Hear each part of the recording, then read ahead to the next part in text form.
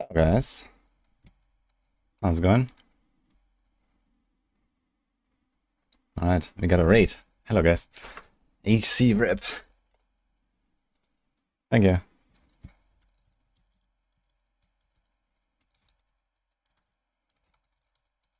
How's the stream? How's the Saturday?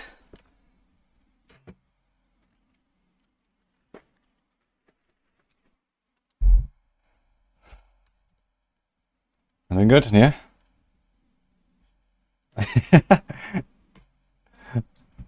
Hope you had a good time.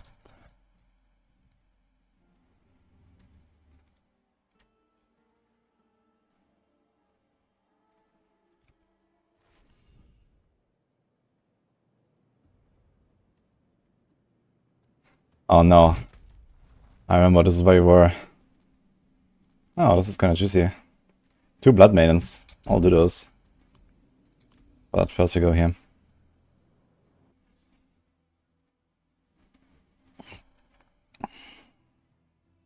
Which is the best druid leveling build? I made a video about that actually like the other day. It's been sheer pulverize. Very nice build to level a druid.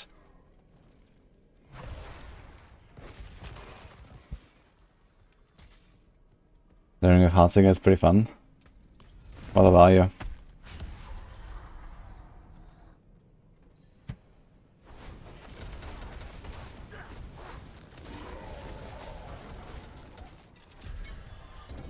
$73. Okay.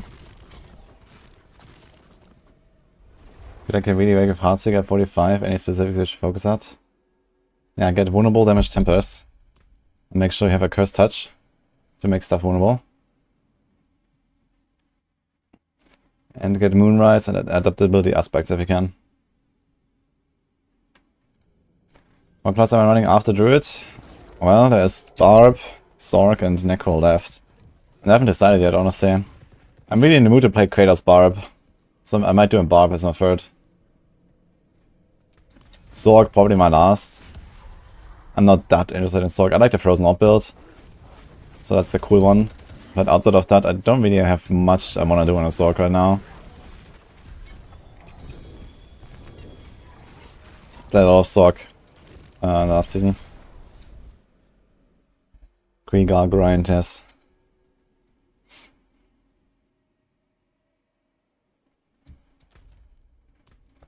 I notice I don't really have to do that many more of these bosses, it seems. I'm probably not going to do much Hell Tide on other characters anymore. I'm probably not going to do many Whispers anymore, because my gold also seems to be okay. Especially if I manage to sell my items a few. Like especially that big amulet I got. If I can sell that for a little bit, that'll be nice. Hi Tord. What kind of transfer is a chest? It's just like a standard thing. This is a Archon armor.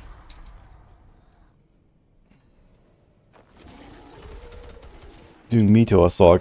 Yeah, true, Meteor is something I still wanted to try since last season. I haven't done that, so I might do Frozen Orb and Meteor actually. Which means I have to farm Beast for the helm, or try to get the helm from someone. Farming a good helm for Meteor is rough. I might have to buy that one. Last season I randomly found one, but I never used it, unfortunately. A 6 billion Emmy. Yeah, on hardcore it's not worth that much, unfortunately. Which is funny because it has life, which is more of a hardcore stat. It's actually very good for that, mate. But, yeah, hardcore people are not rich, like in softcore, so I have to settle for less. But yeah, if someone wants to buy that, that's gonna be nice.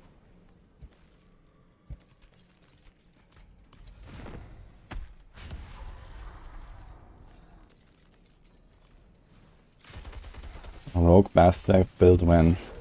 Yeah, I guess you're closest to that is Shadow Step. And I tried it the other day, actually. It kinda works, but...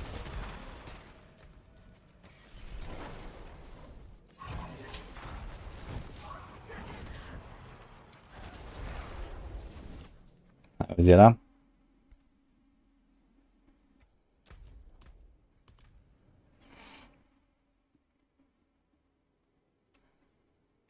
Is Hoda the best bash variant?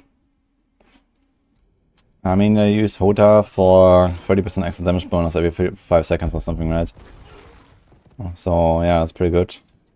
I'm not sure exactly which you know, tech choices you can make exactly. I guess people usually run Bash, Challenging Shout, maybe Warcry, maybe a Steel Grasp, but that's 4 skills already. And then you have 2 more skills, so it can be like a Leap, can be a Hoda, can be a Rallying Cry, can be an Iron Skin. So I don't think there's really a huge difference between any of these, to be honest. It's just you have a different skill, depending on the situation.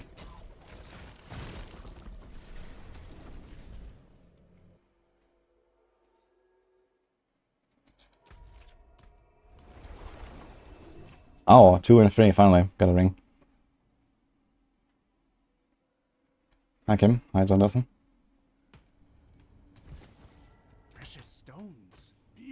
Ooh, very good ring. 5 crit as well. Nice. Got a ring.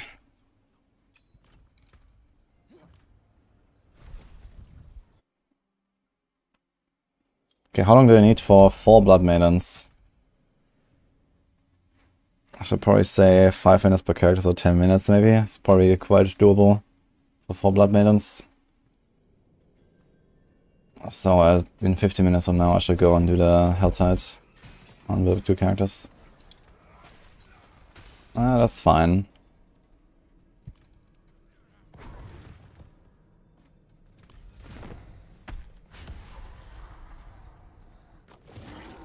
I wonder how long is one Grimoire run.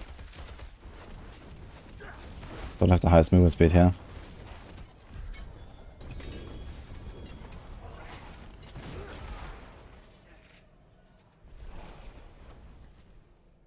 Okay, let's say from TP out to TP out. It's counter time. It's around 8 seconds loading. Probably around 18 seconds until I'm in again with the reset. Okay.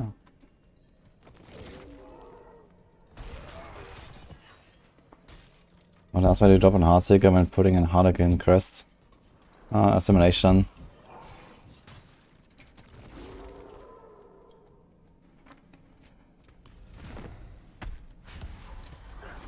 Okay, this looks like a 50-second run.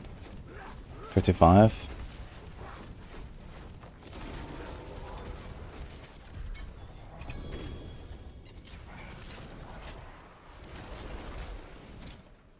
Okay.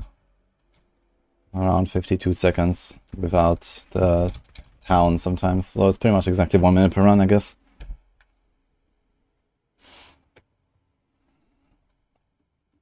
It's worth doing normal Duriel if you can't do Uber version. I mean, if you need a certain item from him, yeah. I mean, you do normal Duriel rotations anyway, because you don't have enough stones to do that many Tormented. So you can just do normals until you feel stronger, and then you do like a rotation with Tormented bosses. You can also just get carried by other people. Like, a lot of people at this point can easily carry even parties in Tormented bosses, so...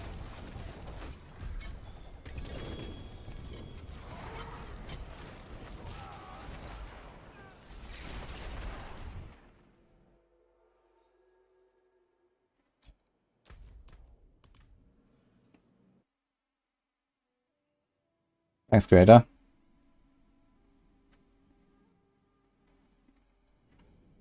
Now we best moment to switch from Chain Lightning to Frozen Up by leveling. I'm not sure how Frozen Up is these days, so leveling.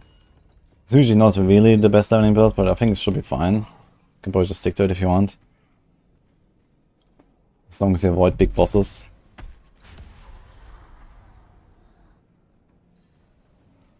Oh, glad you enjoyed, Crest.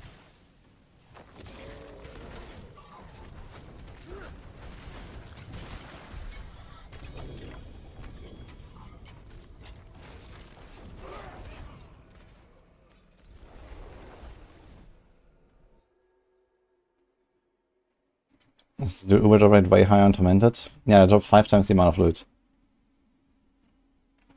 Which boss did he kill though? Grappable.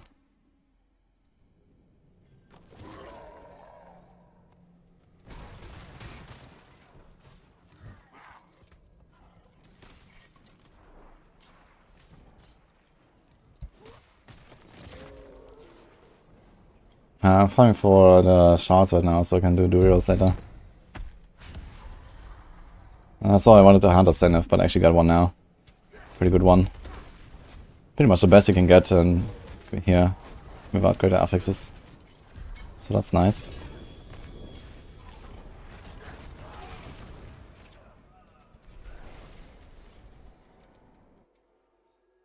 The one you're killing now. So I did 12 gigawatts, got 3 Ubers. Interesting.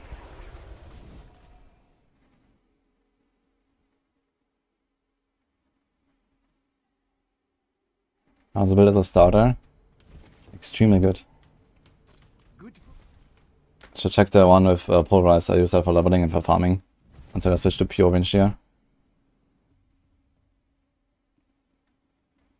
I don't think there's any official armory coming, not yet at least. Maybe in expansion they might finally like produce some API support. I think this will be a good time to do that.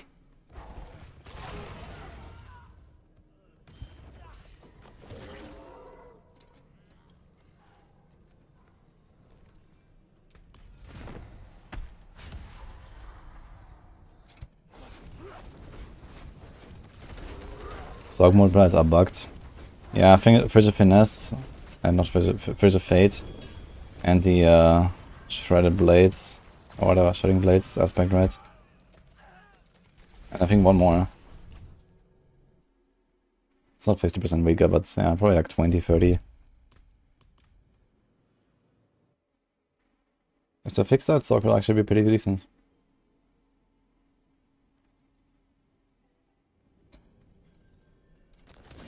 Any difference between hardcore and softcore apart from permanent death? Yeah, I mean, in the game, not directly, but indirectly through just like, you know, the player base, the community, and, you know, how we play it and all that. That is different.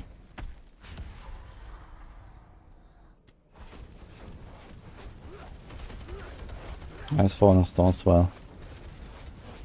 Interesting. And they all give like roughly half the benefit or something, right? I wonder how that happened. It seems so random.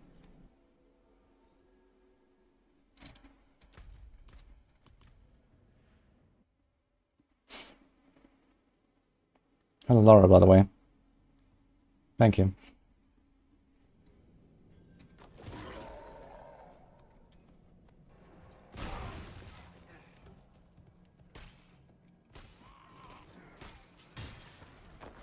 Been scared of a mid-season nerf since it's bugged. Well, if they nerf and bug fix Heartseeker, it won't be the end of the world anyway. It will be weaker, but it's still gonna be a pretty decent build.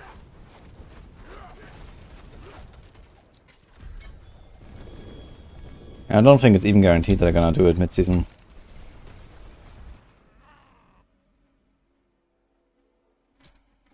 Does the build have as much potential as Bash Barb? No.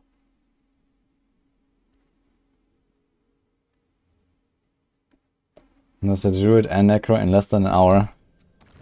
F.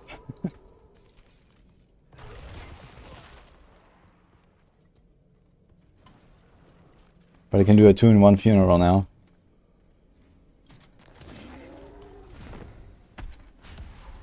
That's my favorite build out of all in Season 4. Still one I haven't played yet on a live server, which is the Poison Barrage.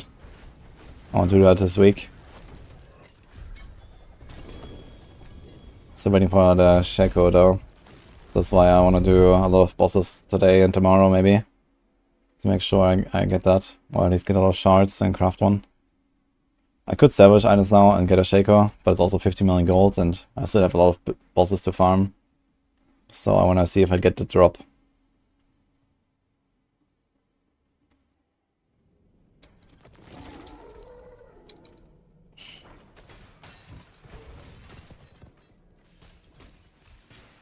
D4 isn't good to stream, what's entertaining about it? I don't know, people come here to learn, ask questions, or just watch some better speedruns, or some hardcore action and some quick pushing, and I don't know. Chill out. Apparently, people do watch it.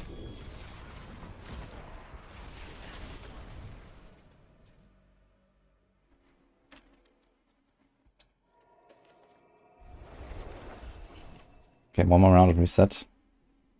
I think I might not come back here actually for now. What a wild condescending question, I know, right? Are we buying? Some people do be like that.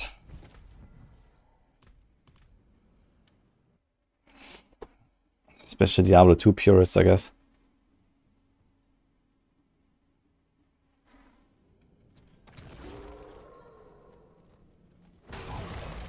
The best kind of gamers.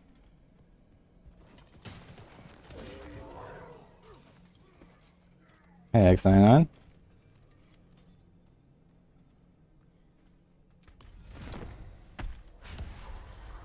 Oh, David.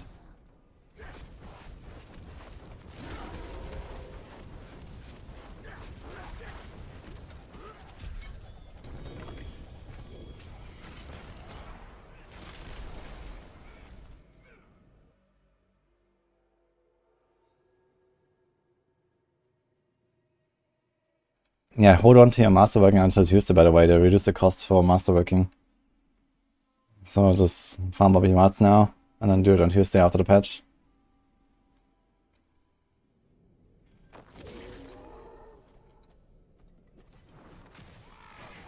Is this close to Thorns Barb? Nothing is close to Thorns Barb.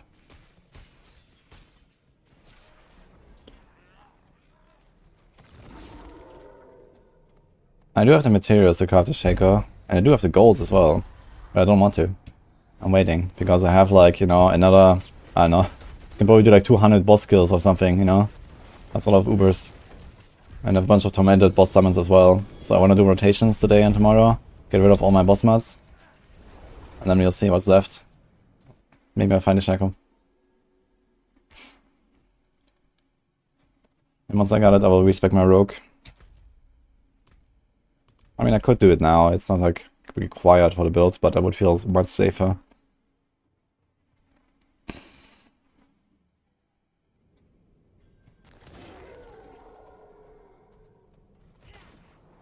I should have reduced enchanting cost a bit.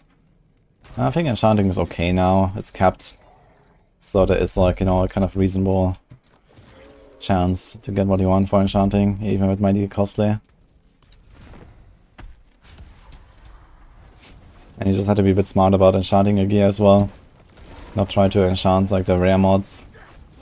Try to find an item that has a rare mod and then enchant something easy, for example. I made a video about that the other day. Morning Chronics, how's it going? A lot of Ubers to send on a shower. Full send. I think Thorns Barb will get nerfed. Not this season. I don't think there's anything like buggy or something about Thorns as far as I know. It's just that it's like super overtuned because they buffed Razorblade like hell. And then, yeah, you have like this Earthquake tech for extra damage. And Barbs are just invincible on top of it. And you can stack like a bunch of life. A bunch being 300,000. Making Thorns to scale to infinity. And there you go, I mean. It's just bad balancing. I don't think they will nerf it this season, but probably after the season. They should really do something. Alright, one more Gigar. I also have to do a turn in here. I have 9 out of 10 Grim Favors.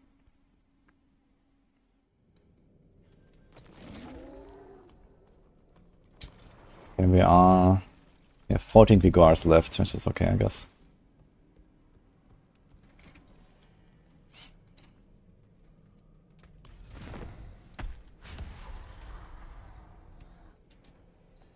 FX rate's a big problem for reroll. Yeah, I agree.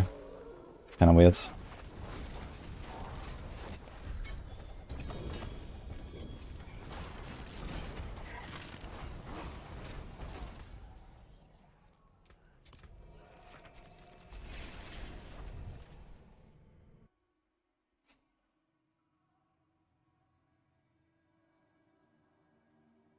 Need to try Thorns Buff, so freaking fun to play and strong as fuck.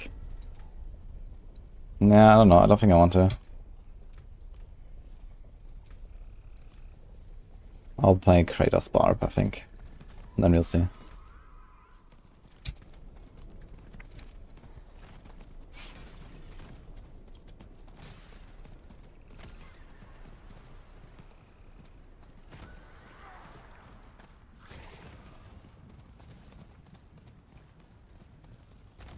feel like I'm playing more carefully now that Cheat Death Potion is gone. In the pit I do play carefully. In other places not really.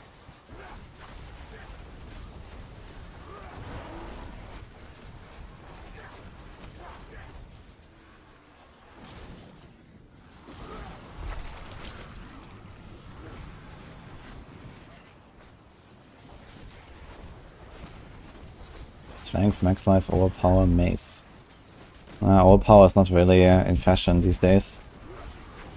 But you can just roll off the overpower for another good stat and it's a good weapon.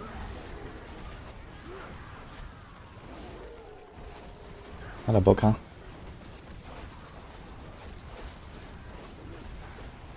Fist of Fate build 1 to 100, see how far you get.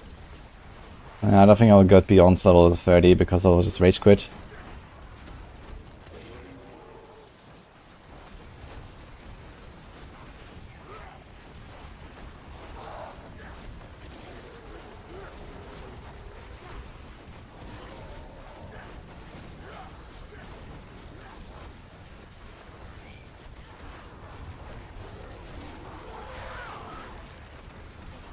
Let's see how fast I can kill her. Okay, good enough.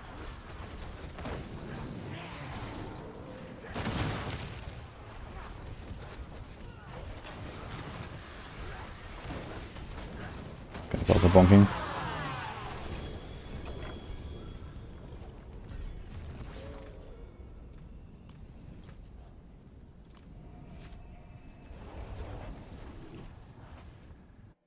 Hey, fake blood?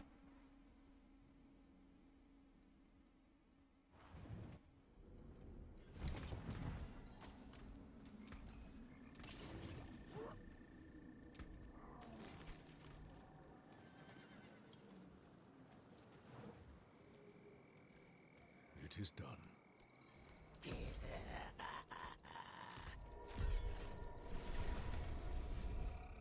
How high should like a hit chance be on Heartseeker? I'd say 50% plus is pretty comfortable. Although the XF for endgame pushing is Heartseeker, advantage. Advantage is really big for that build.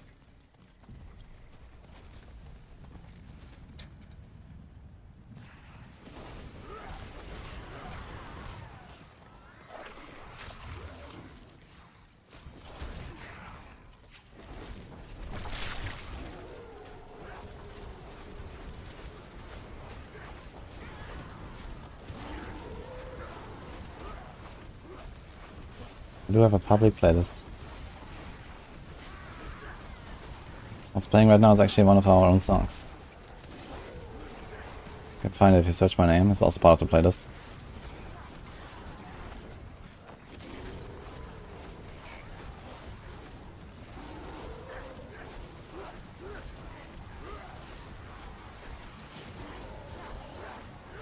Or should you focus on Heartseeker early game so you don't feel weak? I said earlier, vulnerable damage tempers, cursed touch aspect, moonrise aspect, adaptability aspect. Those are the 3 things you want. And also like chance to cast Heartseeker twice on a bow. And then you have like all the core pieces of the build. And then try to get a lucky hit chance.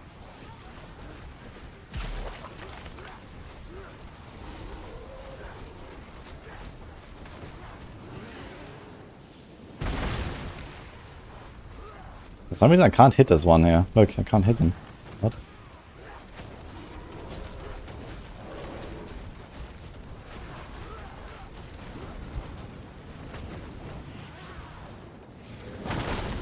Will Hellborn die when she dies, I wonder?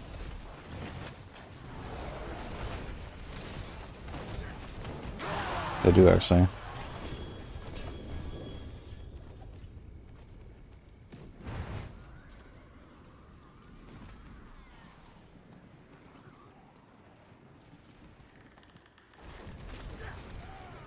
And not really the best build for killing AoE and Helltides, gotta say.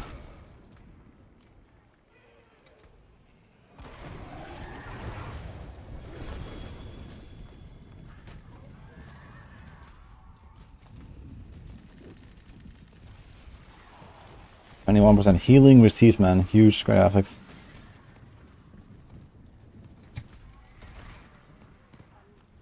Actually, just need a few more of the Fallens. Let's do it, we can do a turn in. And we have 6 minutes for the Rogue to do 2 Blood Mains, should be fun.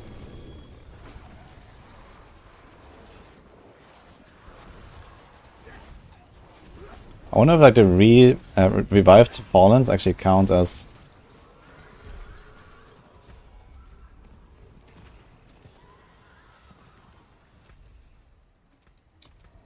like for the objective, yeah. Oh my god, let me out. Guten Tag. And the money is?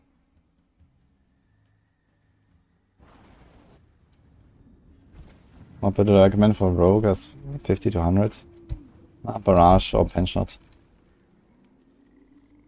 It is done.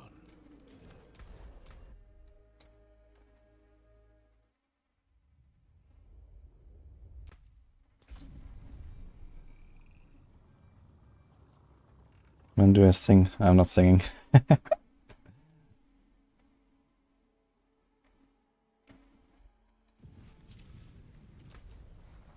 Played so much before he got sick. Oh no. Does the ring have any use? Yeah, it's like a rogue weapon. You don't have to use it, but it makes it very tanky for now trying to push the pit very high. And you feel like you're struggling to survive.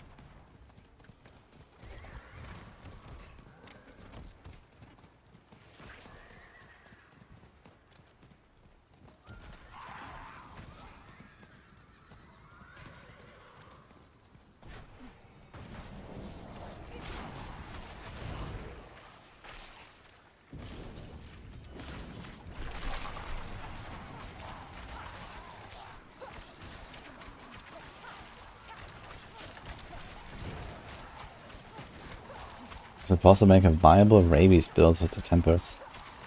I have no idea what the Raber Tempers are. Rabies... Rabies Tempers. But, I don't think so. Rabies is extremely weak. It's like good in early game for AoE and that stuff, but it kind of falls off really hard and there's not really enough ways to scale it, I think. Tempers don't really solve that. Unless they have like, you know, plus 500% Rabies damage per temper or something.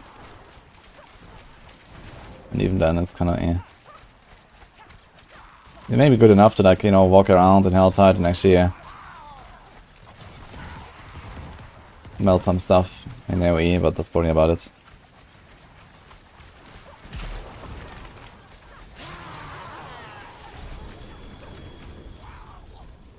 Yo, triple. Oh shit. That Pants surely has Heartseeker, right?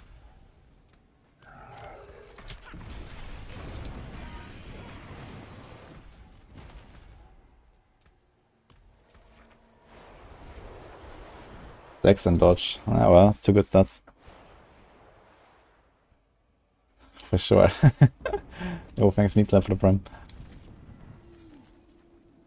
Save. Worth saving for sure.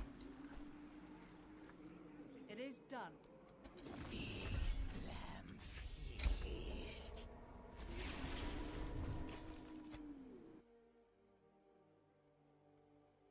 Heartseeker has problems targeting certain mob types. Wait, really?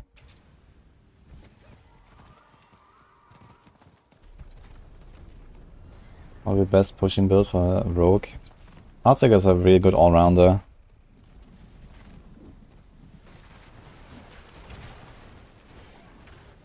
Are they already fighting her? Here we go. Easy.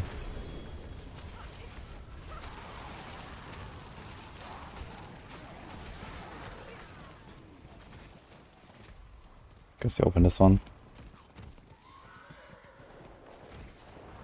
If it's not 150.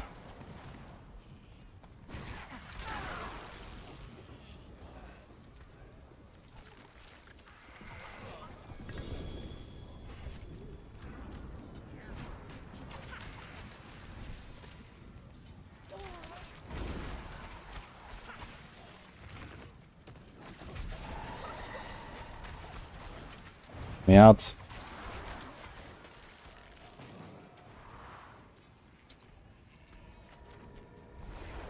Oh, these pants are pretty good. 9% dodge. Hexy. X3. What's the most fun Druid build? I had a lot of fun with the windshield pulverized that I played. I find the Druid generally fun. Akarat's blessings on you, traveler. A fine addition to my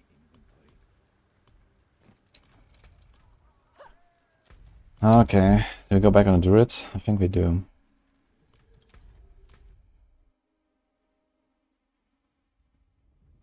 I'm gonna try some Tornado later as well. I'm gonna farm a bit more of Windshield for now. How about my Druid Rota? We can, Bile. They have them here as well. Do you have some as well? And I think there was Reaper yesterday who was with us, who also has more. We could do a Rota. Not sure if they're all here now.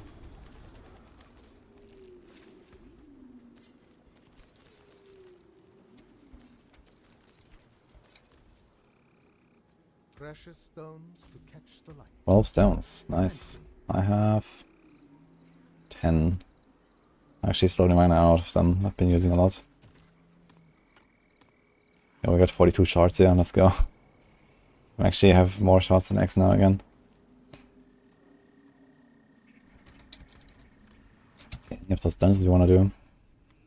Like Asylum, Stockings, Forgotten Deaths, Heretic, Belfry. We have a Belfry. Let's go.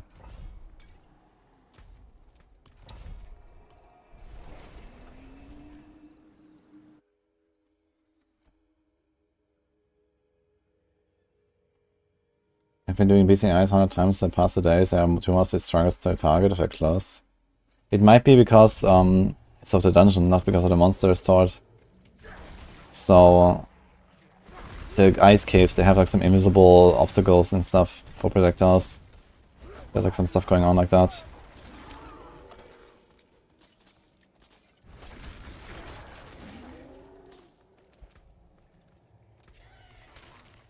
I should definitely start salvaging more yellows. 22k. Lost your Barb. Oh no. Okay, Devdom, are you here? You wanna do real Rota? Tormented? Anyone else?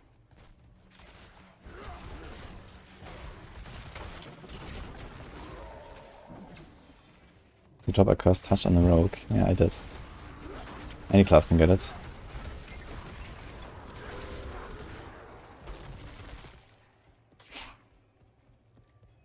You can. How many do you have? Iron Hardcore? Yeah, they can.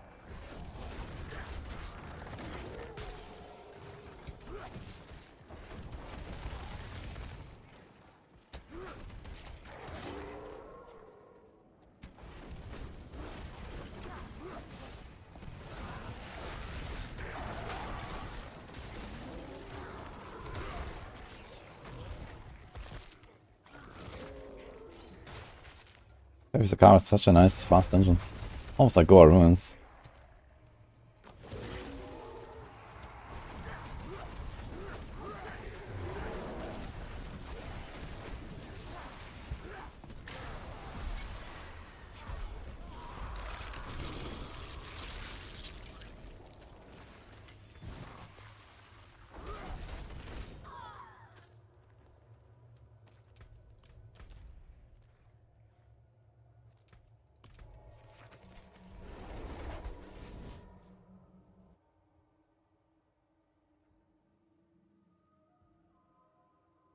And the guy puts vulnerable on the ring, drops a cursed touch aspect. Ah, that's what I mean. Yeah, this is the Endgame variant. So once I have really good gear, they do the chance to make enemies vulnerable on the ring. And that is enough. I don't need a cursed touch anymore, I can get an extra offensive aspect. But most people won't really get there very easily. Okay, I'm still running a cursed touch myself, so... Oh look, sustain, we get another build with the counter.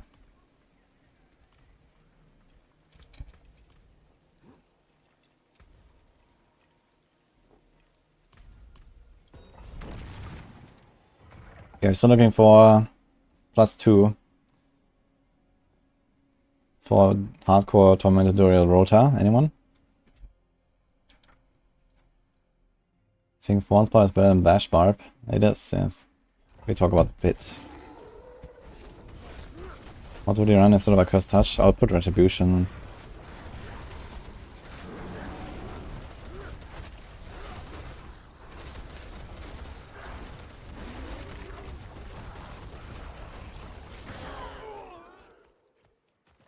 Hardcore, yes, Bullock. Are you in hardcore? Yeah, you can use Uber-Nix at level 35 ganking. All level 35 requirements.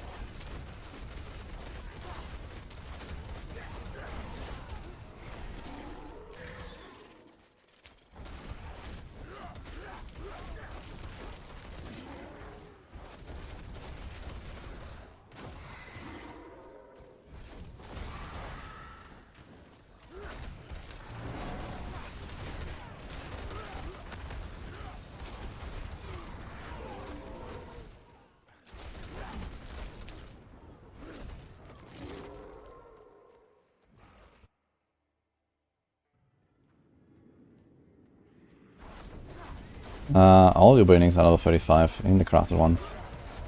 I don't think they ever changed the requirement. They might say 90 because you have socketed a royal gem, which are level 90 requirements. You have to take out the socket.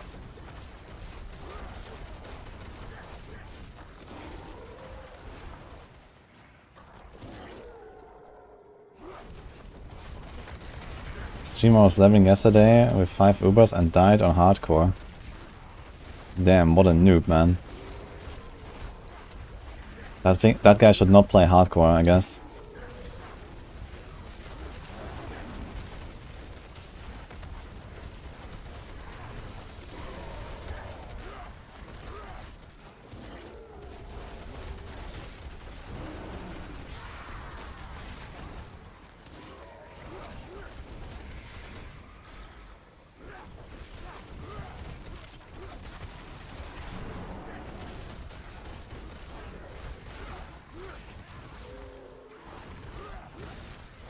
The Shako crafted is level 90.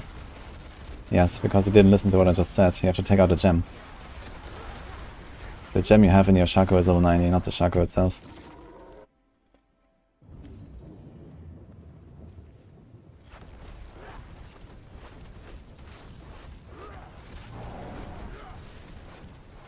That guy writes guides. Dude, who would ever read a guide from someone who dies with 5 Ubers? What the fuck? On a world boss, I've heard as well. Who dies on a world boss?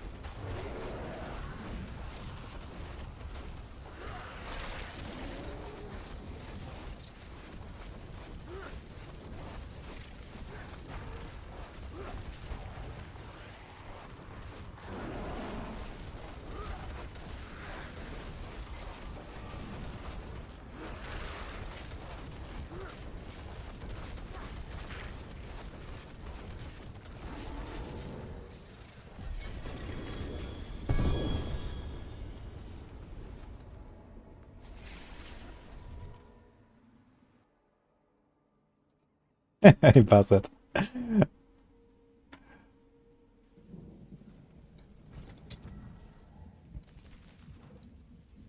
Oh, by the way, I'm trying to sell my amulet. If anyone is interested. This one on the left.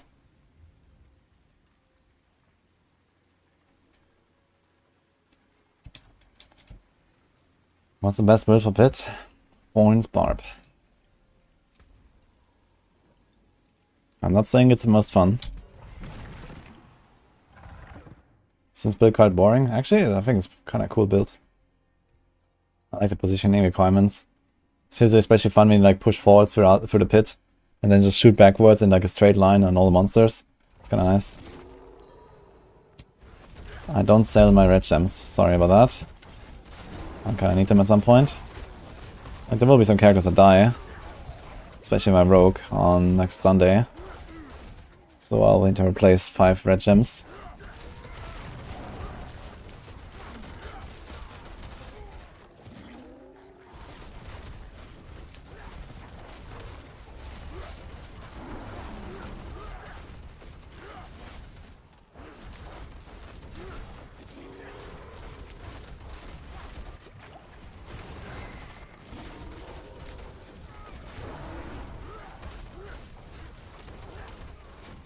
know, juicy run here. Speech.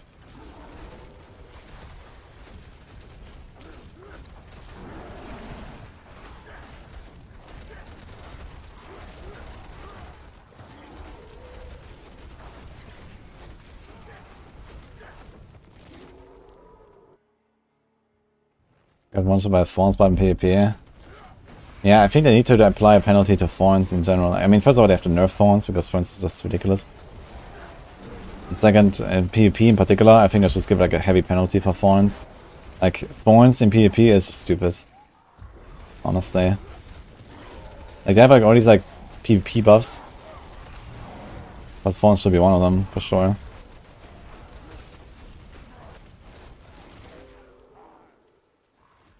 I think the PvP discords, and they do like tournaments and stuff, they just straight up ban thorns builds. Because they're stupid.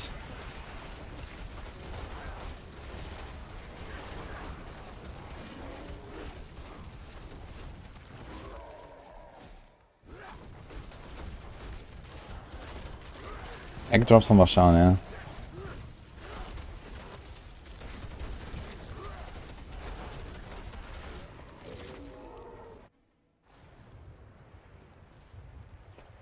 Good luck with the rogue, Leo.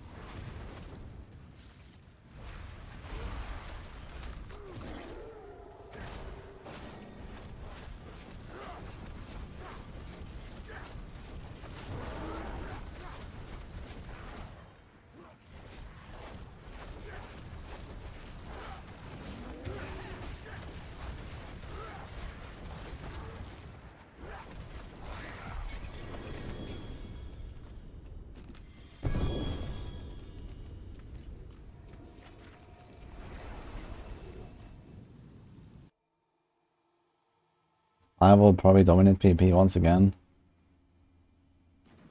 Fire wall. What? How's that a dominant PvP build?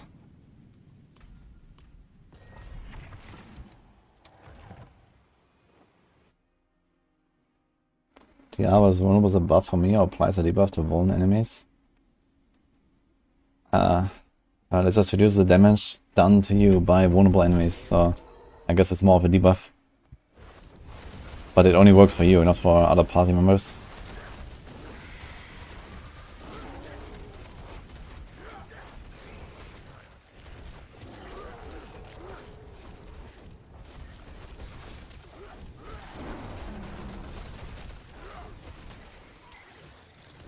How much is having ammo for? I'd like to get 500 million. But I'm also willing to take offers. Maybe just say offers, it's fine. I'll wait like a day or two and we'll see.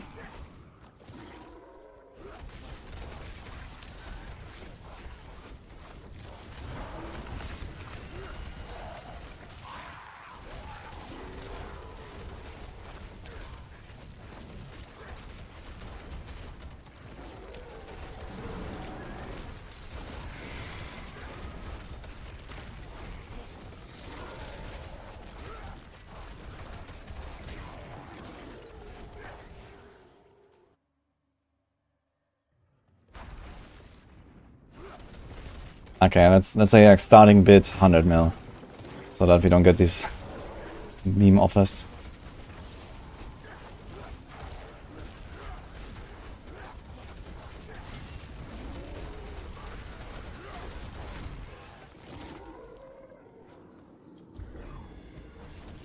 Like on softcore, this thing would go for like $1 billion plus or 2. So don't meme on me, please.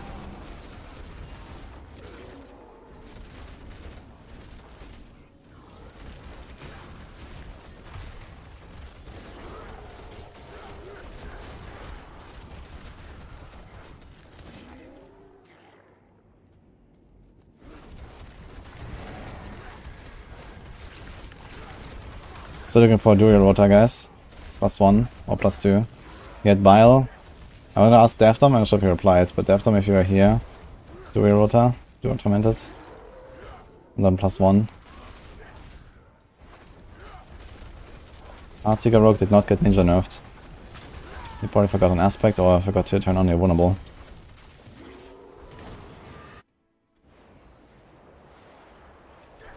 He can stay outside for Tormented Duel, that's fine.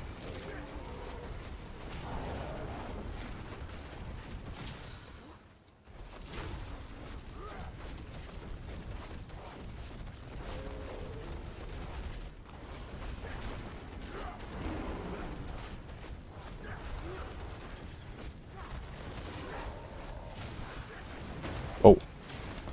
Yeah, this Succubus and Mortar is a nasty combo, man. I gotta say.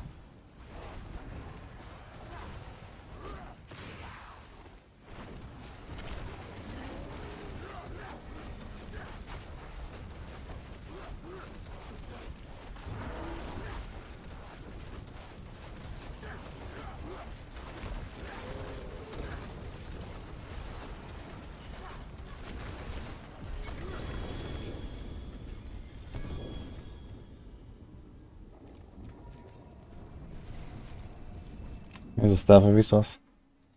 But we made our stuff for Tornado. I'm not gonna do another one. 2 mil for the amulets. Okay, I like that offer.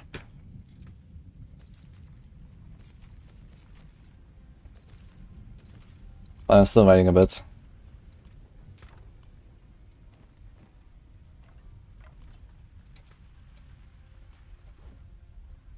Because I think I've graced you guys with enough Whisper farming content this season.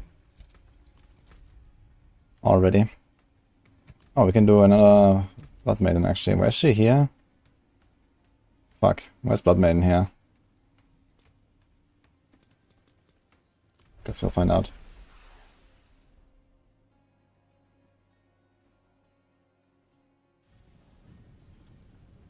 If you have 3 good affix, bow, dex, bone, knife, 700 mil. If that is softcore, you should ask for no less than 3 billion, I think. It's like GG rolls on a meta build.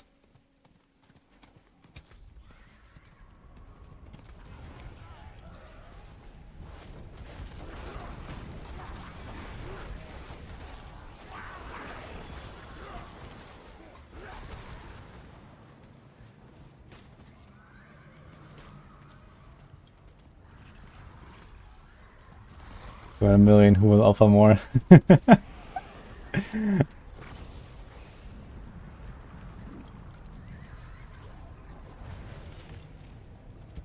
That's a big bow.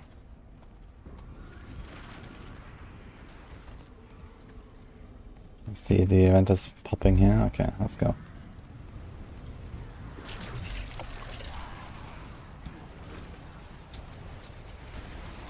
Wait, I wanna get the loot here from the previous guild. What? I wasn't even there. That's insane. Does anyone actually have 3 billion right now? Softcore people, especially people that buy gold for money, they have that for sure. There's a lot of RMT on softcore.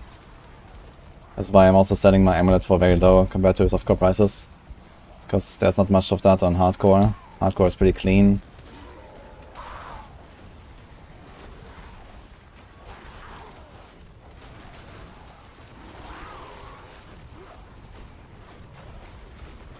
$3 billion, life under isn't this? Didn't they say a bow with Vuln, life, and dex? If it has life on hit, then it's not this. Okay. I thought it was just maximum life. Like, maximum life, dex, Vuln, this is like the biz stats. That's exactly what you want.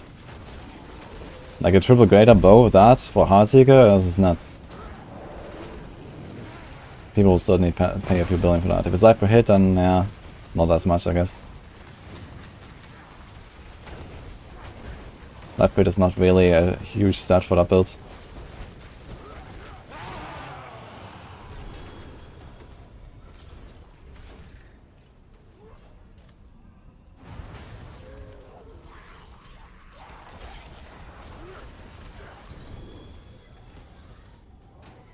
All balls are full.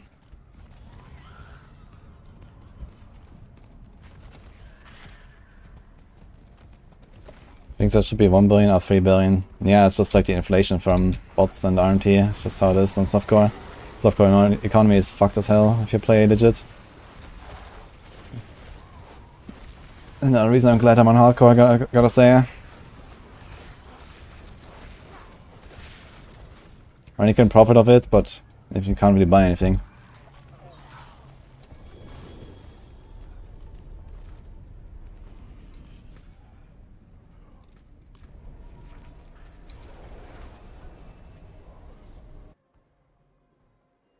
Paying a few billions just to break because you didn't use the pity system.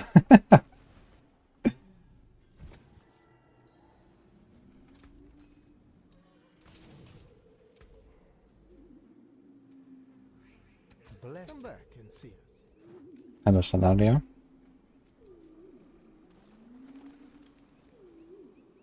I don't think people have 500 million plus to buy these really good pieces. Yeah, as I explained.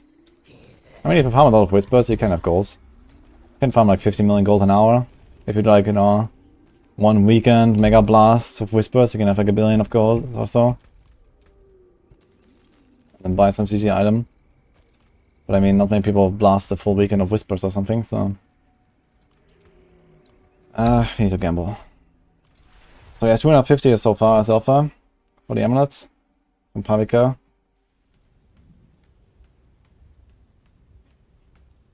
There was also Oogie Boogie yesterday who said he might consider it.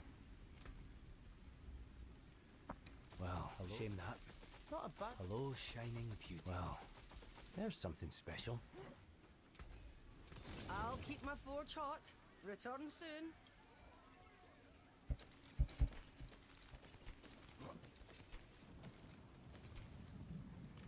Come, Trav. Much thanks, friend. Gamba. I'm gonna do Gambas later when we do Tormented tutorials.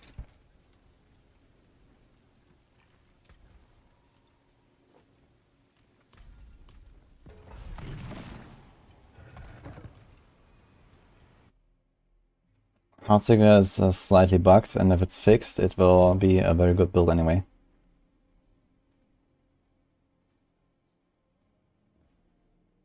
You sold a Fracture Winterglass 2 billion with double greater affix. How good was the affix roll though? Did it have greater affix on the passive? Because that's really the only thing that matters on that amulet, besides the lucky hits. Because if someone paid 2 billion without greater affix on the passive, then you scammed them real good.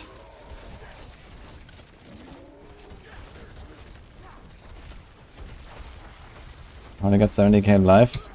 What do you mean 70k? 92k, man. Let's go. We are beefy boy. This Druid ate well.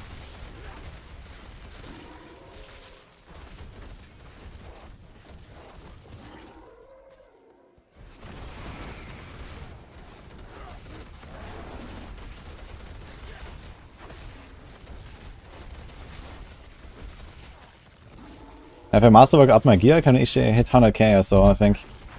My buffs. Like everything is 4 out of 12 right now.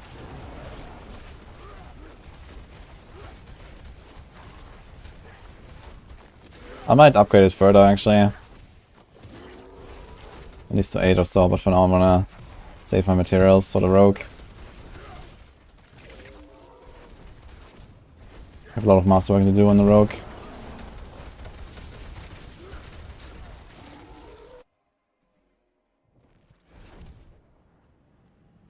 Three greater affix exploit, but 2 other shitty non-greater affixes. Well, that means shitty affixes. I mean, 3 greater affix exploit is very good for Heartseeker right now, and for pen shots. Especially pen shot actually. Pen shot can do like the really big booms.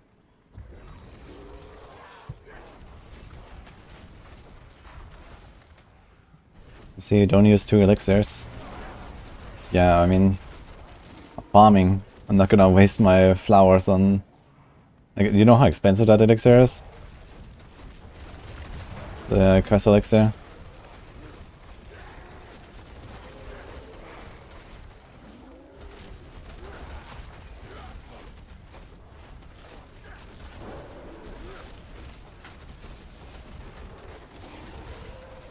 It's like the costiest elixir to craft, man.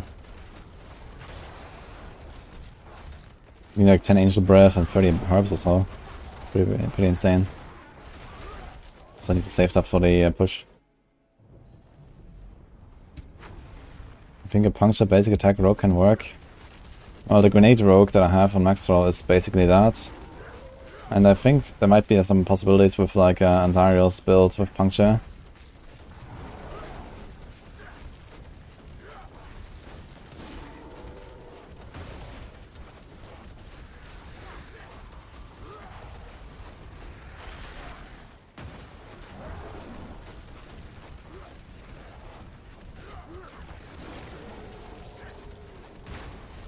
Oh, interesting. Boss is stunned, but the ads are not. Usually the ads are always stunned when the boss is staggered.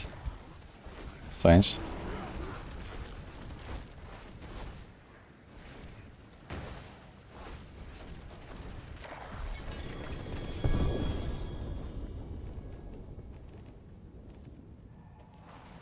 Okay, we have the 250 million offer from Pavico so far, right? Let's keep that in mind. I'll let you know later. You can add me in the meantime if you want. Pavico. In case you're gonna be off later or something.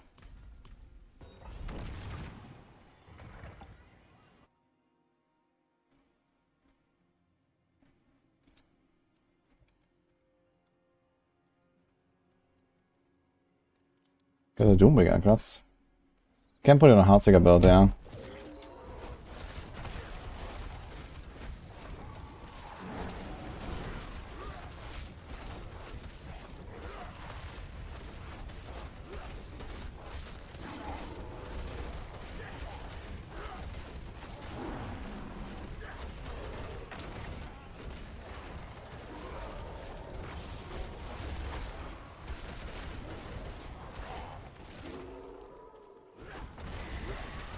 And what would you sacrifice? Heartseeker, I would probably remove the Caltrops size. And I don't know, something like Inner Calm or something. Or Elements aspect.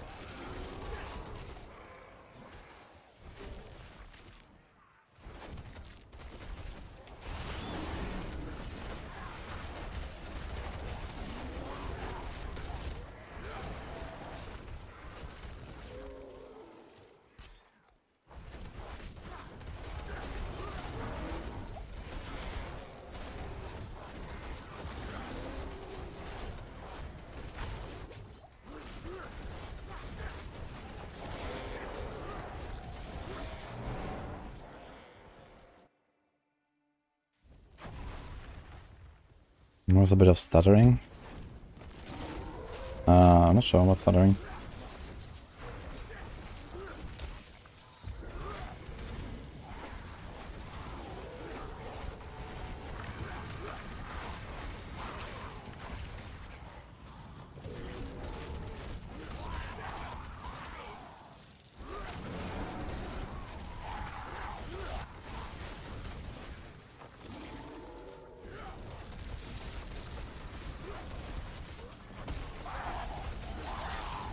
Thunderhammer?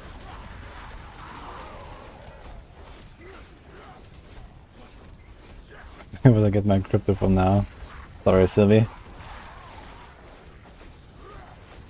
Next time I won't ban them instantly. If you want.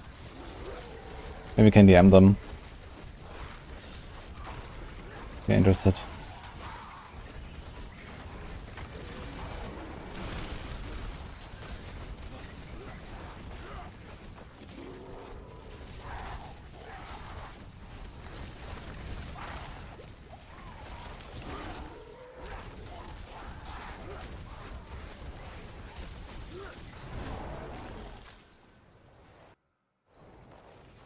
Is this game winnable? No. You can only lose in this game.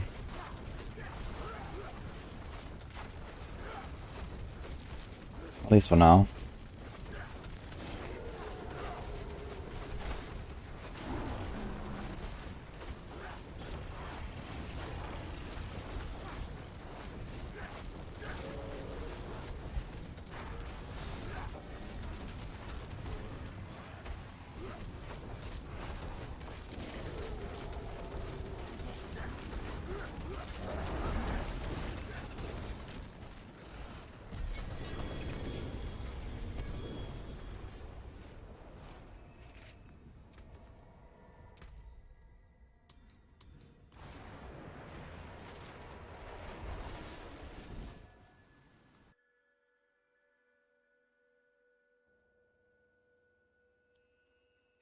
You're going to have a big time. Oh no. Wait, did I? I think I'm doing a blood main yet on the rogue. Let's do it real quick.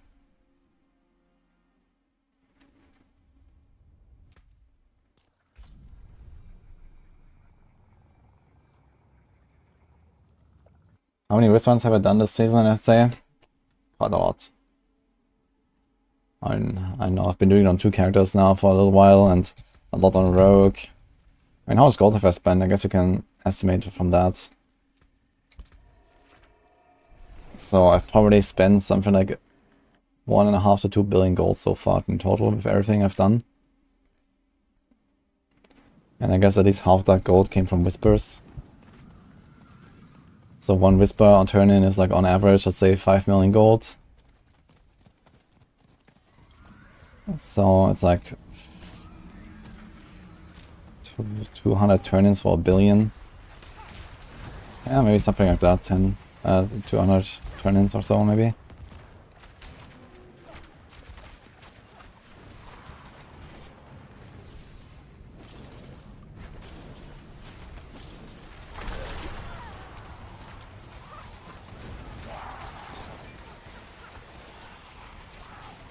If you stagger the boss, that counts as stunned, yes.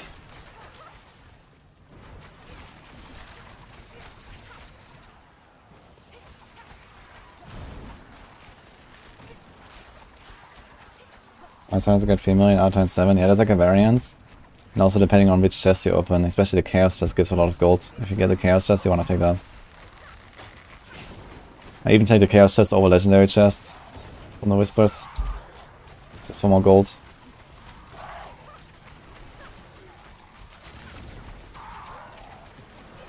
Chaos gives like double or so.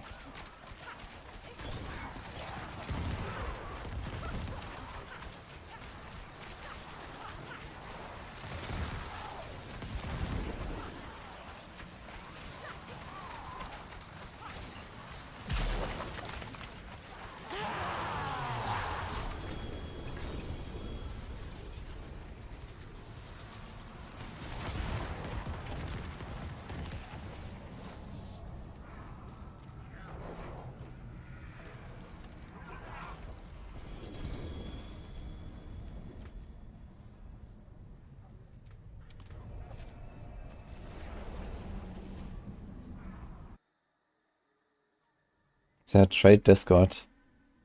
My Discord is actually connected to the Crimson Market. So Crimson Market is one of the trading websites. I think that trading through Discord generally is not such a big deal anymore. So they have like this technology where they link it to their website. You can either type on the Discord or you can type on the website.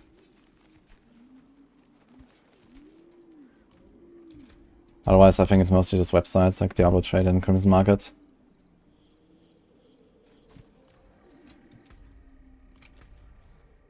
World boss on 33, let's go. MLG Hots. Yo.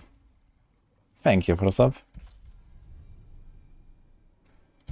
How are you doing, Alex?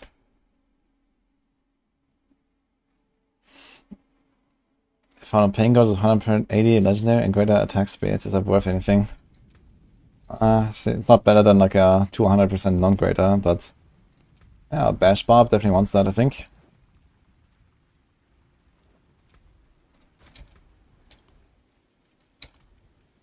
He's still doing it for people for Druid Rogue. It's someone who wanted to leech earlier. Or like leech, stay outside. So you can do that. Pots. North is in Maxwell headquarter now. I'll log in and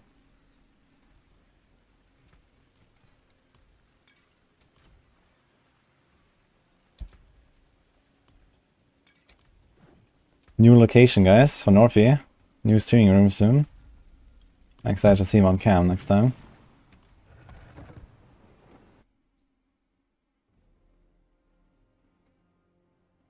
They're playing Poison Bee right now. Enjoy, open world lover. How much I have to spend for a golem mastery chest piece? I have no idea, but probably a lot. People really like the golems.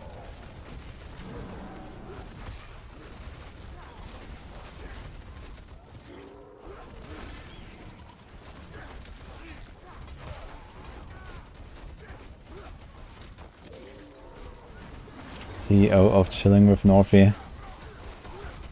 Man, imagine you just have a North War in your home.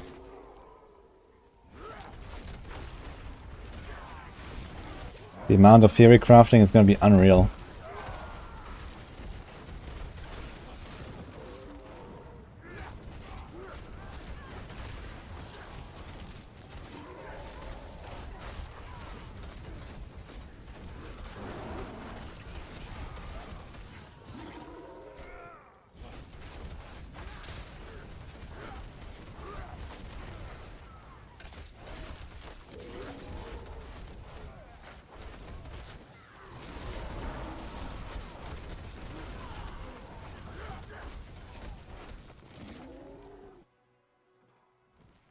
True.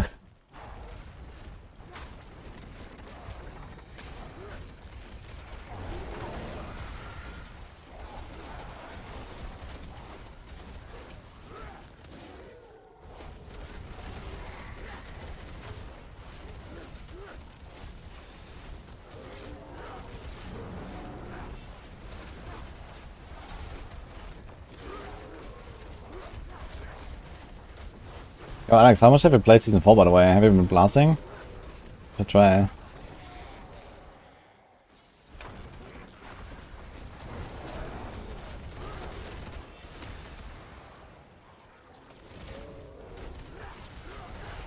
Also didn't, yeah.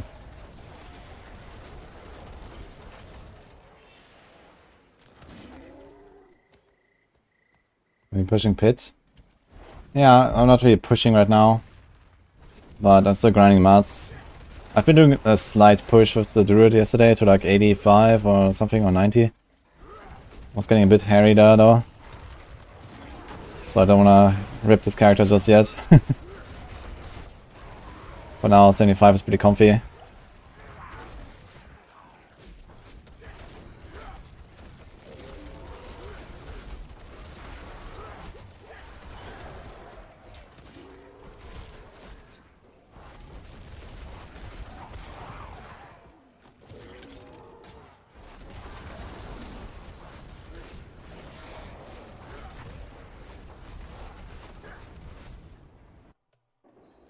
Too much going on, no time. Yeah, fair. Oh, when you have the chance, I think you're gonna enjoy.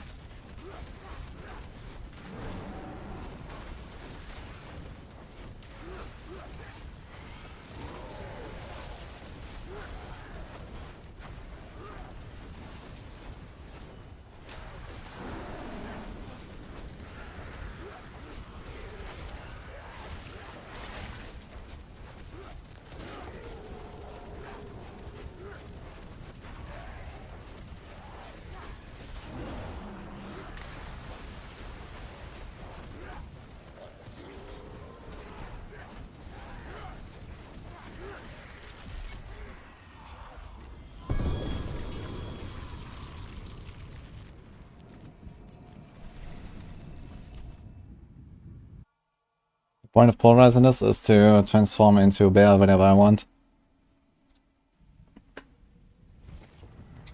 It gives me 20% extra HP for 3 seconds. It gives me 9% damage reduction for 3 seconds. It gives me 12% damage reduction for 6 seconds. And I can apply 20% damage reduction to the enemies if they are nearby.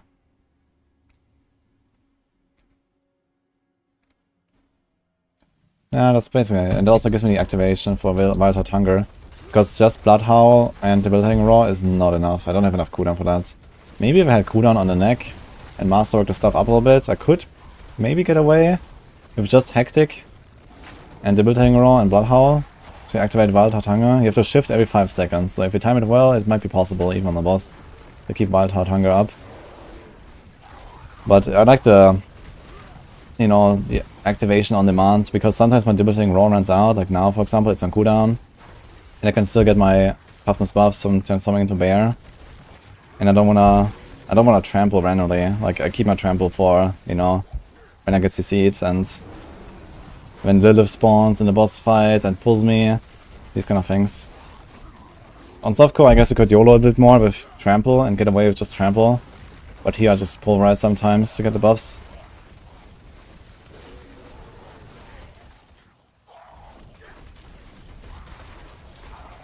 And it feels pretty nice and consistent.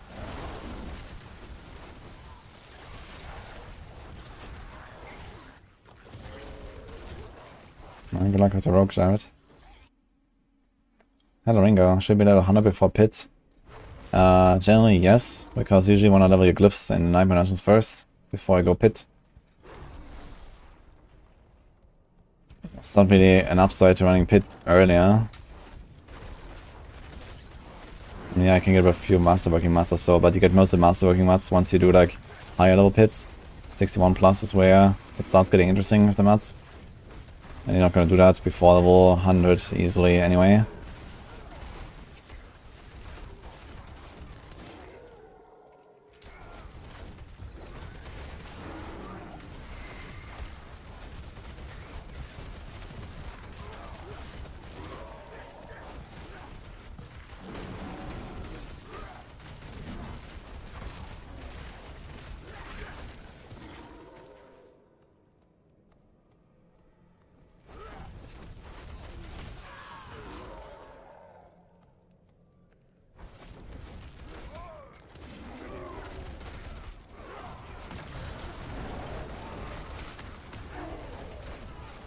Start pit at level 90.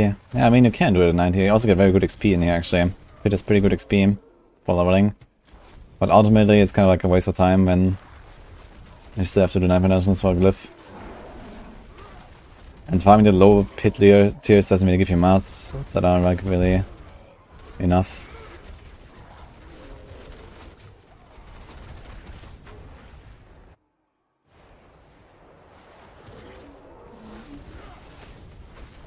But yeah, this is only speaking through efficiency considerations, not so much for, you know, if you want to just have fun and do some pit, sure, do it, I guess. No downside either.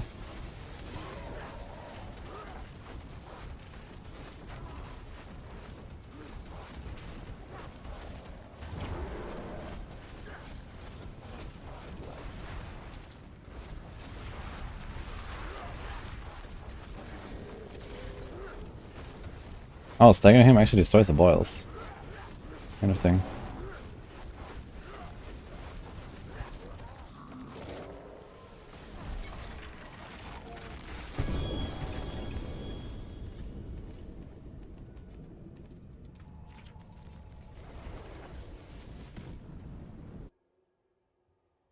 That is hardcore.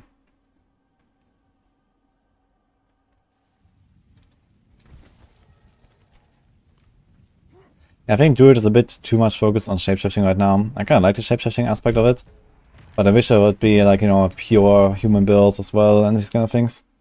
But they just don't really keep up right now.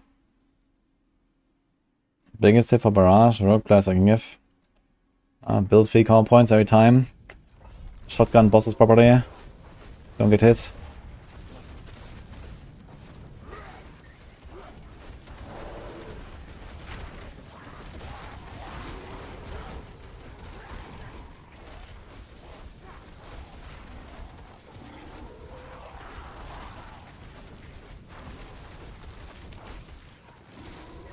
Whirlwind or bash.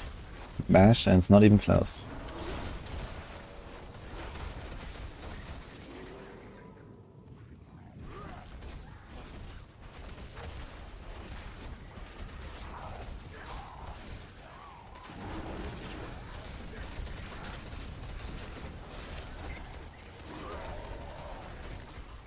Let's go down there actually.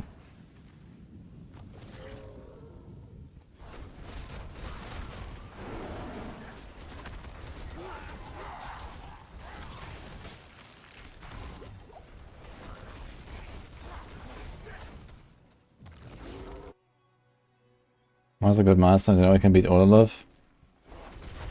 Yeah, I mean, if you can do determine the bosses, then you have the damage and the toughness needed to do Uber Lilith as well. But you still have to get good. Lilith is definitely harder than the others, but mostly due to playing the mechanics.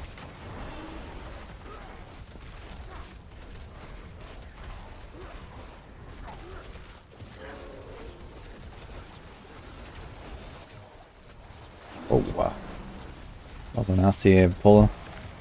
What is that pull actually? Was it a Tempest? I think it was Tempest.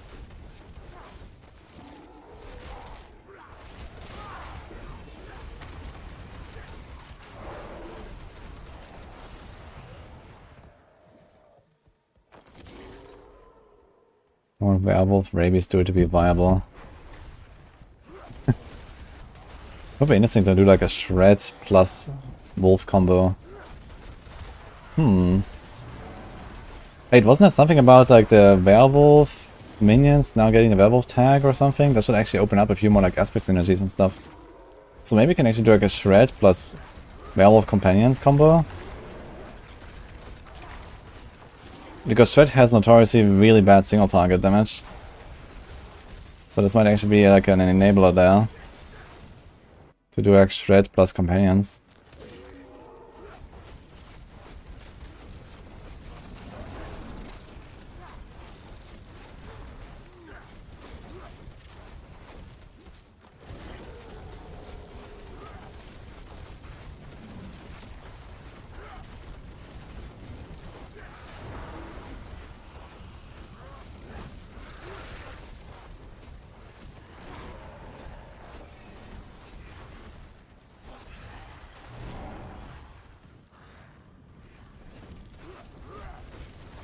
Nice Stagger.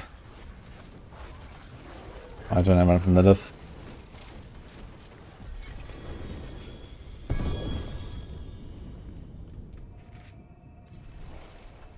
Oh, upgrade. Nice. Wait, let's see the movement speed. Hopefully it's not terrible.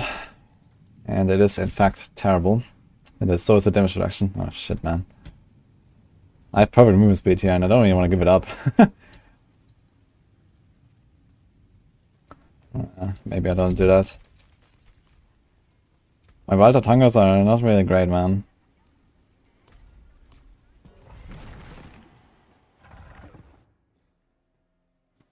When you get an Uber weapon, how do you know it's Uber?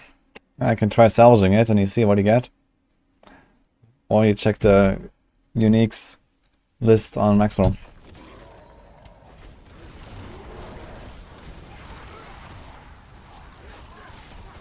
You can also check the Alchemist Endgame.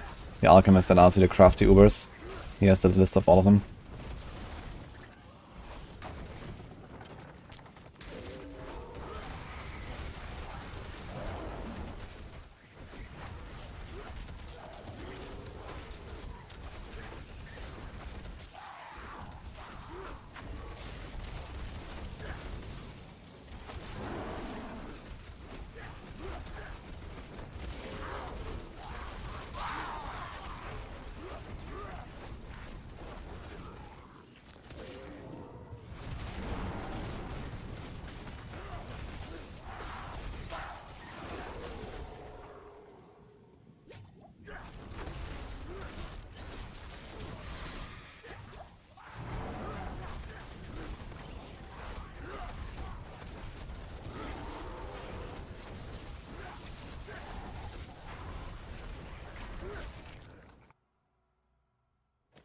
Salvage map that goes brrr. Yeah, it's a very easy and quick way to find out if it's an Uber unique or not. Just see if you get a spark from salvage.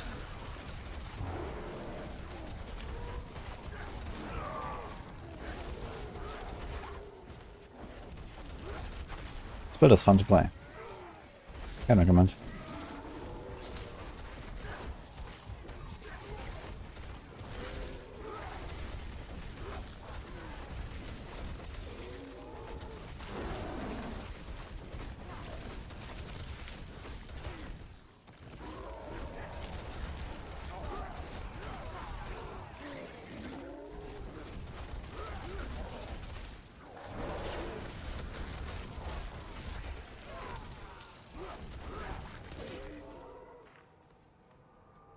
How does Heartsiger Rouge maintain vulnerable on targets? Through a cursed touch or through a chance to make vulnerable on ring? Late game, especially the ring.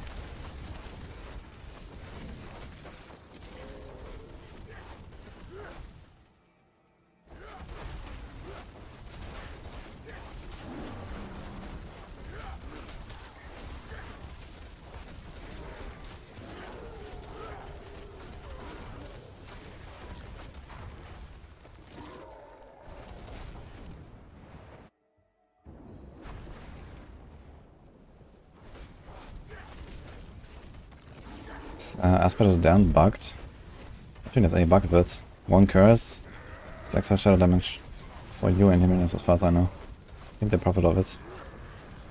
But if you want to be sure about the minion stuff, you probably ask like Macro or Chronix, they will know that.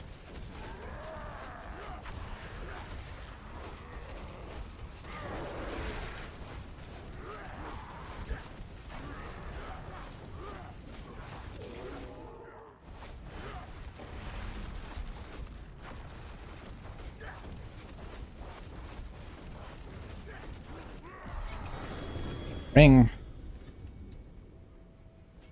Not 100% enough.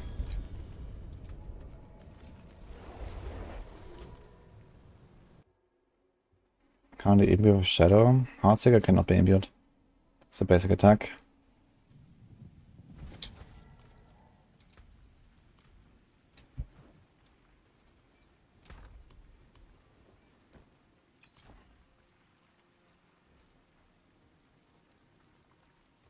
Yeah, Mage Share is really good. Hurricane is really good. Tornado is really good. So those are the top 3 Druid builds right now. I'll try Tornado as well. I want to do that later today actually. And then I also want to try Lightning Storm plus Companions. Played that on PDR already. I want to see how it feels on live now. Hey David. I know Wednesday is going to up the bash with Bleed variant. Soon TM I think. We have a meeting later, so I'll ask him. But we have the technology in the planner now to give items off class stats, because previously we didn't have that. We didn't have the option to temper, you know, rogue tempers on the Barb, for example. But now we do, so we can actually do the update. Because that was kind of like a little bit of a roadblock there for like something like the crit damage tempers on the bleed.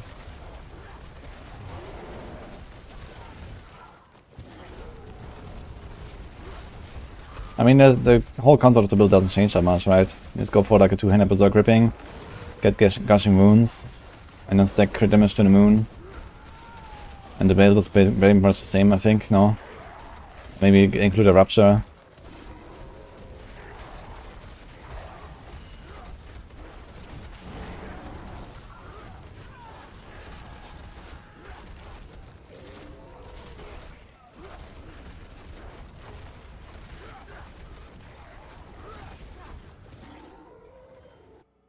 We have the technology.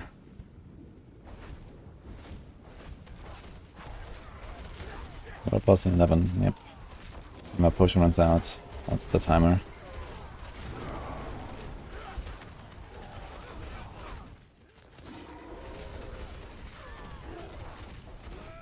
That's slow, man.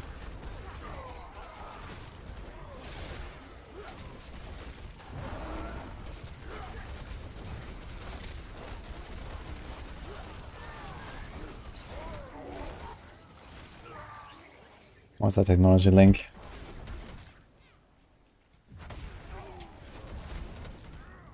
Is that a song?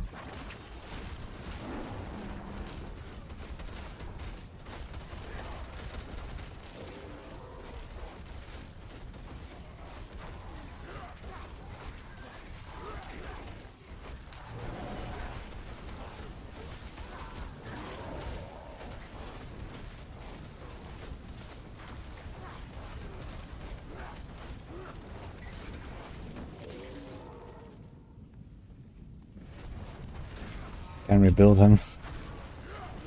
Wait, where's that from? That reminds me of something.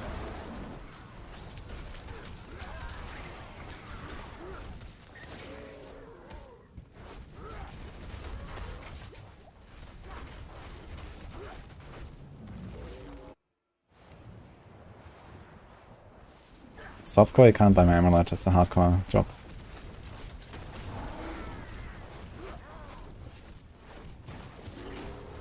Oh, smacked.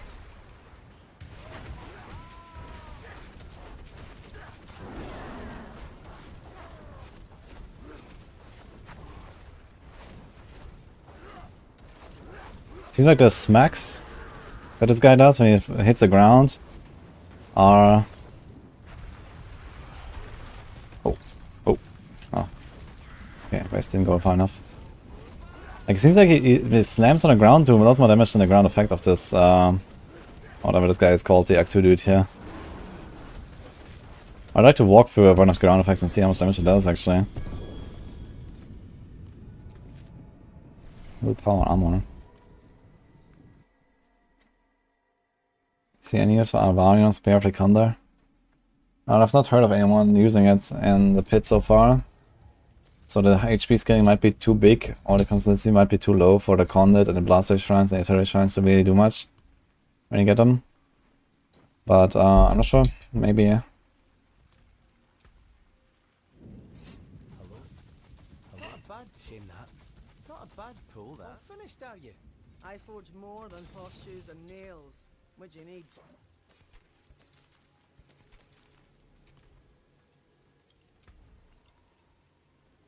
Skill animation looks so poor. Kinda like Vinci animation. Two-handed. Kinda cool.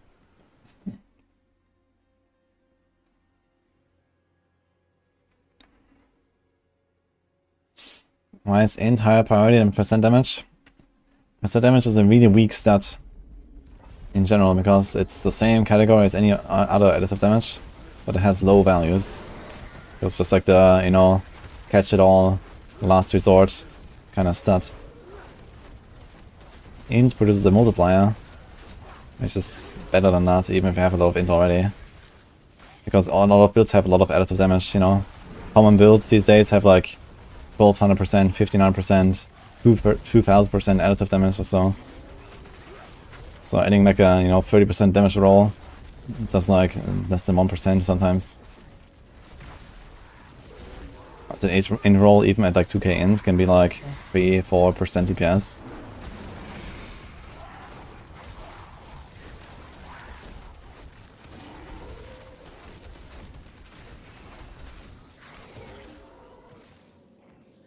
Pulf is a good build until you hit the pits. And then you quickly forget all about Pulf. Or else.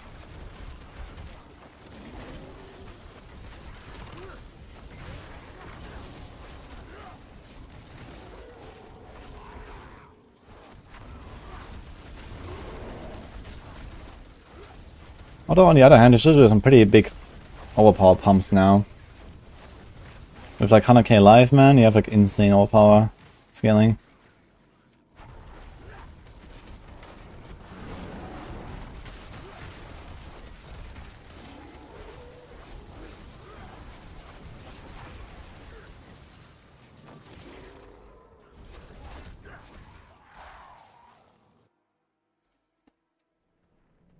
After it starts going wild with HP and bosses. Yeah, it seems like the scaling kind of ramps up after level 100 a lot.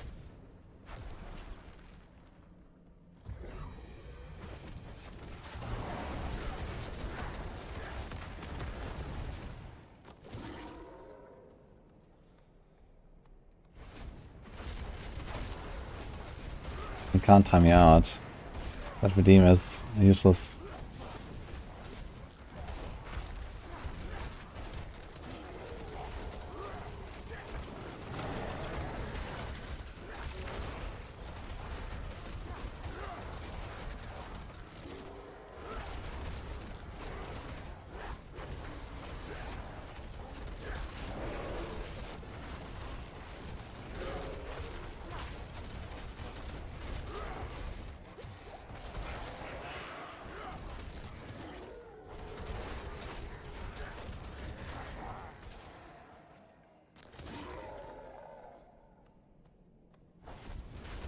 Ruga is good to a Heartseeker.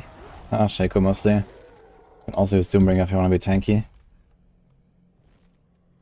Which rogue build at level 86? For leveling up, I recommend Penshot or Barrage. Or Heartseeker is fine.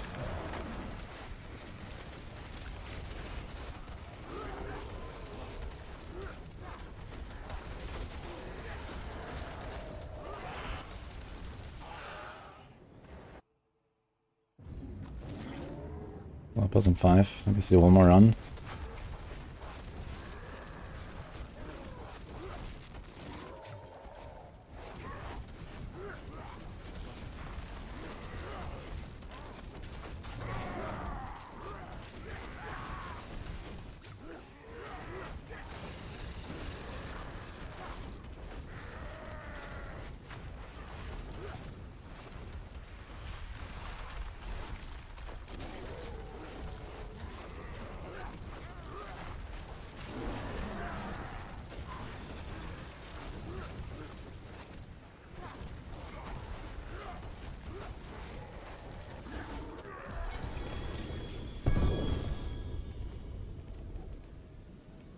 Triple?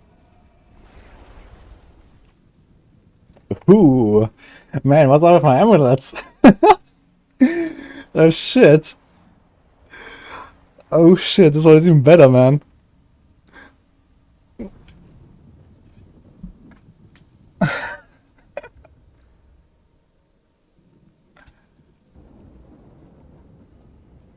Now I have 2 amulets for sale, I guess.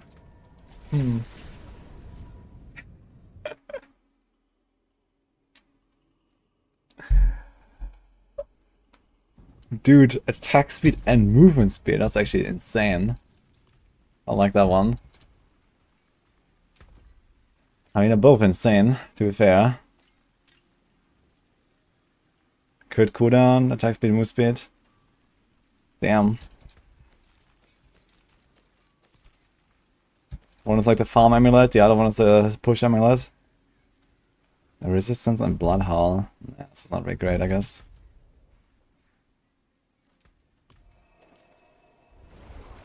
$600 for both. Oh shit. 600 million, I have to think about that one. It's a kind of tempting offer. To just take it and leave it and you know, run, basically.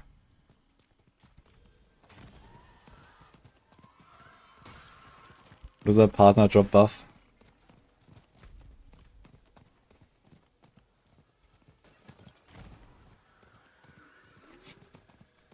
I think this amulet is probably worth more than the other one, actually.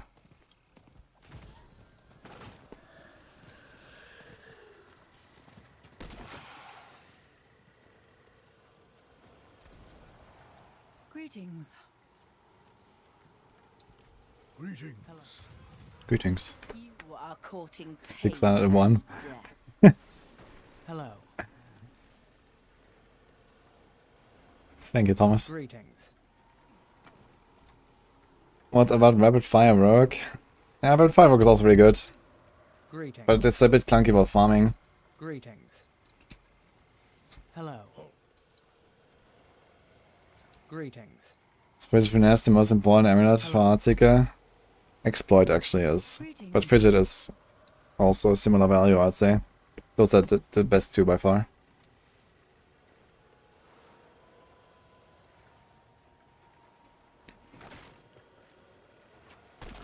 You can take 600 million for it or spend 1 billion breaking it. I mean, honestly, you know, you can get away without a passive on amulet on a bunch of builds. Like a greater life roll is nice to have for sure on hardcore over some passives. I mean, not as a druid where I want envenom on some builds or something, envenom is too strong.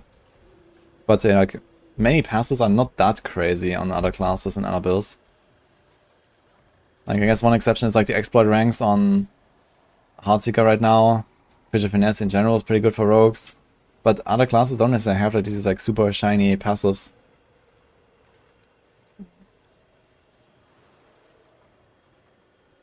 Bidding war begins. Yeah, I'll consider the 600 million offer. 600 million for both amulets though. I need to play softcore, man. I could sell each of them for like 1 or 2 bill. Fuck. Never farm whispers again in my life. Your bones betray. They shall soon serve. Dude, not a single Millennium guy spawned. Really? Yeah, this druid is blessed, man. The drops are insane.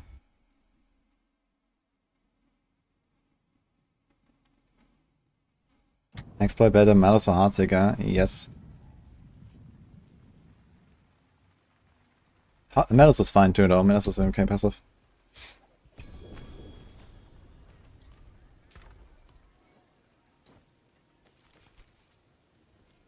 I think I want to 15 auras for Blood Howl chest. That was 4 to the build ending roll though. That'd be a pretty good one.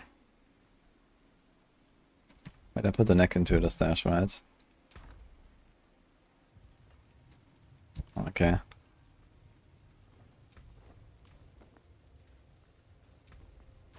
Follow the stars, friend. Main side is multi. I got a doll.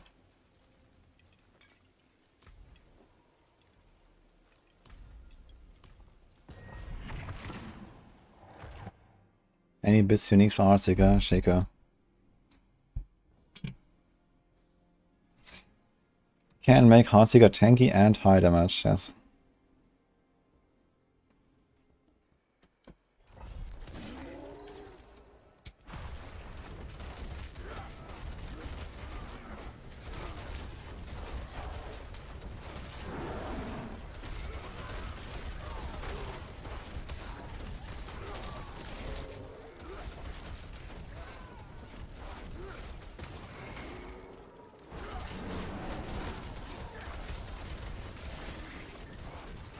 Man, every time I see this tile set, I think I'm in the first gauntlet again. From week 1 gauntlet. PTSD, dude.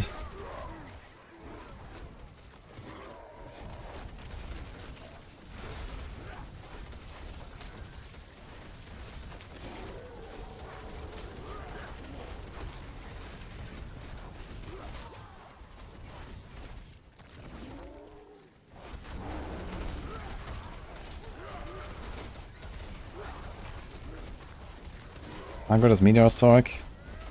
I think it's alright. I'm not sure exactly. I wanna play some this season.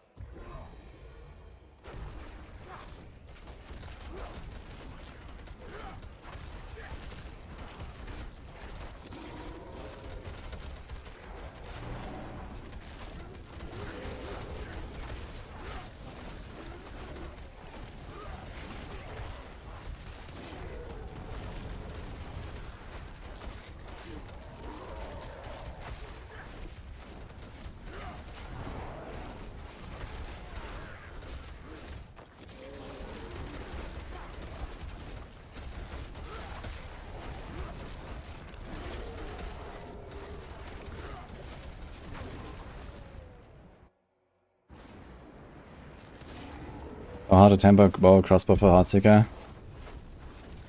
Yeah, it's like, I think 4 or 5 options, right? From the basic augments.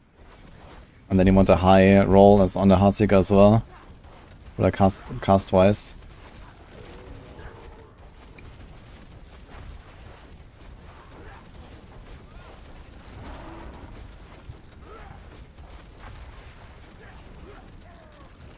Oh.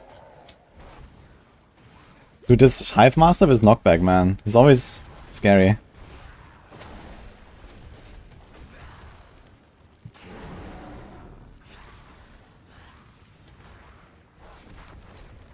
And I love when he staggers exactly when Lilith appears.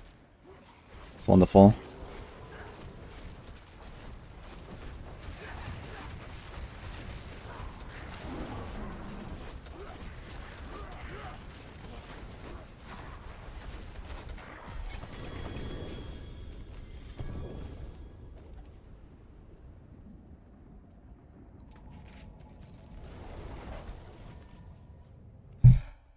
What's best for farming gear?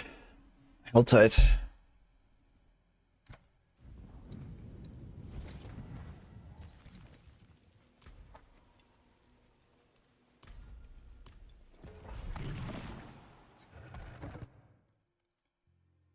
Also value this amulets. Movement, crit, and free to inner flames. Huh. Inner flames, which one is that again? Is that the one where you deal more fire damage while healthy? I mean, this is... Yeah, the problem is the crit on that thing. Like, the best fire build is Fire Bolt, and that doesn't care about crit chance. So the crit is kind of a wasted thing there. And in fact, you want Glass Cannon, I guess, because you're playing like 0 HP on that build. So this would be an amulet for like a Meteor build. And Meteor is like very far off meta. So it's not a terrible amulet, but it doesn't really fit into any of the good builds right now.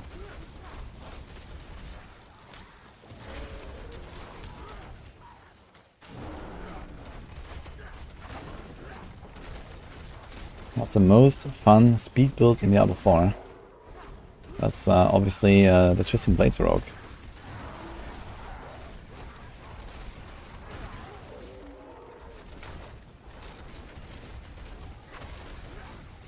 And objectively, no one can disagree with that.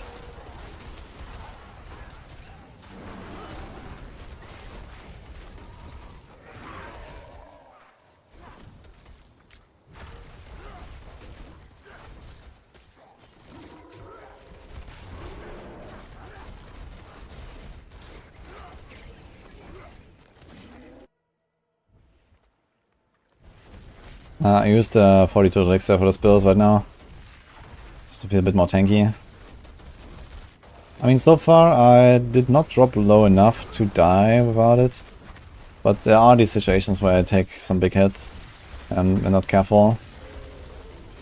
Like, it feels a bit more glassy than on the Rogue. Because I'm like... I think I'm probably tankier or similar to the Rogue, but... I take a lot more hits because I don't freeze stuff that much, I don't stun them that much. And I also just kind of run forward all the time, taking hits. So this is probably why. My attackiness is actually pretty good. But yeah, I like to run the 42 for this. Like, there's no real good elixir for this.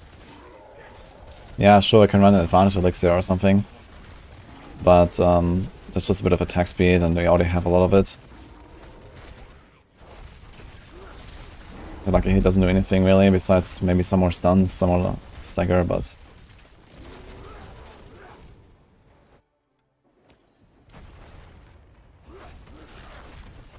120 vulnerable, 120 crits. It depends on what build you're doing.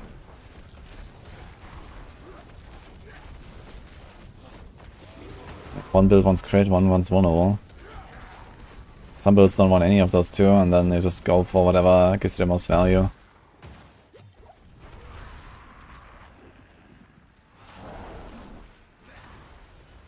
Oh.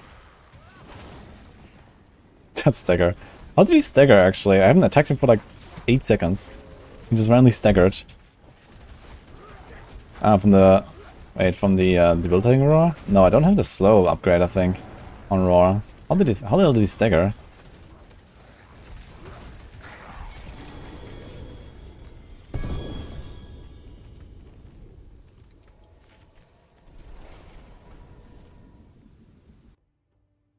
Testing blades is not considered as.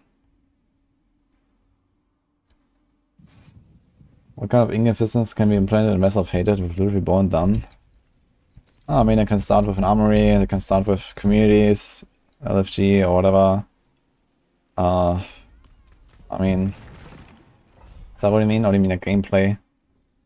I mean, gameplay wise, there's like a lot of room for like more PvP stuff.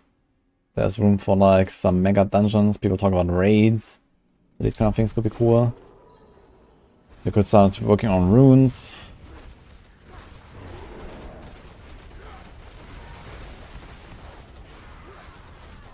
You can do something like a subclass or specialization or these kind of things. Although I think the class fantasy is very strong in this game and they would have to be like kind of smart about it and, you know, not as impactful as like, for example, PoE. Like in PoE you don't really play a class, you play an ascendancy. But here you play a class first and then, you know, a subclass second, I guess. So this would be a bit different. If they would do something like that. Don't think they will. But who knows. They can also start working on legendary and unique glyphs. Rework the paragons in general. I guess we're gonna see some pretty big upgrade, or like change to the paragon system. Like, depends on if they raise the level cap or not. If, for example, to raise the level cap, they might just give us less points per level. You get too many paragon points, I feel. Like, leveling is so fast these days, you just get paragon points like every 2 minutes. Every 1 minute, I don't know. So it's crazy. So... just constantly opening a paragon board, I think that's a bit too much. We could definitely make the boards smaller. You know, reduce the traveling a bit. Make the boards overall smaller. Give us less points. And I wouldn't mind having like a fewer boards as well in their builds. You know, just like 3 boards, 4 boards or something. Go for like some juicy stuff that is like applies to your build, and that's it. Would be easier to respec as well.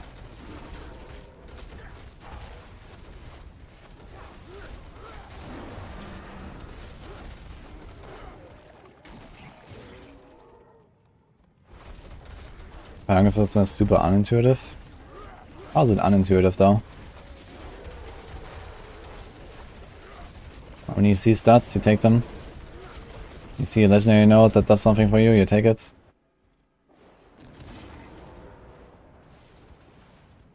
Masterworked and tempered glyphs. Oh man. First level them and then masterworked them. Tell that to Reddit, man. They're gonna love it.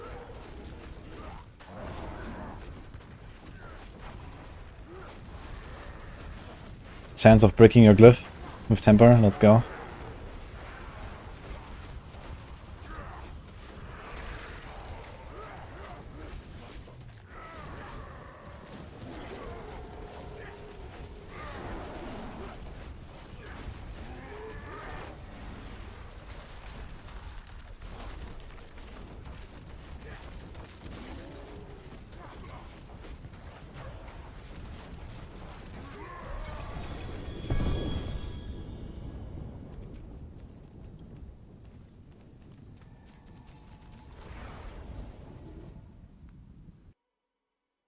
How about the mess comic crowded, terrible affixes, and you have to attempt to cleanse it, you can break the map in the process.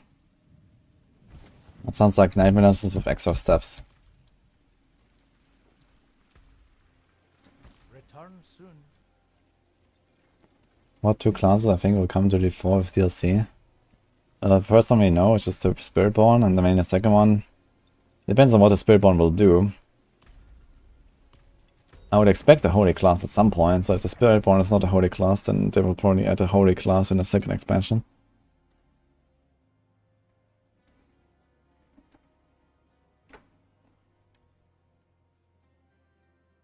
You don't have the same character than him.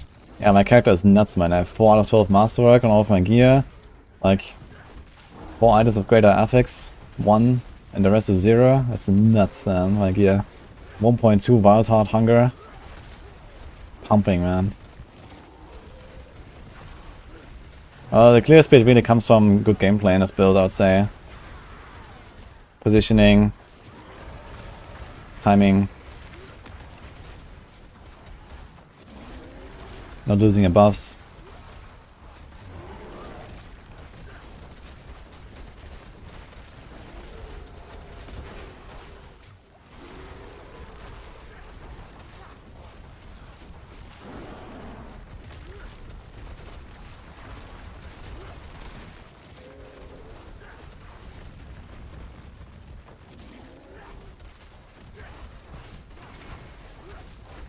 I think this is a relatively high skill ceiling build actually for Druids. Because it has this super tiny AoE and you have to make use of it the best way possible. This makes it pretty fun.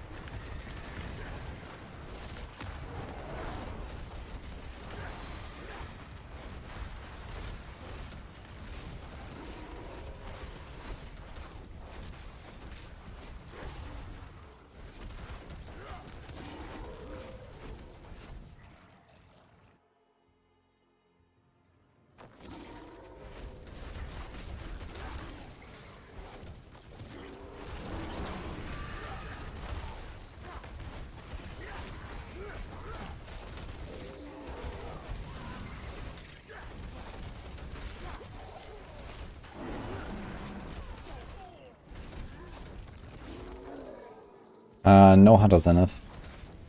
You can do Hunter Zenith with Tempest Roar if you want. I don't think it's worth it on this build though.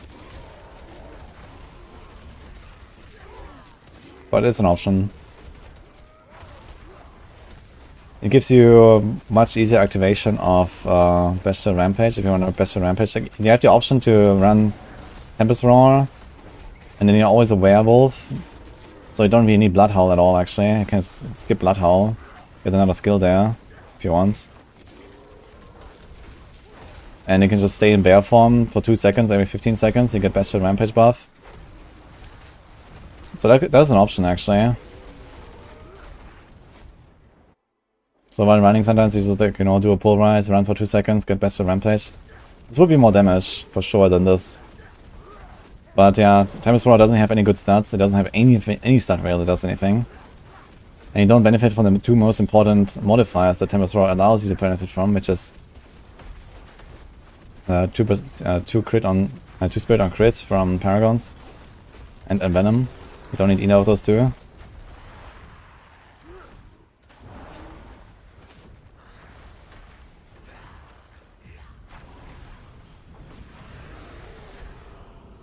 So the main reason to do is the Bestial Rampage activation, which is nice. Right now I'm running User and Strength instead of Bestial Rampage, so I get only 30% damage bonus instead of 50, and I don't get 30% attack speed.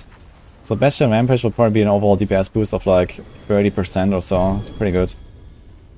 But you have to get Tempest Roar and, well, not necessarily Hunter Zenith actually. But yeah, Godslayer Crown is really nice though. I really like the Godslayer. It just feels so fun. And it's also a decent damage buff.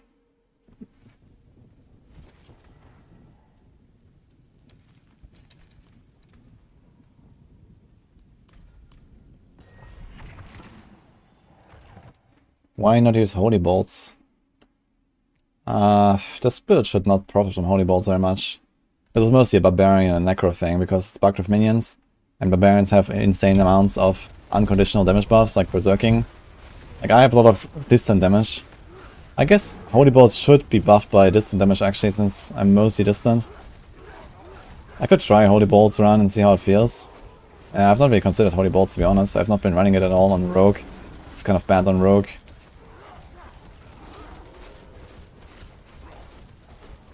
Could try it here. It could help with the AoE clear. But, yeah. I'll see. My potion runs out in like 3 runs. So I'll switch to Holy Bolts for a little bit and see what happens. I just don't like the Holy Bolts, to be honest. On top of it being kind of weak. Like, it doesn't just pump these packs here and speed up my runs by like 30 seconds. I don't think I'll use it.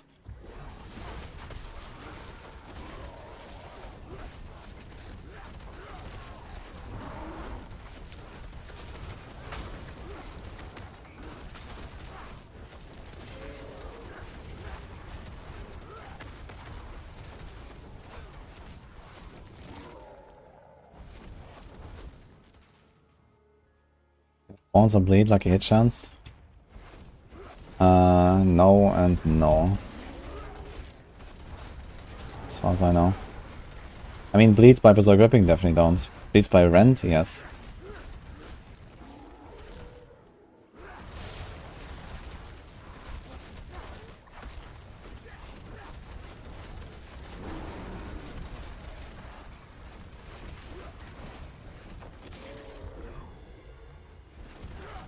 Holy Bolts feels like cheating.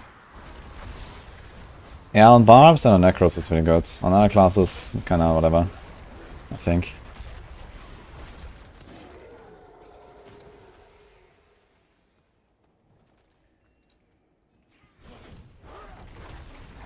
Wait, what? These dead ends, man. Look, this entire protection shine for nothing. Oh man.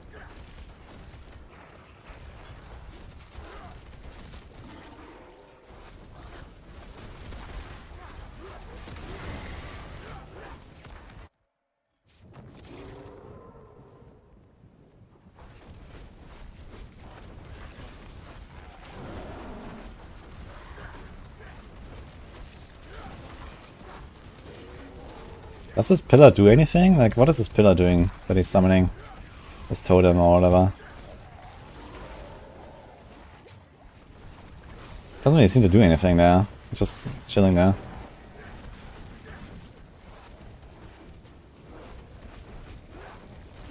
Seems like Spirit Call of Frost has so much less HP than other bosses, man. Crazy. And he spawns ads, which is very good for some builds. It's probably like one of the only bosses you can actually kill on a higher tier.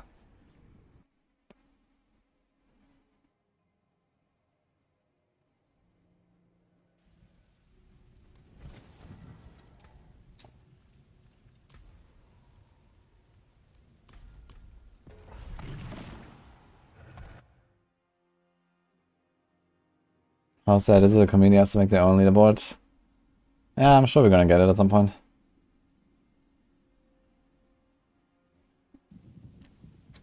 How acquiring uniques such as the wolves specs now. Am I talking about Tempest Roar? That's pretty easy to get if you farm Duriels with a party.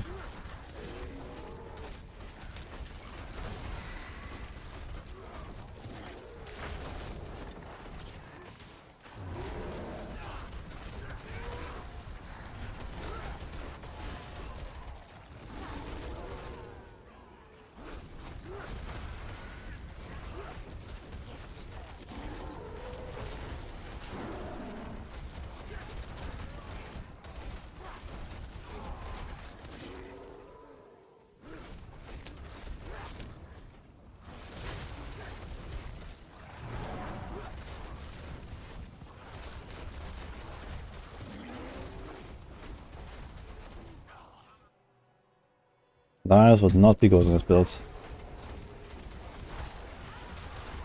I think a Darius procs around you, first of all, which makes it only a close range option. And we already have ridiculous amounts of poison dots. We have very low lucky hit chance.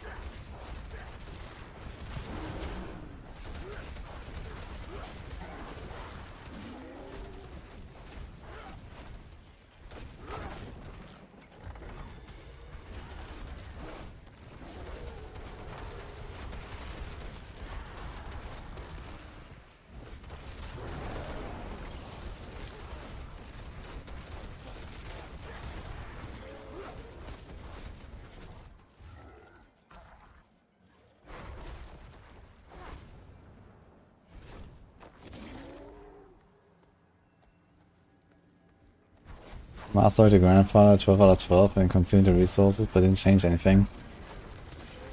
It did change something. It gave you greater or upgraded indestructible. Enjoy. It's just buggy and doesn't show up anymore when it's upgraded. But now it's really indestructible.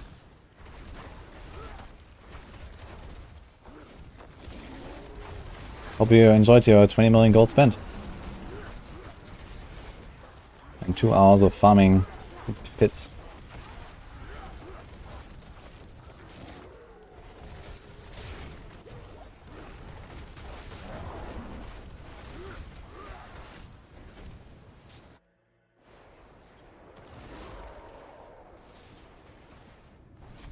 You feel completely robbed?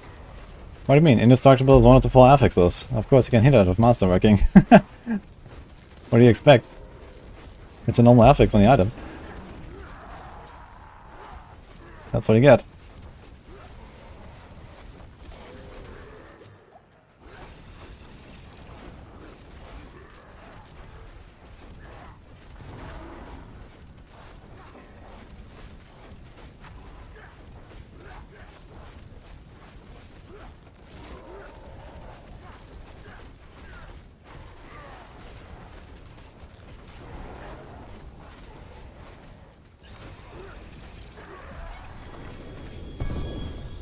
It doesn't show. I just explained it. It's just a bug.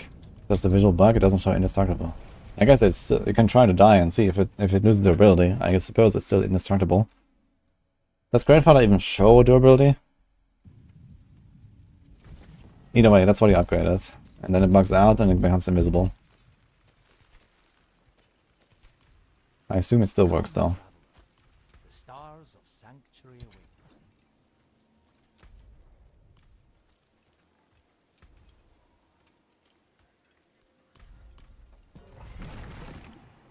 Best rogue build to push pit. It's really close between Heartseeker, Penshot, and Rapid Fire. But only one of them will survive a nerf. So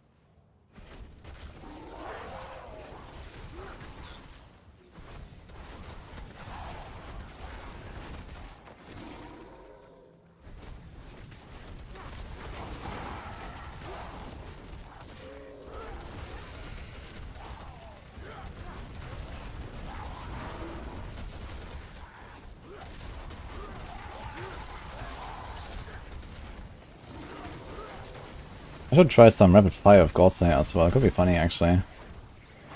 If I respec my rogue. Put them all in and big burst.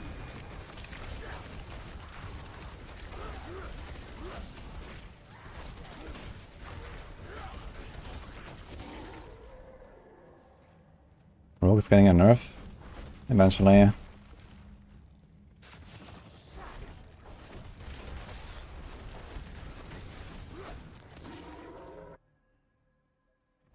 Let's see, the Musk gonna join again. Oh, he was commenting on some of my tweets. I'm not sure if he's playing though.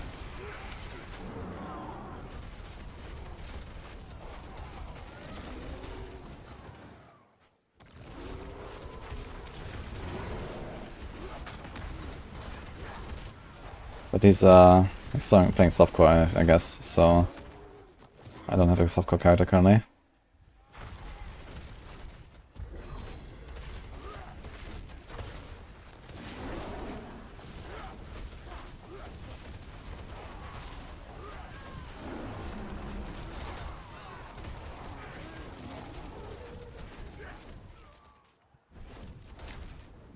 So I leveled Necro. I want to try the minions a little bit, see how they go, and I also want to try Bone Spirit. Don't really have other plans really this season. So Bone Spear, Skellies, normal minions, or like the Shadow minions rather, and Bone Spirit are the builds I want to try. 3 builds for Necro.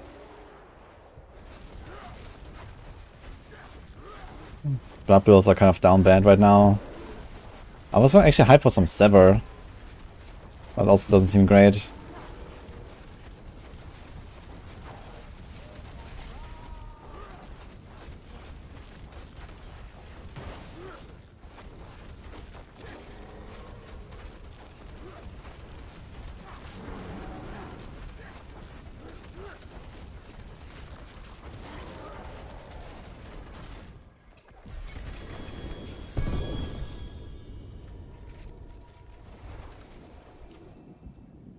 Masterworking really that bad? I'm not sure what that bad means, but the answer is no.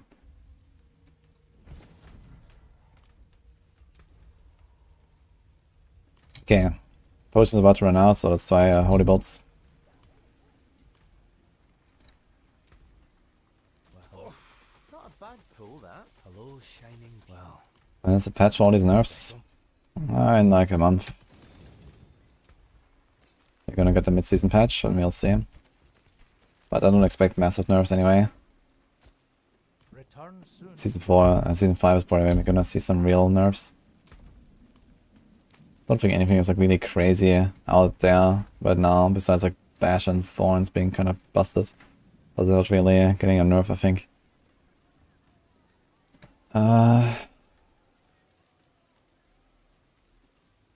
Holy Bolts. Exactly 99 of these. So let's try it. Plus 6% XP.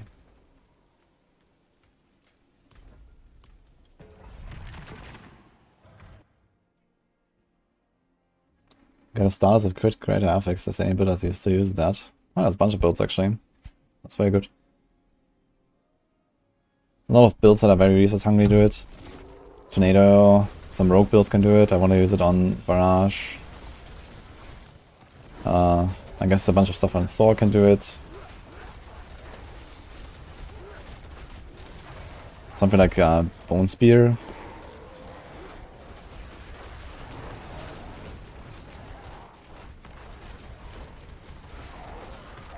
Basically any core skill spam build one starter skies, I would say.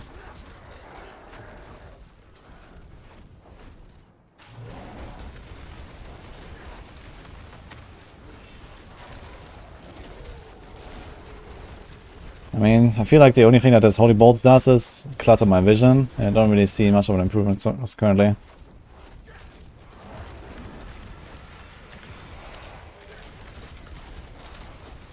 Like, these bolts are not even killing anything. They hit for like, what, 400k?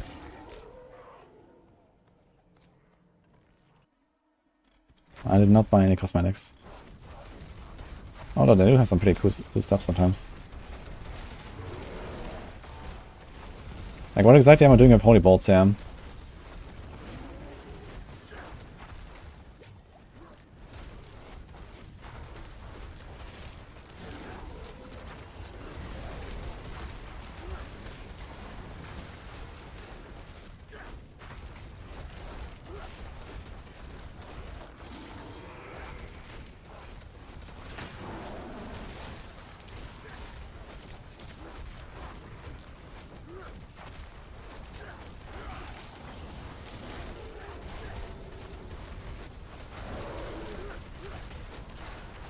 I mean, it would be like a band-aid for Hell Tides, I guess, for this build. If it has enough damage to kill stuff in Hell Tides, so if I ever go there, I might have a few of them ready and just pop them. Clean up stuff.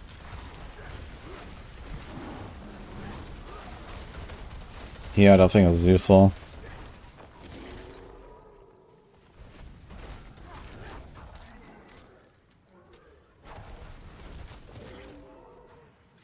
Where the hell am I going?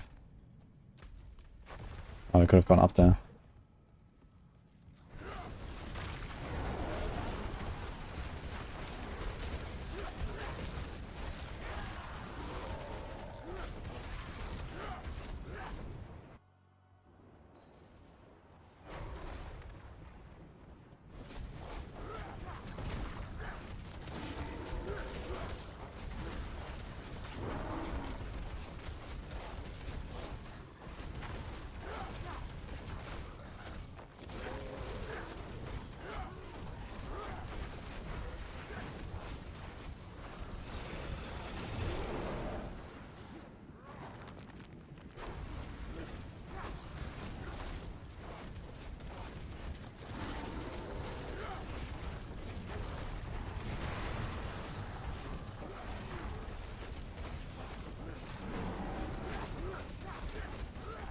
I see like a few chunks there from the ads dying, but I don't know. Doesn't seem that great. Minimum roll for hard ticket, I have it at 100% with one masterwork. Well, 58.8, I guess.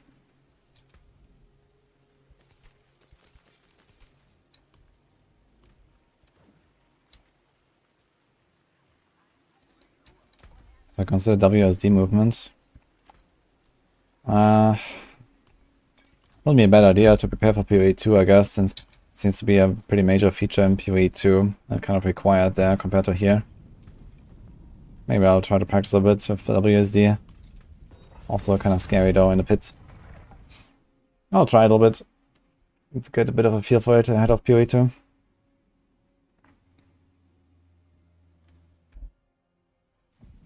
Uh, 867 item power, quadruple greater affix ping gorgeous. Doesn't really affect anything besides a bit of armor, which doesn't matter.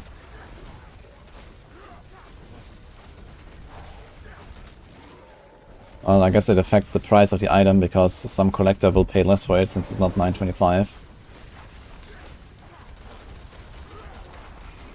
People like their profit items.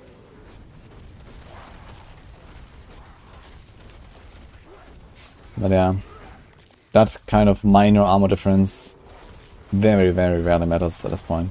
So it's like, you know, 30 armor or something that you're missing there.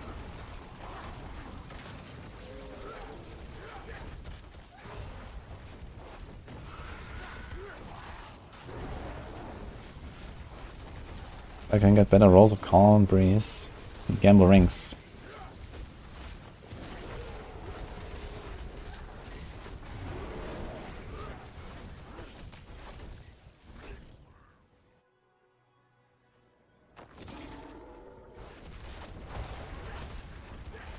I would want to use WSD for movement in ARPG.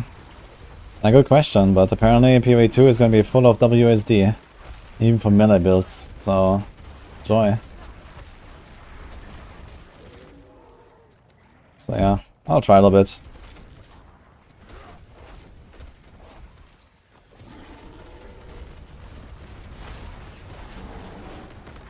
Ugh. And here we are. Running into Terrifieds immediately.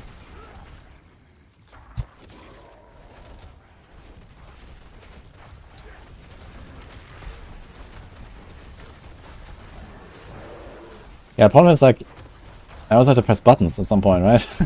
To press 1, 2, 3. It's gonna struggle sometimes. I have to like swap between this. I hope I can do a scroll move in PoE 2 actually. Just for like these moments.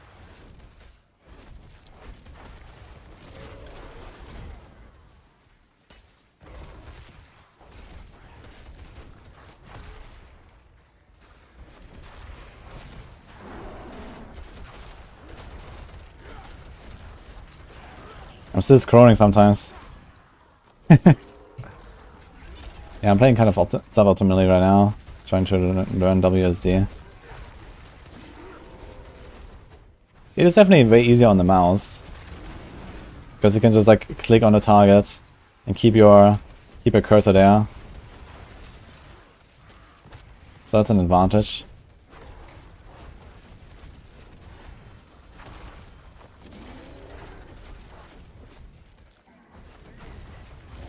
I guess another advantage in PoE is that we don't actually care about left-clicking enemies very much. We have move on left-click. Whereas here, left-click is actually an ability that I have to use. And PoE you usually just right-click.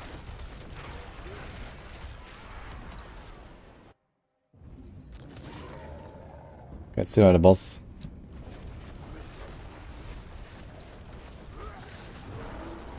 Ah shit, evading goes into the wrong direction. Because I click on a boss. Gonna die on this boss, sure.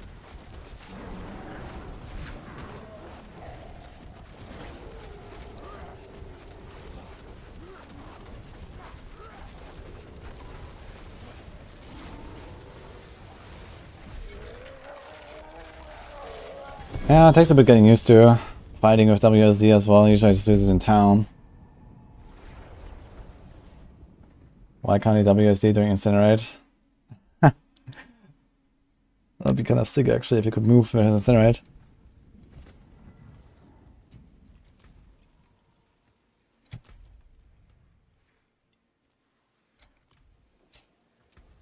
Any Tormented Dory rotations, guys? Or normal Dory rotations, actually I have a lot of mods. I would be up for normal Dory rotation as well. Hardcore. Who wants in?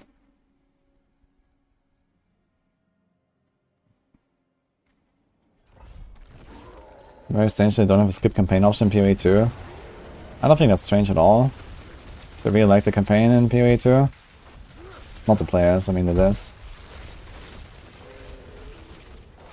And with the whole progression system being set up the way it is, you know, they want you to like go through it, get all the optional stuff and all the power progression. Like the thing is that, you know, mapping and campaign are two very separate games in PoE 1, and I think this will remain the same in PoE 2. Like you can't just start a character at level 1 in maps, you're just gonna get crushed. Like even with all the monsters at level 1. Because there's just, you know, a lot of shit going on there. So what exactly you want to do with a skip campaign setting anyway?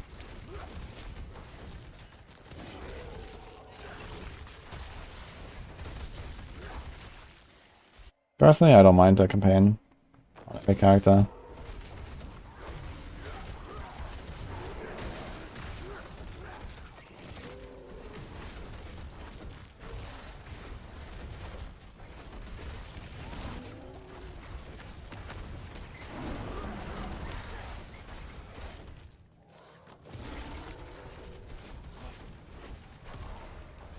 Sounds like a skill issue. I guess you can consider it a skill issue. No, it's just that, you know, the monsters you encounter, the league mechanics you encounter, all that stuff, you know. Like, you see this as well, like, sometimes when you start a fresh league and there's like a new league mechanic and you try it at like level 1, you're gonna get obliterated. Because you have no mobility skill, you have no guard skill, you have nothing. And all these monsters are like designed for like endgame. That happens pretty often.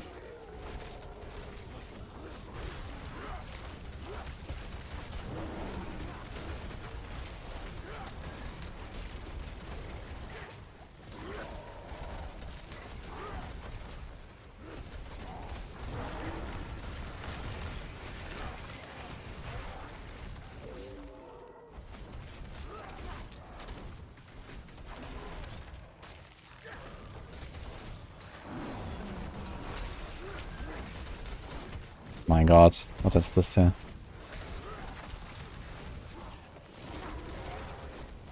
I need for this guy.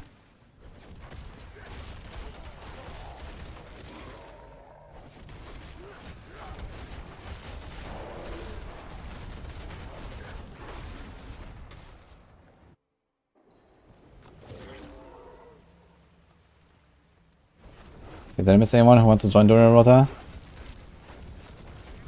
I'll check this chat.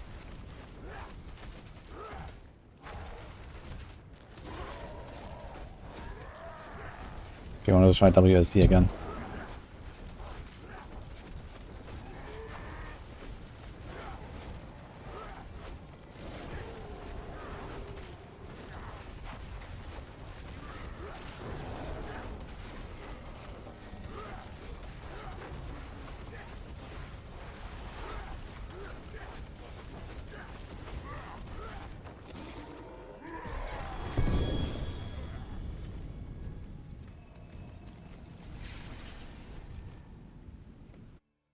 Join the river, stand near your door.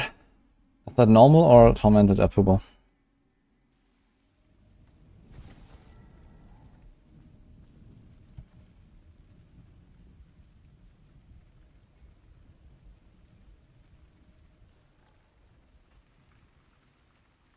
If PoE is anything like this, then hell no. Like in PoE, they have a lot more like moving while doing something though.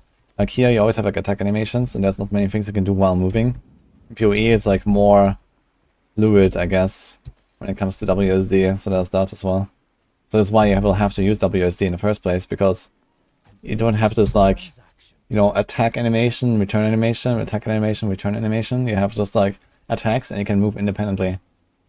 And this is why WSD is going to be pretty much required for good gameplay in PoE too, the way it seems. I don't like the idea too much yet, but I guess we'll see when you play it. A lot of people said actually positive things about it, so... How's my Neef Iron looking? Yo, 3.2k. Login.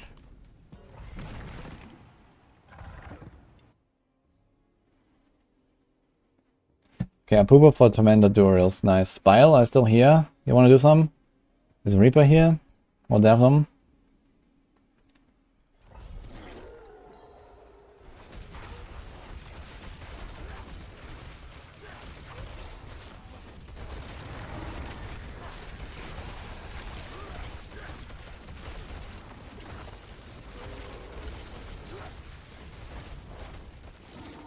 PoE 2 more like Dark Souls. Act 1 certainly looks like it, but it kind of ramps up later with pace and power fantasy.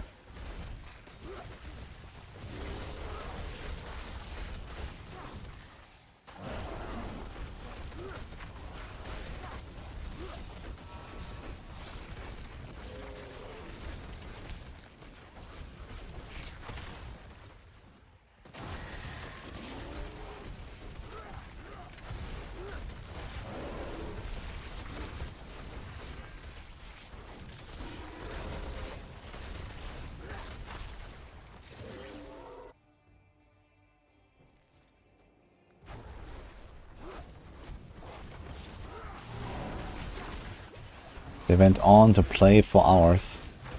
I hope so. They only had a few hours and they traveled, you know, in some cases for like 2 days to even get there. Oh. That's the fucking vampires. These vampires have like some 6-second stun or something. If you get caught in that, are they unstoppable? You're dead. Gotta be careful there.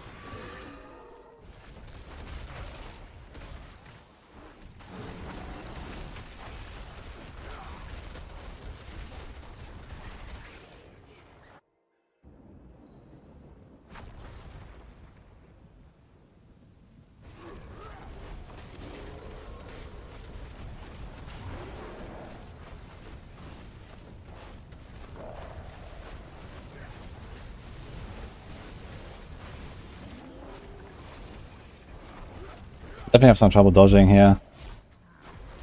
With WSD. Not used to it.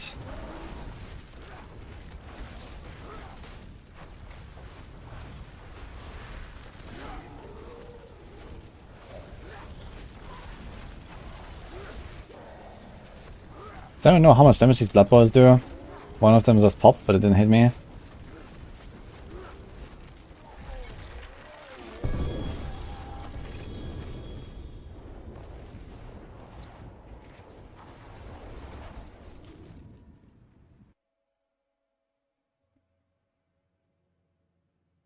Getting a poison evil probably requires 2 skills to +8. Actually, the helmet can replace it with a Shako. That's probably better actually at this point. And I mean, gloves, I don't know. My core skills are like +5. If I'm lucky, Masterworking. Did it change the Stygian's down drop rate? Nope.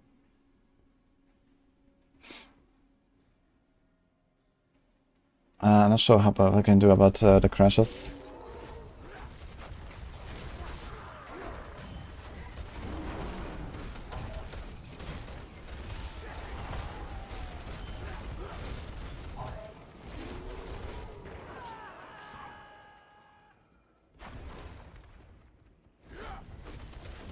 The difference between tormented boss drop rates. Yeah, I think that the minor bosses, even tormented, only drop a quarter of the uber uniques that Duriel and Nadario do. But this is still not 100% confirmed. Some people say that they get insane amounts of uber uniques on these guys, but they might just get very lucky. Other people say they just get nothing.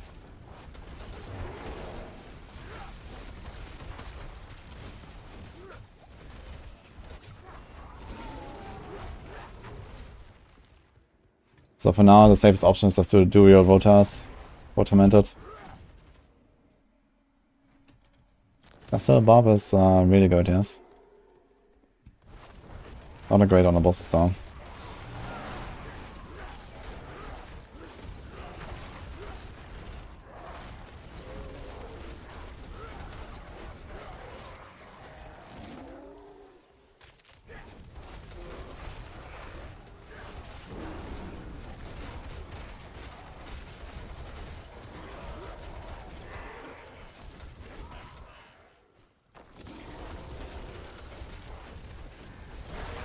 Smite better than assimilation? Yes. Might is 20% DR and assimilation is 15 when you're fully fortified. And 8 dodge. Might is always up. It's long duration, you always shoot.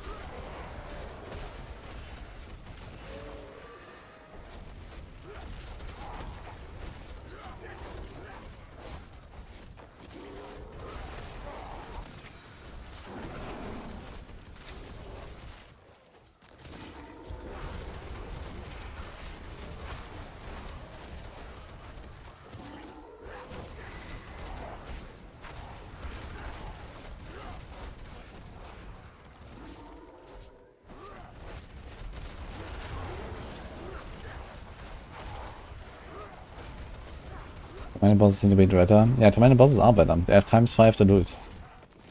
The question is, are tormented Andariel and Duriel better than the others? And the answer to that is likely yes. Which sucks, because, well, we have all these bosses and it doesn't really seem worth to fight these.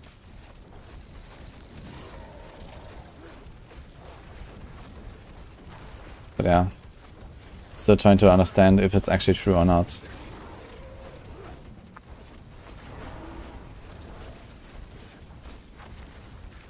I want to do the WSD again.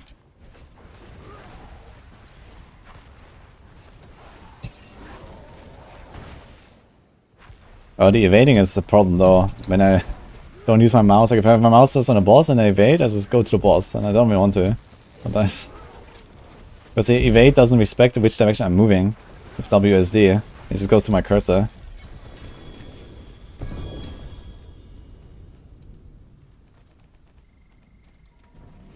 Got a double.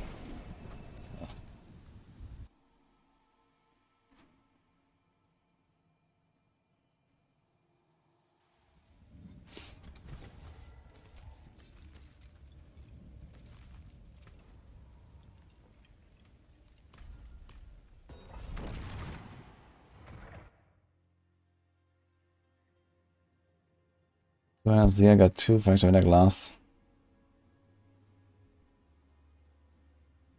200 Zir. I mean, a level 200 Zir. Yeah, I mean, if you want to get a certain unique, you can like easily get it from the Tormented version as well, especially like 925. Like these small bosses, in particular Varshan and Higra, don't necessarily drop 925 even when you find a unique from them.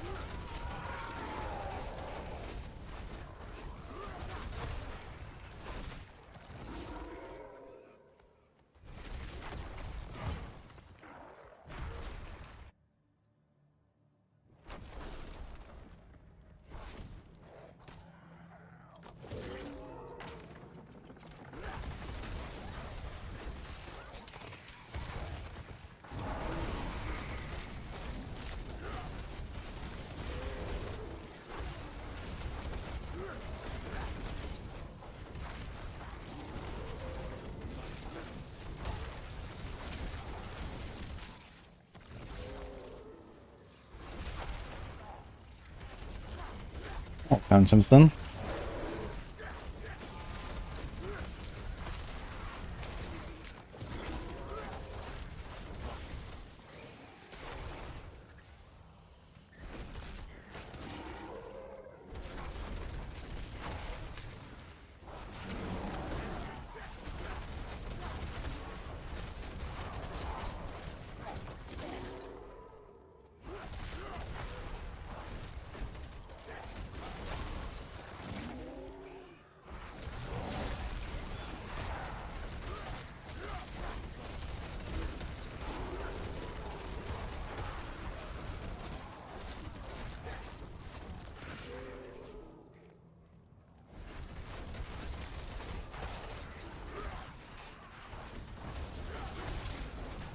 Instead in in-game settings, move in the evade direction. Oh, wait, what?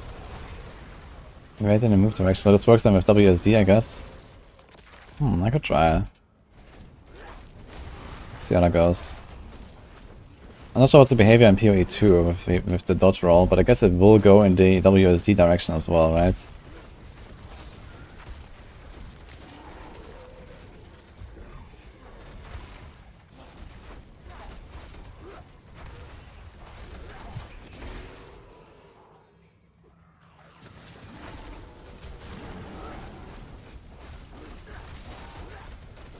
That will certainly kill me on some boss fight though.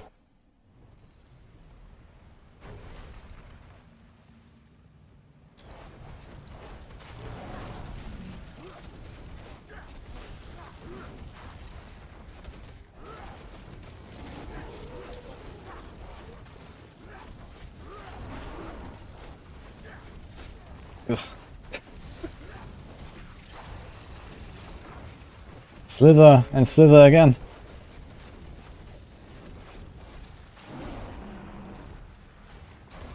You know, pull me. Yo, this must be like the easiest combo of shadow bosses ever, man. The fucking Blood Bishop, a slither, and then pull Lilith.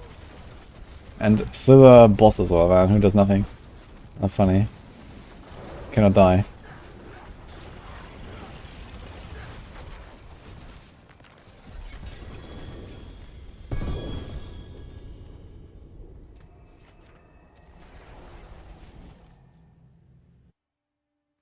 The roommate died with 12 out of Shako.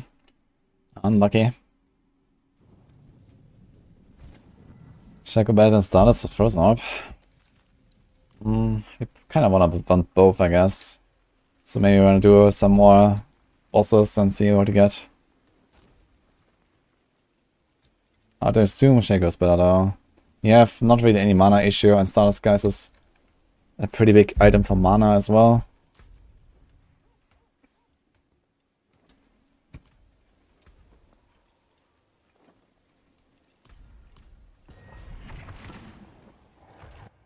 a date for open beta for expansion. They've not said anything about the expansion whatsoever, so I expect on this Microsoft event next month we're gonna hear something, and then probably the big thing on Gamescom.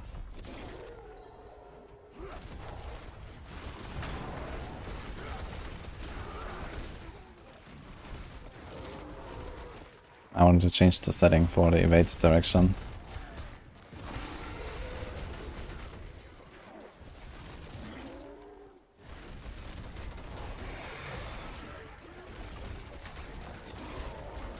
What is that exclamation mark Gamescom now? It's like mid-August or something. I'm going there.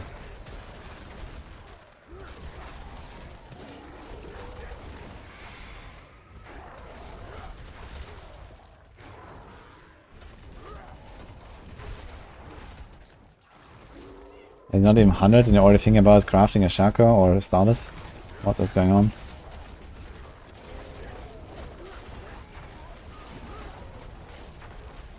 Ah, pit 100, okay.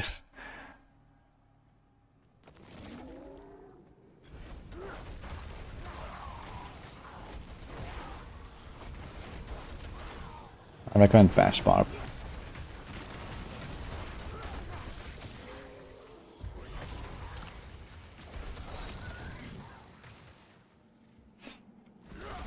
I guess I need to update my planner as well for Bash. Going to bleed tech. Should take some time to update some stuff. Haven't really been working on some planners in a little while. There's a few things I need to fix on some of them.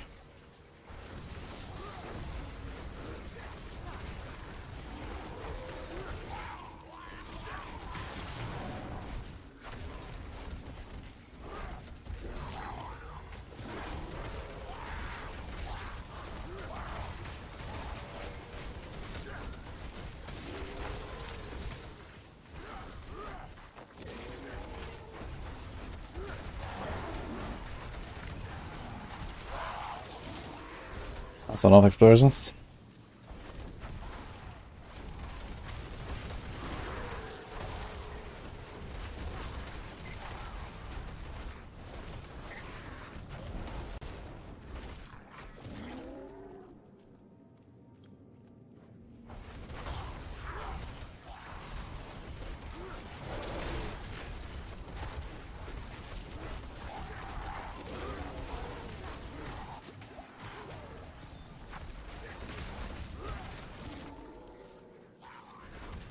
We're changing something in soft quarters. The polarize is somewhat optional, I guess. Otherwise, not really.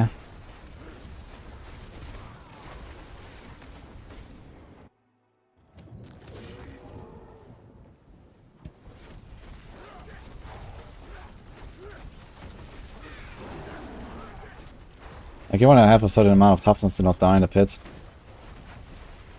Maybe I wouldn't run HP pot, maybe I would run like advantage pot or something. For speed, or the holy bolts.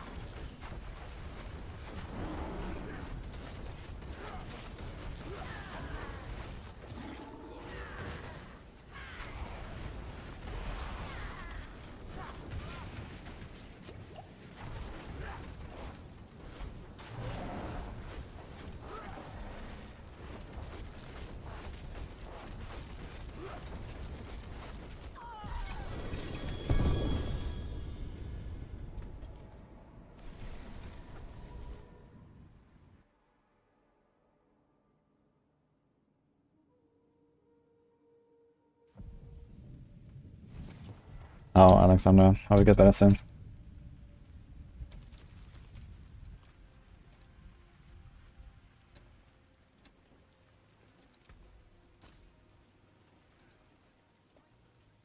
Got an Barbarian with greater apex like a hit, chance to stun. Any idea for durables to utilize this? Yeah, Barbarian is not really much in fashion. But technically it could fit into a bunch of builds. If you like the assurance.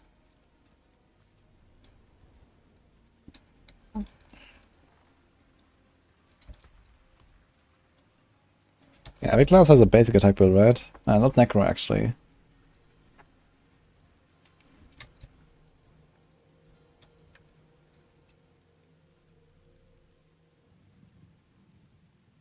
Okay, we're gonna do a bit of planner. I wanna check tornado because I wanna respec to it later.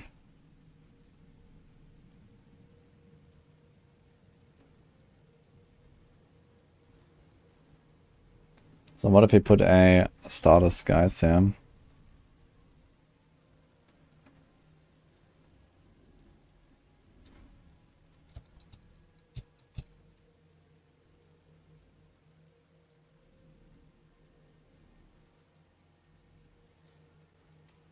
Let's go for diamonds.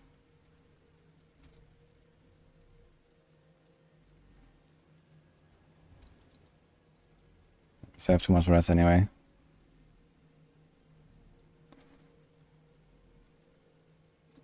So I can get a point. What's the point?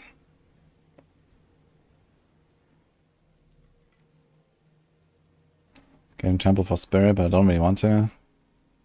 Getting the Fortify there. Only have Fortify there though, should be fine.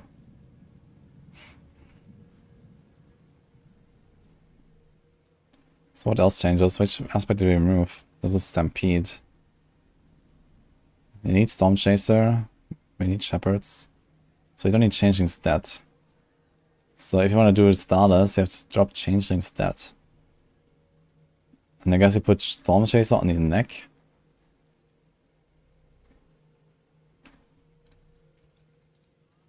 It's actually kind of big loss, but it goes for 5 targets then, which is probably kind of good as well.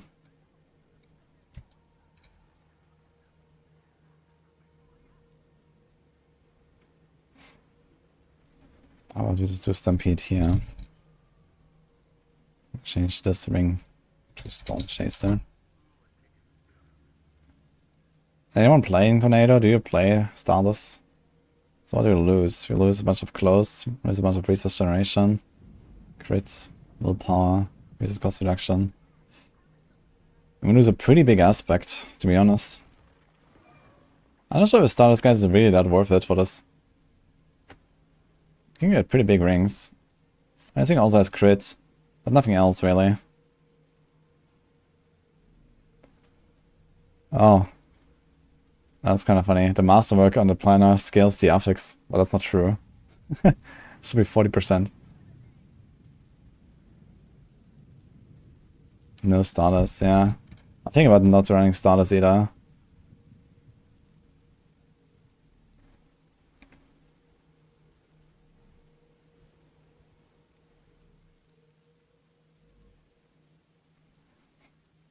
So is this actually working now? 6, 7. It seems like every crit actually gives you... Not this one actually. So this doesn't give you one. Only on the second, and then on the third.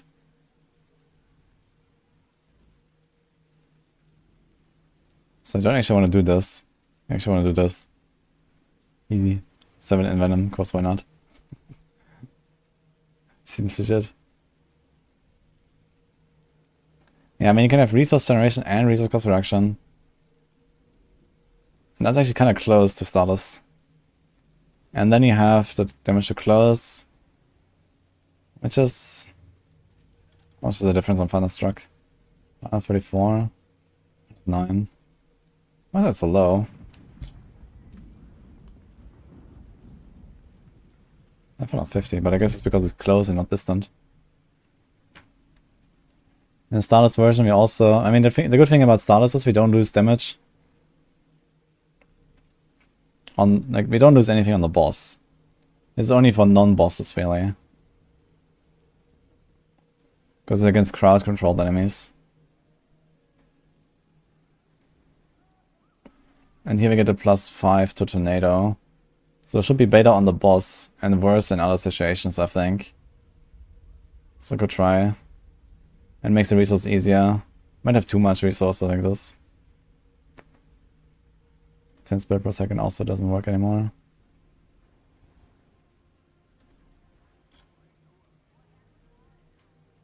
What's my armor? I have too much armor. Don't actually need that.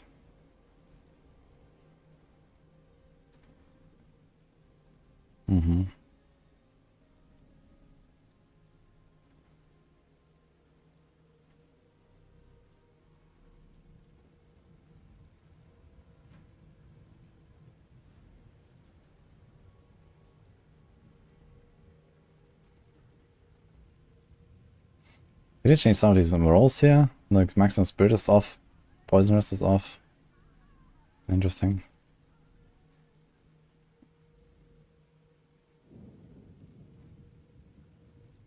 Temerity. Wild Heart, Hunger. Yeah, for some reason some of these affixes are scaled here. I think Rift did some mistake there.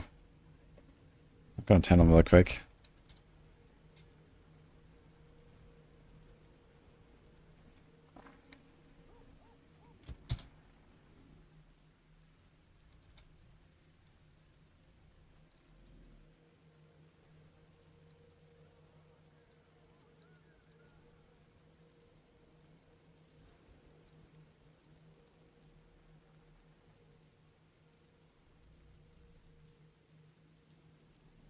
Okay.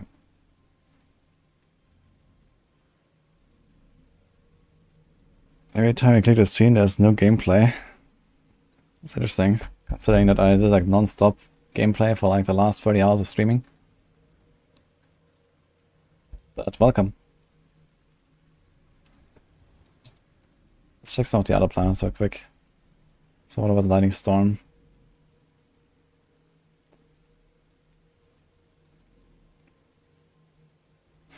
Eight to Lightning Storm, by the way. Defiance, Tempest Roar. We have Juggernaut here. I don't think I want to go for Juggernaut. There's not really any good defensive power, that's the thing. What do? We don't need assimilation since we have already Fortify. Can't do Might.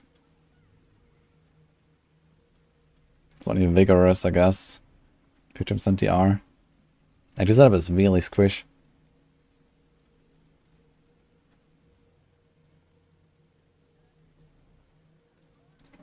I want to see if I can do like a non-turbo companion setup. What do we lose? We lose 80% damage from shepherds. But we gain 3 skill slots. And 2 aspects. Which is kind of a lot, to be honest.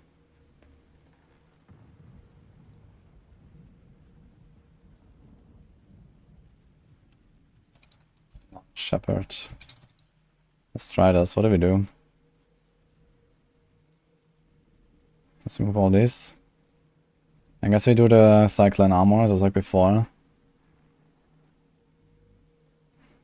I would kind of like to go Might Aspect. But I think this is not happening.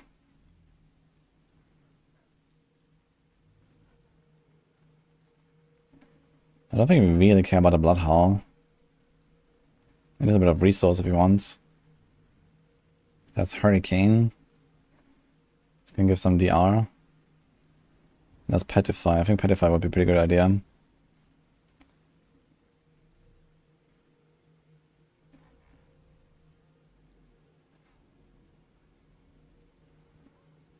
There's a chance to reduce the ultimate cooldown, which is kind of nice.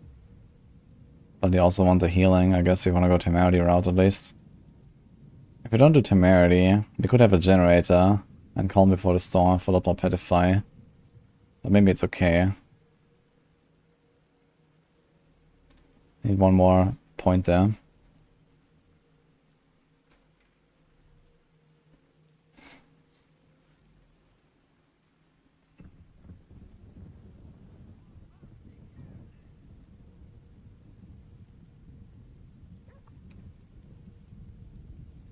So take this out and do this. We clone this, and what do you put there? Storm Chasers? No, we don't need Storm Chasers on the two-handed, right? So I guess that's a 45 thing. What is that? 45. Retaliation cost gets 6 increased damage based on the amount of 45. So how much of a damage loss is this? Okay, that's quite a bit. It's not. It's like minus 43%, but you get another aspect here, which is, I guess this is the, what is that called? Oh, controls changing stats. So 55% damage against ground controls.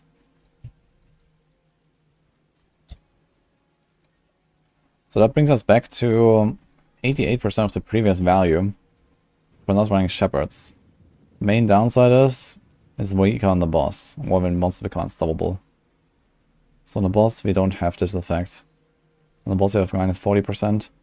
Everything else we have to minus 12, which is not that much. And we get Petrify and Cyclone Armor and still another skill.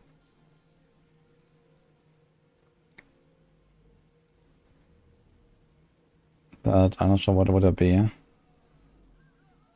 Bulwark, how... I guess I missed the Hurricane, but I need points for that. They're kind of low on points.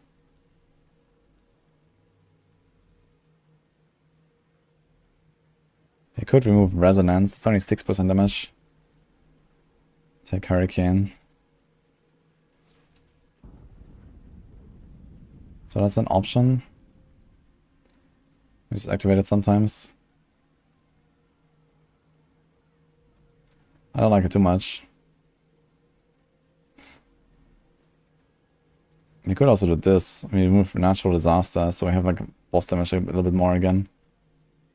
So we lose a bit more damage this way. So how much is that? This is 12%. So we lose 21% total outside of boss fights. And around half on bosses. Game Petrify. So that will be very noticeable.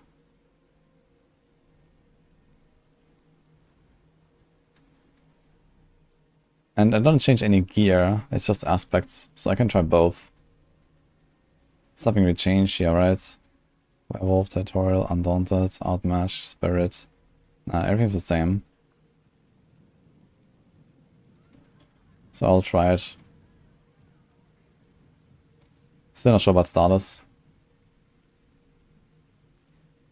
What do we do with an aspect if we don't do Starless? So Stampede and Shepherds needs to be replaced. So here we have Retaliation. Change things.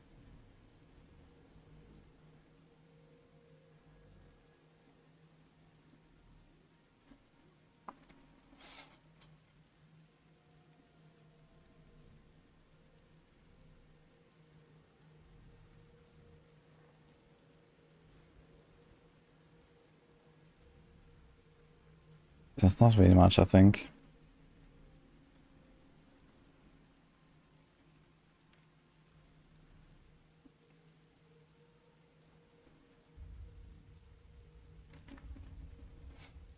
Yeah. So Starless is kind of the way if you want to do this.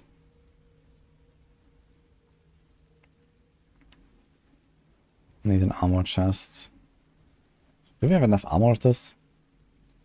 Ah, this is armor chest of armor temper. Do I have that?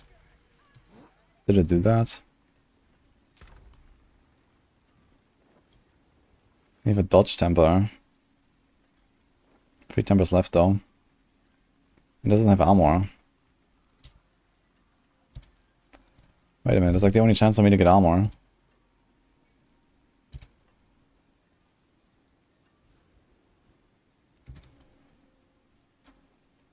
I guess I can try to make it work with like a skull or two.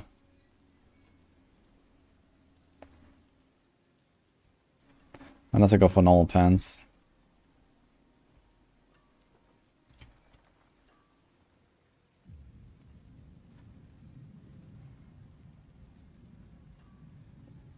We want to go temerity route, I think. For the defense. Should feel fairly nice.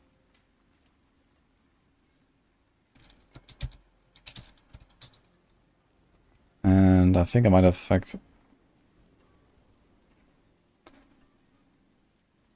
had a lapse in judgment by destroying all these armor. He's an armor chest actually, and we can do this one. So this is probably what I want to try to hit here. So let's try to take this and roll armor. I think I saved one.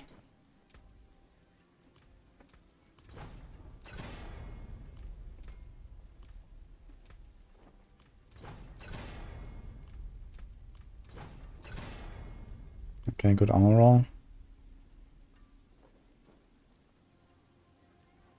That was a barrier generation. I think that applies to temerity now, but I'm not sure about it. Let me do this. Freeze is not really what we want. This has stun. It's actually not as good as this one. We want to do this one here. Get close.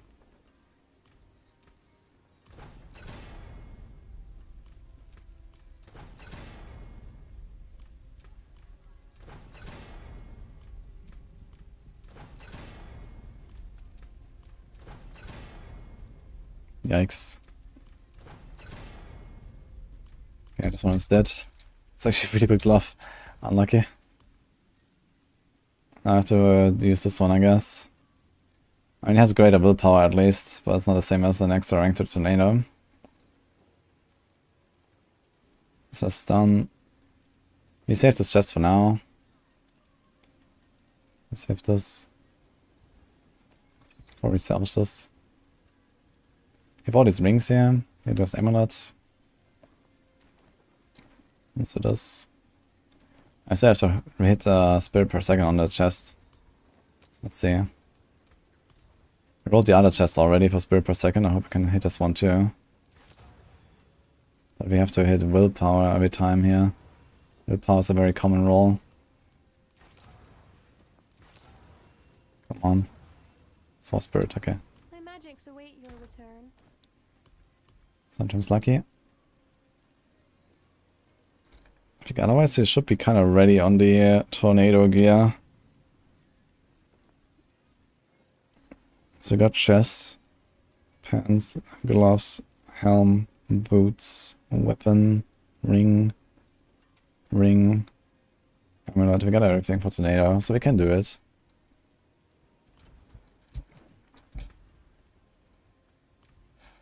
I do like another round or two with this build here and then switch. Let's see how it goes.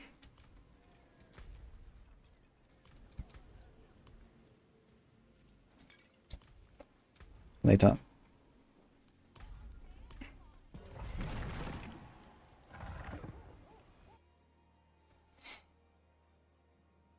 So automated bosses Uber options the same. I don't know exactly. I think Durian and Darius are better. Any way to build around a Darius of Rogue? Apparently there is a way to build around a Darius of Rogue, yes. Someone told me they made a build of it and they're doing pretty good damage, at least from the sounds of it. I'll try something. We'll see how it goes.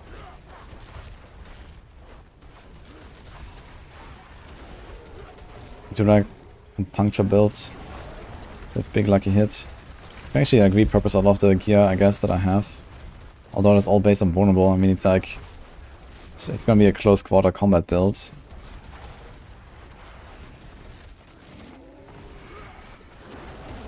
I need damage was crowd control for that. I can just like throw on an Darius and see what he can do. Just the gear I have.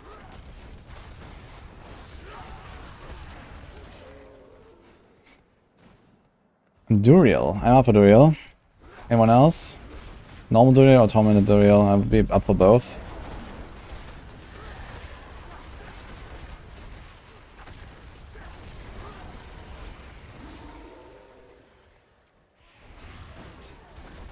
Do a lot of people scam since the trade change? Trade thing changed? Wait, what happened with the trade change?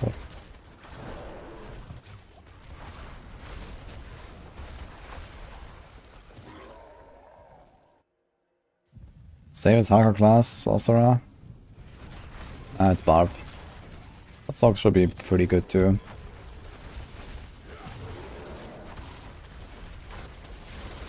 Sorcs are beefy boys. Alright.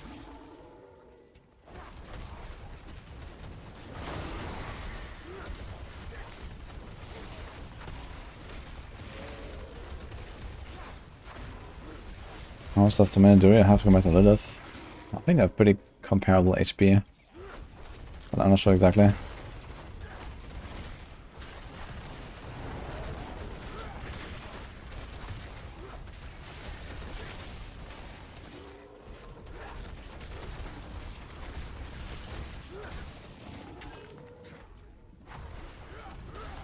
I don't have much attack speed. It's mostly the double cast that you see and then the moonrise and rapid aspects. I have some on the glove, some here. Okay, we actually have 4 rolls, never mind.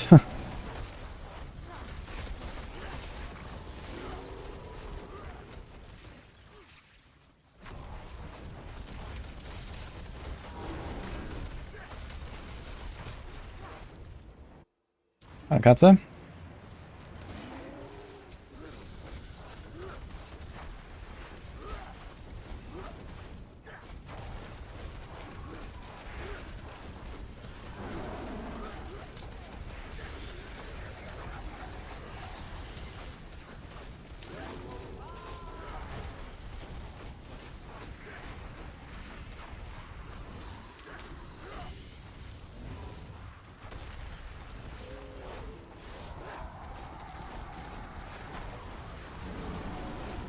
It goes there, proc. At least you can see it when there's ads.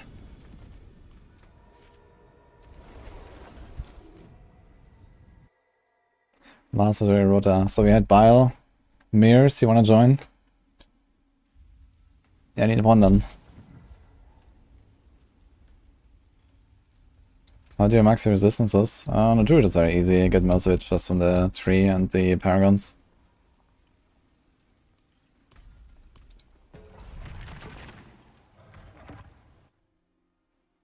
Double cast Tempering Master worked. I don't think so. I can check. My weapon is only 4 out of 12, so I only have 1 crit. And it's on percent damage.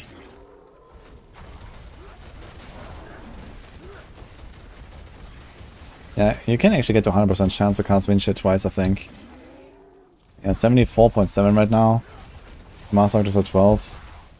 So what's the base value? That should be possible to 100%. It's gonna be a pretty significant buff. How's the thorns Barbarian doing this season? Excellent.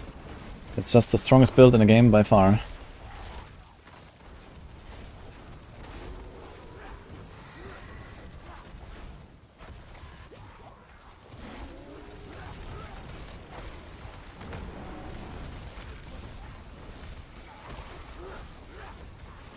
How many pick do I have?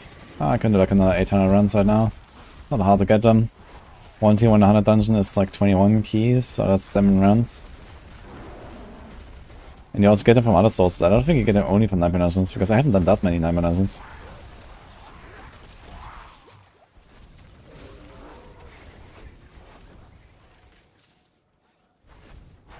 You have 2 Tormented Durals.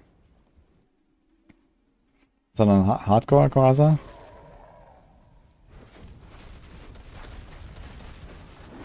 Finally, need to get going with those rotations, man.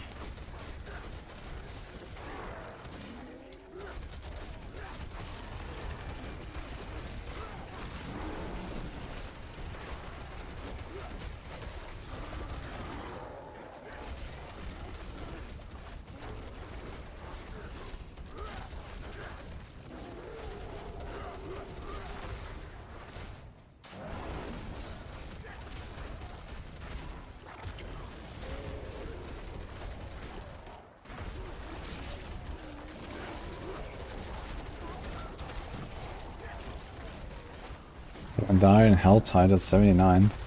What the hell?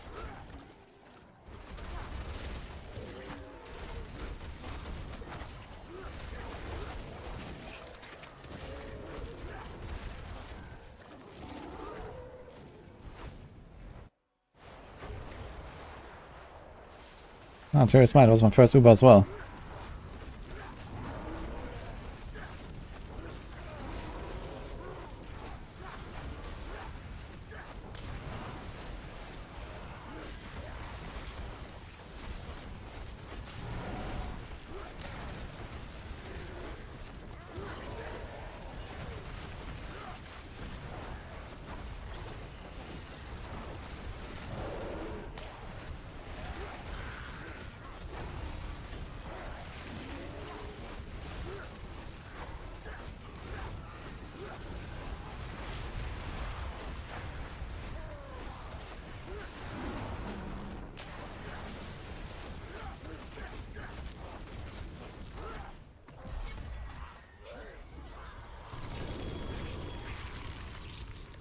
Any class recommendation when it comes to fun?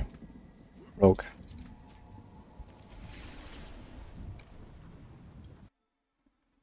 Is the Druid stronger or Heartseeker? The Rogue is stronger.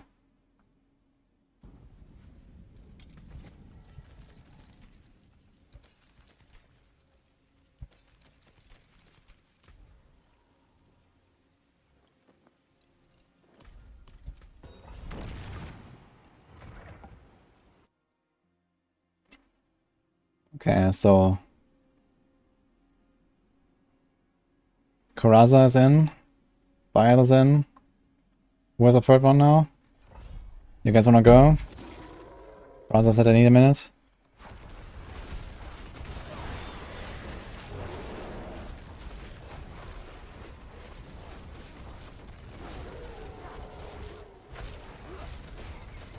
Does it remove the crit damage temper of Rogue?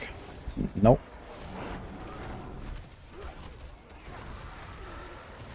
Okay, after this one, let's make a group then.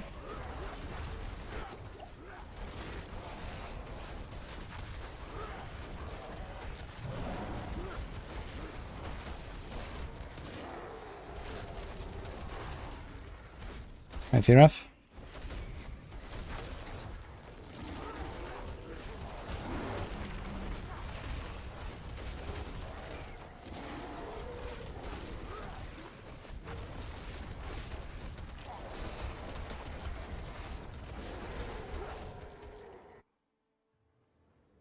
What? Oh, spell. I can tell if your build is good or no. I can tell it by looking at what other people are doing.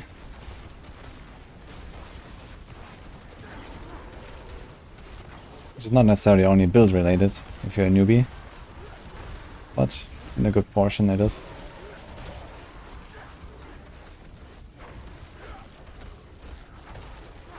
You did a pit 1, 8 minutes. You're leveling very slowly. Yeah, that sounds very much build related though. I mean, don't have to try super hard on your first character, just like learn the game. Try to improve. See how other people make their builds.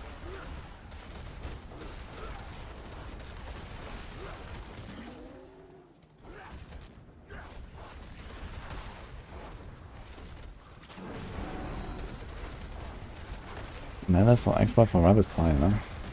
Oh, they're both pretty similar, I'd say.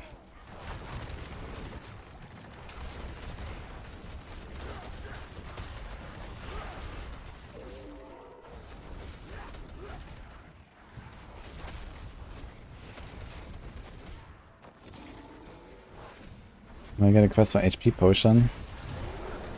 You just get it, I think. I had to set it unlocked, I didn't have to do anything for it. Do you not have it? Well, maybe it's like a one-time unlock. Then you have to do it. It's a quest in Kyrgyzstan. I think in the Iron Wolves camp actually even. But I'm not sure which one exactly. Does anyone know? The anti-venom quest.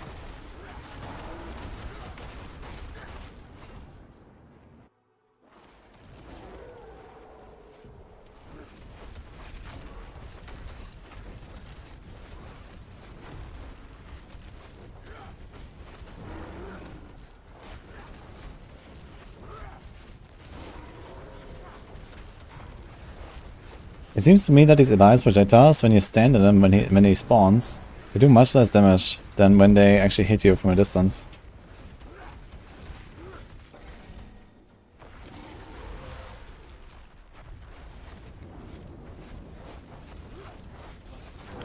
So I wonder if it's actually like a tech to just like run into Elias when he spawns and eat all the projectiles.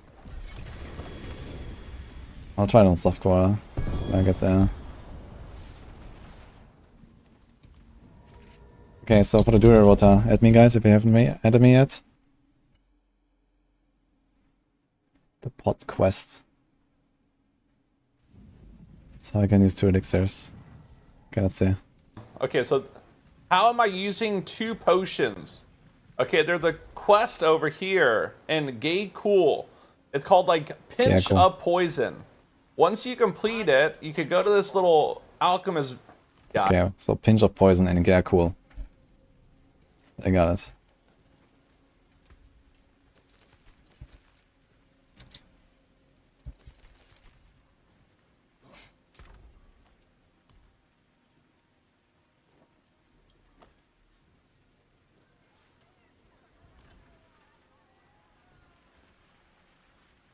The finest cuts and clarity. What suits you?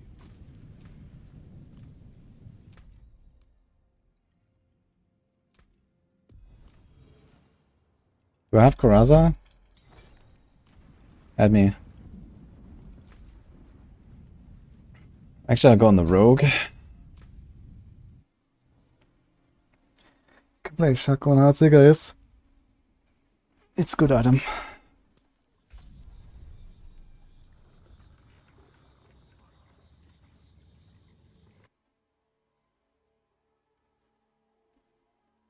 You're logging me in? Okay. And who was the third one? There was a third one. In chat, who was that?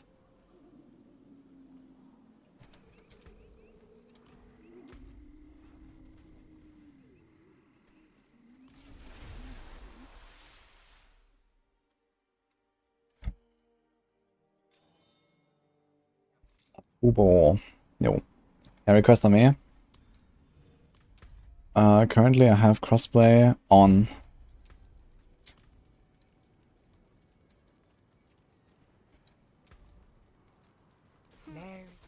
It's a fair bit of magic in that one. A fair bit of magic. It seems your prayers have been answered.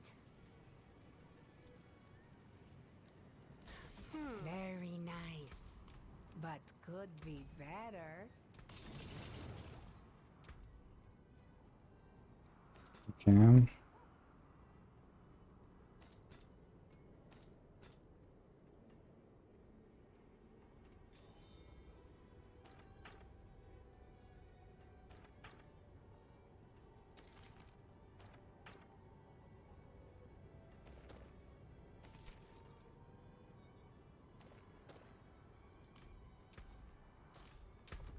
Let me make some space somewhere.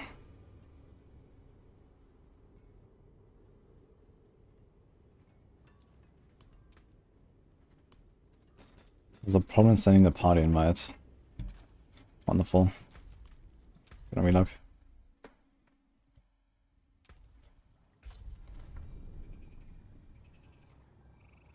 Any core skill build is trash. On Barb. I mean, thorns and bash are not core skill builds, that's true, they do the best, but I wouldn't call any of the core skill builds trash.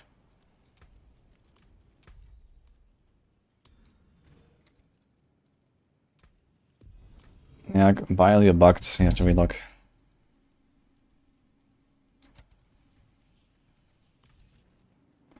Nice pants for Heartseeker. I think I have some pants for Heartseeker.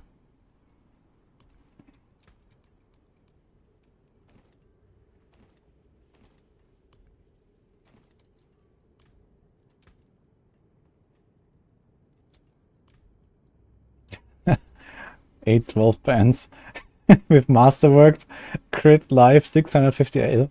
Look at those pants, man, beautiful. Okay.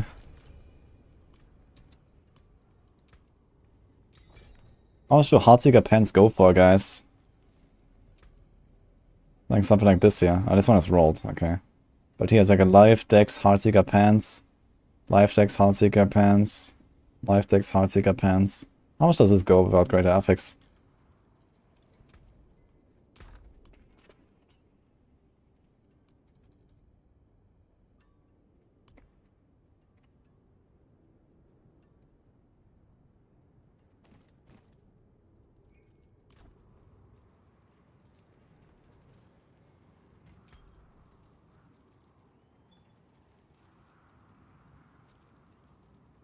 I don't have a Shako.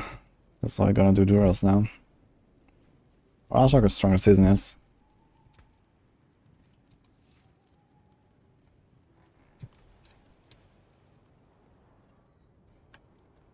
Max has some loading issues. Anyone else has issues?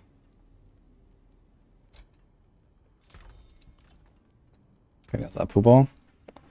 Let's get him.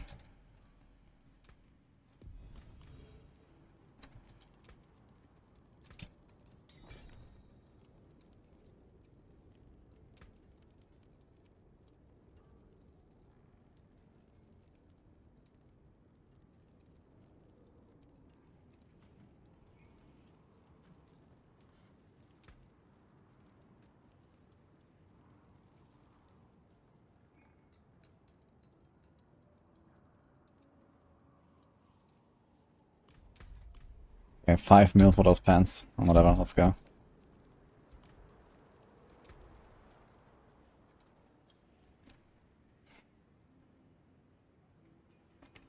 No, the rota is not full Graza, I'm just selling this item.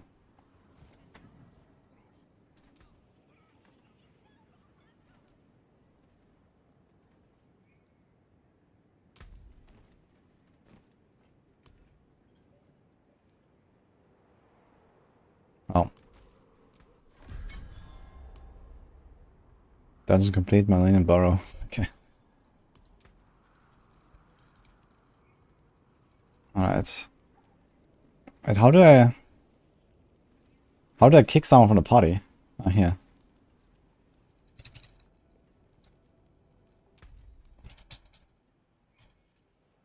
I don't see online Karaza. To the at 12 axis.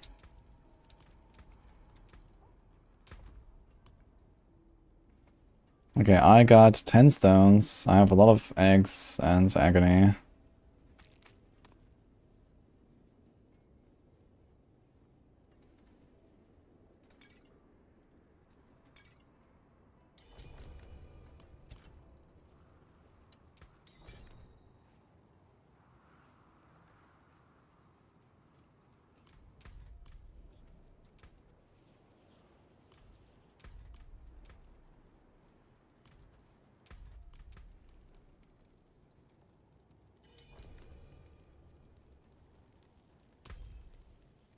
What's that now?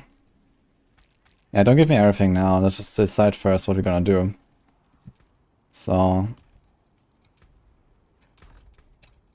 how many runs, guys? So I can do up to 5 summons on Tormented.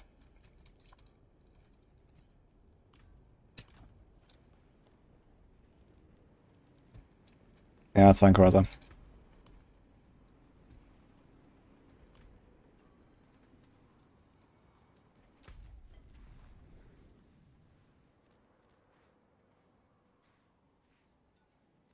I guess I'll run for Whisper real quick while we are deciding.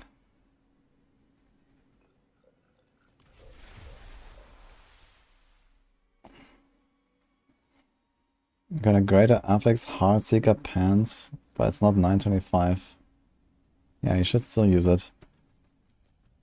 I mean, the only thing that you're gonna be lacking is a tiny bit of armor. That usually doesn't matter, because you overcap easily. And maybe life. So if you have life on these pants, it's a normal life roll, not a greater roll, it will be lower. But you can also go like a pants that has, you know, Dex, Heartseeker, and armor, for example. And in that case, you don't lose out on a life. And you can put a life elsewhere.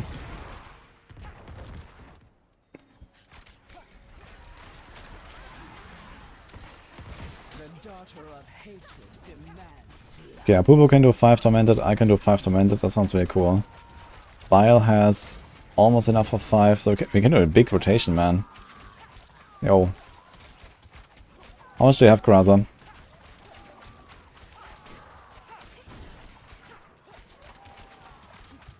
You have 5 Stygians, okay, that will be 2 summons. If there's anyone else who can do 3 summons, we can rotate them in after Karaza, maybe. We can do 2 with Karaza and then 3 with someone else.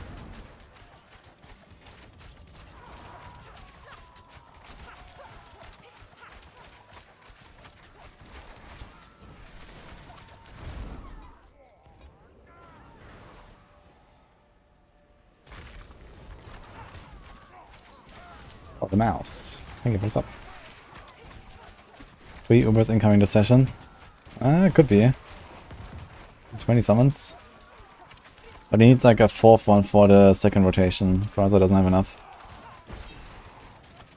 Yeah, leave the party. Go and get your eggs real quick. I'm waiting. You have 10 Stygian stones, TRF, okay. Do you have the rest of the mats too?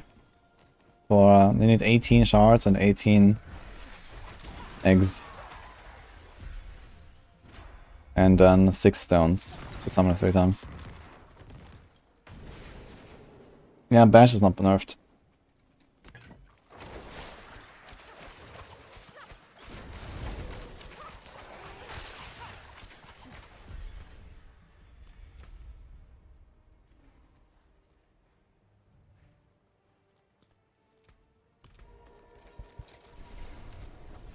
Only max cap gets reduced below item army, yes.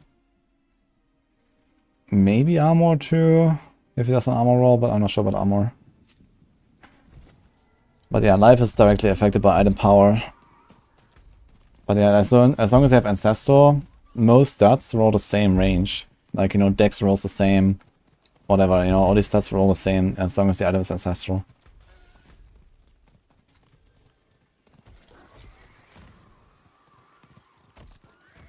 They were afraid of Rob, so they went back on Nerf. Yeah, it's kind of strange. I wonder if they're just like saying, oh, we miscommunicated this, or did something wrong in the patch notes, or if it's like they just messed something up there. And this was legit just like some tooltip change they wanted to make.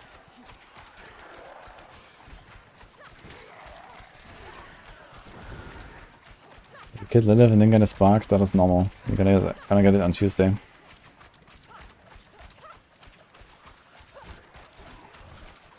If you scroll to town, you will not die with poison on you. Like, dots disappear when you enter town, I think. The record for 1 to 100 is 8 hours 42 minutes on Druid.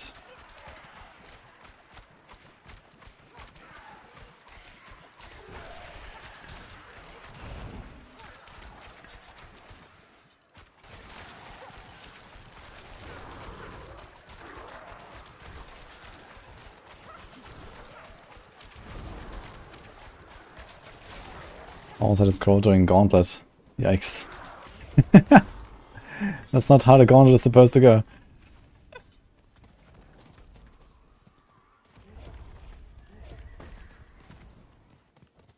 Sandarius is good on any build. I'll stay tuned to find out. Usually no.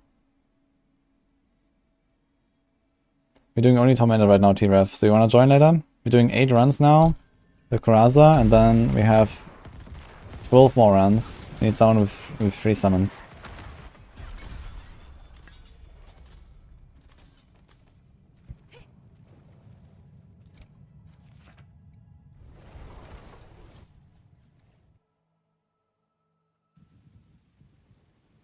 Yeah, I saw Rex was doing like a really fast Barbarian run.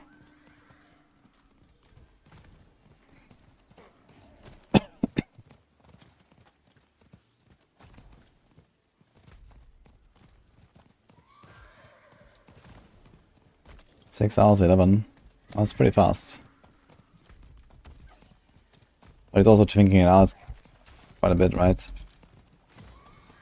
Did he do pit, I wonder? Did he do pit at the end? Or just Nightmare Dungeons?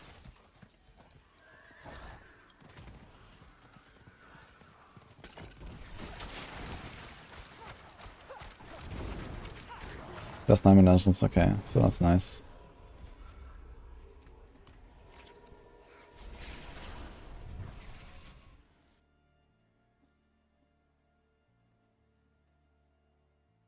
You can wait a few minutes, Karaza. Can you convert? Another time then. I can break that down.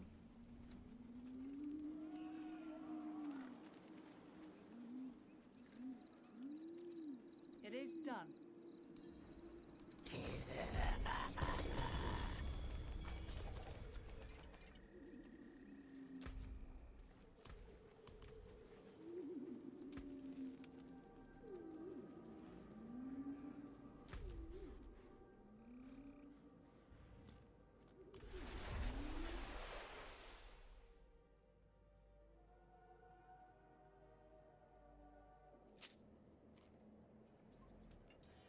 Only use items that dotting around, use elixirs and resources from the season. Okay. What about the imprinting though? I guess he imprinted from Codex and stuff from his previous Barb.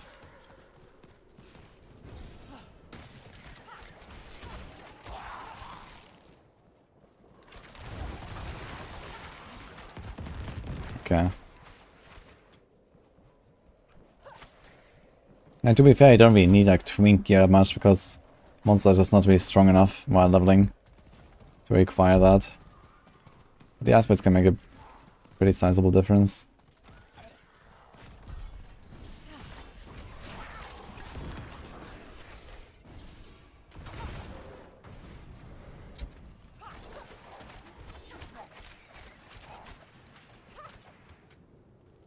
The track name. Wudijo Pursuit.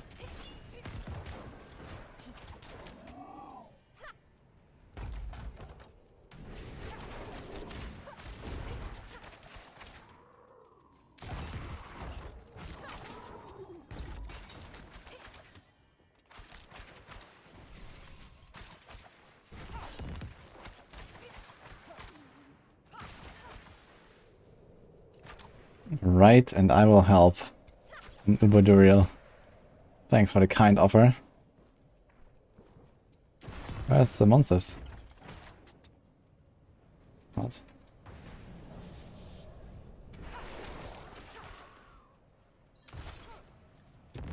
Gambit on Amulet is 250 mil. I have a second one, by the way, with greater life, movement, and attack speed.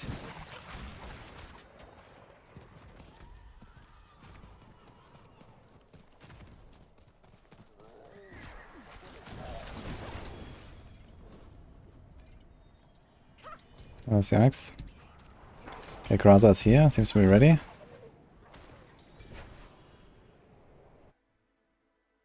can get free Tormented during runs. That's set to find Barshan. Okay, you're on hardcore T-Ref, then I can get you in later. So you can do 8 and then 12 of you. Devious Glyph does not work on bosses. So it's kinda bad.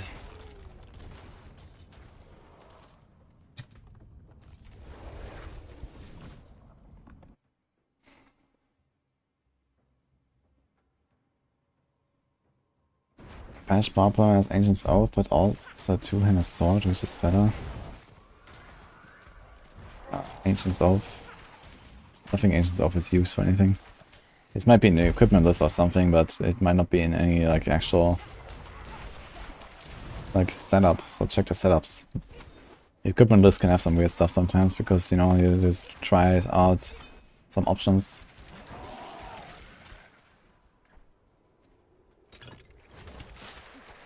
Hi Sophie, nice to see you.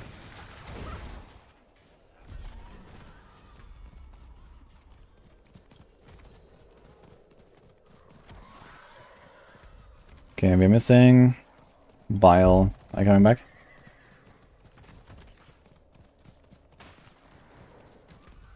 Oh. Best event.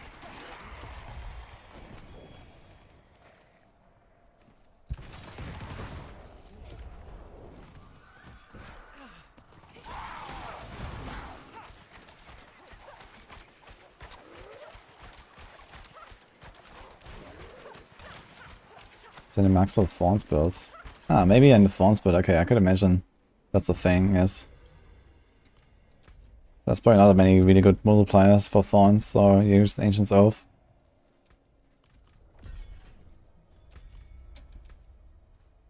They have not buffed the Precision Stones.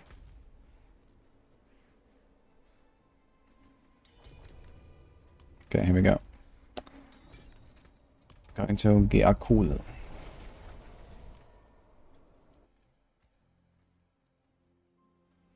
I have to leave in 90 minutes, but then you will be back. In 90 minutes you'll be done, I think, T-Ref. 90 minutes for 20 Tormented duels should be doable. 4 Rapid Fire, man.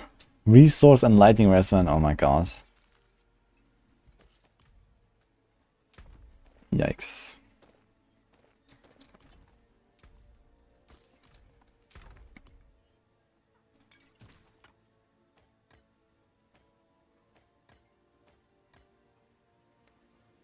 Alright. 4. 12. 12.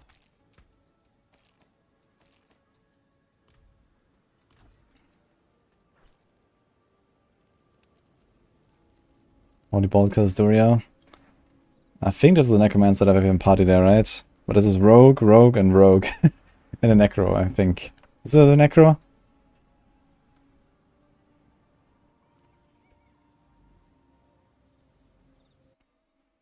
And a Meteor. How are you doing?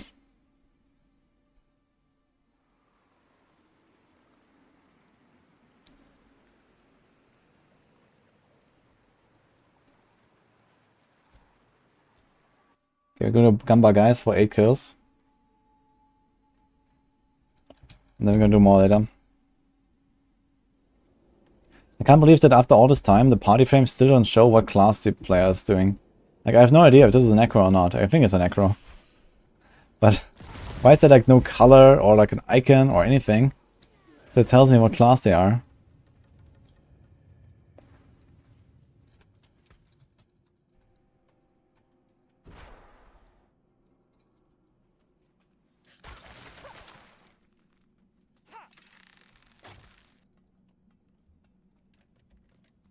Sort of Harkin. Which works back to recommend on first getting to hunters. For leveling, Barrage. You can stick to Barrage if you like. But late game people play Heartseeker, Rapid Fire, and a bit of Pen Shots.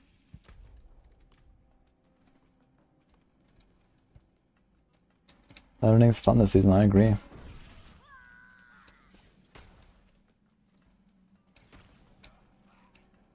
What skill would you keep to have Dust Shot on Bar still? You don't need a Dark Shot on Bar that much if you don't have Umbers yet. Just wait until it drops, gamble Pants.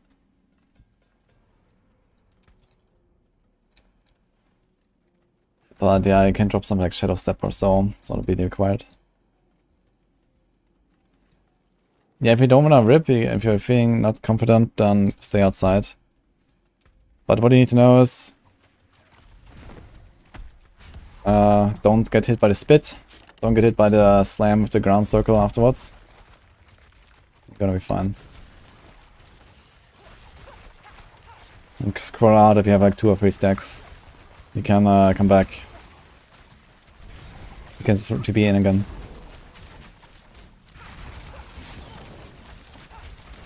I'll try to tank the boss as much as possible.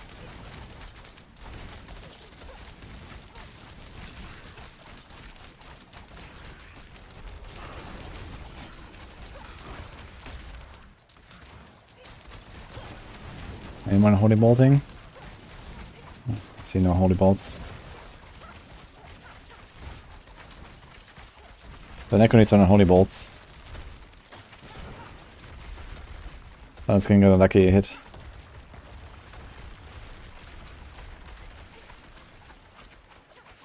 What's Martinez at the moment? Every Diablo's website says something different. Well, in 2 hours and 2 minutes I will have a max roll meeting about the tier lists, but I updated it yesterday already. The Endgame tier list at least. So that one is like fairly up to date. And we're gonna do some other updates later tonight.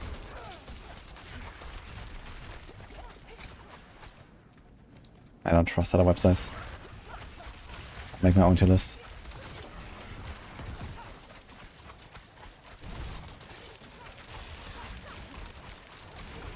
It's a lot of Heartseeker rogues here, by the way. It's kind of funny.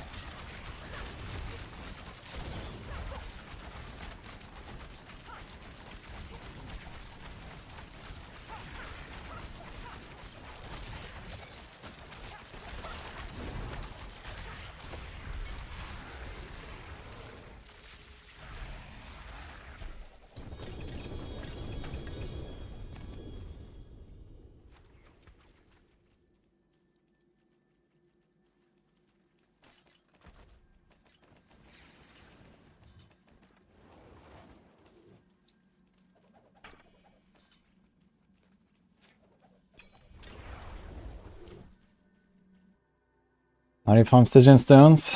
Well, you don't. That's the secret.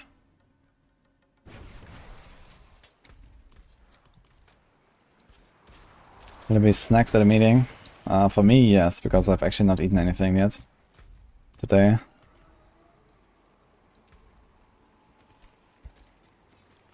So, maximum meeting time is usually snack time for me.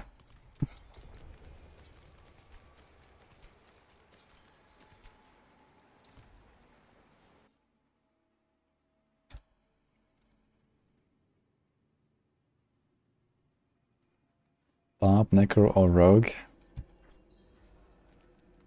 Oh, they're all pretty good right now. Depends on what flavor of easy mode you want. I'm not streaming the meeting, no. Hey, Almarima. And do I expect to start pit push? Once I get a Shako and have all the materials. I'm pretty close to having all the materials now. I have 3.5k Neef Iron. So that's almost 7 items, Masterworking to 12. And we already have 4 of them done. So I'm pretty close.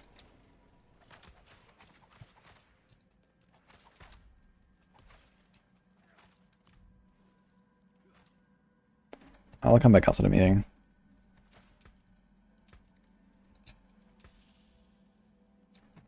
Okay, I'm missing the Necro.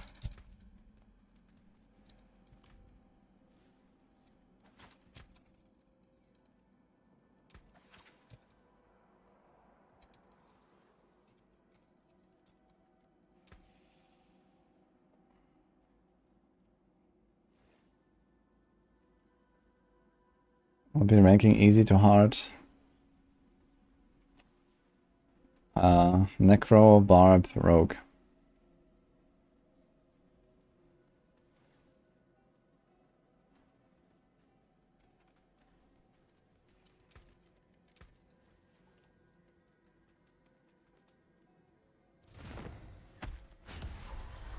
Barb is going to be best because it's so buggy. Barb actually does not seem buggy right now. For once.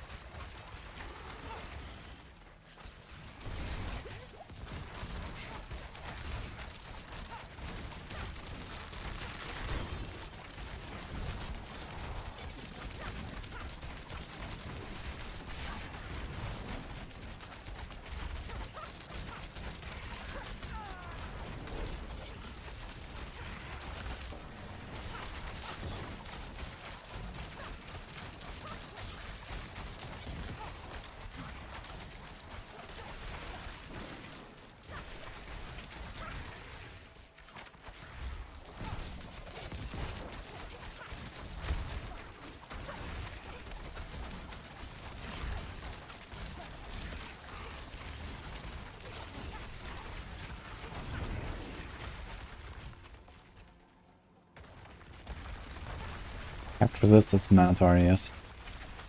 Look at all those poison traps everywhere, man. It's funny.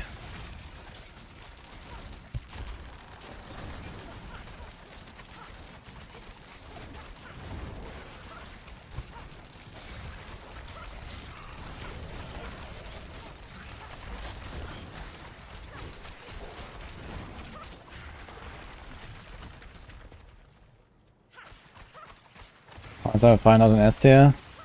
Yeah, we're probably gonna put it in S as well. We just hadn't seen, like, you know, a similar height clear from Rapidfire as we have from Penshot or Heartseeker. And Rapidfire is like a less all-rounder build as well than Heartseeker, for example. Like, it's kind of clunky for farming, these kind of things. Harder to play. But they might move it up in S as well. We're gonna discuss this later. Right now we have it as the number 1 in A. Unfortunately, no one shots.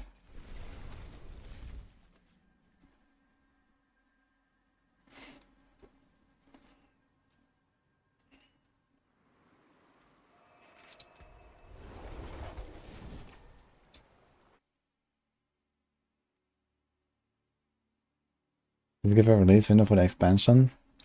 End of the year, so that should be in around 6 months when Season 6 launches, I guess. Yeah, well, anyone wants to buy Tibble's Will, by the way.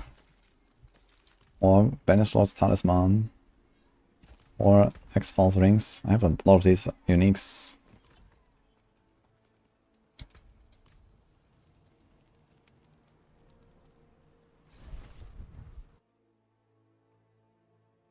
Allied mobs die from normal rain of arrows with no buffs. Crazy.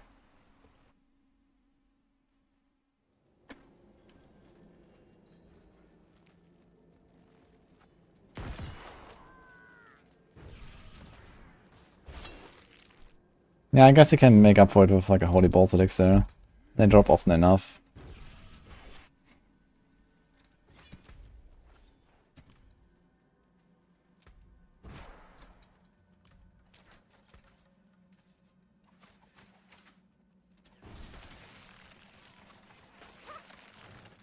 I have fire cat loving all enemies who are close to me. Yeah, that's just because it has a minimum range. It's the same on PC. Like in melee range you can't hit anything.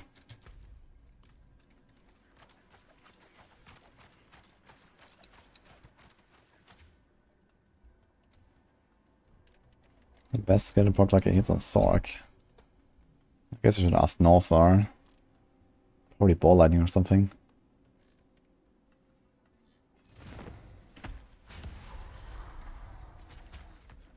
Or firebolt. Did you do a normal Duriel or what?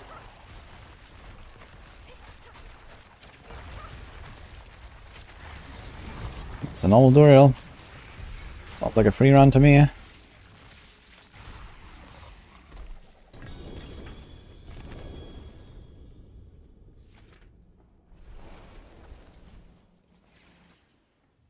Hey Silvermoona, thank you for the prime.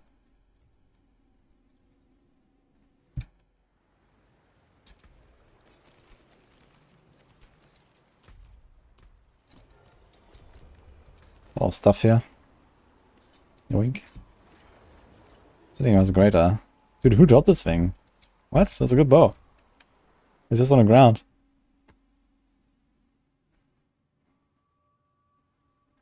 Hello, D.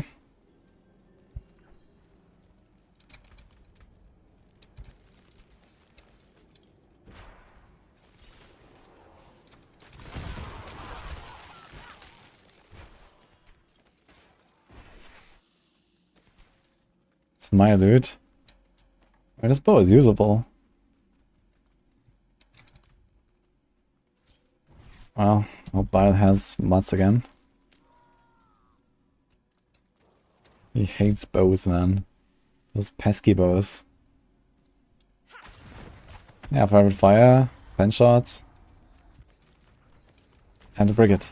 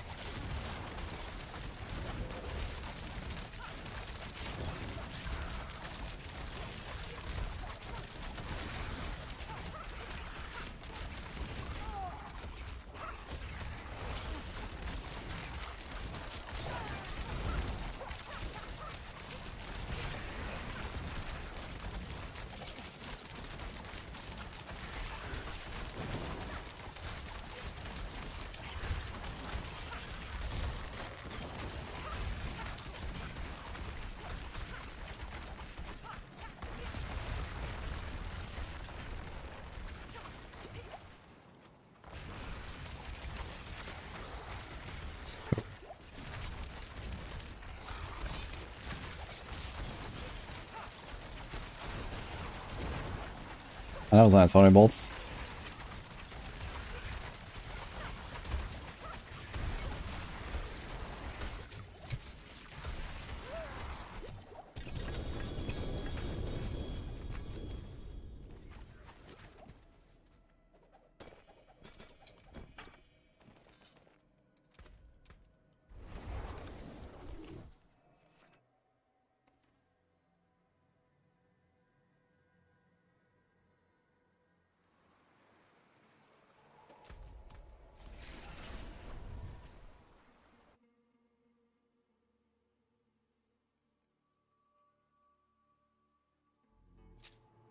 Just a game for Whirlwind Loot Goblin and dropped it. Oh, thank you.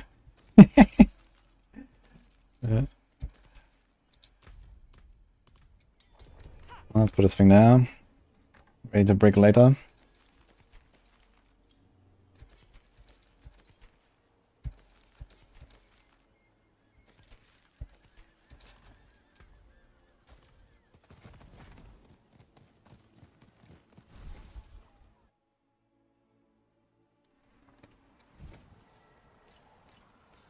Look at all that loot. We've got affixes. Do you really want to drop all this stuff?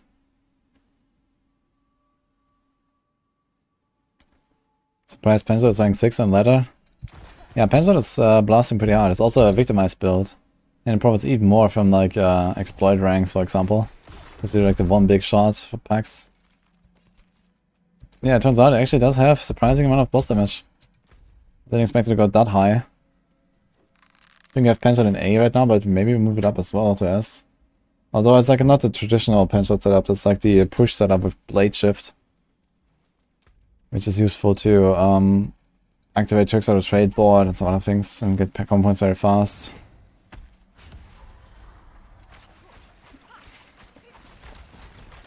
Best build to start as a druid until you get Tempest Roar.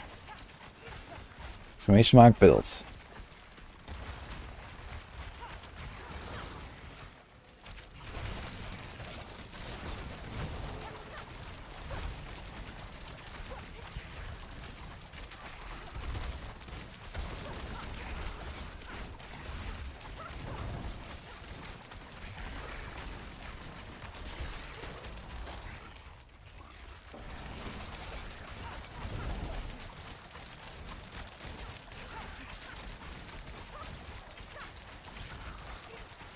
Yeah, since we're always like doing these like off-class tempers these days, so there's actually ultimate cooldown reduction apparently you can temper from Necros.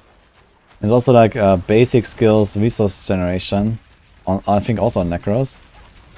And funny enough for rogues, it gives you more call points when you have that.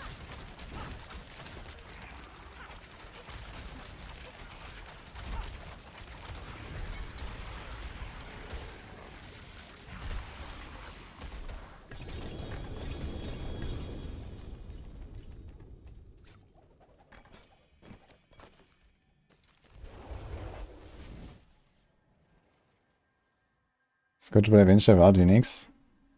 Yeah, there's no unique need for a build.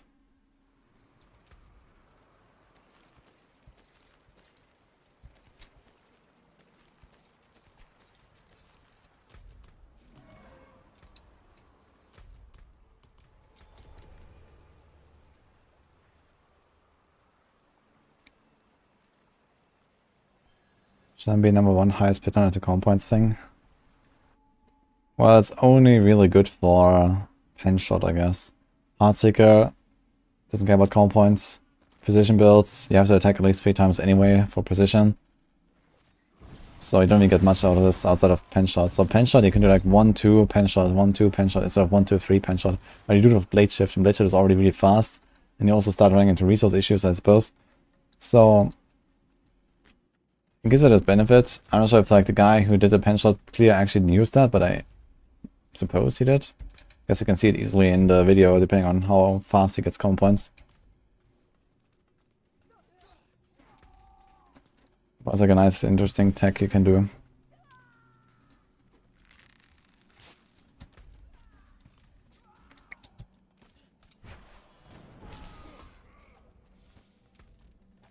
Okay, that's my summon. No drop at TRF.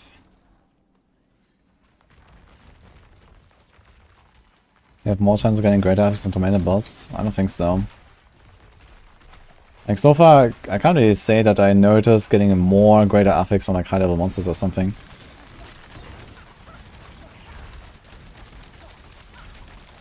So many new builds to play. That's true, there's a lot of stuff this season. Pretty cool.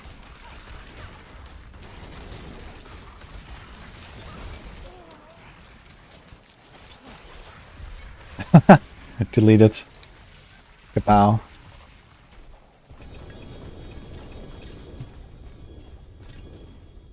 Solid mine.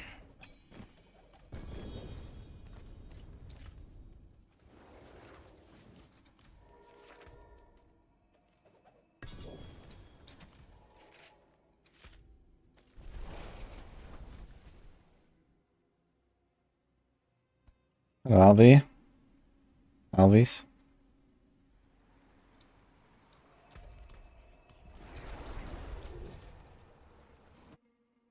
Got a Cynic. Congrats.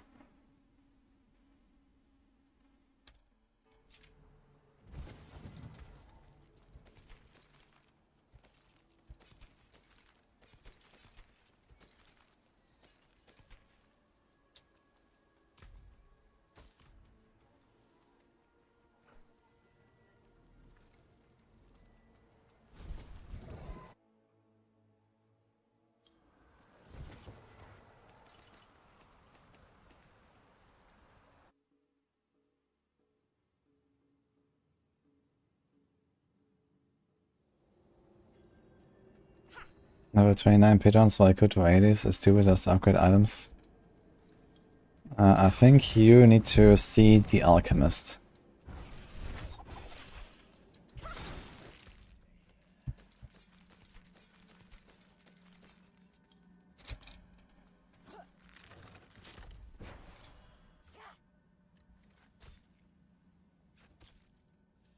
Windshield Pulver rebuild.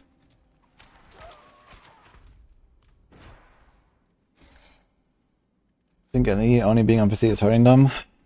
Not much, it seems. They had like an incredible successful launch. You know, of course, you know, console is bigger audience and stuff, but only having a PC game also has a lot of advantages in the development process, I guess. You know, they don't have to worry about console time schedules and, I don't know, console, you know, capability and all that kind of stuff. I guess they have that in the back of their minds a little bit. But yeah, like console also adds a lot of problems. Not just, it doesn't just add player base, it also adds problems that I don't have to deal with.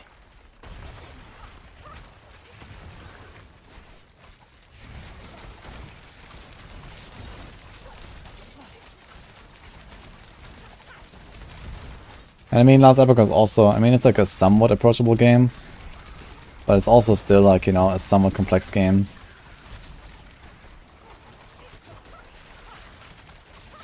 And also very grindy. Like, these things don't usually match too well with console.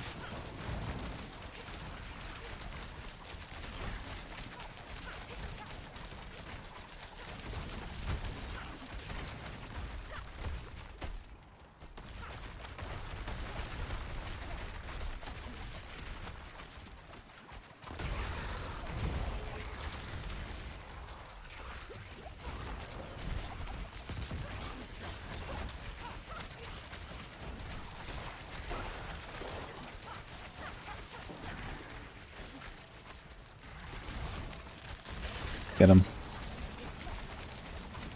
Get him, boys.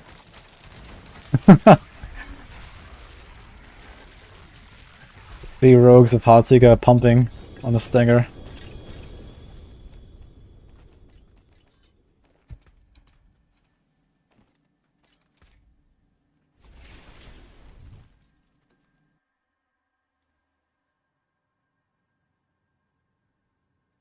Explorer is better than Mastery, yes. Because it double dips on half victimize.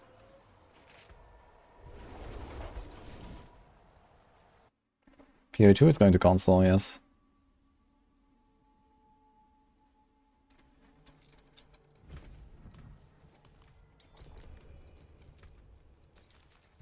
Like, you say RPG genre is so popular now and most people are playing it on console. Which I guess kind of is true because P4 is so large and D4 has more players on console than on PC as far as I know. But not by a huge amount. But yeah, like, for example, PoE is like pretty much exclusively a PC game, I think. I don't think they have a really large console audience.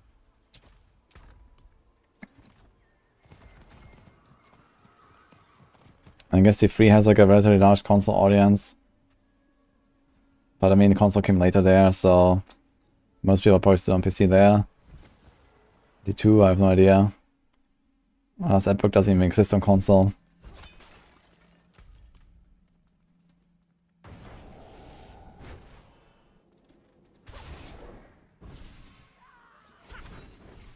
Yeah, PoE on console is kind of a joke, I think, compared to like the 4 console, for example.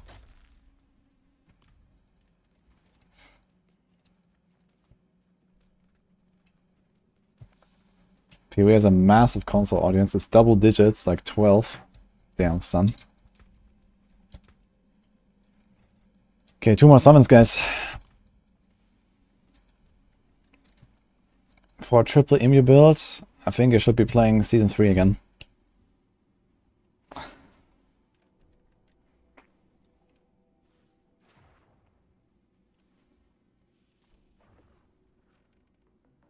D3 is still active, yeah.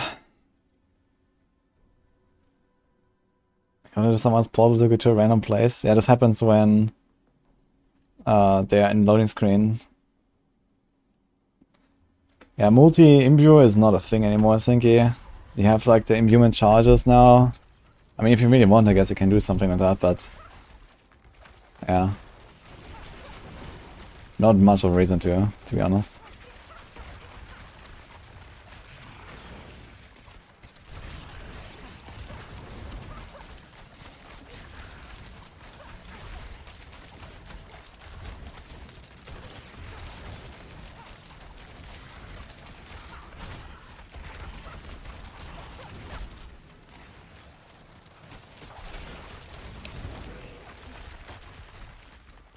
Oh, it's gonna be a juicy nuke when he comes out.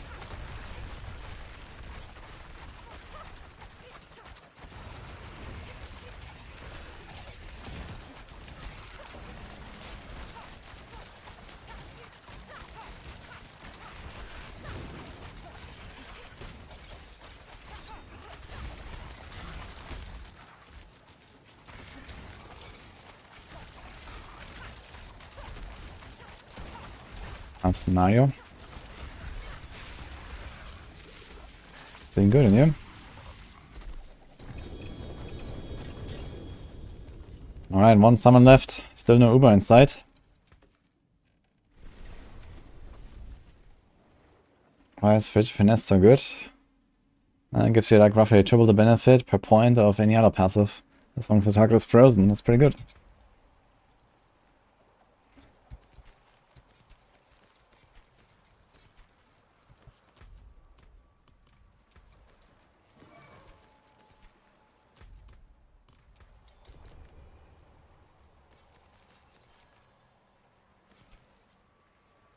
Speed cooldown. Yeah, Barrage is really good for leveling Rogue.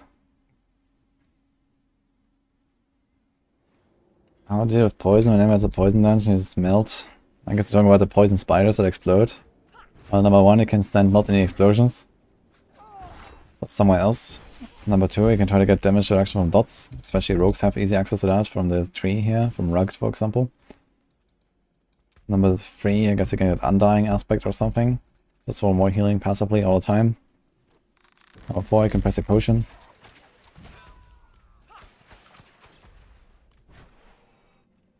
Thanks, Mario. Huge buff indeed. Okay, last one here. Thanks, Switch as well. Appreciate Prime. So, T-Ref, are you still here? Are we gonna do the runs? This is the last run here. Okay. Did he add me?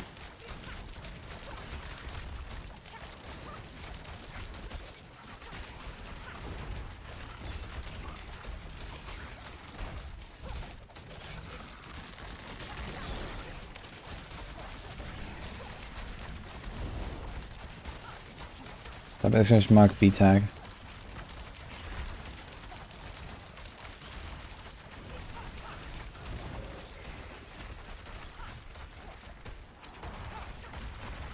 The doubters are pausing.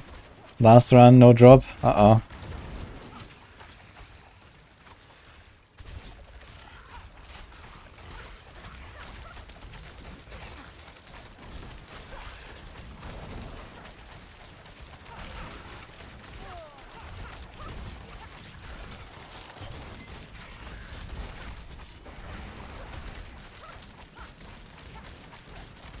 Ooh.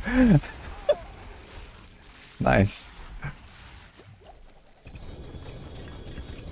Got a double greater. What was that? Ring or helm? Helm with healing received. Well, it looks like we didn't get an Uber, guys.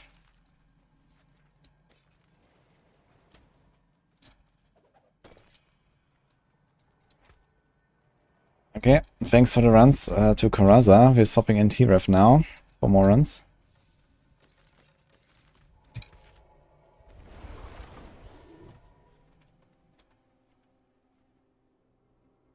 Oh my god, man, there's 5 doubters. It's 6% for no. What the hell? Someone is losing a lot of points. Oh, that's a nice one. Beta weapon mastery, it's not bad.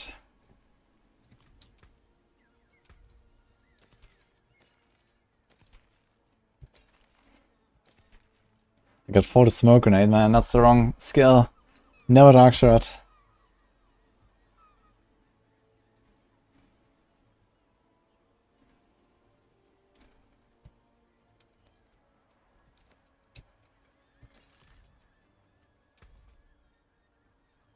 Don't ruin all that work. Okay.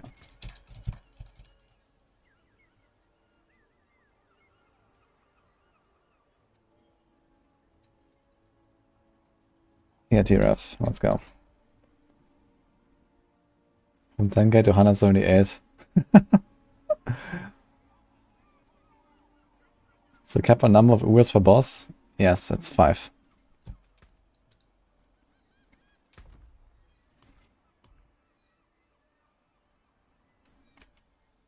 Okay, so... Donkey Teeth. Nice one. Oh, we're almost out of stones now. That's actually my last stones. 3 runs. Bile.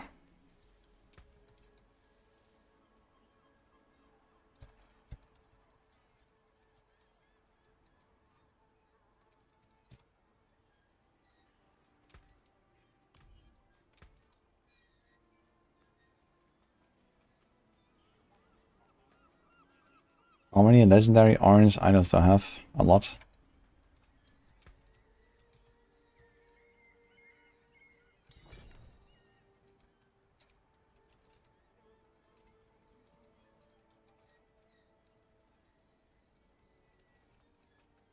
Okay. So we do 3 more each. Let's go. So I have exactly enough for that.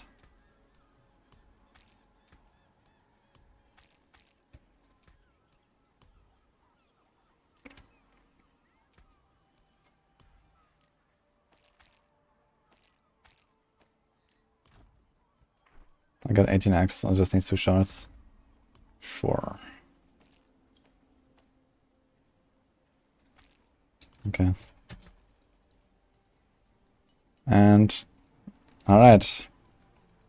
Did we reset? Let's reset this.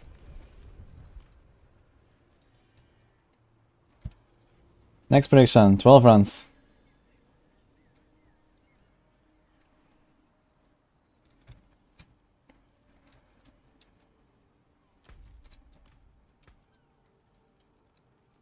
Four times 3.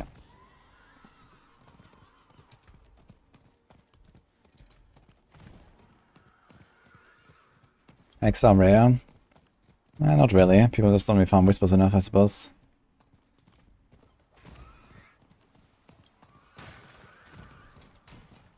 Is this something? What's that, Raka?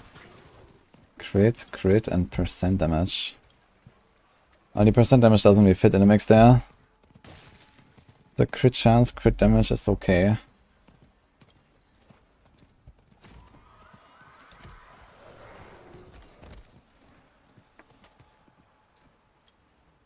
It's a new podcast today. Tomorrow is podcast. We're doing one with DM, Darkside, and Chronix tomorrow.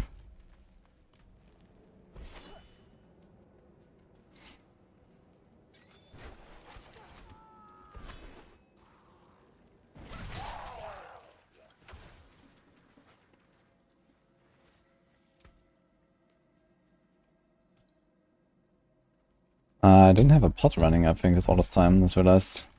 It's a lot of damage loss. Actually, I did have one. I had 3 at the start. Okay, I have a lot of rogues again. 2 rogues, actually. Barb.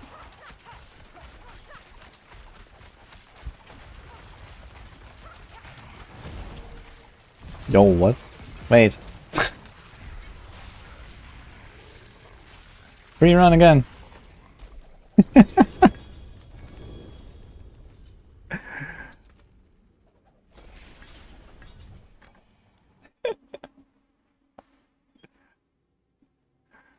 This is hardcore, yes. You said you can't spend your points in this gamble? Yeah, Denmark can't. I think Belgium also can't, right?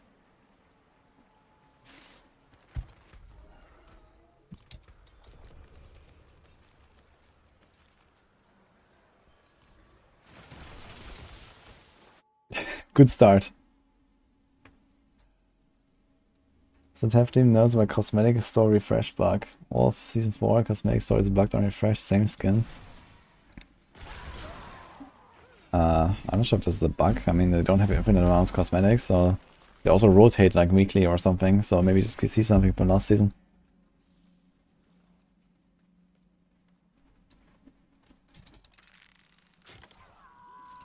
Yeah, this is not a joke. Some countries cannot use their channel points to gamble because they have like very strict anti-gambling laws and stuff.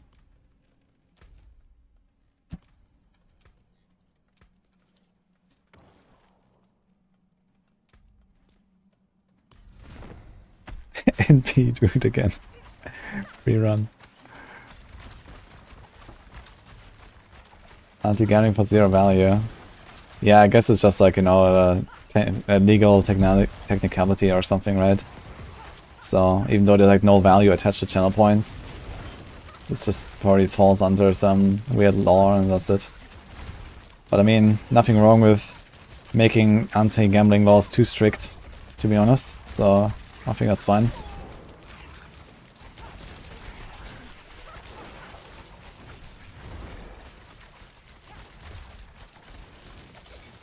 Better than 2 lakhs.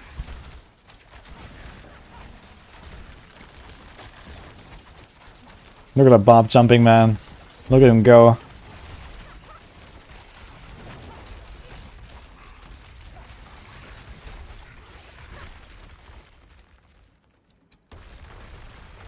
Just watch me gamble 500 million gold. Yeah, they should forbid Diablo 4 altogether, man. You can gamble the occultist and lose it all in minutes.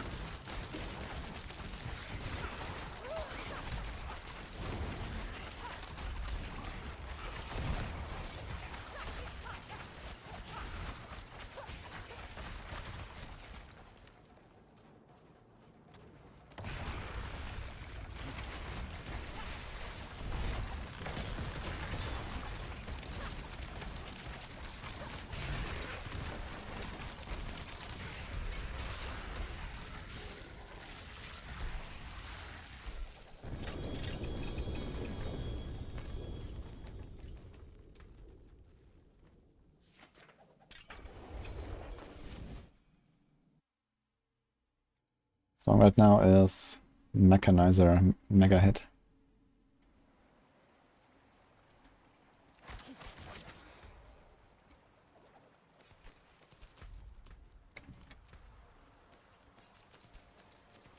Playing poker in a bar is not necessarily gambling, is it? You don't necessarily even have to play poker for a prize, no? Yo, Barb got a Shako. Let's go. Someone got a horse.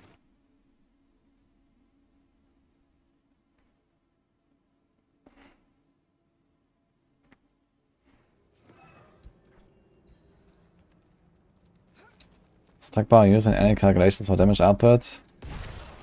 Hopefully not.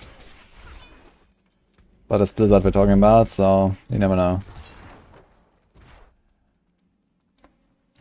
At the very minimum, you should never use attack power in any calculation.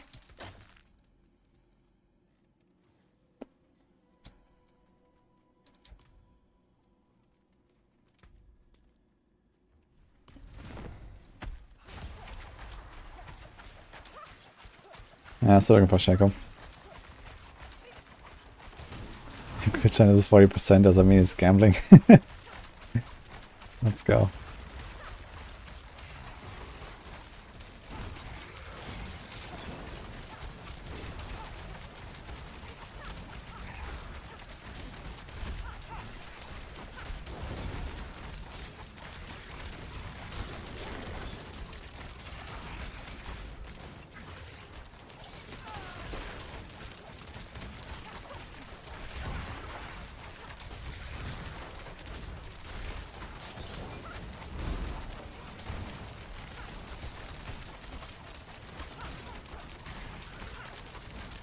Living aimbot, thanks for Prime.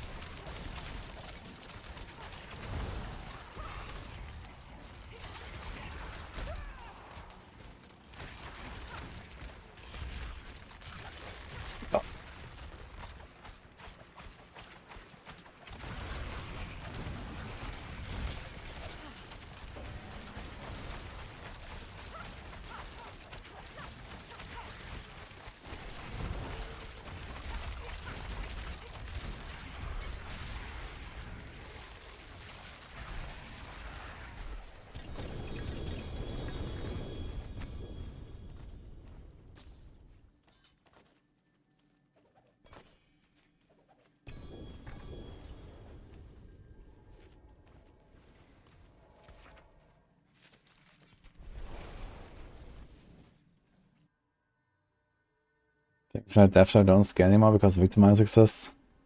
I mean, Death Trap was never used for its damage, it's only used for the pull.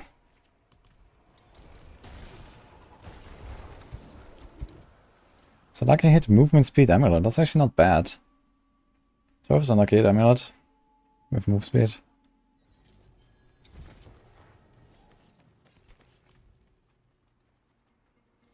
Got a tear like Red Spile.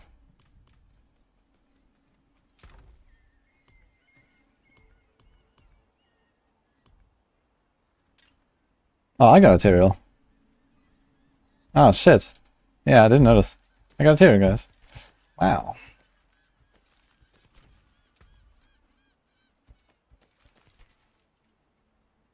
Well, believers win this time.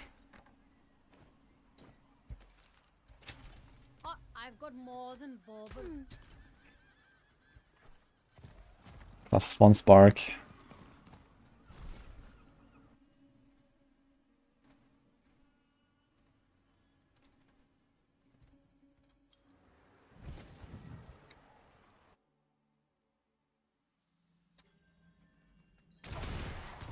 Death Trap is basically Barrage.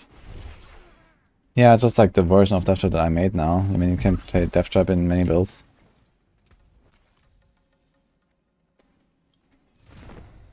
You want the Tyraels? No, you think you do, but you don't, I think. Free rush. Yay.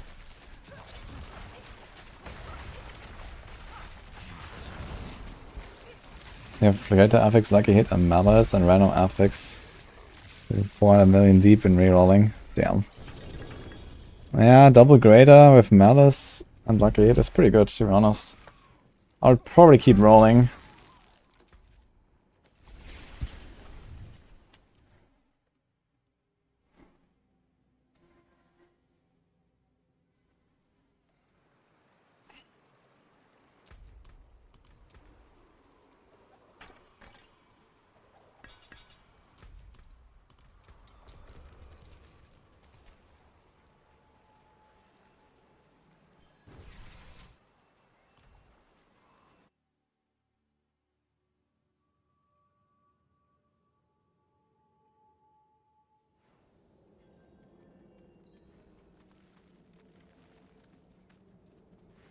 So many builds possible and all bad. That's not true.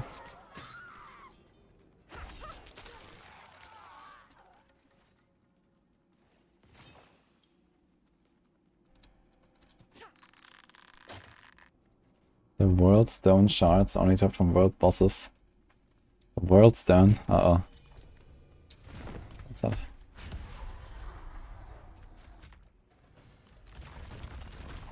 Is he trying to give me the mats so he doesn't do a mistake again?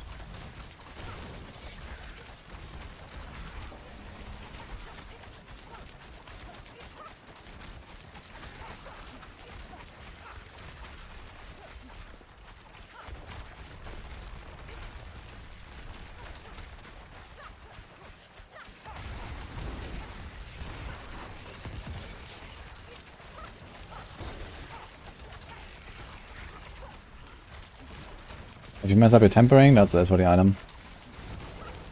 Go again.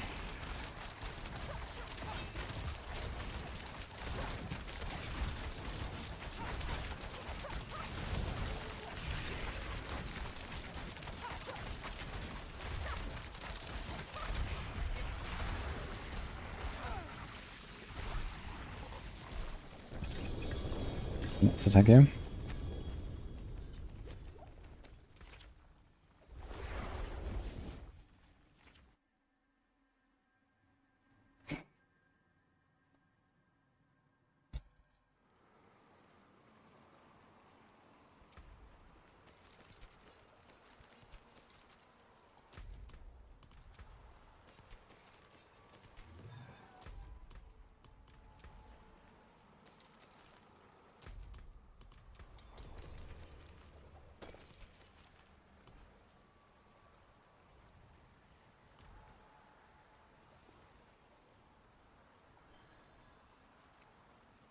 Give you a fair tempers in case there is an item that's the reroll copium. Oh shit, man. Give me some of that stuff. And then give me some of that stash space.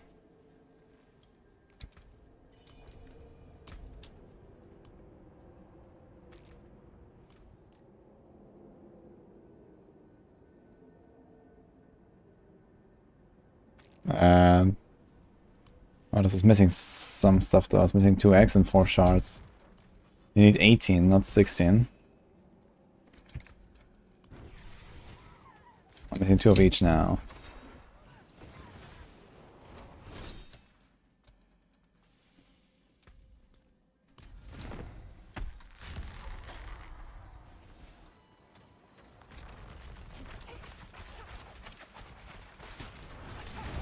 Messed up one run. Okay. Maybe it wasn't a free run after all. Maybe I paid for his mistake. Oof.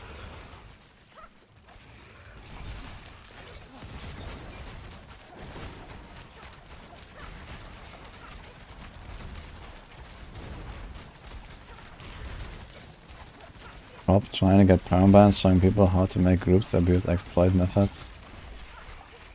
Nah, I mean, Rob is always treading, you know, on the thinnest of threats, basically. That's what he does.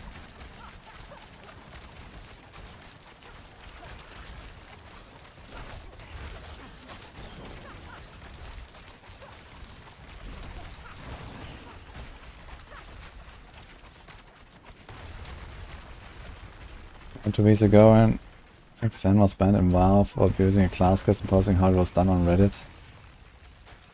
Yep.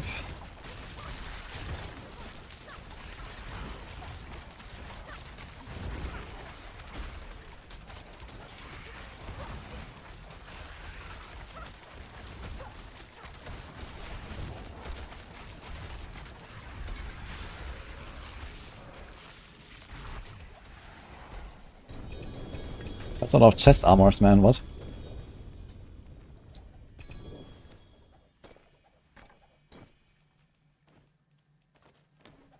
But, no, doesn't help us.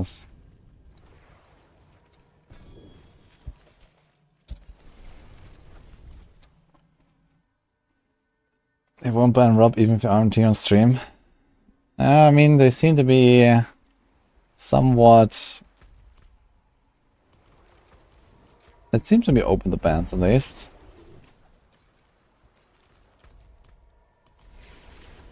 And someone like Rob, who's like, you know, the biggest or one of the biggest streamers around, you know, they can't just allow him to do anything he wants.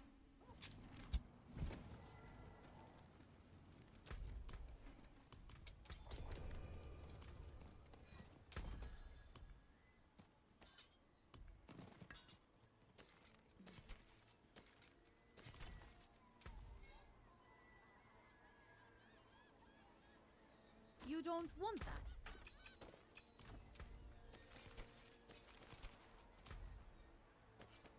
Come back if you need anything else. Hmm?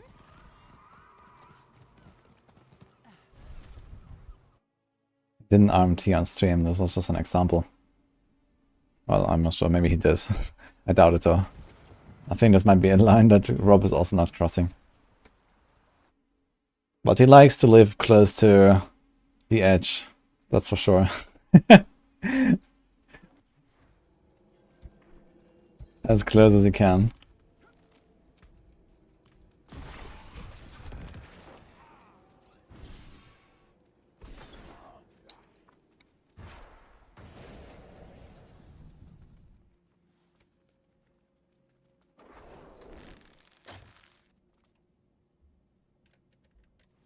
Didn't miss anything with Rob. Chummy just said something that Rob is trying to get permaban, showing people how to make groups to abuse exploit methods. I suppose Chummy is talking about the Helltide exploit with the perma spawns, which I think is quite likely a bannable exploit.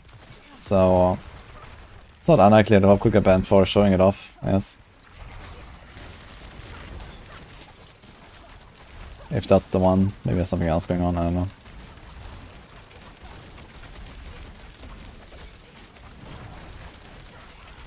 I mean, there was an incident of almost the same thing happening in Diablo 4 already, and it did ban people for it. So...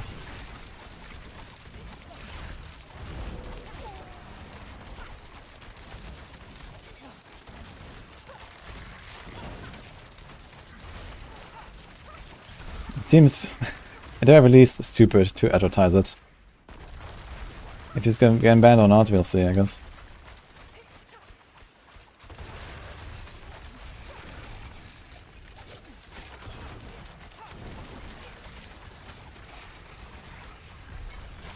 Ow.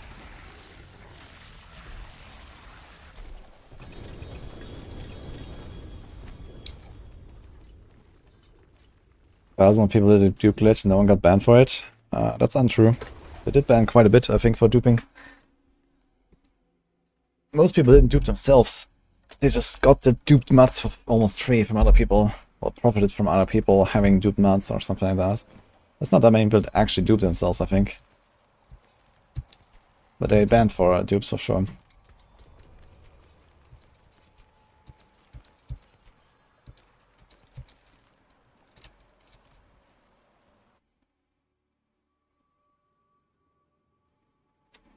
Yeah, back in Season 0 or Season 1, there was like this infinite...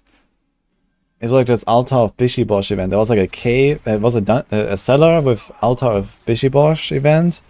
And if you destroyed the altar exactly in the right moment when the event was running out, it would bug out, it would infinitely spawn monsters. And I remember those videos, those clickbait videos, 50 million gold XP per hour, 50 million XP per hour. Farm this now. I remember that shit.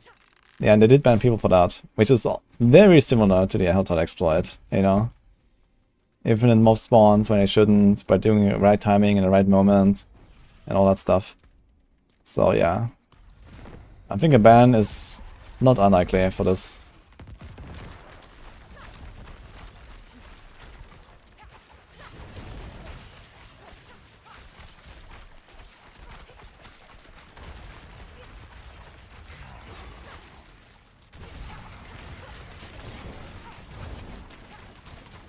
How do you know people do it? They track a lot of stuff in Diablo 4. They have a lot of data. I mean, just you can see it from like, you know, the data that they give us publicly sometimes, right? It's like in the beta, they give us like, you know, okay, how many monsters slain, how many this and that, and you know, all this kind of bullshit. Here and there, they post some data. They can kind of get a bit of an idea of what they're tracking, and then certainly tracking 1,000 times more than they show publicly. Exactly for these reasons. Diablo 4 development is very data-driven. The developer choices are very data-driven. They're tracking a lot of stuff.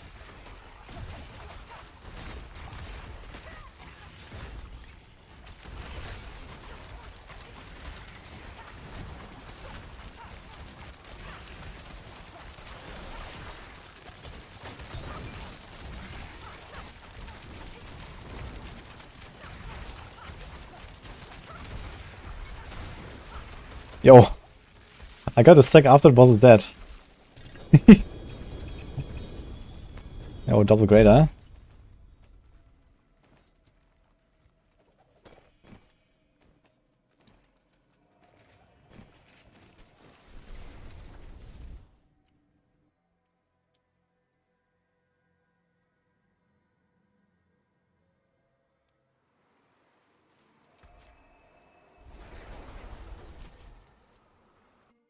Victimize is not affected in any patch.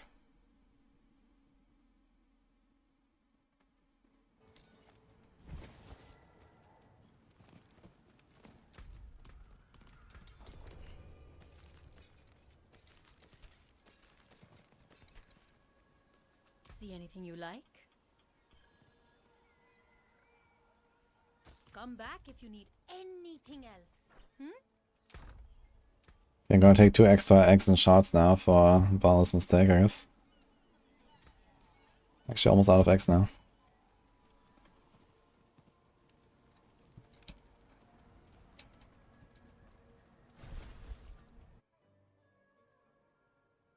I'm gonna get Worthy Fortune. It's from the season journey.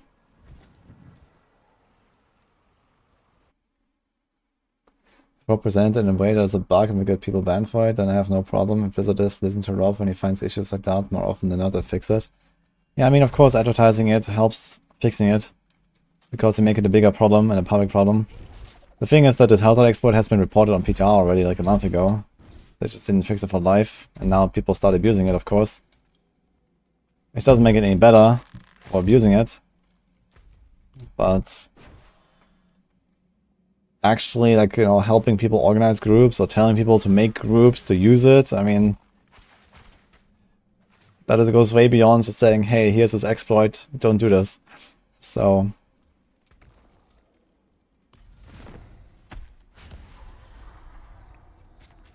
Don't go any further.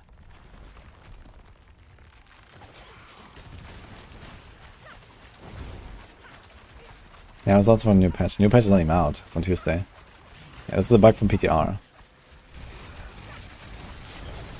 But most people didn't know about it on the PTR.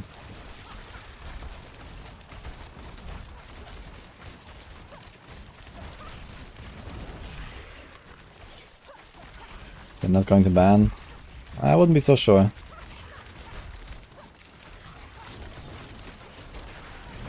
It's a pretty game-breaking exploit, to be fair. Like, you shortcut the Helltide grind and the loot grind and everything by, like, you know, a factor of multiple. Like, it's a pretty efficient exploit. You get loot way faster, get your Iron Wolf swept way faster. Like, it's a rather impactful exploit. And you have to do something very specific in order to benefit from it on top of it. You always have to, like, weigh, okay, like, you know, how likely is it that someone runs into this randomly? And how impactful is it? Then you can kind of understand, like, how likely is it they will ban you for it. This exploit is unlikely to happen randomly, and it's very impactful. Which puts it very high on the chance to get banned scale.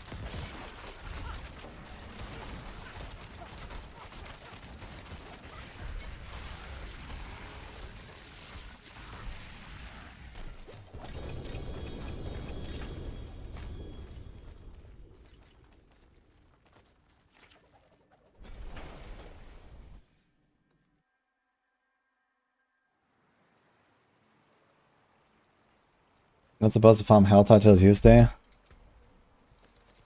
I think you can stop it somehow. I'm not sure how though.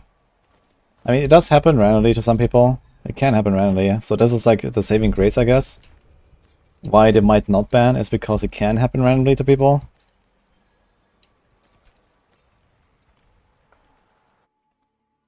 I know it stops if you die.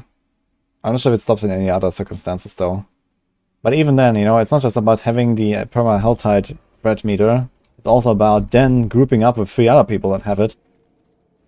And then just chilling and grinding monsters. You know, for hours and hours. So that's also a different story there.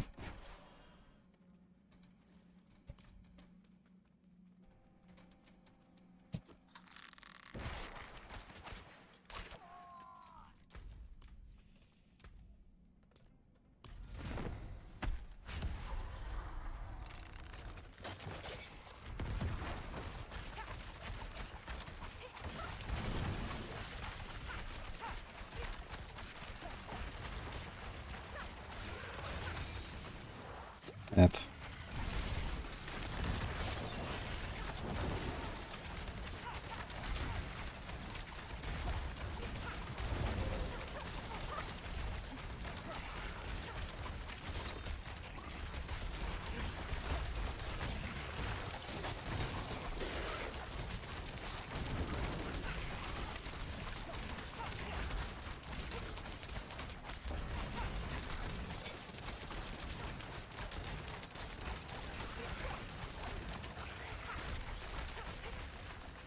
I think a build is good for everything after 25 if you have a Curse Touch, Moonrise and Adaptability. And 1 damage tempers.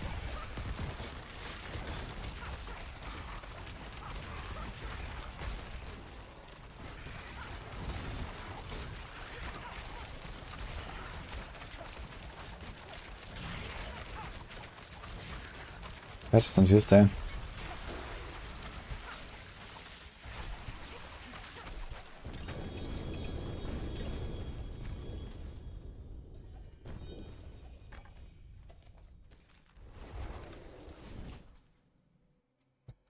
No news on auction house.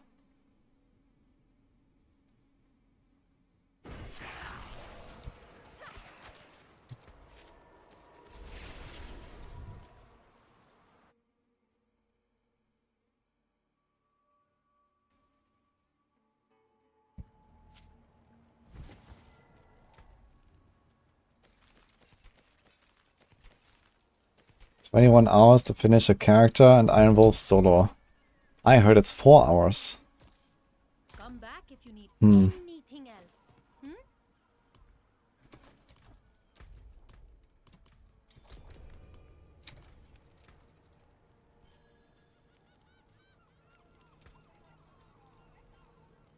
Okay, I'm out of summons and bile too, so who else still has something?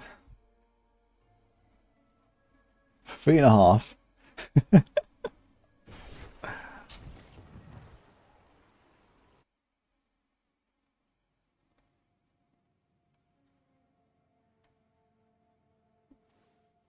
Season journey, this is the season journey.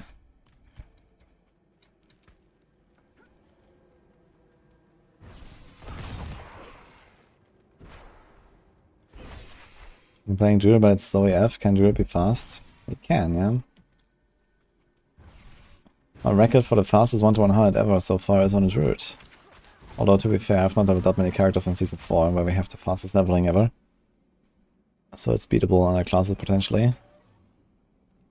That was definitely faster than my rogues, though.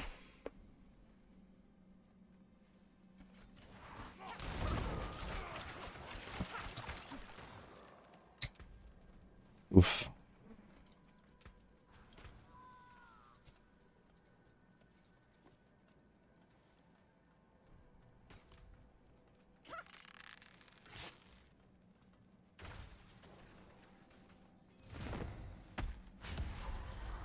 I prefer people not publish glitches they find. It depends. I mean, something like the Helltide exploit is something that is easily be able to be replicated. And people, like, we already knew about it, you know? It's not like something new. Like, you knew about this for like a month already. The devs knew about this for a month already.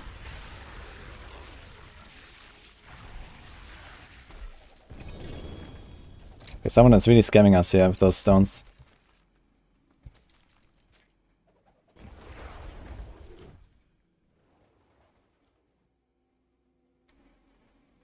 I don't have Shako yet.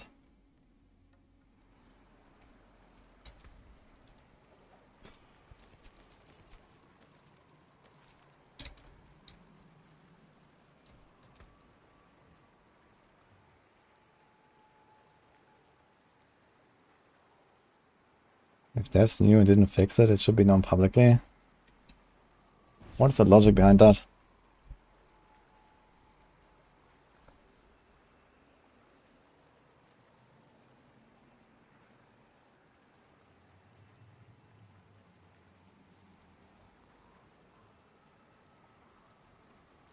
Oh, I didn't reset.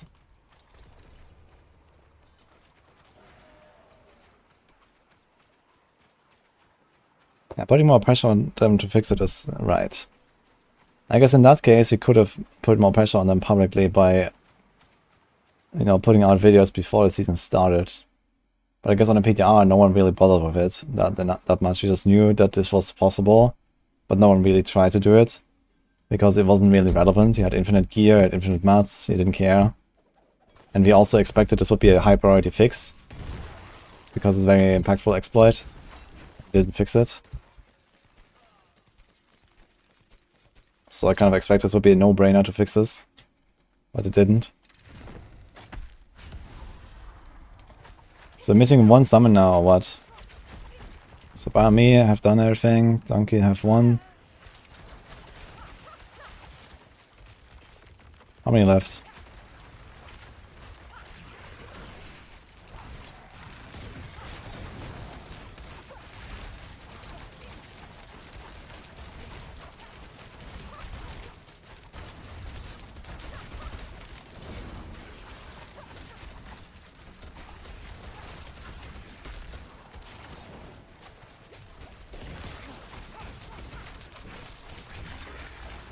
It doesn't really matter what we think anyway.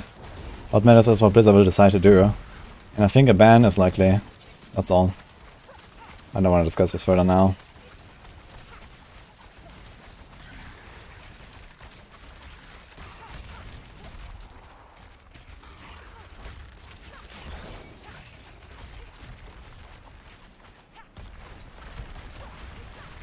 I'm gonna build for rogue leveling, barrage or pen shot.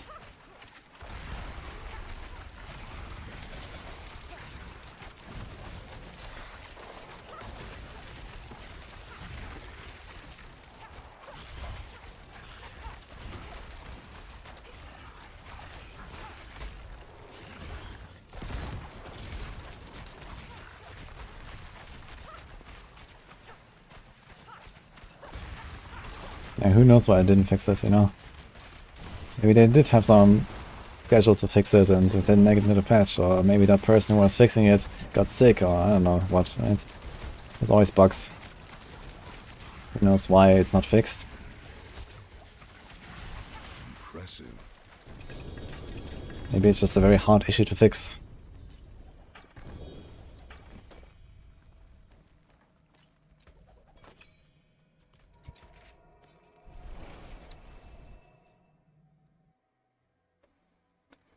How does it negatively affect anyone else though?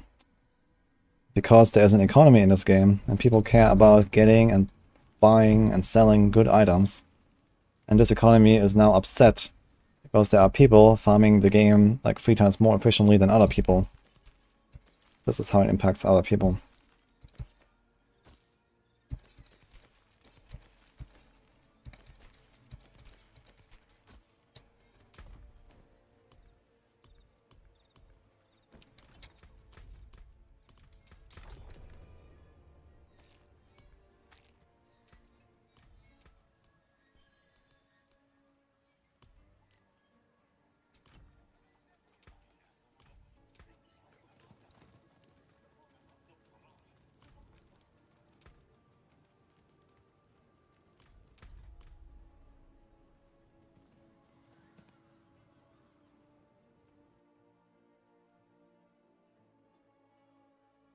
Do not have a poison imbue greater FX helm. I recommend just get a Shako. Easy.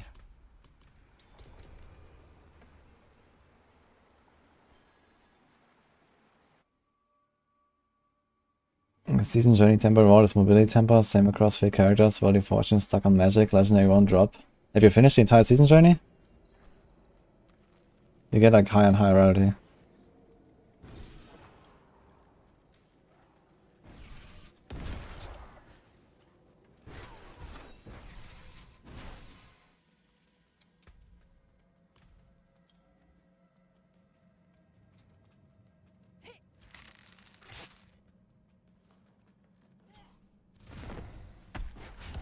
It doesn't have to be a ladder or competitive game or anything like that for an exploit to be impactful and hurt other players. Upsetting the economy is already enough of an impact, I think, to warrant a ban. And this exploit clearly does that. Depends on how many people use it, I guess. They will feel the impact. Because there's suddenly more items. And, you know, more stuff and everything. People taking shortcuts when they shouldn't. Unintended shortcuts.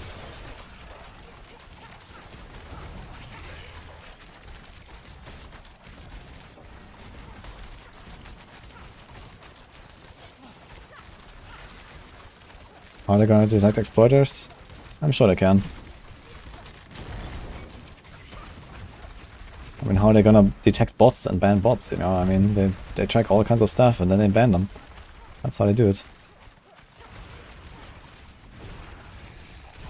It doesn't seem that hard to me to track something like, you know, cinders per hour or legendaries per hour or something and see where there's some big outliers.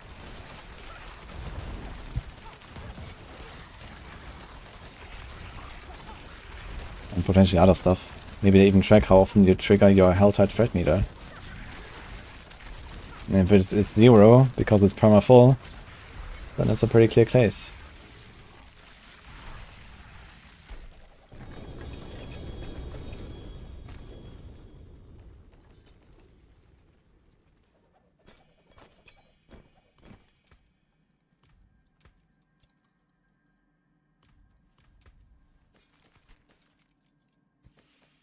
Okay, how many are left? One for my poopo. And then Greetings. T-Ref is missing one because he messed up the summon. I have 2 shards and 2 eggs that I can give you. Is that enough?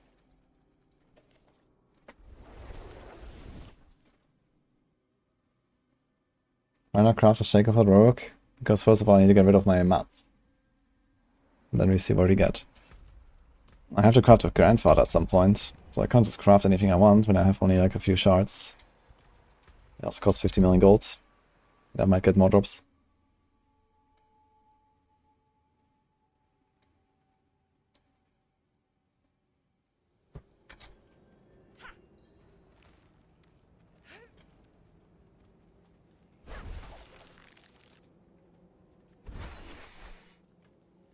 They look at a bug and want a ban, then they look at the average playtime and they're like, nah, we need the metrics up. Yeah, that's not really how it works though. They're not just not banning people because more people not banned equals more playtime equals better metrics for our quarterly report. You have to ban people. And in fact, people will leave the game if exploits run rampant and cheaters run rampant. You know, that usually means an overall loss, even if you ban people. Because other people that are not banned will just leave the game because they're upset. Of course you have to ban people to keep the game healthy.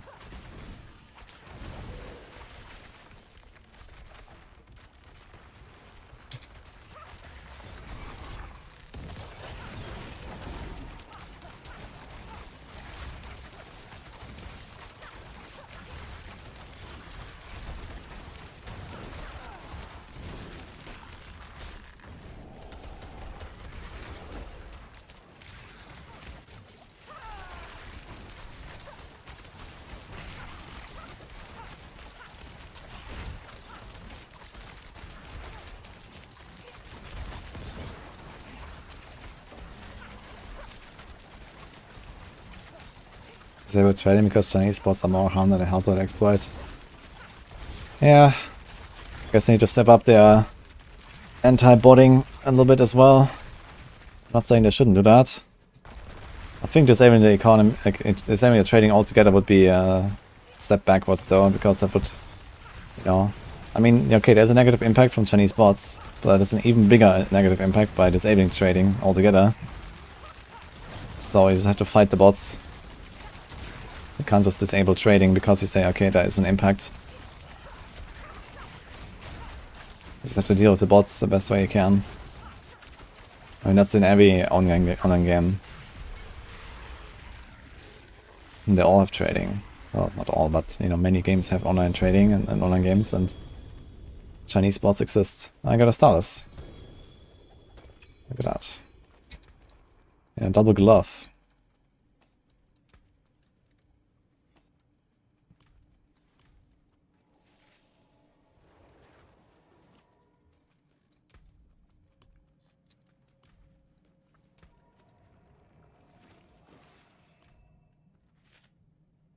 Okay, does anyone have 2 eggs for our friend here? Then we can summon one more.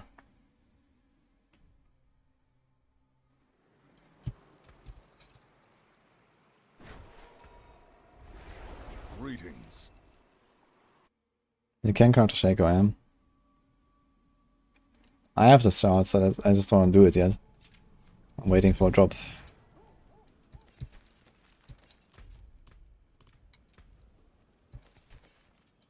That one is out of eggs.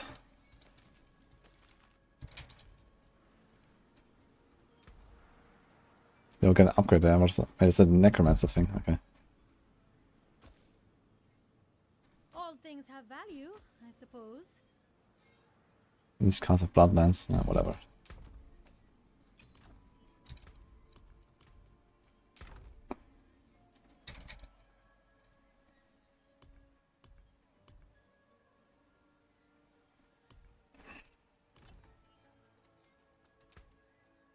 Pupa has nothing. Bile, do you have 2 eggs? Then we can do it in one more. I can do Vashan twice quick if you want.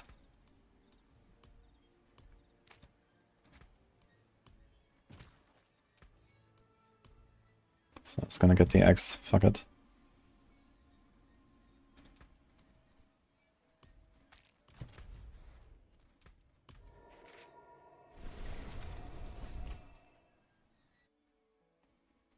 One more run.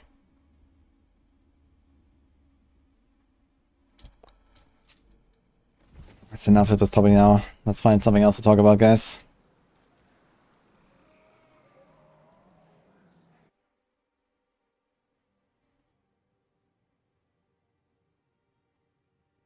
You know, around 15 people got banned in Season 2 because they abused the duping exploit. Ah, there you go.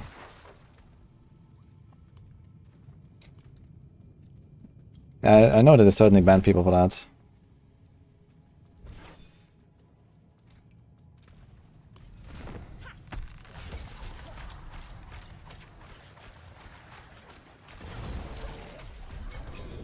There's a chance to find a Shako in the pit.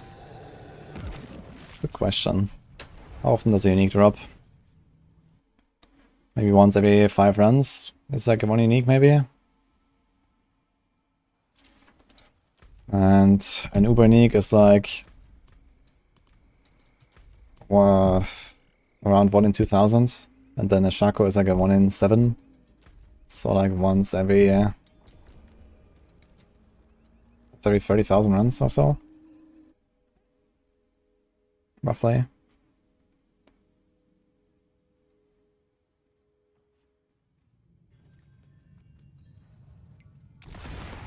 World boss in 15 minutes. Let's go. I do one more Duriel. Yeah, I would appreciate if you have Mashan mats, then just give me the Mashan mats for the eggs. That'll be nice so I can get them back.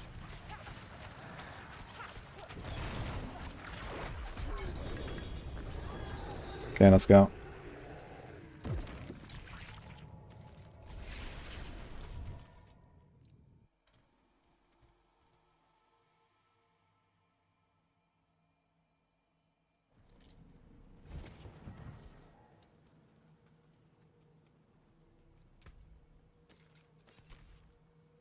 Casual 33k runs for a Shako from a bit.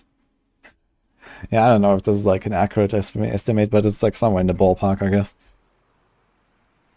Might be 30, might be 50k, might be 100k.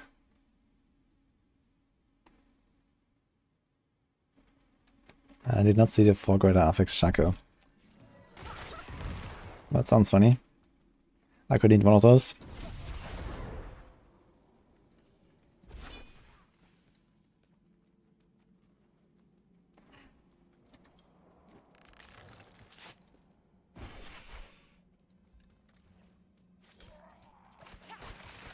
It's a better greater affix life and Druid Rogue and max life or willpower. One gives you a bit of damage, one gives you a bit of survival. Generally, I guess survival is good on druids.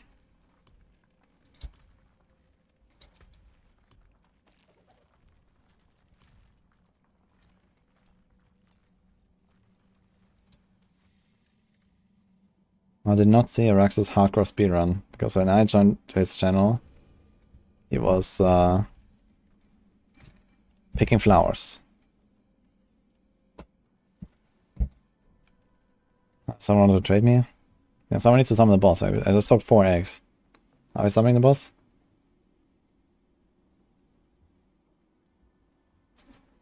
Shards.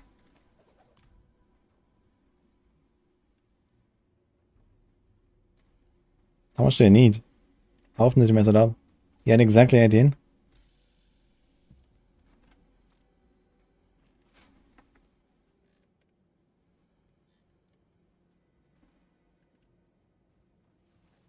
Is Sorc still on his bad side of Blizzard? Yeah, Sorc is like not super strong right now. But he has a bunch of good builds anyway. Missing 1 shard, F.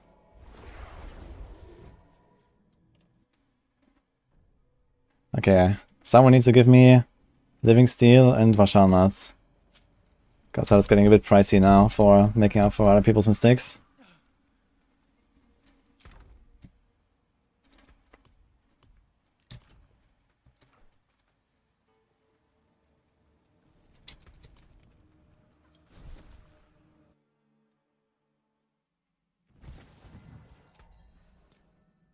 Let's go. Okay, yeah, this was an accidental cancel.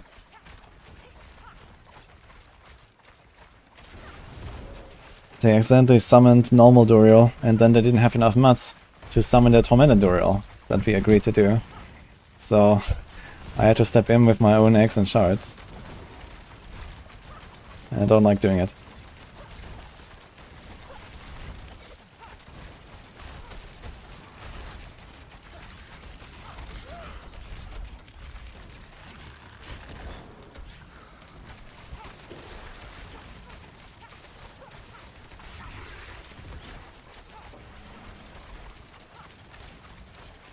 They can get elevated affixes from crafting, yes. Doesn't matter.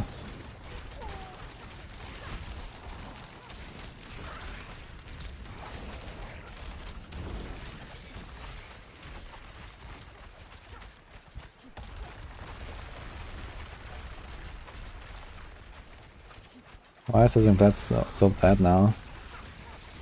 Because Blizzard made a lot of OP stuff this patch, and Disney Blades didn't get much of that pie. But I wouldn't call it bad. People just think it's bad. It's an okay build. Just not, you know, on the level as some other OP stuff.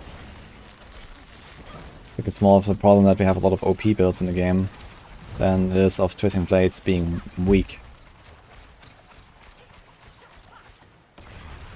Just looks weak in comparison.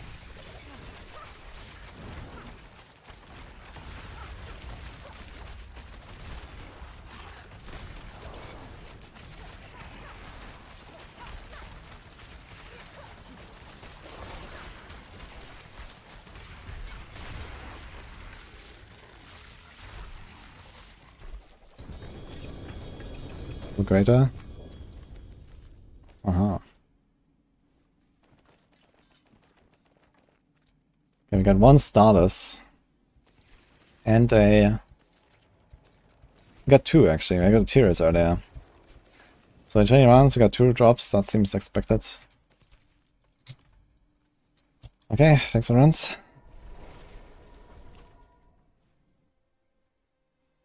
Yeah, the return blade speed is stupid. I wonder what they could do for something like the melee. Like, the thing is, all these melee skills have like these weird tempers, right? Like, all the main skills got this like chance to cast twice, which is nuts. And all the melee skills, they don't know what to do with. You know, they have like twisting blades returns faster, flurry size, Hoda size. I mean, some of these things are not terrible. Like, size is not terrible, but it's not DPS. And DPS is what matters, right? So... Okay. Thank you very much, Bile. Appreciate that. Size matters. It doesn't matter enough, though. Unfortunately. It's actually not a bad decker, yeah. Let's go keep that.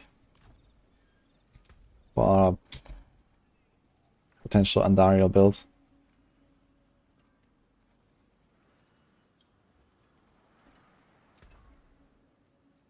Always blessings on you, friend.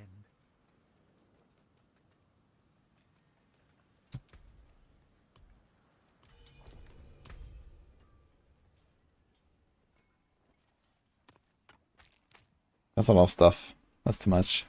And don't give me the shard. Keep the stuff, the stones and stuff. Give me like a few more shamans, that's fun.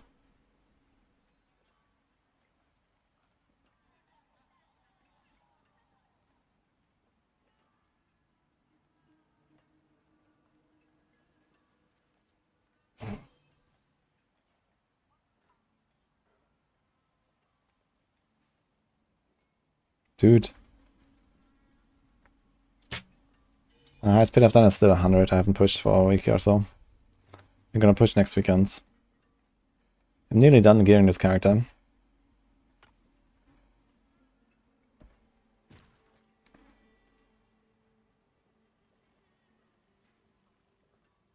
So you're clicking 1 million times, yeah. Okay, thank you.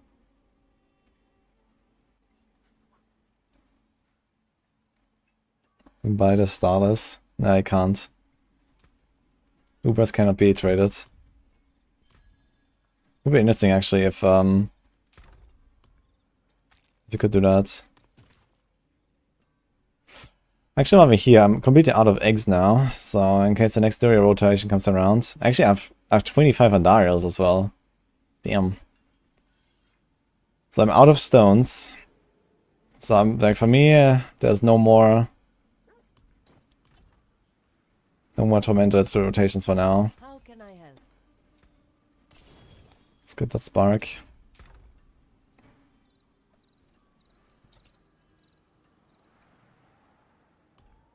I also have 2 starters here, so I guess you can go without them. The forge is ready for whatever you need. Now we have 8 sparks. Maybe it's time to craft a Shako soon, after all. But I still have 25 Andariels. Thanks for runs, guys, by the way.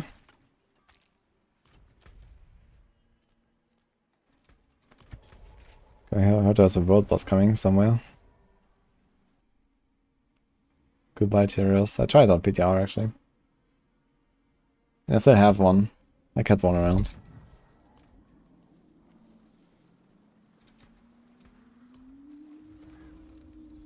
I have 8 sparks.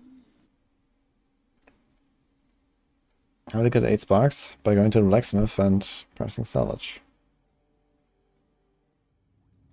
Then you get a spark for each Iron Wolf completion. Which is a very, very inefficient way of getting sparks. But you get sparks.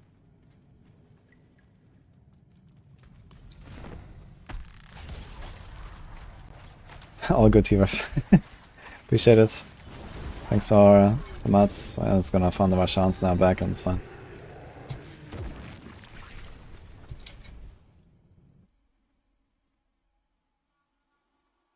Like a dragon holding the sparks. Well, I need 4 for the grandfather, because I'm not gonna do any Durials on a Barb. And I need the grandfather. So 4 are reserved. And yeah, it can't hurt to have like a few left over in case I rip or something. Like, I will actually rip my Rogue next weekend, most likely, when I do the push. So my Shako will be gone. Potentially Doombringer will be gone. I don't even have a Doombringer yet. I'm missing a Doombringer, Shako, and Grandfather. And I have only 8 sparks, so... I might want to push a Doombringer, I'm not sure yet. But maybe I just get good and don't rely on Doombringer.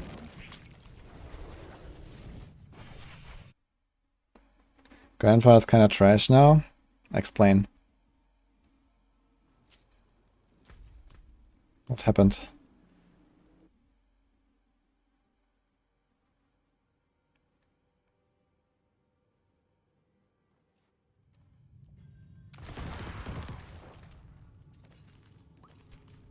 It was AOP. Okay, maybe on something like Bash, you wouldn't do it. But I guess like any Barb build that is like not reliant on a tempo like Bash. And okay, it's the thing, like okay, Bash has like that, it's basically completely dependent on the tempo, huh? So you probably don't want to do Grandfather on Bash, huh? Because you probably don't have enough crit chance to really profit enough from the double damage. But then again, Bash and Grandfather mixes now with the new Bash tech with the Bleed, no? For the Bleed Bash, you go Grandfather, no? So that should still be worth it. I guess for a regular Bash, no, but I will play Bleed Bash when I play it.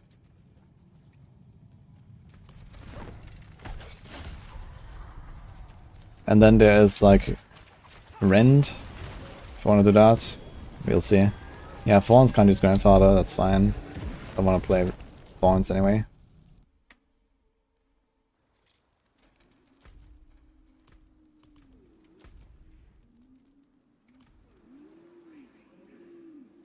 Let me in.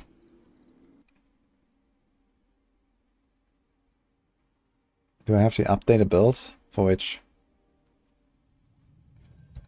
I mean, updating the Bash for Bleed, I can do that real quick. It's very easy. You just change the key passive, add crit damage everywhere, and a 200 berserk ripping, and that's basically it. So, it's not really much different in our builds. Maybe change the Paragon around a little bit. There's like a Bleed Paragon node as well.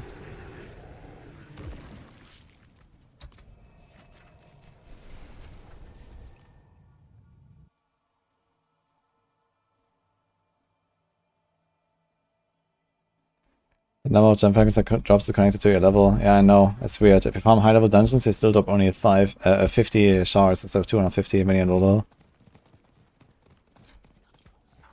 Uber Duriel Rota after World Boss. Now Connors is asking for Uber Duriel. Oh my god.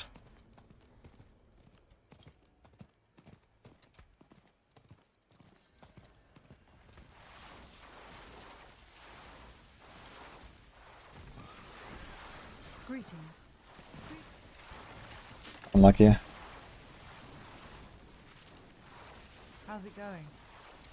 How is it going? Brutal. I like it. I found this boss for eggs.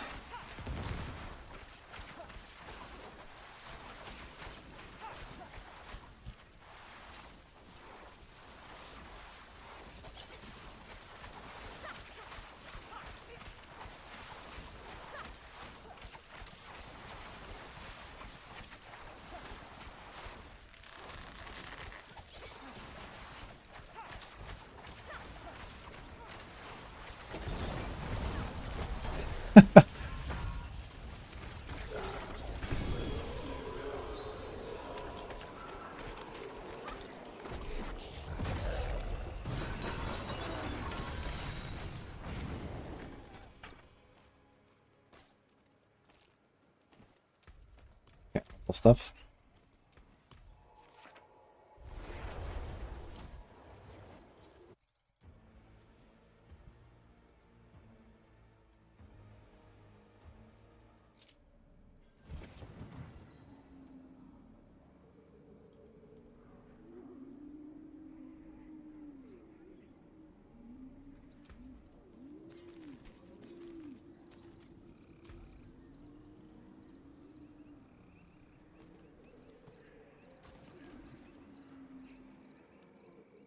I think level 5 are pretty close. It is done. They're always back. Wait, this cache only dropped one item. Interesting. It's a greater life, like a hit ring. Not the worst.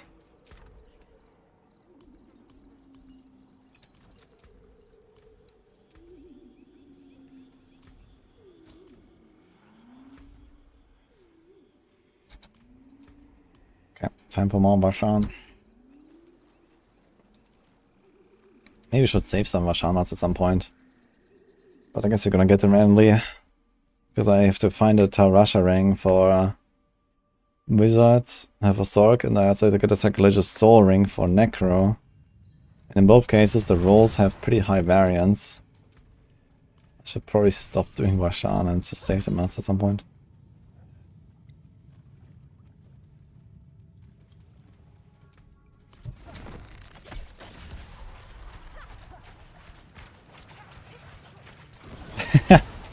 I'll go T-Ref, don't worry. Yeah, I mean, you can figure it out. I'd like to do an Andariel rota, a normal Andariel. Also have meeting in 30 minutes, fuck.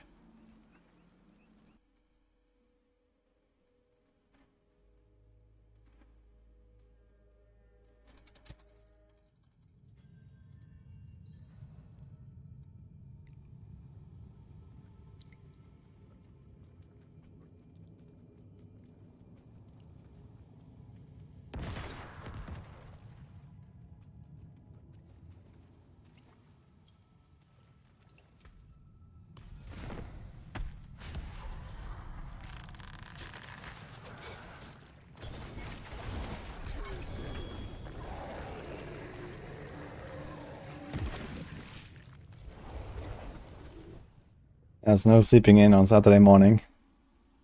Yeah, our NA guys, they have to get up early for the meetings actually.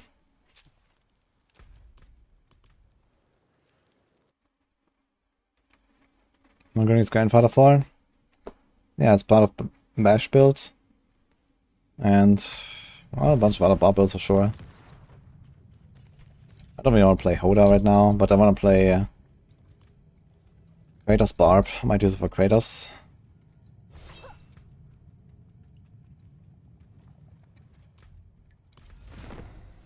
So he has 21 auras, wow. Guess we don't keep that. Movement speed is also very low.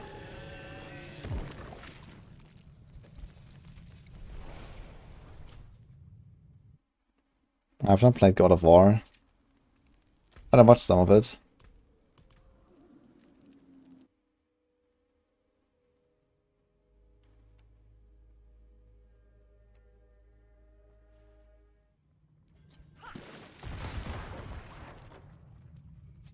Yeah, Victimize doesn't proc because you don't make enemies vulnerable. Should try that.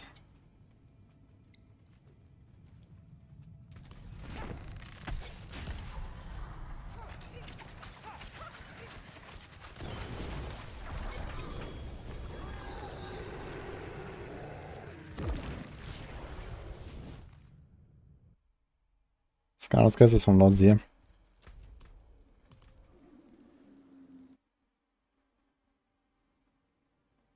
How to get 8 points on Heartseeker. Get a greater affix and Masterworking 3 times. Good luck.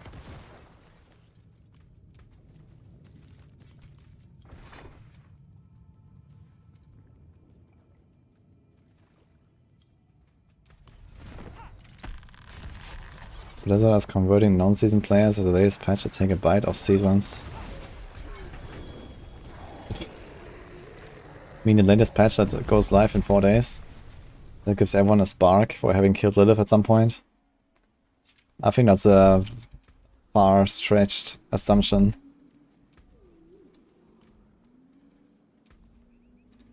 It's just because they can't track properly who has killed Lilith this season or in any other season.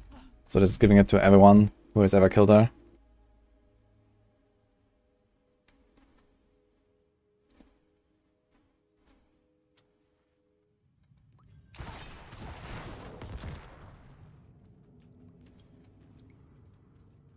Rogue need close down can help to push high pit and uber bosses.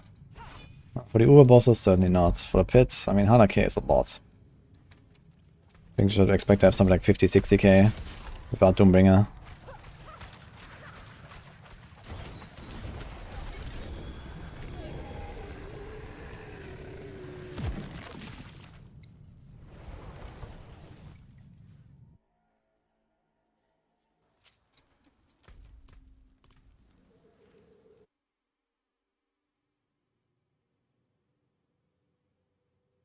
Dodge chance on Helm, Bennett, and Harlequin. Not sure if that is a serious question.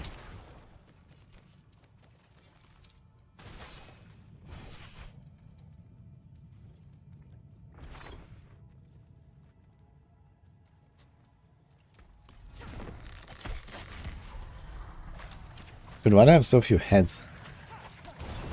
4 heads and 17 hearts? What's going on here?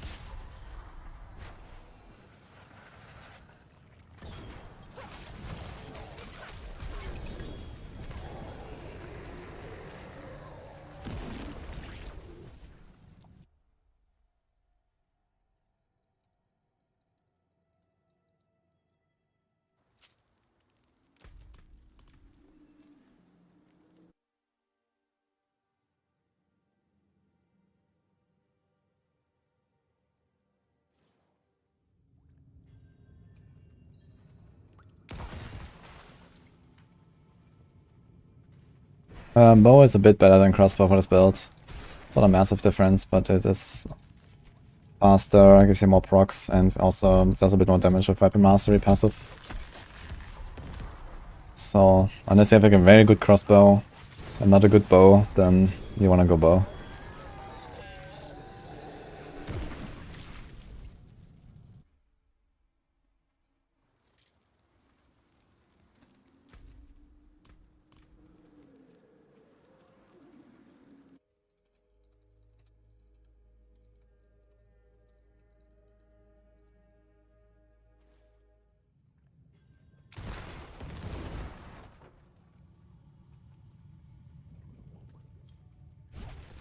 Should I keep eyes that don't have the rares that roll?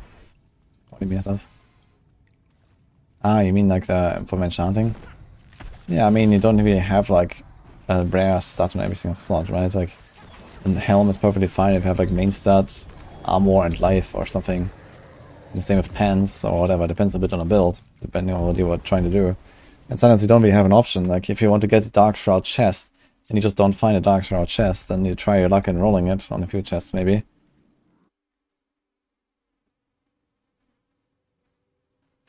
I do not consider a D2R stream. I've done it when it came out and then never again. I was considering it for like Season 1 launch and Season 2 launch, but then I didn't play it and I don't really want to.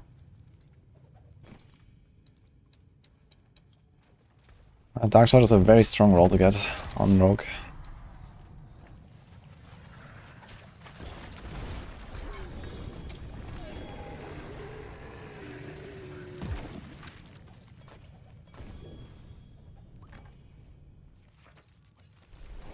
I still have never found an Uber unique from any of those small bosses, it's crazy.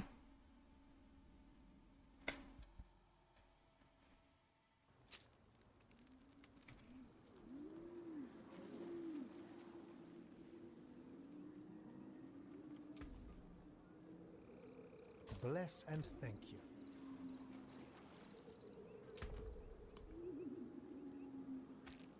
$19x, okay.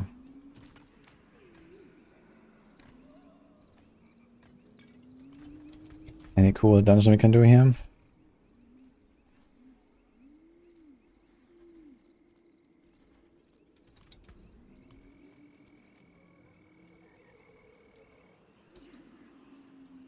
Nope.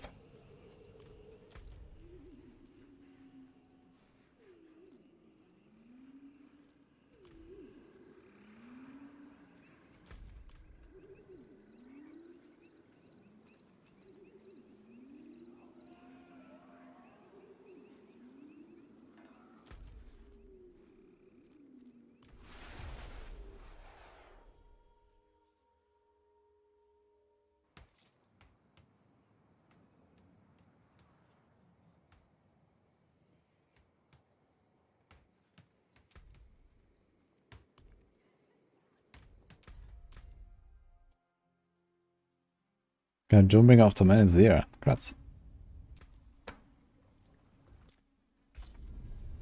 T4 crash after using Scroll of Amnesia. Yeah, it does that. Me too. This is my favorite season so far. Yeah. I like season 4 a lot.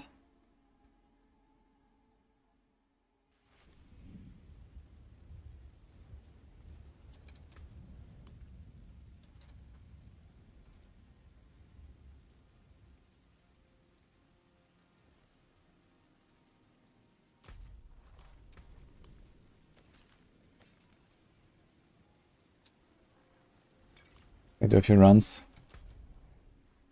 I have a meeting in like 15 minutes. Probably won't even take that long. I could keep the stream running, go to the meeting, come back. Should I do that? Or just come back later anyway?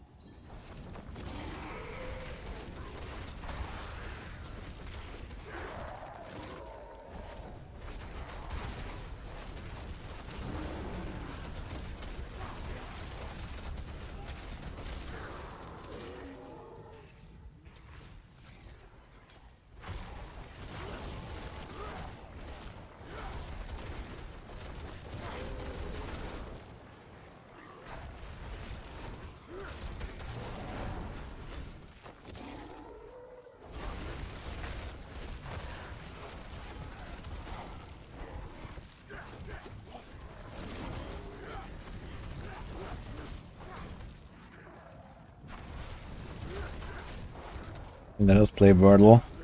I know there's like some weird like stream games, like overlays and stuff like that that people do. I'm not sure how that works exactly. Never looked into this.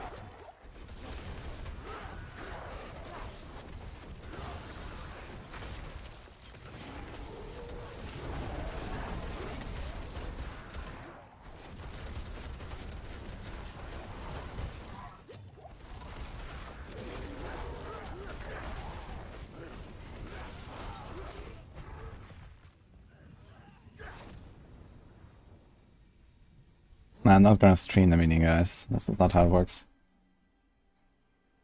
But yeah, I think we're not gonna take very long today. So usually I turn off my stream and I come back later because it's like, you know, 2 hours meeting or 3 hours meeting or something. But I don't know, it might be done in half an hour, max 1 hour maybe. Just keep it running. We was just discussing tier list a little bit, and we've already prepared most of that anyway. Do some updates.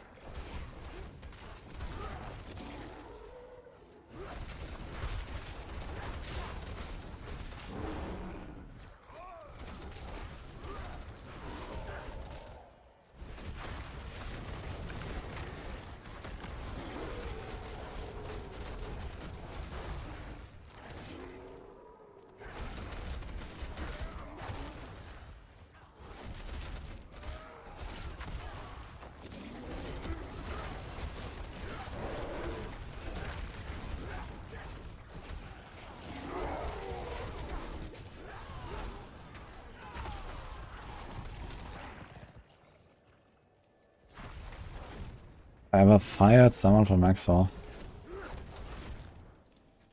Well, I mean, I have to make decisions about who's in the D4 team, yes. And we had people come and go.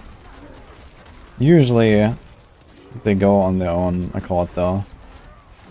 Because, you know, IRL comes up or whatever, or they realize that it's not really something they want to do. Or these kind of things. Who owns Maxwell, Woody, or Rax? Neither. I'm just a guy who makes sure that everyone in Diablo is happy.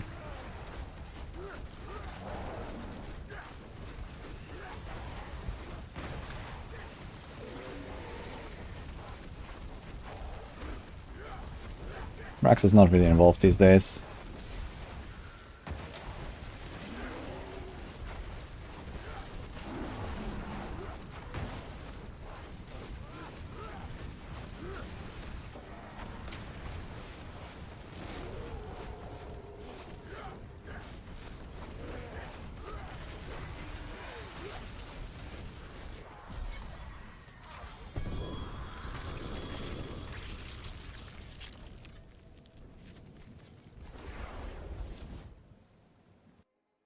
Like Rax fall away from the 4. I'm not sure. Like I think he just didn't want to make guides anymore.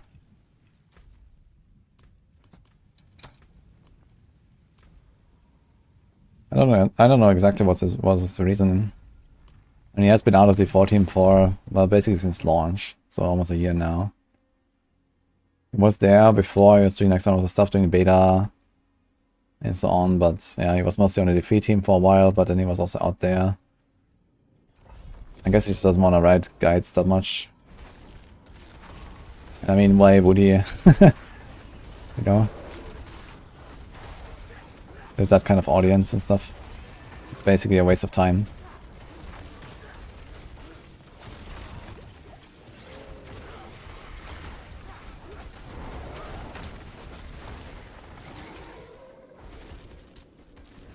Can ask Rax.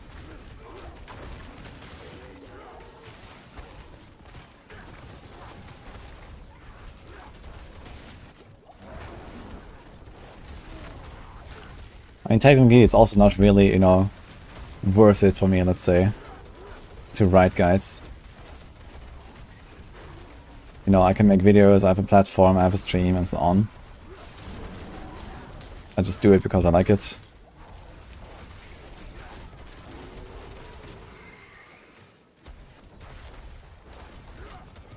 But for example, the guides that I still have, like the TB guide and the Death Stroke guide and stuff like that, you know, we can redistribute them.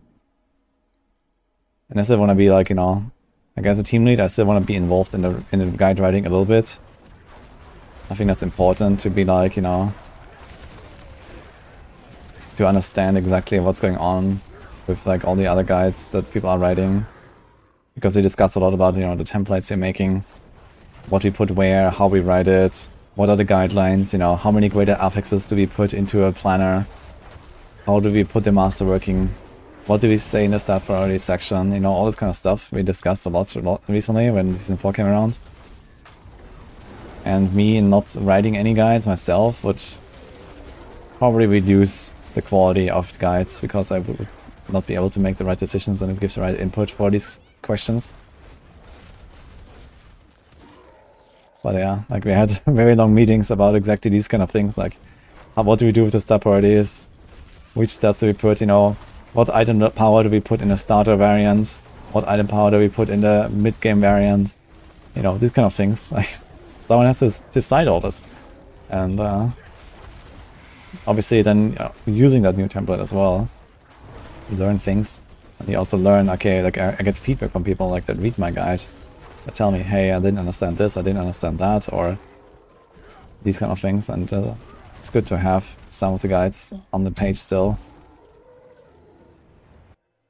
for this purpose. So this is another reason why I still like writing them as well.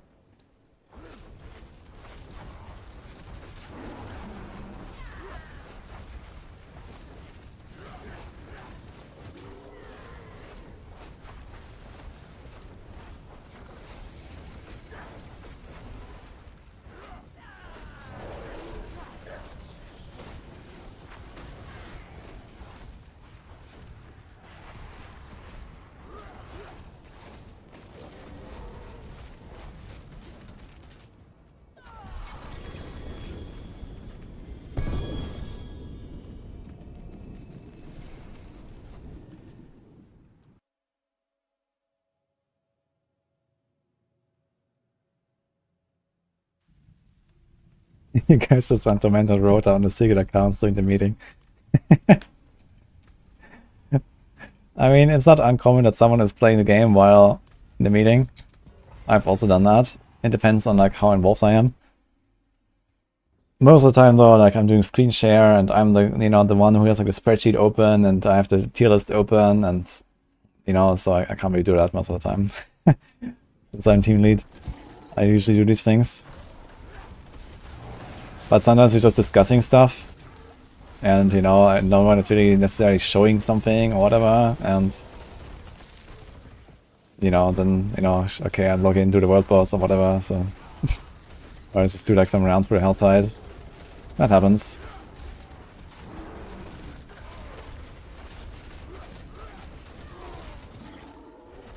Man, if you had Crip on the team, that would be funny, man. He would never log out of the game while in the meeting. Like, you guys know Crib, man? We had him on podcast a few times already. Like, he never logs off the game. He just chills in the game, farms his stuff, while in the podcast every single time. The entire time. you would 100% do the same in a meeting. No fucks.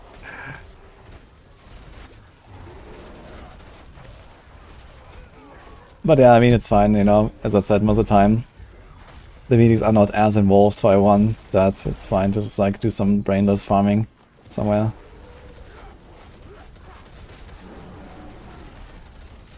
Man, Crip on the D14 would be fun, actually.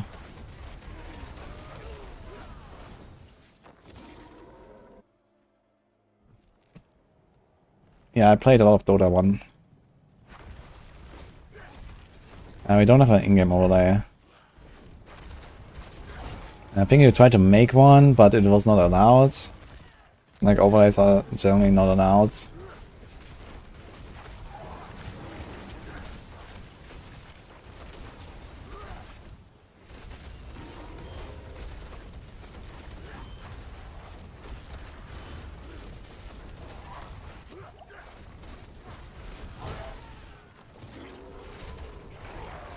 Yeah, Dota was fun.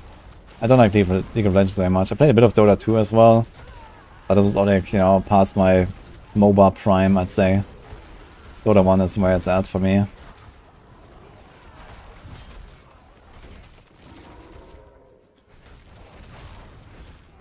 Congrats for the amulet there. The meeting is just a voting committee? No, it's not. I mean, we do vote sometimes. But the meeting is a lot about, you know, discussing. I mean, it depends on what kind of meeting. Like, sometimes we have, like, more, like, okay, but today there's not much going on. Just discuss the tier list, basically. But for example, like, you know, during this PTR times, we had, like, weekly meetings, and we're discussing the, you know, new endgame build guide template, for example, a lot. And then also, you know, what I just explained. Okay, what do we do with stop priorities and whatever. And there was a lot of discussion about this stuff because, you know, the entire game changed, and we had to kind of get it right, you know? If you don't get it right, well, the next season, or even worse, during the season, you have to go back and change the template, change, you know, our, you know, stats that we put there, and, you know, like, if you realize, okay, like, let's say we had decided, oh yeah, let's just put, like, triple greater affix on every guide, everywhere, because that's the best in slot gear, right? Well, yeah, that doesn't tell anyone any information, though, right? Of course you want triple greater affix on everything, but look how unrealistic it is to get a triple greater affix with the stat that you want. You know, and we decide, okay, let's just do one greater affix, do the good one. And that was absolutely the right call, right? Because it actually gives you information for the reader. Yeah, you want to hit that stat if you can. That's the best one. And try to get it, right? And these kind of things. So, imagine we had like triple greater affixes on every single planner. We would have to go back and redo it. Because no one has these items. Got a stone. XTD business.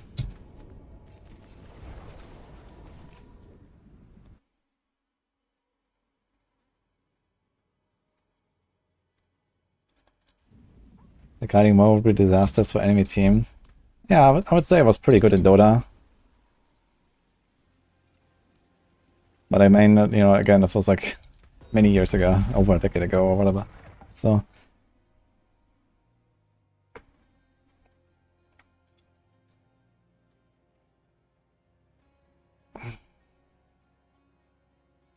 Last run now. Actually, I have to hurry. Okay, guys, so keep the stream running. I'll probably be back like after like half an hour to 1 hour or so. I don't think this will be a very long meeting. So I will just mute my my mic and my Discord and stuff.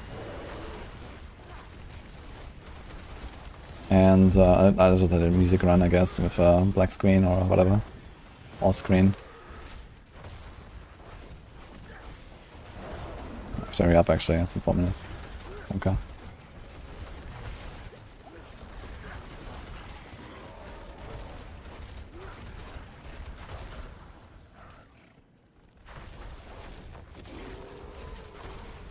See you when.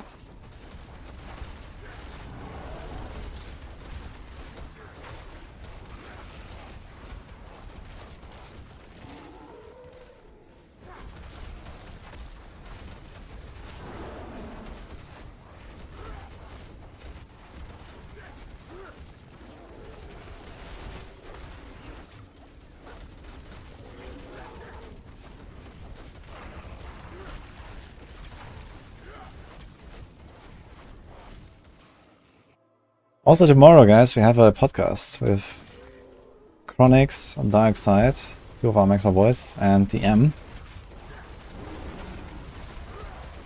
And DM is also a part of the larger Maxwell family, but not in the 14. That'll be fun.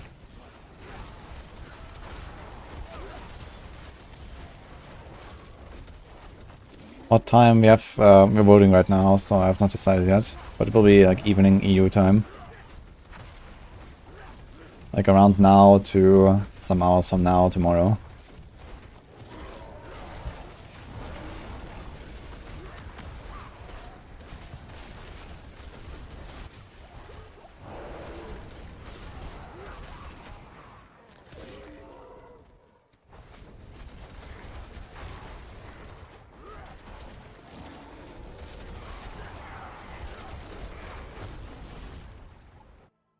Okay, 2 minutes.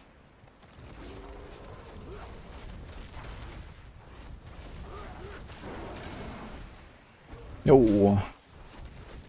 Succubus. I can probably survive the succubus. I should try at some point, man. I have no idea how much damage the succubus does.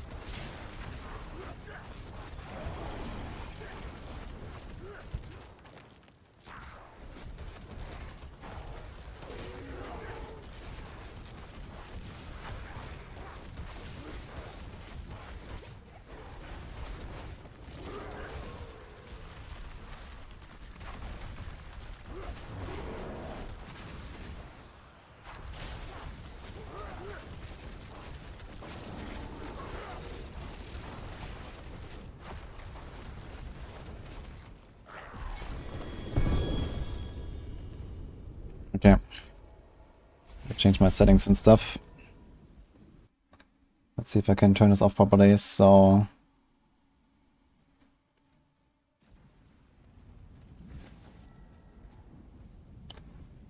So to do something like this here. This is stream starting soon. I guess we can change that to...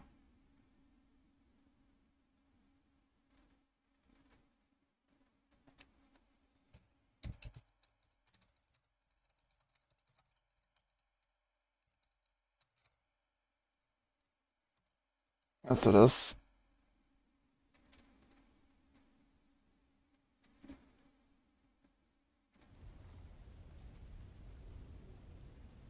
Oh.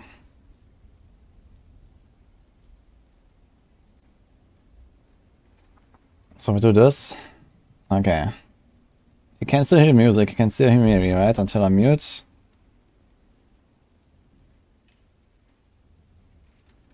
Stream returning soon. Maybe play an old VOD. I can't really do this right now because I will do the meeting for my PC. So let me just double check if the Discord is working. Can you guys tell me if you hear anything now from other people? Okay. Hey guys.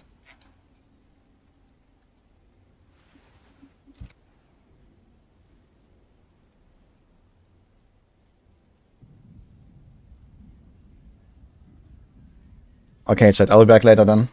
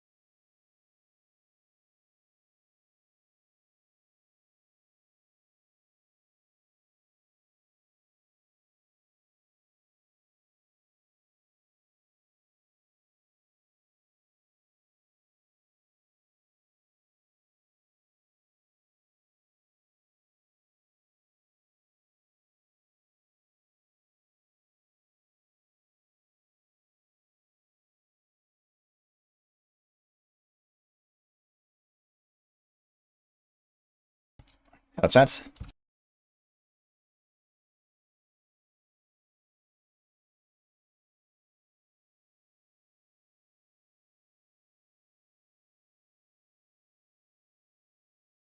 Alright, we're back. We back. That was a nice 55 minutes meeting, so there you go, 1 hour almost. Thanks guys. A wild wudijo appears, yes. I want to take a short break though, because I didn't get up at all. So I'll be away for a few minutes.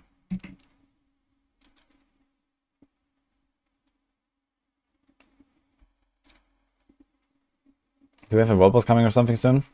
And I think we're gonna respec the tornado.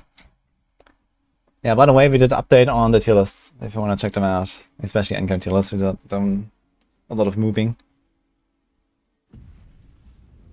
What's the highest offer for the amulet? 250 mil.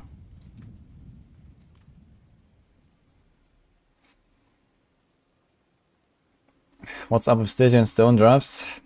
They're far down, not up. Why did I say Dust Devil Barb is F tier? I did not say that.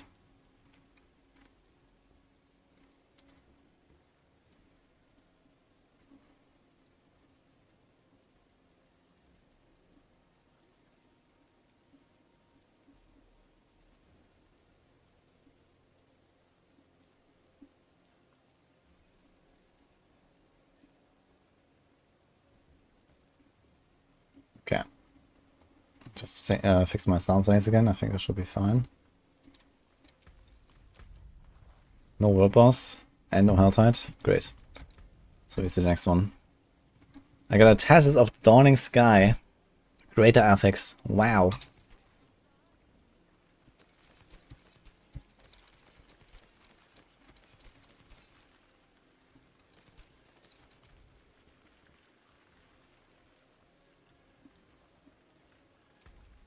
Yeah, it was a short meeting today, Chronix, so I decided to just keep it running.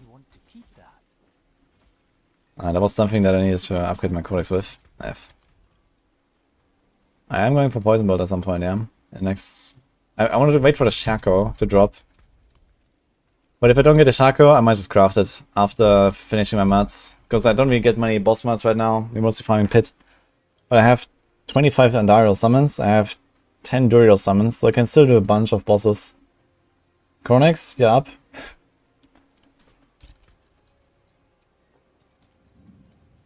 Andy Rota. Maybe find some other people for Andy. Get plus 4 poisoning with greater affix. Thank you, but I want to go for a Shako. Sorry, tag. Reason to Tormented Duriel. Yes, it's a lot of drops.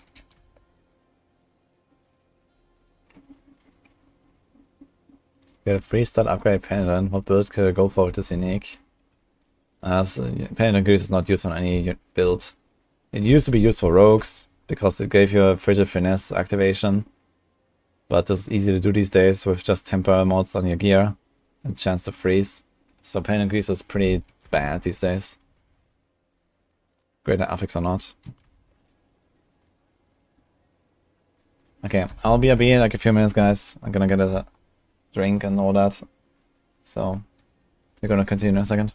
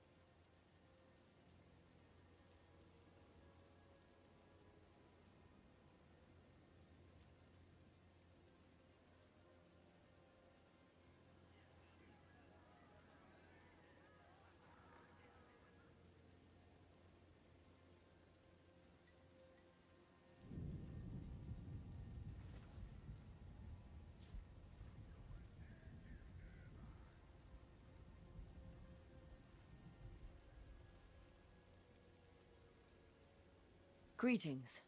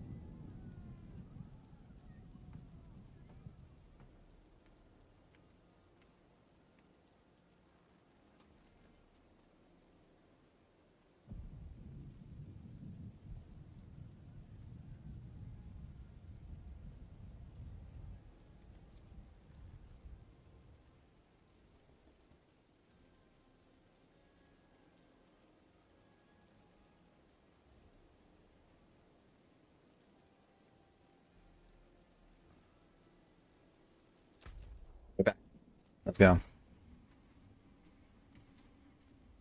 Some whispers there. Can we do them real quick? We have holy bolts. You have holy bolts.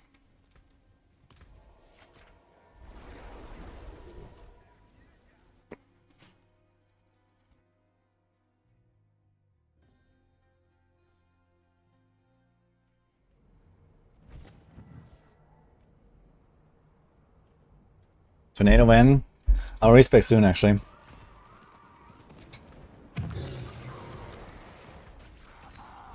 Let's see how Helltide farming with this build of Holy Bolts feels. Should actually solve most of the problem it has.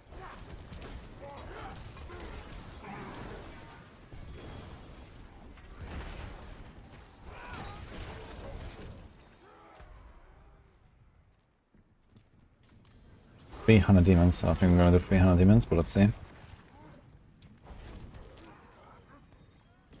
What was the discussion behind putting Rapid Fire in S?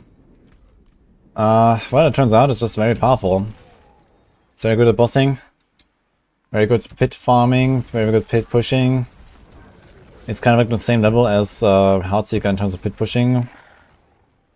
Maybe slightly behind. And yeah, it's still a decent enough all-rounder build. So yeah, rapid fire is kind of pumping, turns out. Like a good rapid fire combo can probably do like, you know, 1-2 bill damage on like in late in a pit. It's a good amount of damage. Probably more even.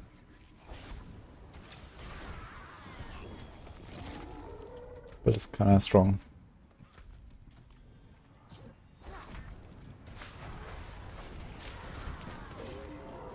Phasing is not the same as stunning. But in both cases they're counted as crowd controlled, which might be irrelevant.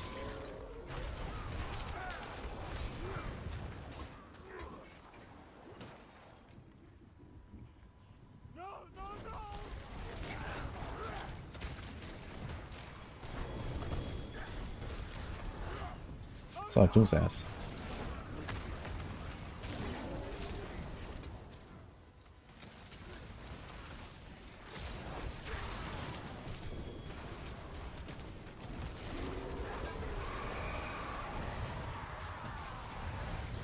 I'm not shrunk down.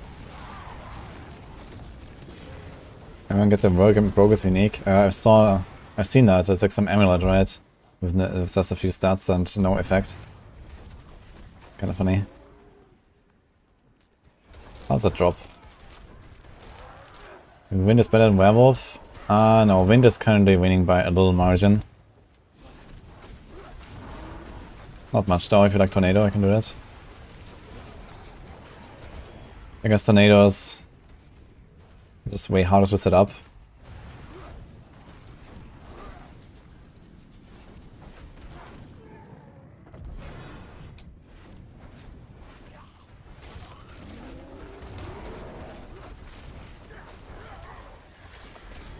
Melting those guys. The 40 bolts elixir, this actually doesn't feel that terrible.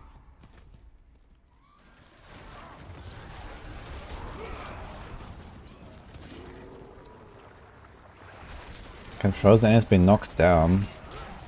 That's a good question. I've never tested that. I think yes, but you don't see it. Because they're frozen. But I think it's just applying the knockdown probably applies, like, for example, concussive.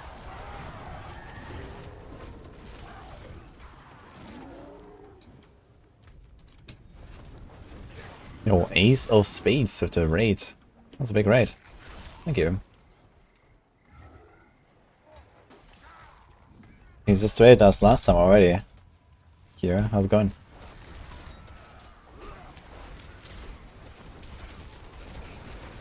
What kind of character I'm going to play next? For now we're gonna be busy a bit on Rogue and Druid still, before I level a new one. But we'll probably start leveling something new soon. Which is probably gonna be a Kratos Barb. I haven't played that build in almost a year and I really like it.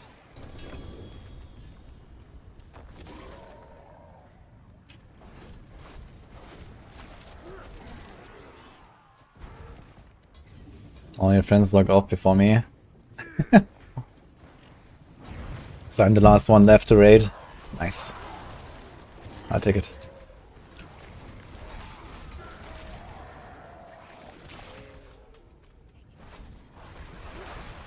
Yo, thanks man.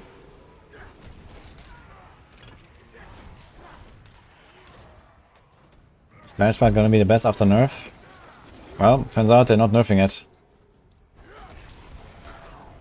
The baby rage was strong enough. Well, they said that it was a mistake with what they wrote in the patch notes. And it doesn't actually affect it. But it's not too unlikely that they just like reverted it. What they had planned. 230 million down the tube? What's that?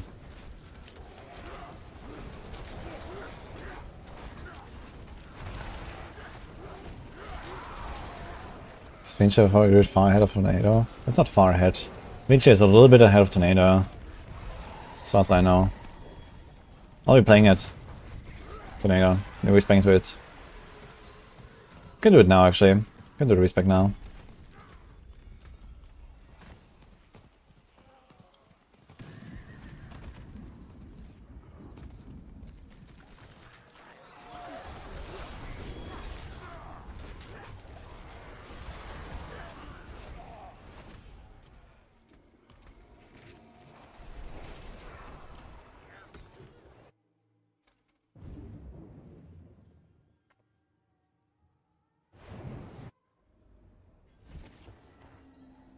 Then he salvaged a 2 greater affix razor blade he was going to sell. When to sell and was gone.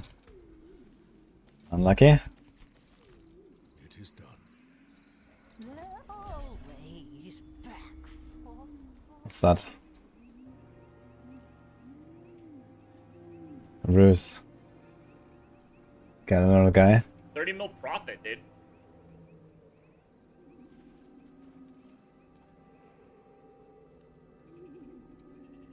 Wait, where is it? Dude, where's my car?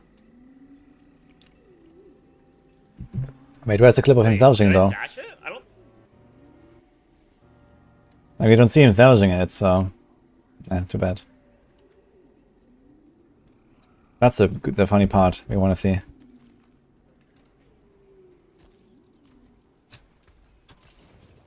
Don't ruin all that work.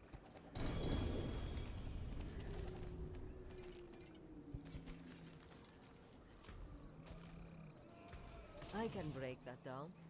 Rosewood's better than Yen.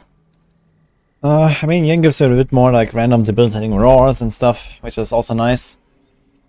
But I like the White Tongue, it's just like more DPS. Like, my setup is a bit different from Boilers on Max Roll. Doing more shifting, but I just felt like this is nice to have. The DR is also not bad on the boots. Especially if we would Masterwork them up a bit. And the crit and overpower don't do anything here.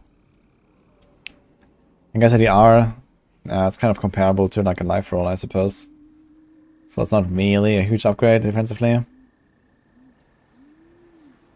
It's actually offensive, also not a huge upgrade. Because I do all the shifting stuff. So maybe I shouldn't be running those, to be honest. Let me just put Hectic on the boots. And then we have another defensive power.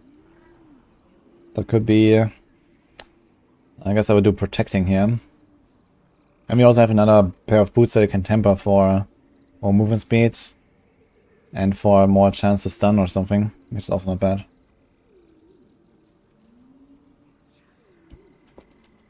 We could try that.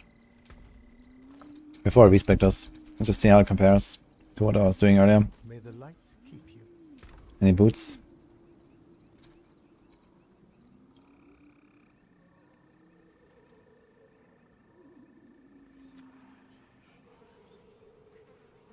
Wow, they actually have Hectic already on them. Easy. Don't even have to imprint.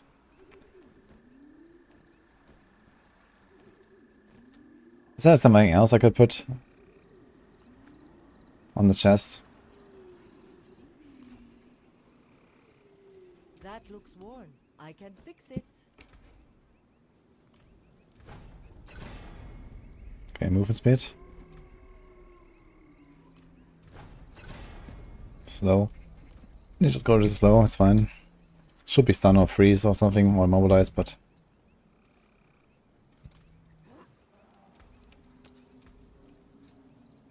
There's also physical damage reduction from Cyclone Armor.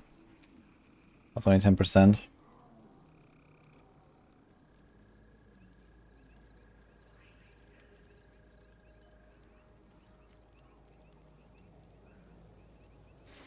There's Undying, which is some nice healing or so, but... Yeah.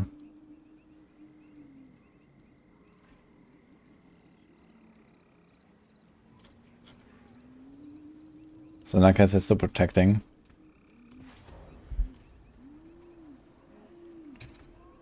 Just gonna try a little bit. There's no movement speed on his boots though. Which may be a problem actually. Now I don't think about it. Maybe get lucky.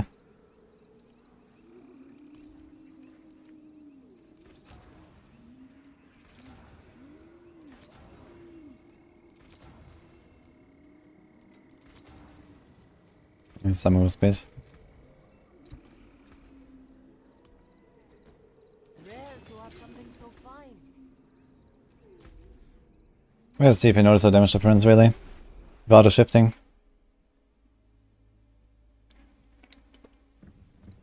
100% dodge chance negates all hit damage, but not dot damage, like ground effects and stuff. So it's not like super consistent. I got a stone in this character.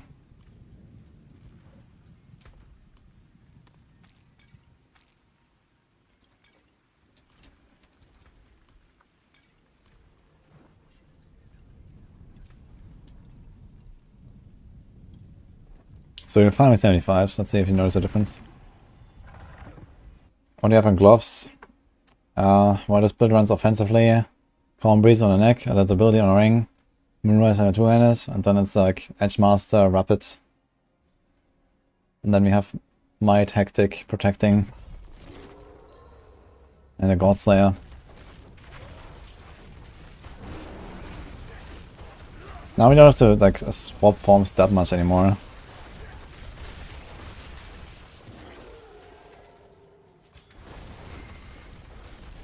Against just TPS.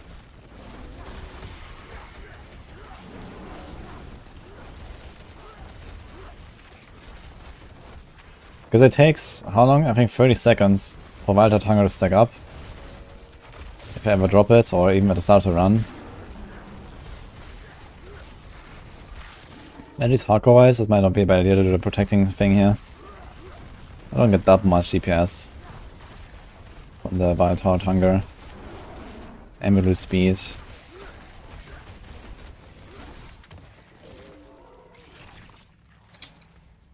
Right now I don't have movement speed on my neck either.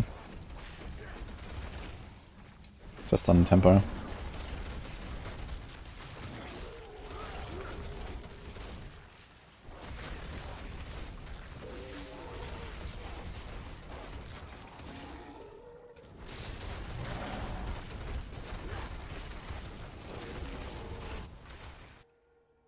Top Arl.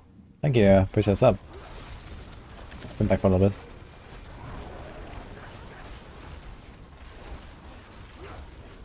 Like, especially on the boss fights, not having to worry about the constant shifting is gonna be kinda nice. And this also means I don't really need to polarize that much anymore if I don't do Wildheart Hunger. Because it's easy to shift every 8 seconds for quick shift, much easier than every 5 seconds for Wildheart. So now we could actually move to both. And then you're basically closer to boiler setup on max roll, basically.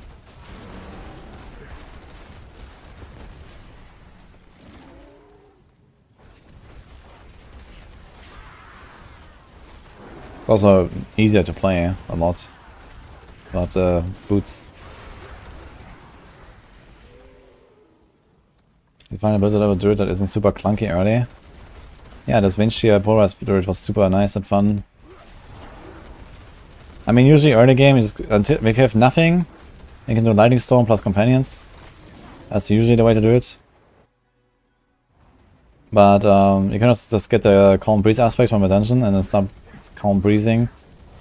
Try to get a Shockwave.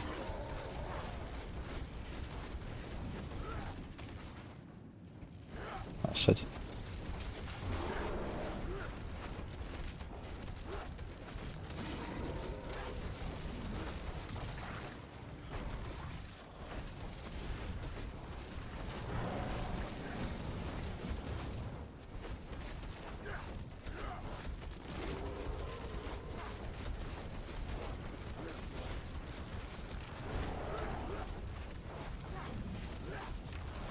Yeah, not sure if it really makes a huge difference with the Wildheart Hunger or not.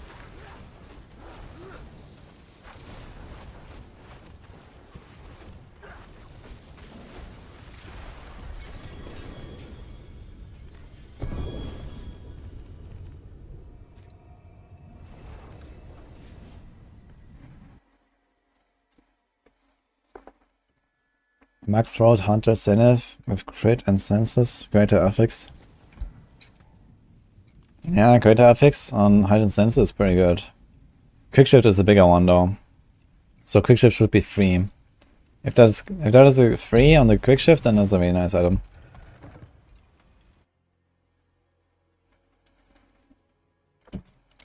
I get that much poison damage. I don't have much special stuff here. I'm just taking a bunch of distant damage. Also Paragon Nodes, Thunderstruck, the aspects. And his gear is not really great I have here. I can go way more than this.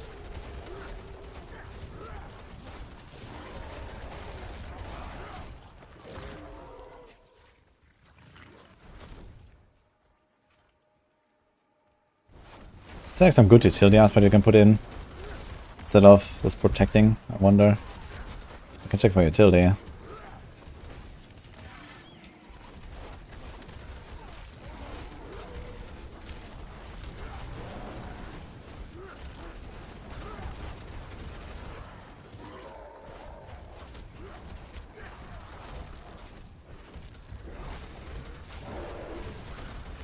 And technically we have room for flicker step. We could do a flicker step if you want.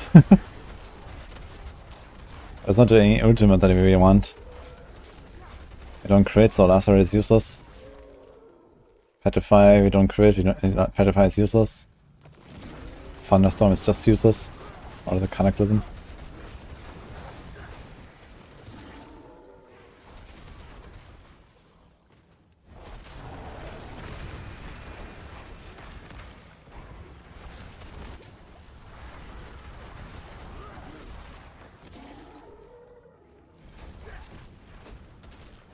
Axel Bashbull going to be updated.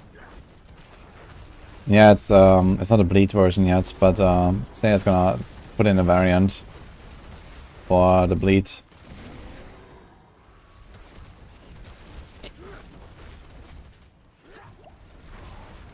Sort of also very gear intense setup.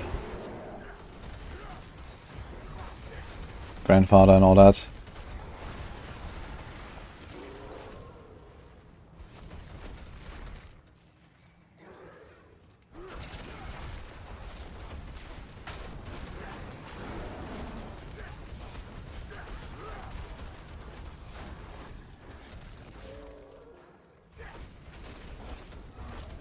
Fastest way to get shamans is to farm whispers.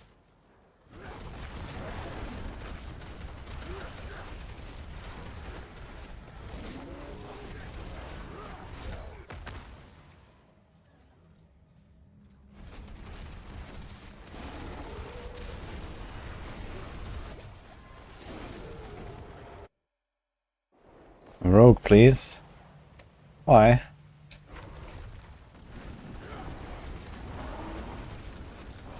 Yeah, actually, anyone up with Andariel Rota? I have a lot of Andariel summons. I would like to do Andariel Rota and see if I get some luck with the Shako finally.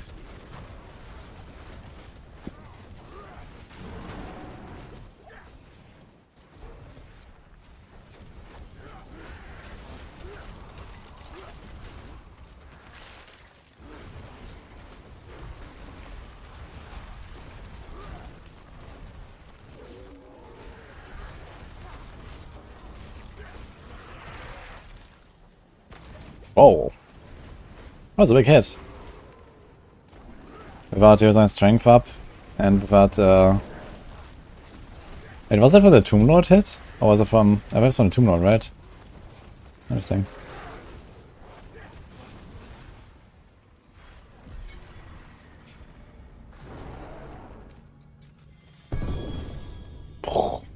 Sound, man.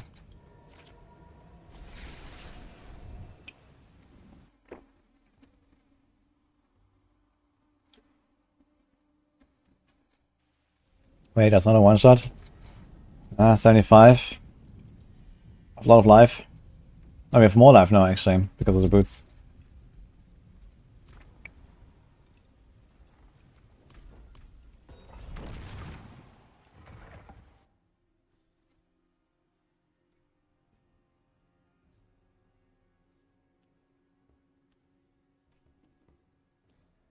Yeah, when I transform, I will be at almost 100. Yeah, bam. Sort of life. But I didn't have my extra life up. It's when you transform into bear form, you have I have 20% extra life. I have 9% damage reduction. I have 12% damage reduction. So yeah, actually if I don't transform into bear form regularly, I can actually get one-tapped by some of these abilities. It's like, you know, plus, I don't know what, 70% EHP probably. And then I use a defensive skill. I think I didn't have that either. It's another 50% DR. It's probably like double altogether. Dude, what is this Waller?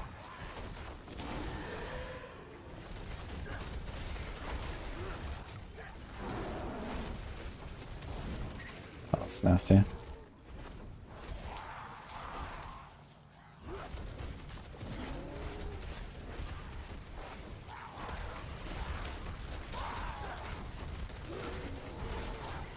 Yeah, honestly, I just liked playing with Wild Heart Hunger.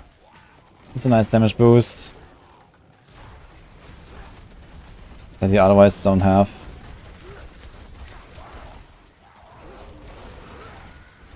And I like having more damage so I kill stuff faster.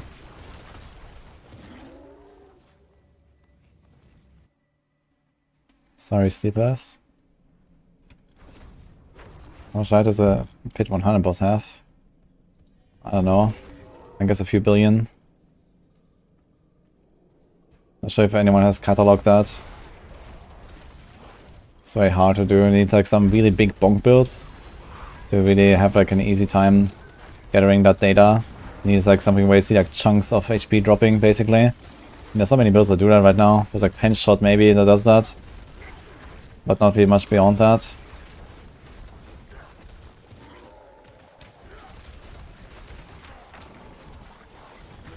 Some bonk barb maybe.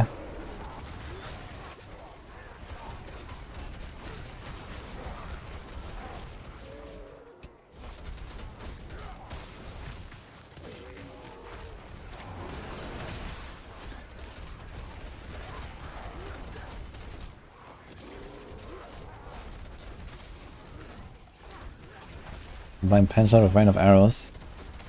Well, they both do the same thing, which is incredible AoE damage. Just one of them is like 100 times stronger than the other, so I wouldn't recommend.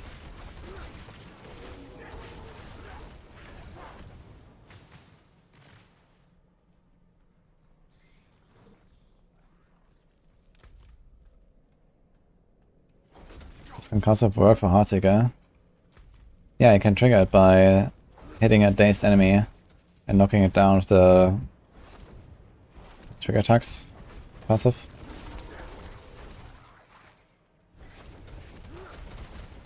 Yeah, I gotta say I do like my Wild Heart Hunger in this setup after all. It kind of makes me transform every 5 seconds, which is something I neglect too much if I don't have them.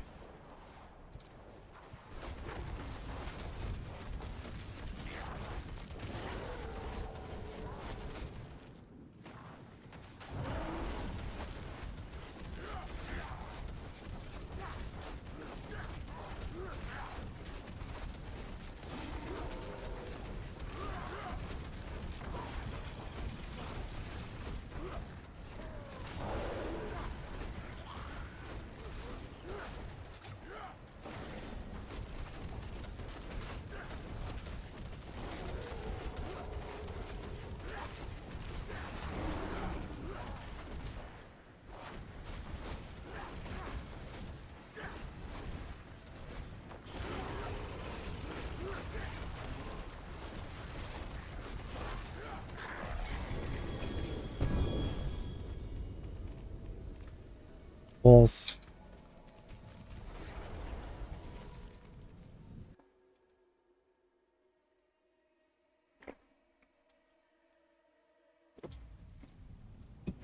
As compared to Heartseeker, well, it's probably around 10 tiers weaker.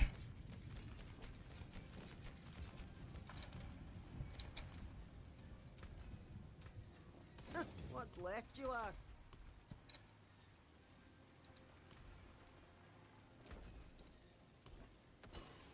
Although I'm farming 75s, but a bit slower than Heartseeker as well.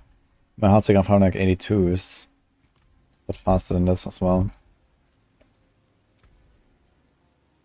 Not a shame that. Oh well, there's something special.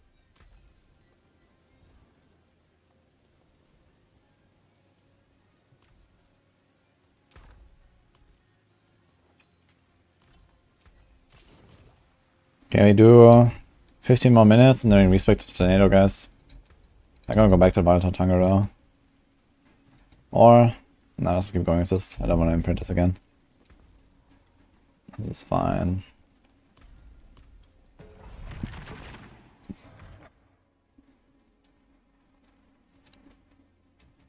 A link to the Bone Spirit guide. Bone Spirit? I didn't make a video. We have it on Maxwell though, I think Chronix made one, or Macro.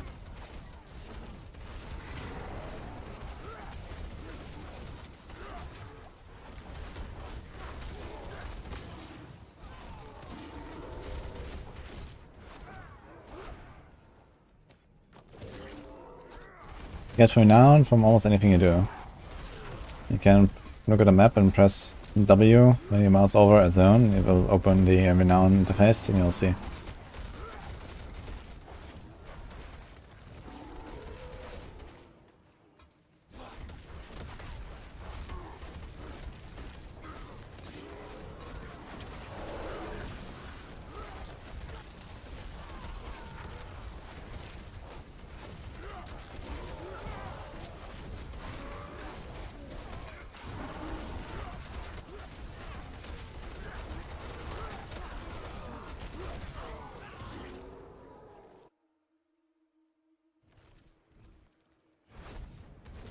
Stacking Overpower on gear.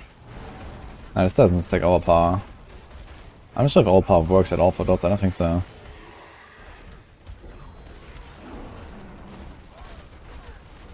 You have a lot of HP, so if you play an Overpower build you can actually profit from that, but you wouldn't stack Overpower on your gear, because you already have a lot of Overpower damage from just having HP. Overpower stat is pretty weak.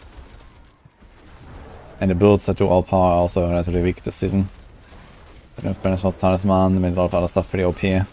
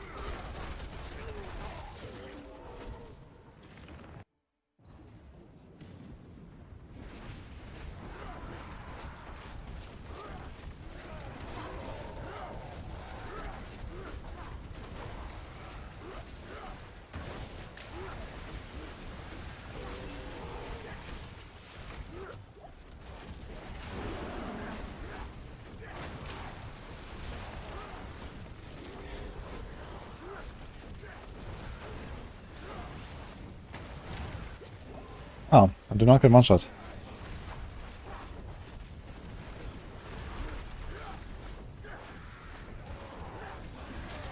By the water. That's kinda cool.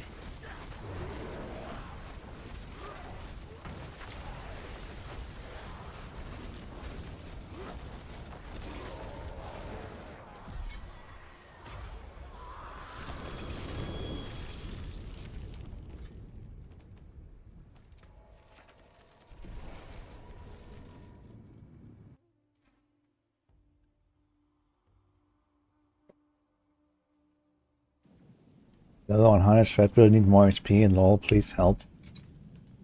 Well, have you considered rolling maximum life on your gear? And then having a good Paragon board that takes a lot of life nodes? That's how I get HP. How many Endari runs? I can summon 25 times. I can do a lot of Endaris.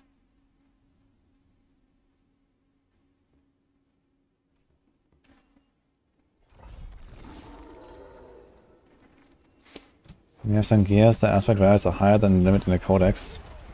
It's probably because you're looking at the two-handed weapon or the amulet, which are increased.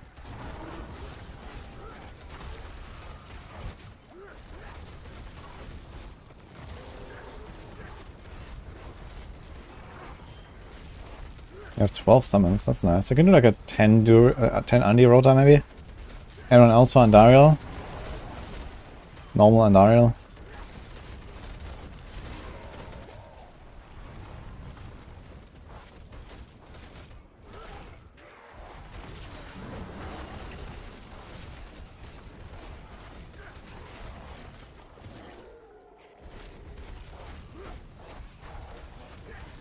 How to make Incinerate like Firebird set in E3, unlimited porting. I think you press out of 4 and block into D3.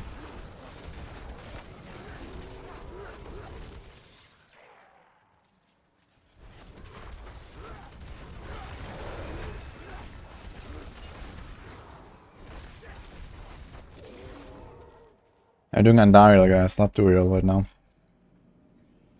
Although I can do some Duriels later as well, but we want to do Andariel first. I have a lot of Andariel stuff. Anyone else?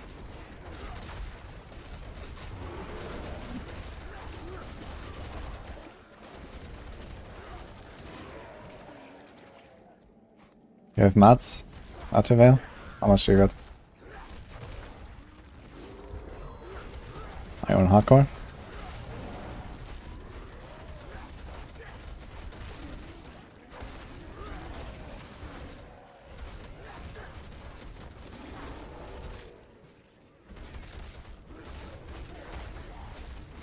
The chance of winning more tormented bosses? Yeah, it's times 5. Drop 5 times the loot, you get times 5 the chance for Uber.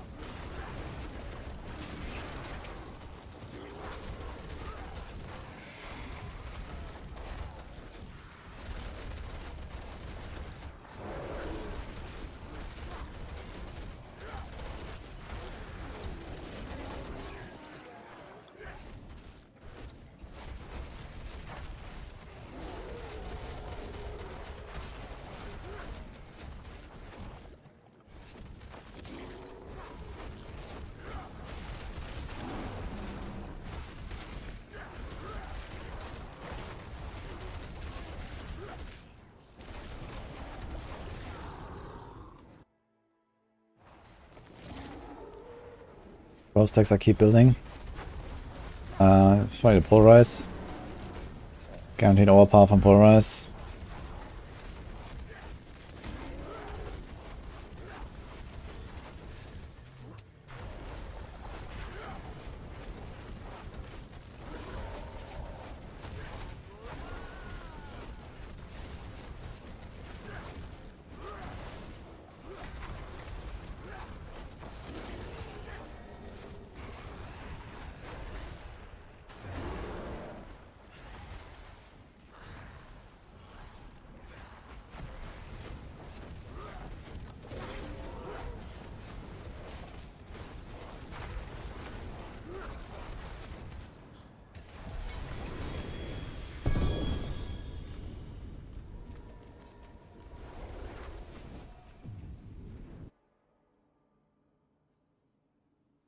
My starter is only 5 crit when the max is 6. Because uniques still have their own stats. They're not connected to a new item system.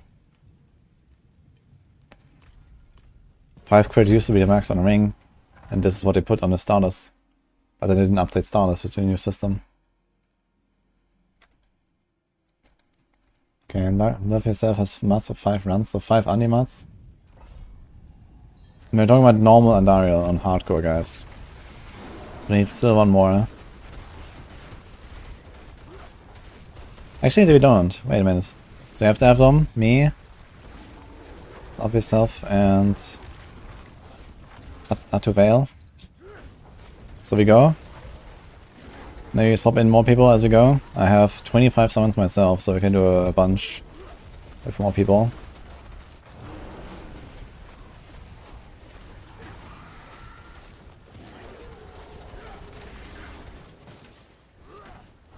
Yeah, we do hardcore. Okay, Atuvail is not a hardcore F.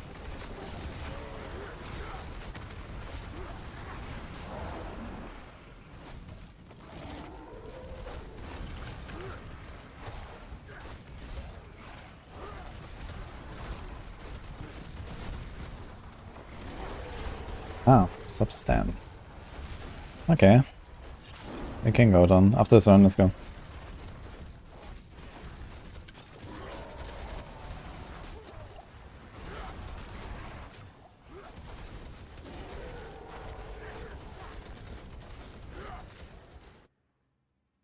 Barb is not changing on Tuesday.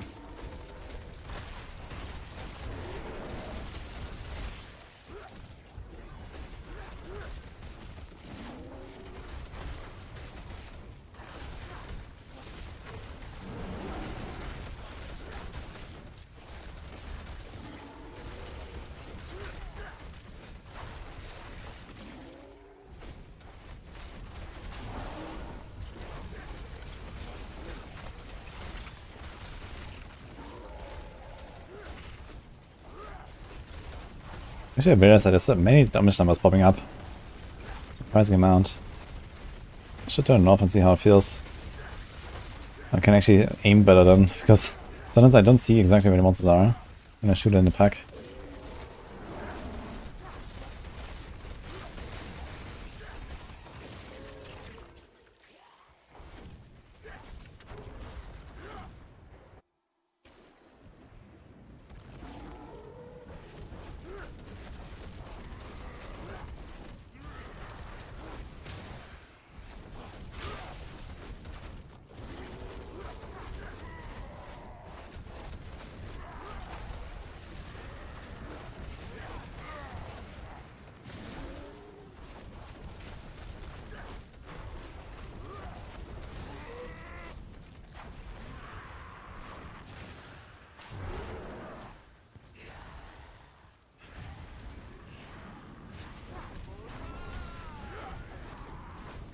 Oh. I was looking at the bottom. I saw a skull at the bottom of the arena, but it was something else. I guess it was Lilith that shit coming after me.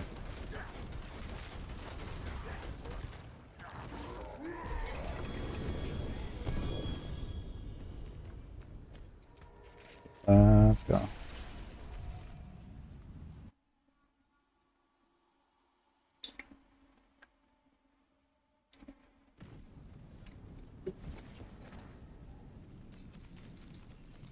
Okay, funny little experiments with Hectic. What is about to run out anyway? Not effective with the boots, I mean. Andy we said, right?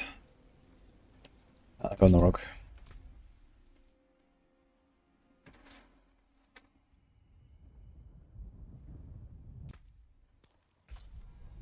This attack animation looks very uninspiring. Then wait for my puny little arrows. Are gonna inspire me more? You can join as a PS5 guy, Michael. But we're full now for this party, but they don't have as many mods as I do, so you can join after if you want. Just need to add me. I'm not sure how that works exactly with PS5, but it should work. I think there was someone else who also tried to join us with PS. So I think we do 20 at first. So there was... Oh. Who was joining us now? They have Dom. Hardware is out because not hardcore. What about Eric?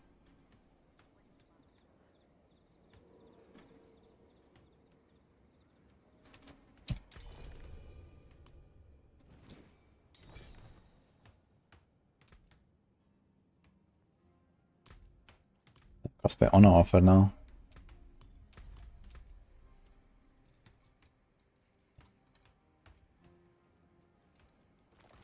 Boulder build is not playable right now until Tuesday.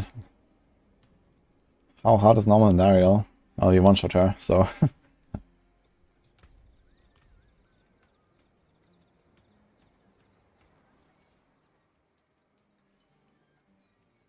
Fate is with you, I can tell.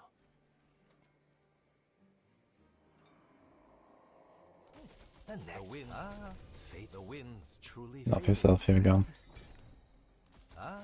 Fate smile. The wind. Maybe you can. The winds truly favor you, friend. That got most of it.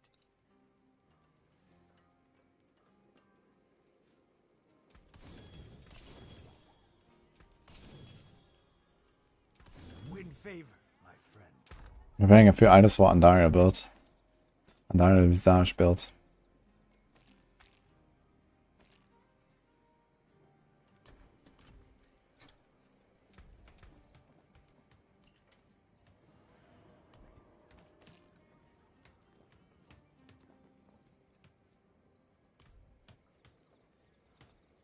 Karnak.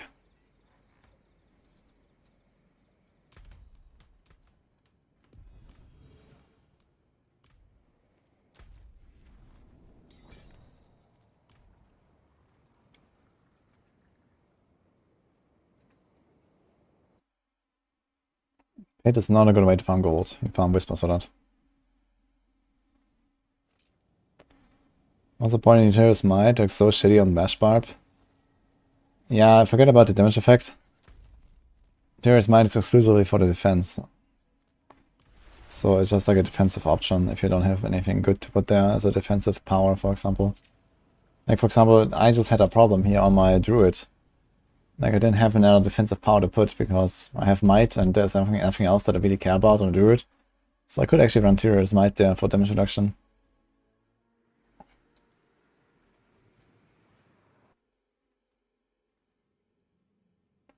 Hello, Raven Honey. Eteris Might is an Uber, yeah.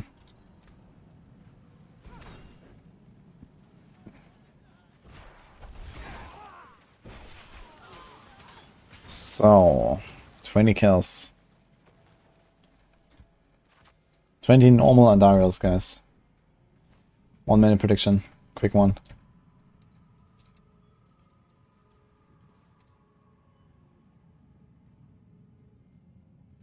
Chances are not great for 20 kills, but who knows.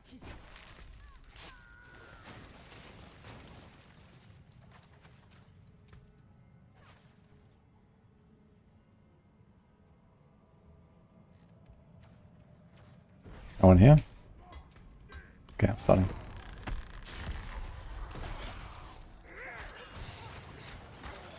Shako? Maybe.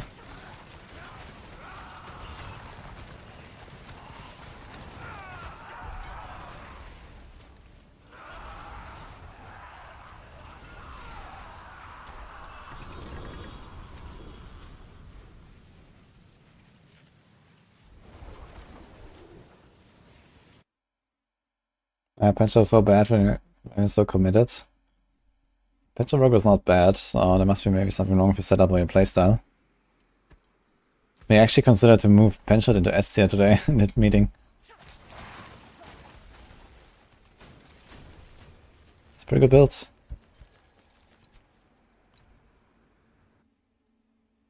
Yeah, I only play outcome. I did not walk over the loot, I just had Alt pressed, so the loot did not show and I just clicked it anyway.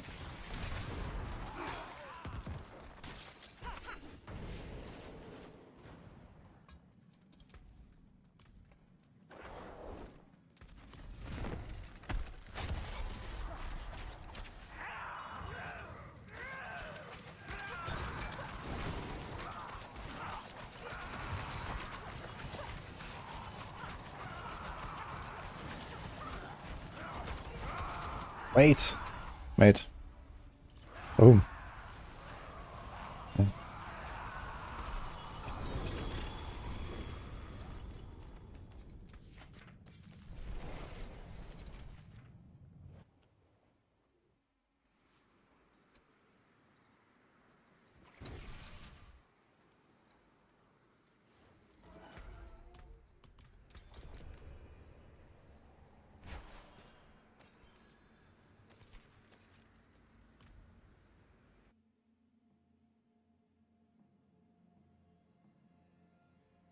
Pencho S tier.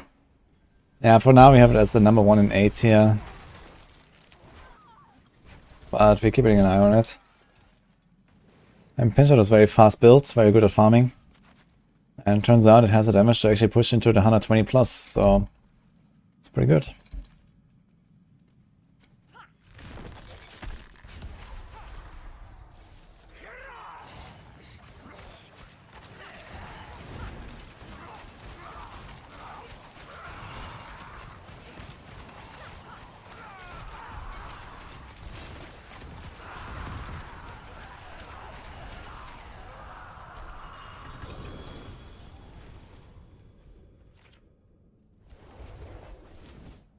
Swords.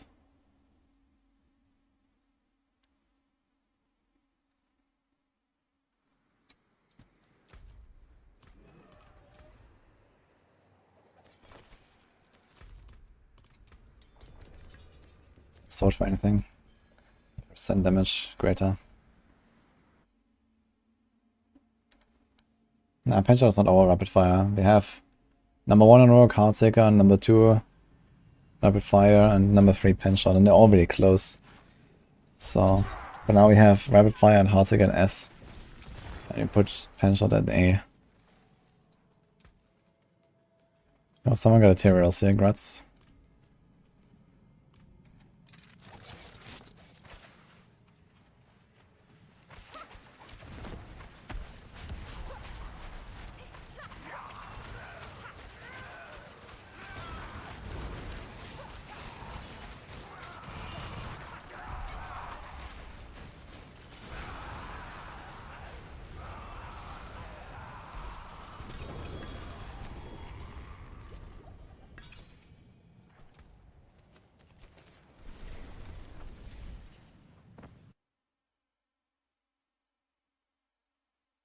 Yeah, percent damage can roll in addition to Vuln or crit or something.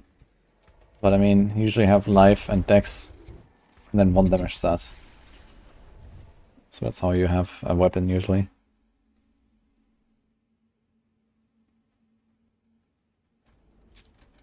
Will we swap anything for Lilith? Could do a Godslayer crown or something. We don't need rest on the helm.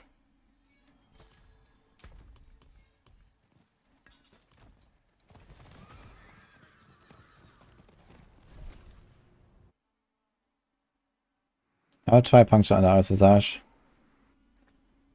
I'm preparing for that actually right now.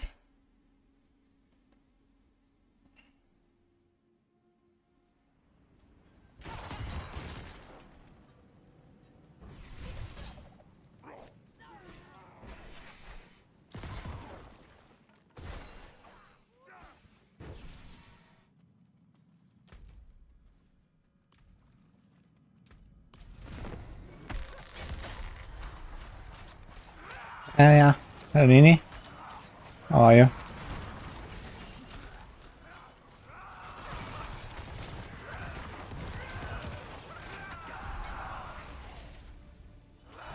More rapid fire in the future. Yes, I see rapid fire in the future.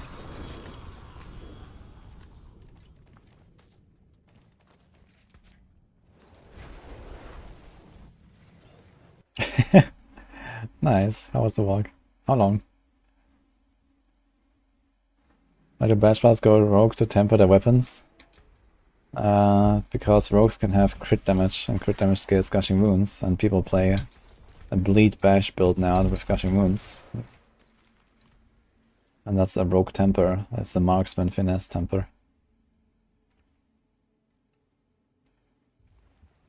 Doombringer has an Uber in Enquiries.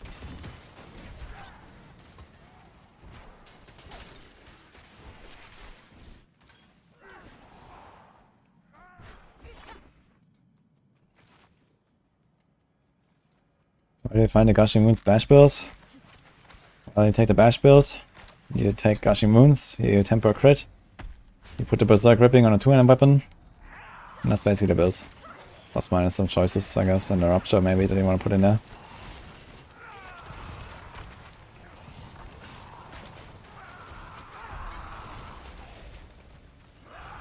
Just some new tech to scale damage further.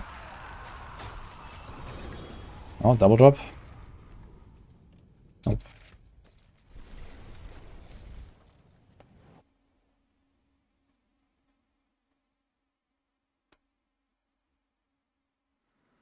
I probably won't wrestle, but I'd be careful.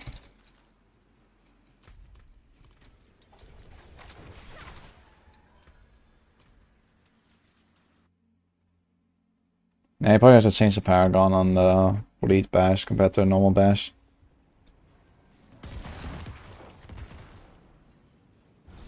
It's also the Bleed Paragon nodes.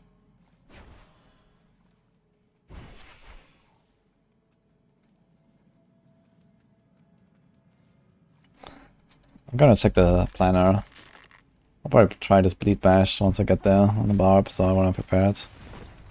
Since this is kind of like hype right now. I wanna check it out.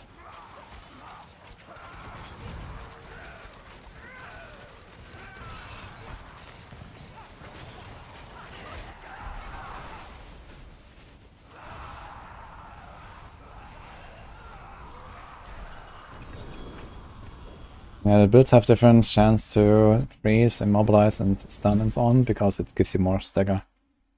Stagger is based on basically applying a crowd control of a certain type. And if you reapply that same crowd control again before it has elapsed, it will do less stagger. So you do combine different crowd control effects to do more stagger, because they all have their own procs, they all have their own timers.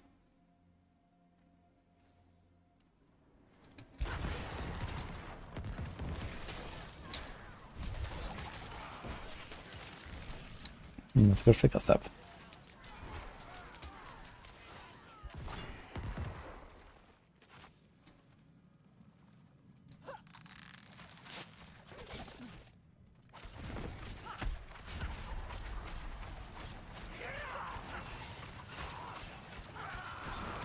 The bug of Holy Bolt skill and crit damage tempers from Rogue. And what does that have to do with crit damage tempers exactly? With Holy Bolt. We're talking about Bleed Bash.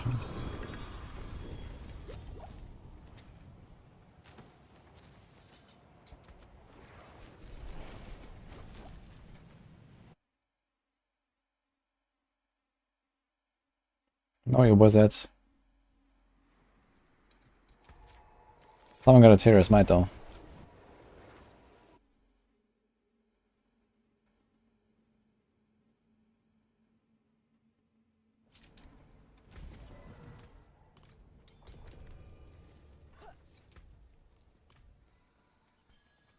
Anyone wants to buy Flicker Steps or Tibbot's Wills or my Amulets? By the way, I have a bunch of good ones. I think it's an alright boss killer.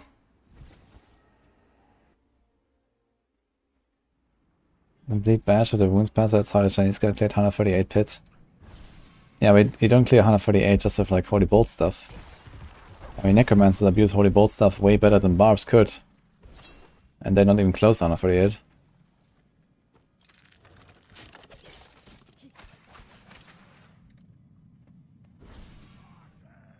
And there's something else. Right. I guess the Holy Bolts. The Holy Bolts also proc the Berserk Ripping, right? Yeah, I think I might be right about that actually. So you get like really big bleeds on the Holy Bolts. That's what I mean.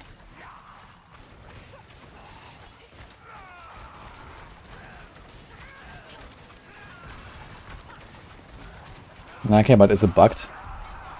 I thought the bug is only with minions, not with Barbs. Barbs just have strong Holy Bolts because of berserking and stuff.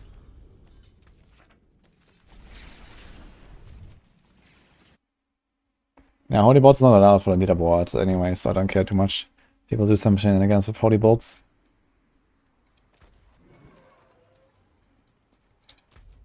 But the bleed stuff is just like incredible scaling, because Gushing Wounds with like 6000% crit damage or something on the sheet gives you like an 80 times multiplier or something.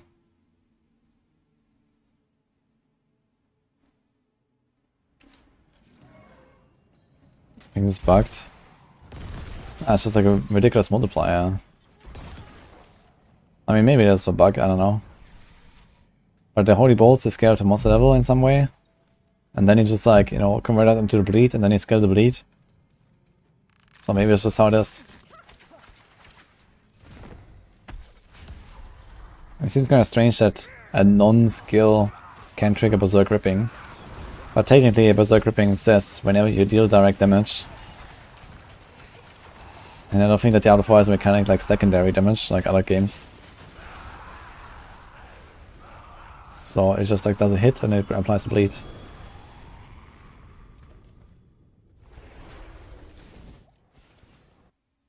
F Coraza, what happened?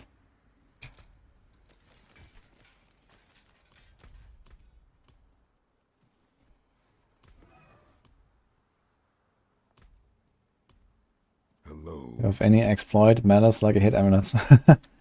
That's... How's it going?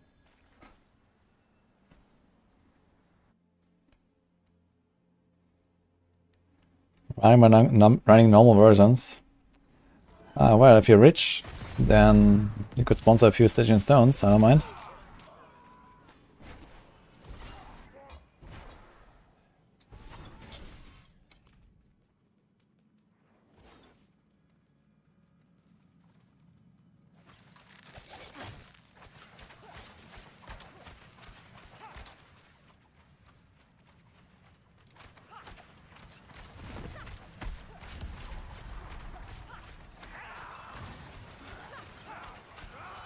Oh, +4 Heartseeker and Dex Pants.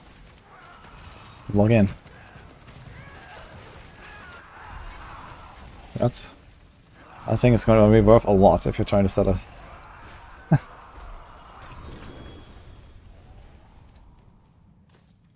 Okay, you see what Nini said actually.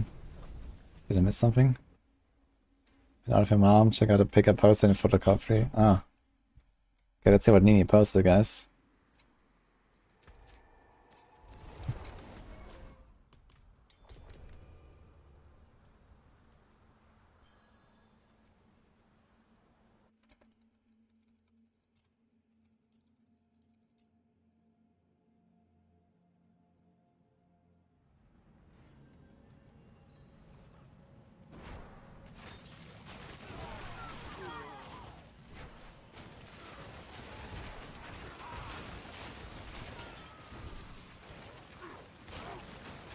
This is one of the squares. Nini's in Athens right now. I think you live in the world of Assassin's Creed. It does look a bit like this.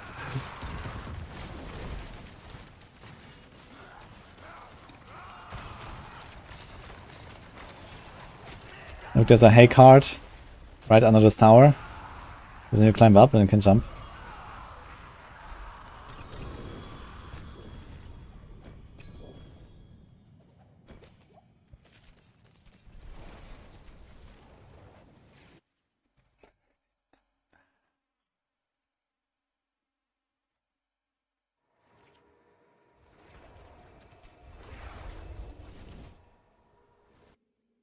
Do triangle shape spikes on Lilith always spawn in the middle of the arena? Yes. Sometimes slightly offset from the middle, but yes. You can't like juke them outside anymore and stuff. So you have to like stand on the side, avoid the middle slam, and then run with one of the waves.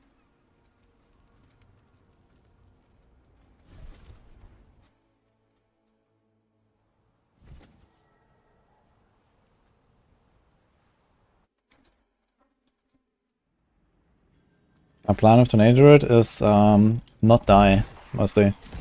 The rest we'll figure out later.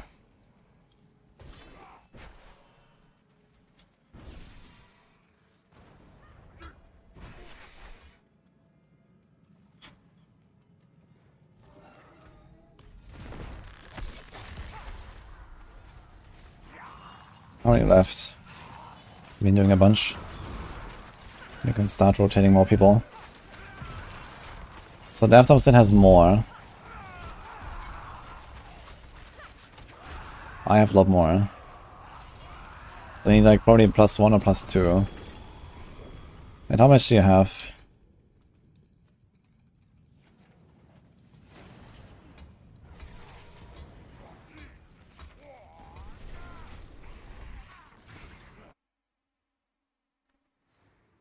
Need legendary dark shards, just not great artifacts. Oh, sick anyway, that should be 7, right? Is that 7?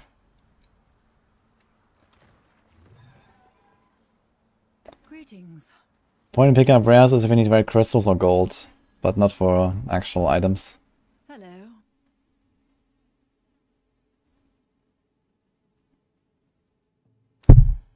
Oops. Okay, D got 25 Ande, 20 Duriel. Okay, sounds good, D. Yeah, we can get you in soon. So we can do another rota of 5 per player. We can do some more Duriel after that as well, but let's finish the Andariels. I want to finish all the Andariels, we can do Duriel after. So I'm out now of this rotation.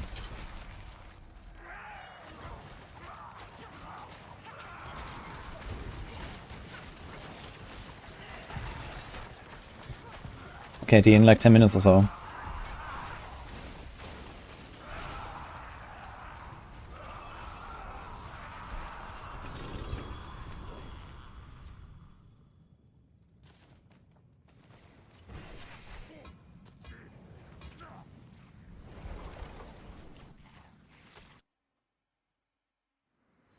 A non-tormented boss is worth the farm. Yes.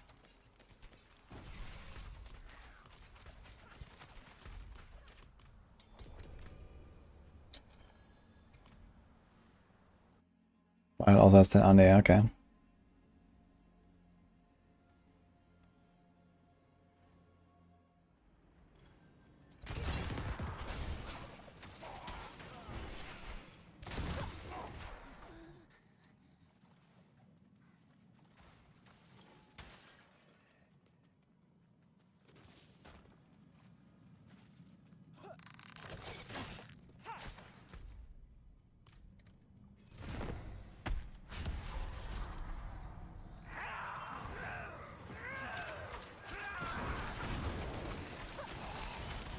I got like a hit, crit damage and attack speed.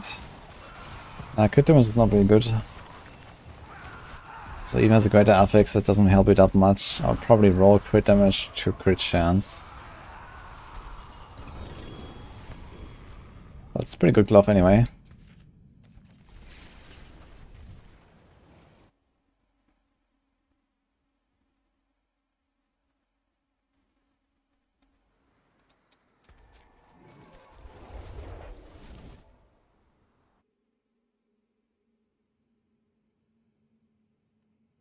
The spark, you won't get it until Tuesday, Florian, just keep that in mind.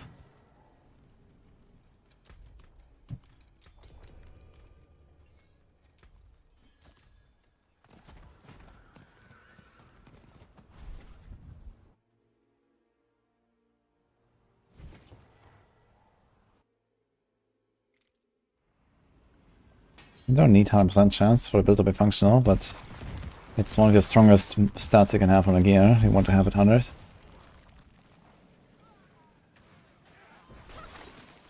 You can get it with one master or a crit on a good roll, like this.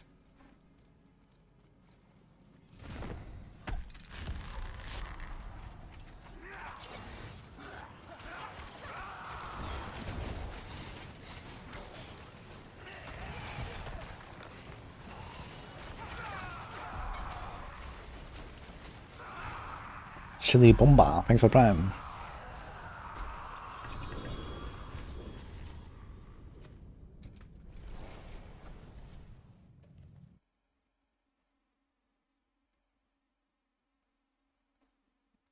And a Caminara.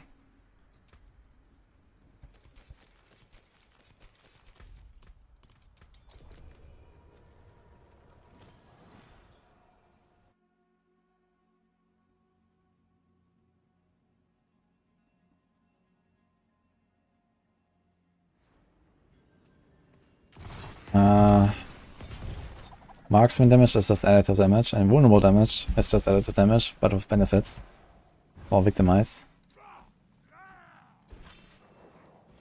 It's all the same category. It's just that vulnerable damage also scales with passive.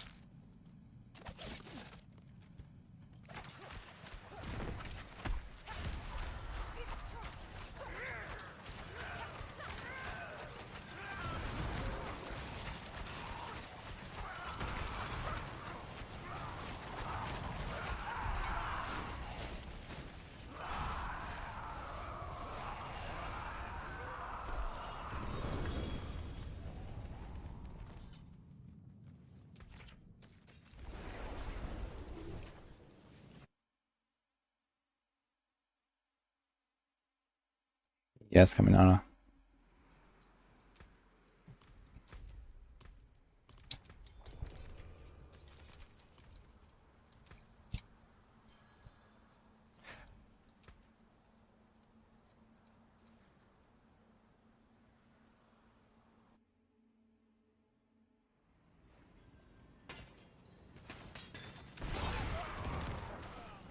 Okay, so TRF, I think you have 2 more rounds of this.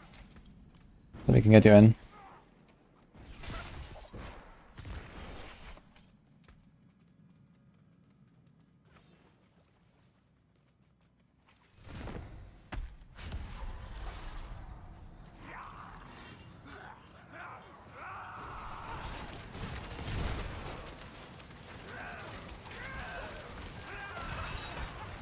The cycles allows you to use 2 potions as pinch of poison in gear cool.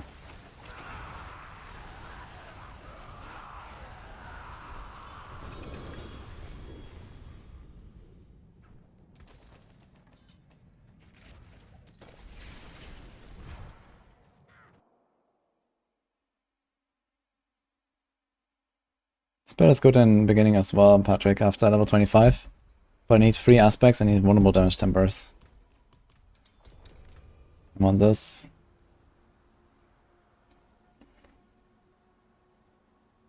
Those 3.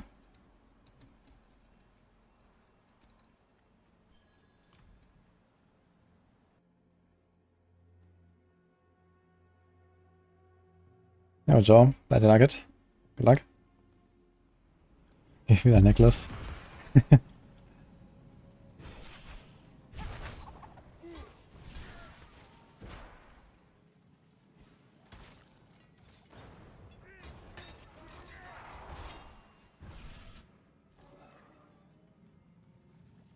Yeah, the spark will be fixed on Tuesday. You can kill her now and get it on Tuesday.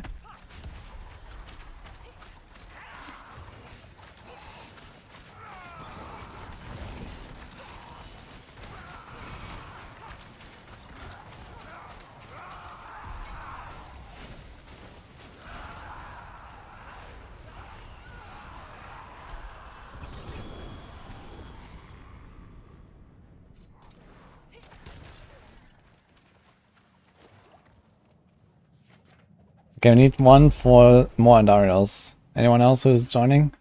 Hardcore Andariel, normal.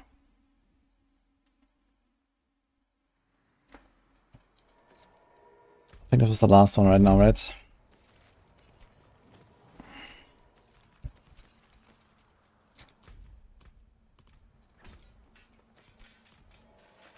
$200 mil. I got a 250 mil offer already. Ish. Kingdom is not a separate bucket since season 2.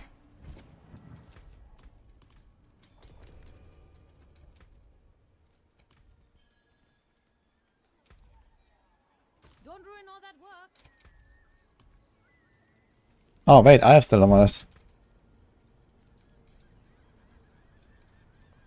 Oops, I thought I'm out.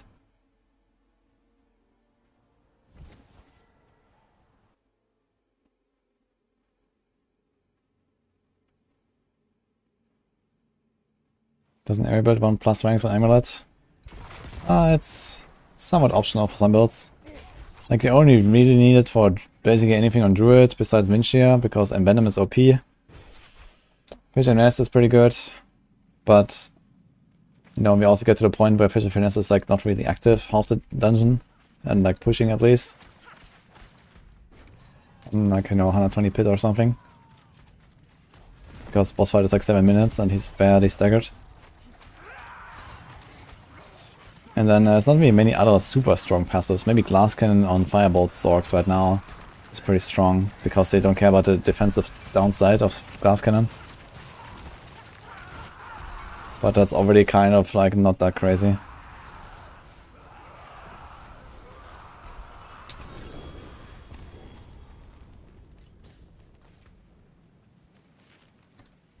Okay, we still need 1 for Andariel.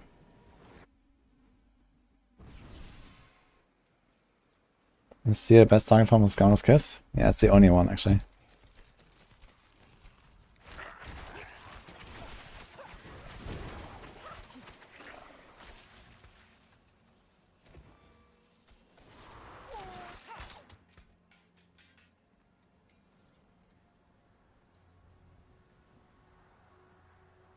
Okay, I did not get anything, turns out, from those 20 runs. That was a win. Okay, T-Ref, what was your in-game name again?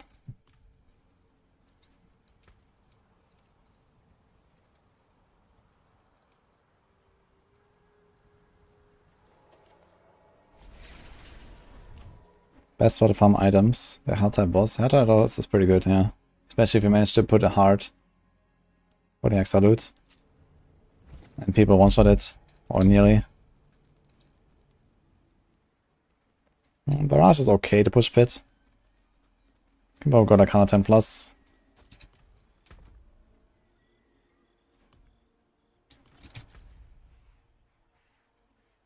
Weapons coming again in 40 minutes. Those 20 runs, nothing. Which is okay.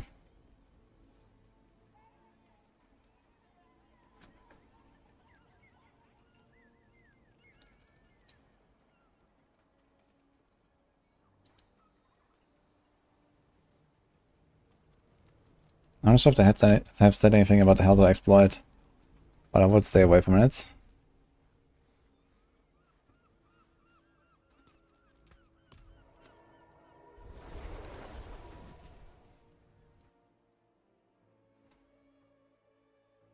Fire is better on bosses, TRF, yes. I should put it in S tier for boss killing. Even without doing like any special setup or so, you can kill some of these so many bosses in like 40-30 seconds. Alright, TRF, are you joining us for Andariel? And then one more. Anyone else for Andariel? We're gonna do more Duriel later as well. I have 10 summons on Duriel. Vial for 10. Okay, let's go. Yeah, log in and then read the quest.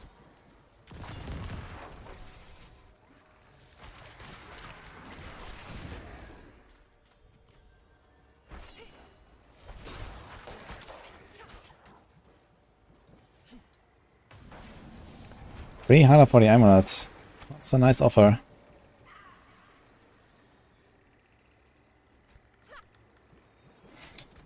We're 460 million right now.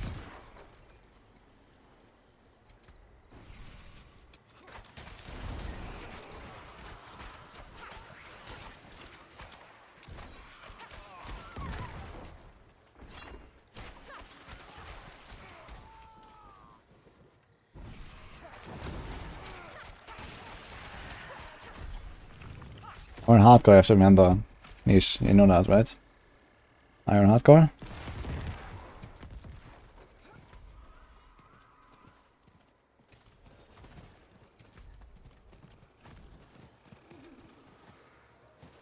Mobilize is good or risk it? Mobilize is fine. As long as they have at least, let's say, one freeze. With Heartseeker it's fine to go with one freeze. It's nice to have two freezes, but one is okay. Usually when one's done, one freeze at least, and then the rest is kind of whatever.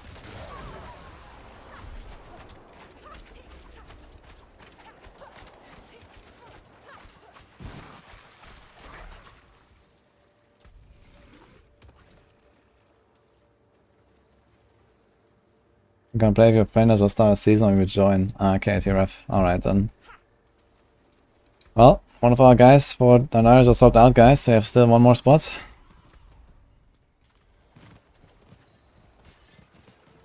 It's worth killing Tormented bosses for Uber Nix, it is worth it, yes. If you can, you should do Tormented. Thanks, Roxas. I live down. Wait, what tip did I give? But I appreciate it.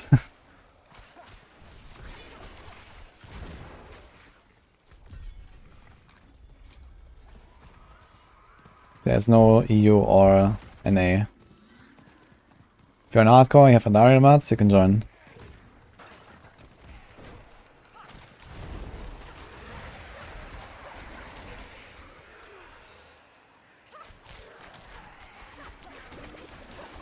Ah, the Godslayer. The Godslayer is really nice for something like that. Big burst. Especially like when the face starts and stuff like that. Because it cools down.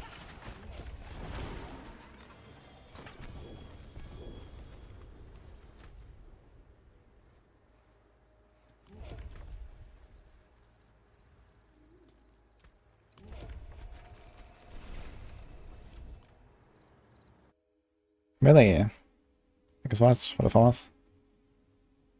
Thank you.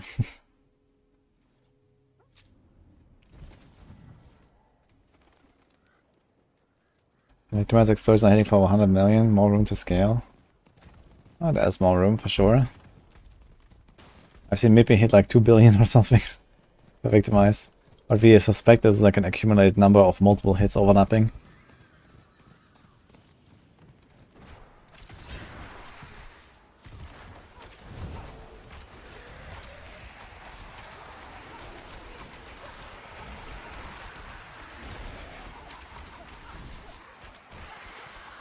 Granata. Tiers level 69 should be doing character level plus 54, I guess. No, minus 54. Would be 15. 25, I think. That's probably what you're running. You want to have monsters that are 10 levels above you for optimal XP.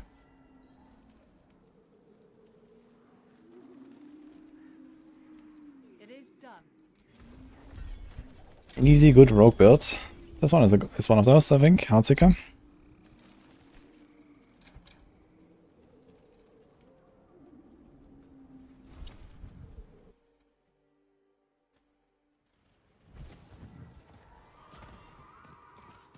You need to be on hardcore to trade me, Ish, for the amulet. He offered 300 million, but this is only on hardcore. You cannot buy it on softcore.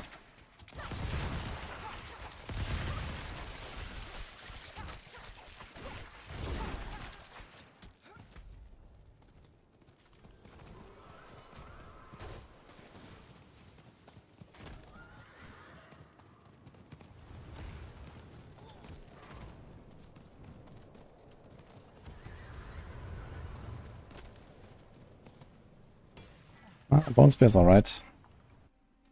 It's kind of overshadowed by the minion builds. And it's just another flavor of minions, basically, because it's played with skellies now.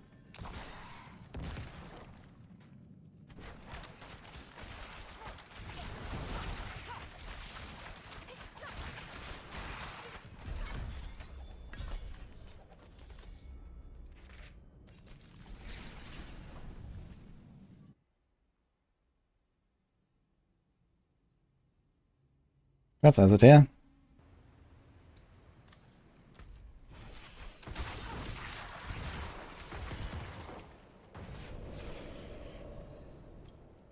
Best having with a hardcore rogue.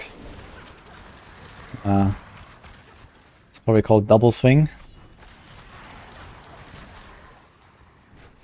Nah, to be serious, I guess you just play barrage. I mean, that's not really much of a hardcore build for rogue. They're all squishy.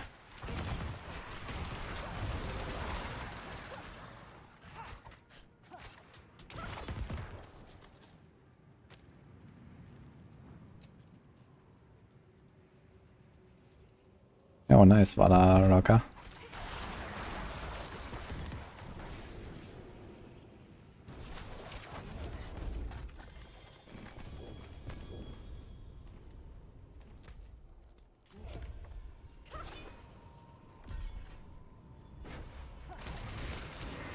Best rogue build for Ulaf is probably this one here. Or Rapid Fire.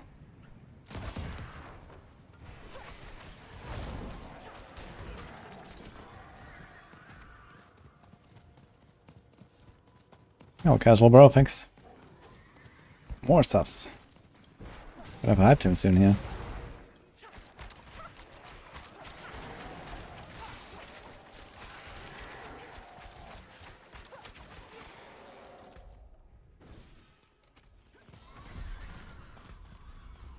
Anyone find Daria still? Hardcore? We're missing only one person.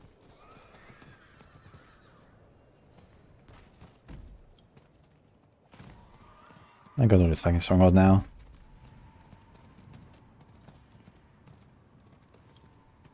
Yeah, we're waiting for +1 to join us for Andariel. That's why I didn't want to do pit now or something. Blessed are you who will die in the mother's name. They can. Wait. D. Alright then, let's go. Wait, we're in the party already? Who was that?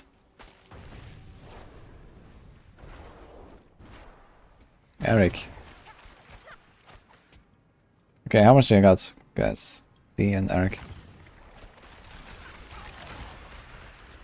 We had Bile and Death Doms. We have 5 people now. So depending on how much you guys got, we rotate her in.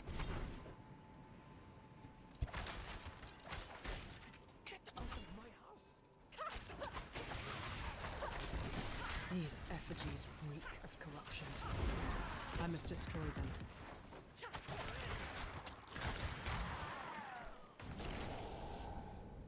7 sets and Ariels, okay. Very nice. I think Death Dom also has 7 actually. Enough for 25? Okay, okay. Let's go for Eric first, it's like only 7. And then we get you and D, if that's fine. We do the rest of you.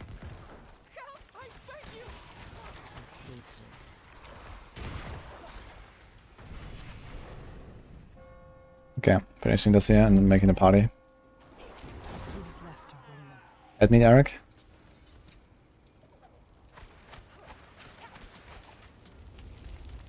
I think I bugged out the encounter because I killed it too fast. Whoops. I'm stuck. Dude, I literally cannot even.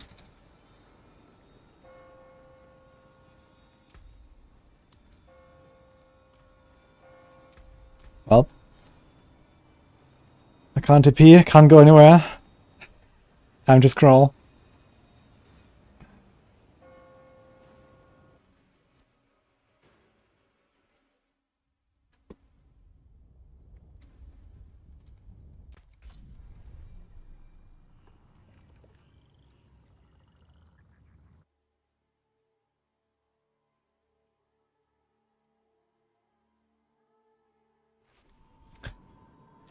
Okay. What is that name again? Duvo. Bile is offline, and then it was... What is that name now from Eric? Something with an E. Oh my god, can I request?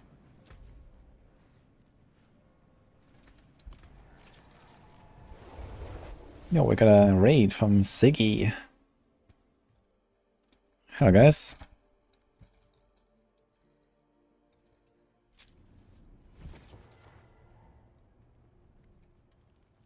Sold free greater affix loss of 400 M. Nice. Congrats, dude. Decent value. How was the stream, Siggy? Appreciate it.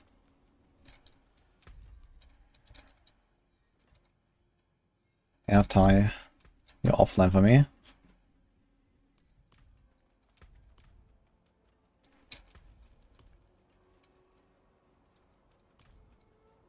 And a given. Well, enjoy your dinner, I suppose. Oh, welcome guys, we're about to do some boss rotations right now. I'm still trying to get a Shako. I do have leftover sparks, 8 of them actually, but I don't want to use them just now. Until I've used all my boss mods. I think we're going for 7 summons per player right now.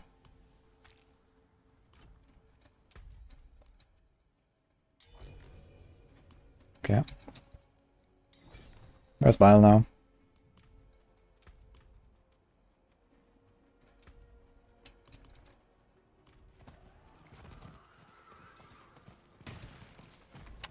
I've been doing a lot of bosses lately.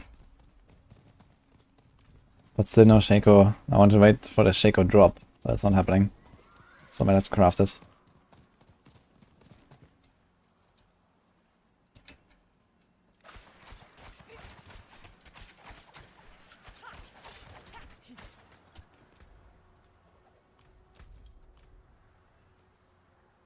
What about I Rogue with? I did one with Barrage and one with Pinshot. They're very nice benevolent builds. I prefer Lucky Hit over Crit on Amulet. Probably yes for Victimize. But they're both pretty good stats.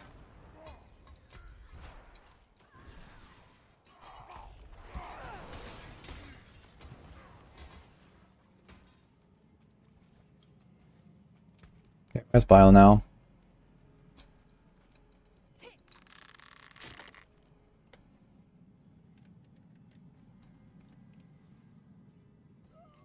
Mana has 20 ranks of Incinerate. With the wand, right? It has ranks as well, I think.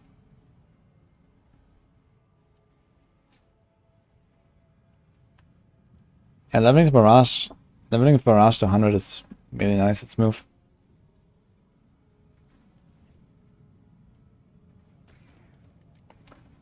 I know you can have multiple instances at a time, that's what it says in the tooltip.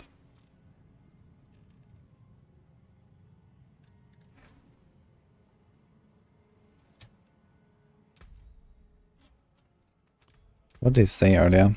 Oh, I had to relog so I don't see the chat anymore.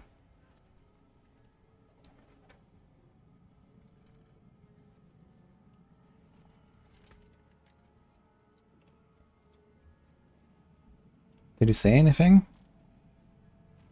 He just wanted to do some of the... He has 10 Endari runs. I didn't say anything.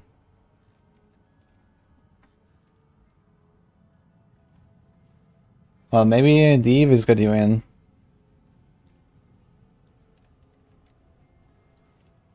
Like, Val didn't say anything, he's just gone. So worst case you invite him later.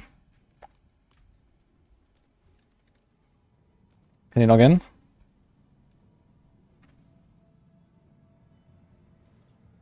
Do I have you actually? D? Yeah. Let's go.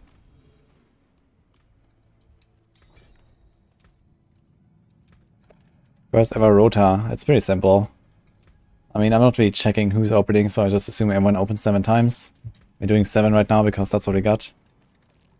So, every 4 runs, usually TP to down real quick, sell real quick. After every kill, just leave dungeon, reset, go in. That's it.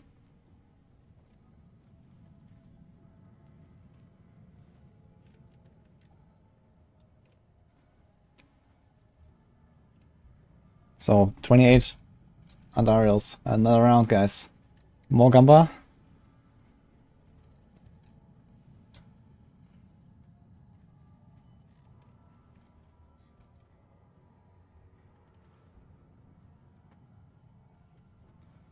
Why Dex or crit chance on Heartseeker?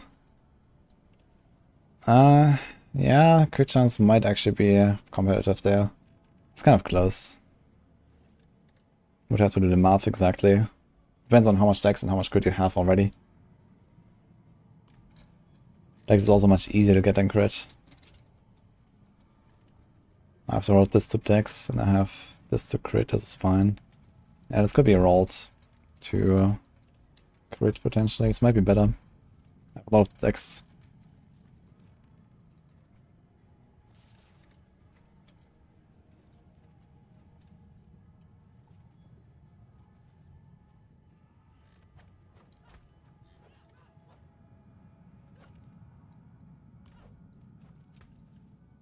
Okay, one here. Let's go.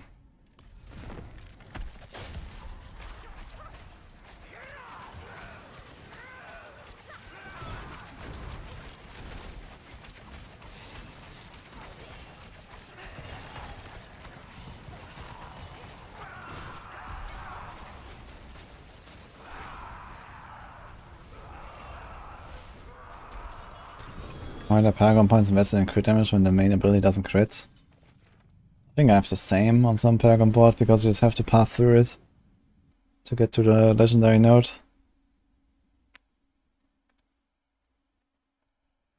It's like somewhere in the middle of the board.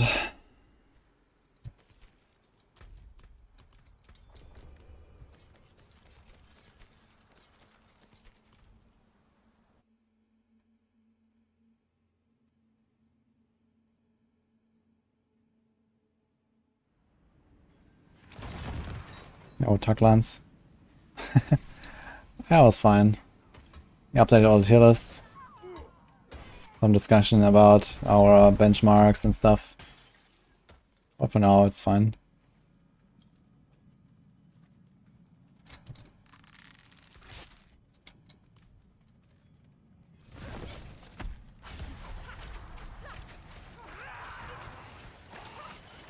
It's kind of because it's a lot easier. Do more easier, yes.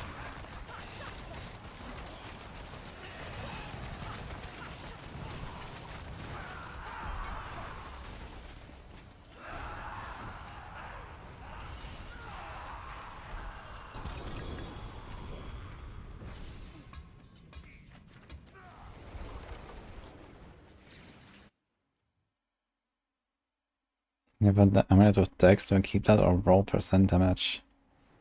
Percent dex is not a terrible stat. Percent damage is a very bad stat. Like this here, for example, this is absolutely terrible.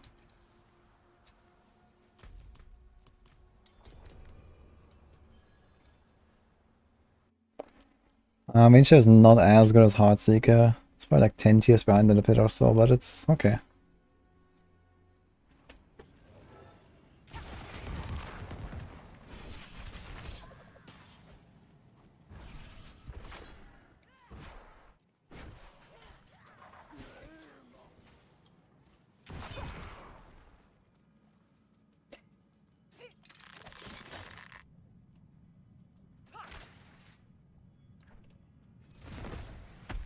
Why is percent damage so bad?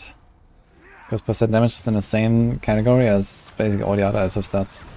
Like wound, like crit, like cold, and you know, all that stuff. This is all the same category. Percent damage has very low values. Yeah, this is greater affix, 45%. And typical builds have like 1200%, 1500%. Some builds 2000%. So this adds very little. The only builds where percent damage is somewhat good is dot builds, because with dot builds it just applies twice. So I have to take this number times 2. But they wouldn't put it on the neck. But at least it wouldn't be useless having it on the neck on a dot build.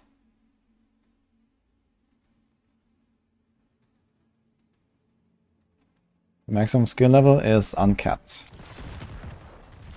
You can have like a level 30 teleport or something if you really like.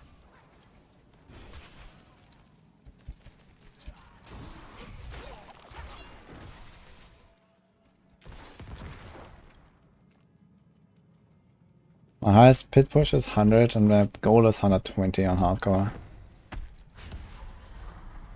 So we've been preparing for that.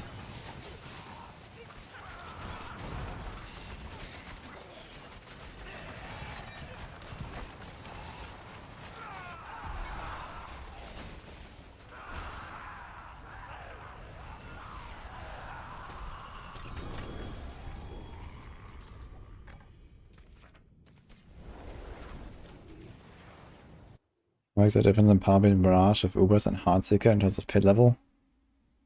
Shouldn't be that crazy. Less than 10 tiers, I'd say. No Holy Bolt. What exactly do you want to proc Holy Bolt on the entire fight?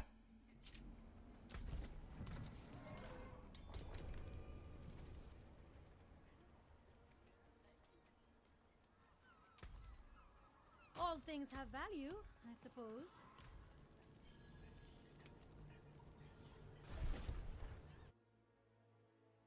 Subdruid. Yeah, no one really seems to be kept by survivability. I mean, Subdruid makes it comfy, but since the most important damage reduction effect, debilitating raw, does not apply to the shadow bosses, which are by far the most dangerous enemies in the pit, support druid is not really useful. And on top of this, you just can't kill the boss, because boss has double the HP. When support druid adds nothing to damage, really, besides maybe some small effects.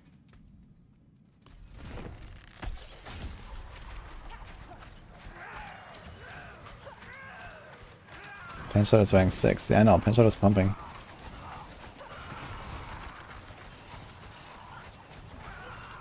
Why not Uber and Dario? Feel free to sponsor some Stygian stands, and I'll do Uber and Dario. I even carry the entire party.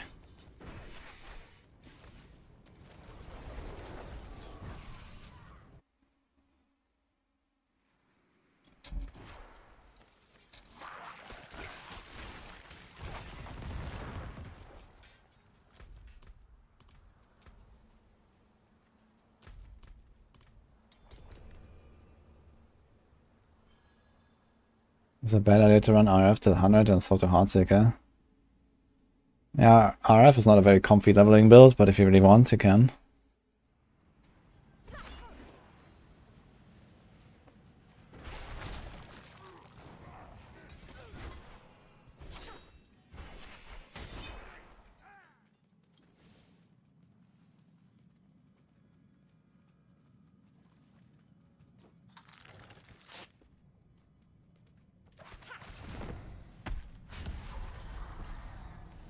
Grind's going fine, Navida. Welcome.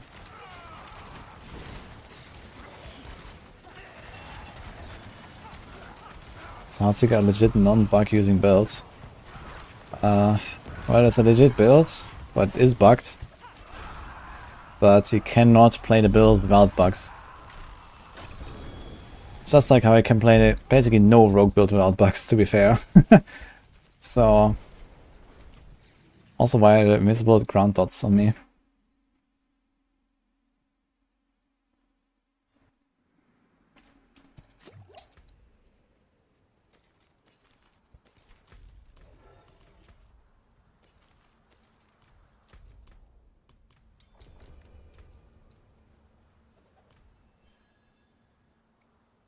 Like even precision is not doing what it's supposed to. I'm not sure about close quarters, but I mean there's other bugs on other builds as well, like everything's fucking bugged in this game, so I guess if you want really a non-bugged build, you have to play a momentum rogue.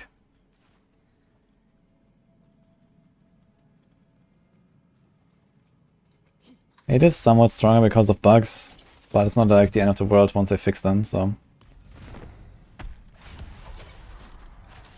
Heartseeker will go from S to A, maybe.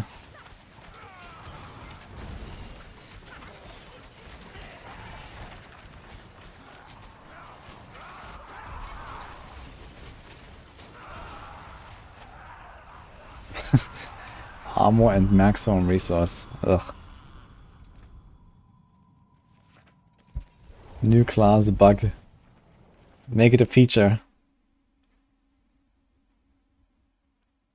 What was in 13? Oh yeah. Should catch that one.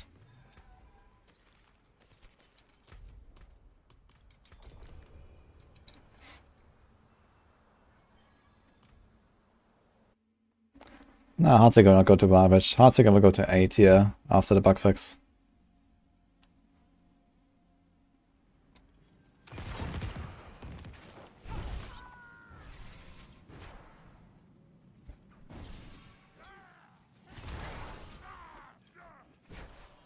What's the bug? Deadly ambush, caltrops, exploit weakness, and exploit passive applied twice in the victimized damage calc.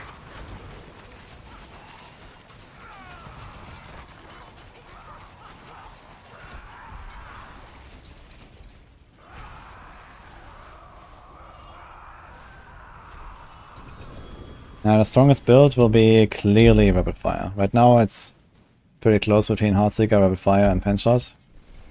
And 2 of them will get nerfed and 1 will be unchanged. So Rapid Fire will win.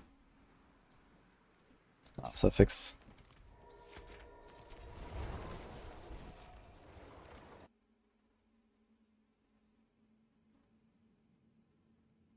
Who wants to play an 8-tier build to push end content so it will be unplayable? That's a very shitty take, I think. I mean, who the hell is even pushing pit? How many people are really trying to go very high, first of all? So for most people, it doesn't even matter. You know, it doesn't even matter if you farm pit 70 or pit 75 or 80, you know? You get a few more materials or something, but who really cares?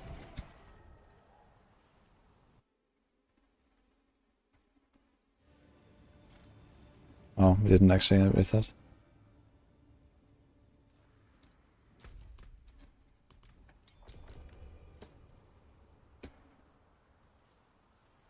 Oh. Guess someone crashed here or something.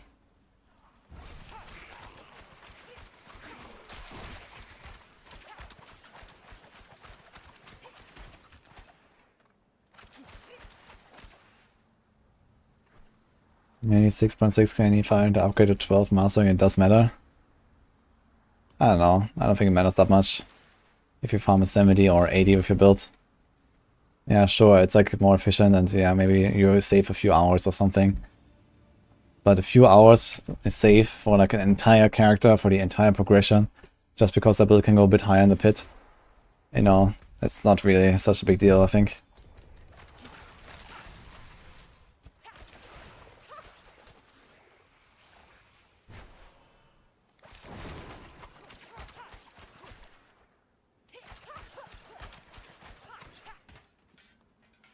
And there's entire classes right now that don't even have an S tier build. You know, there's no Sorc anywhere close to S tier.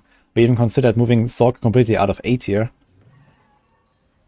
So, you know, the Heartseeker fix, with the Victimize fix, it will be just fine for rogues, trust me.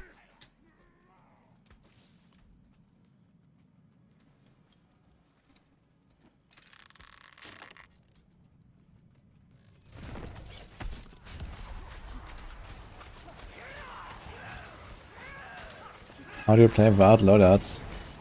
I know. I load up the game and I stop blasting. It works.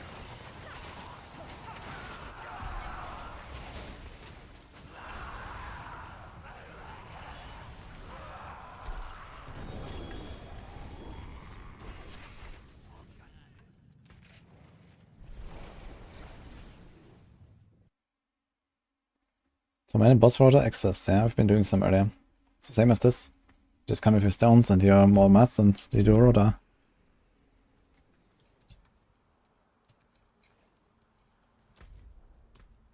Okay, Bile is back.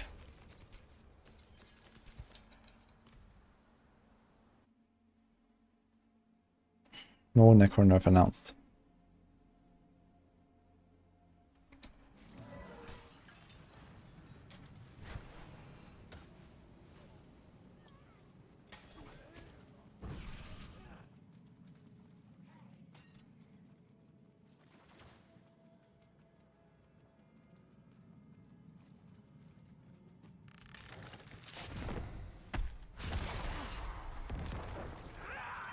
Gonna do this command.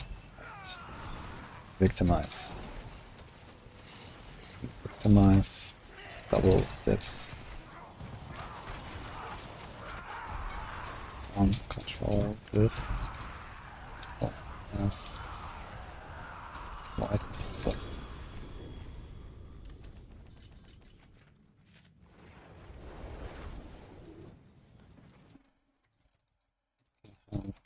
Traps.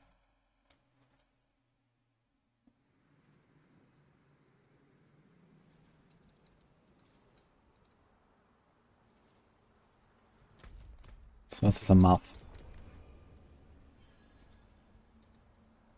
So in normal fights, you will have control glyph. So it's basically 20% stronger than it should be. You will usually not really stack exploit weakness, but let's give it like a few percent. Let's say 1.2, 1.5. For like a typical blaster scenario. The double dips are control glyph, exploit weakness, deadly ambush, exploit passive, and enhanced caltrops. So caltrops is something you only really put on a boss or so. So that's out, which means there's also no deadly ambush. So you have exploit passive, control glyph, and exploit weakness. Exploit weakness needs to stack up, so you don't stack that very much. So this will be control glyph plus a few stacks of exploit weakness. And now exploit passive. Now that's the question, how many passive ranks do I have?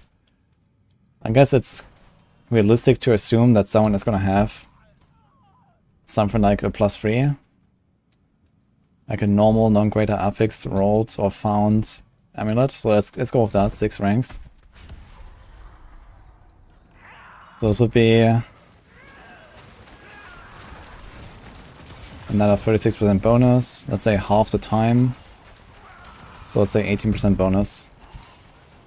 So the Victimize fix for most scenarios will mean a damage loss of roughly a third. So this is like roughly 50% better than it should be right now. So you lose roughly a third of the damage as long as you don't have caltrops and deadly ambush active.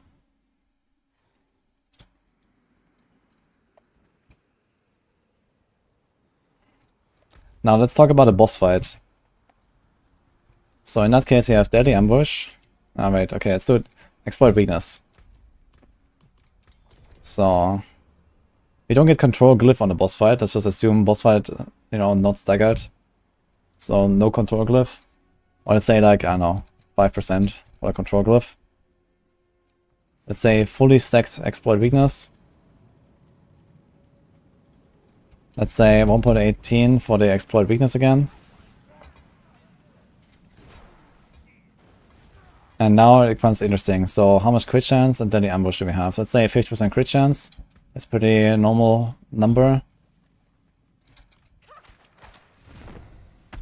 Maybe 55.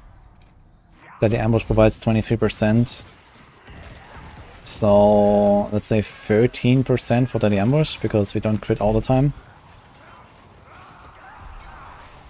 So 75% bonus, and now caltrops. Now what's the bonus of caltrops that we can expect on a boss fight typically? Like in a good scenario it goes up a lot. But in typical boss fights you don't really have like a fully stacked caltrops all the time. Because they move around, you move around, etc. So let's say for the caltrops 5 seconds, which is 35% as an average.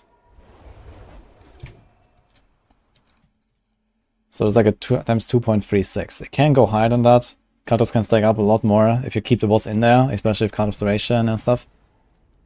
But that's not really happening very often. Unless the boss is maybe staggered, then you're gonna notice that more. Oh shit, we got Doombringer.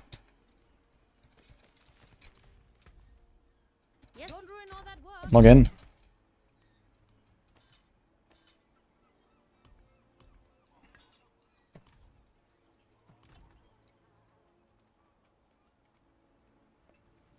Well, believers, GG.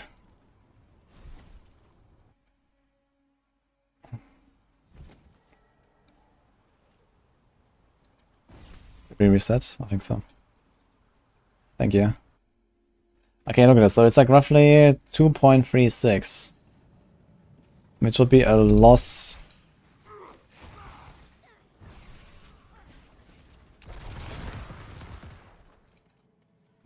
One divided by 2.36. So it would be roughly a 60% damage loss. So you're gonna notice the Heartseeker fix mostly on the bosses. But you're not gonna notice it so much in like general blasting. Boss damage will be noticeably weaker. And this can be even worse. You know, in a scenario where I have like the boss in the Caltrops for like 10 seconds or so, it's gonna be worse than that. Let's try to do the calculation actually with a staggered boss. Fully stacked Caltrops, let's say 10 seconds Caltrops. Which would be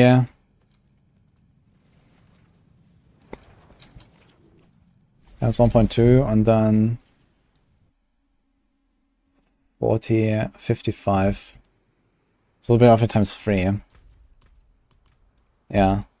So on a boss you're gonna lose roughly 60 to 70% damage depending on the Caltrops. You're gonna notice it much more on the boss. But in general blasting you're not gonna notice it much. Smoke grenade. Smoke grenade is not counted. Smoke grenade is not double dipping.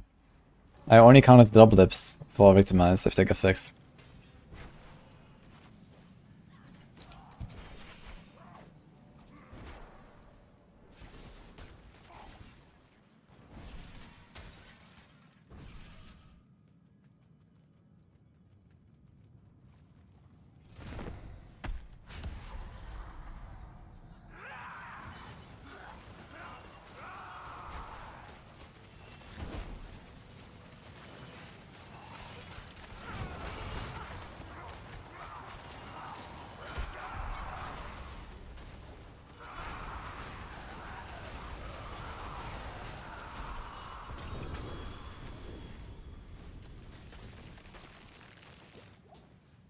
I mean, these numbers are a bit like, you know, depending on how many exploit passive skill ranks you have. And it's the world boss. Guys, 1 minute.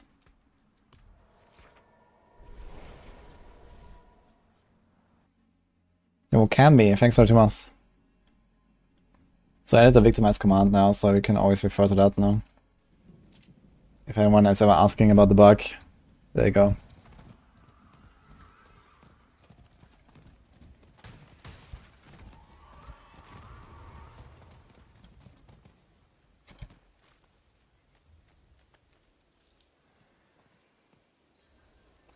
The good thing about the bug fix is also that Heartseeker will become easier to play and more consistent. Because right now, the difference between having a boss staggered in the caltrops and the caltrops like ramping up more and more and more, like every second of the caltrops, it produces such a bigger multiplier. And it will be like, you know, much more, you know, balanced out basically from start to finish, which is nice. Because the difference between like 0 seconds caltrops is, you know, times 1.1 times 1.1. But the difference between a, you know, 10 seconds caltrops is like a times a 1.55 times 1.55, you know, it's like more than double damage. Instead of like a 50% bonus or so. Like you're gonna notice the difference between having an enemy in a caltrops for a long time much more with the double dipping.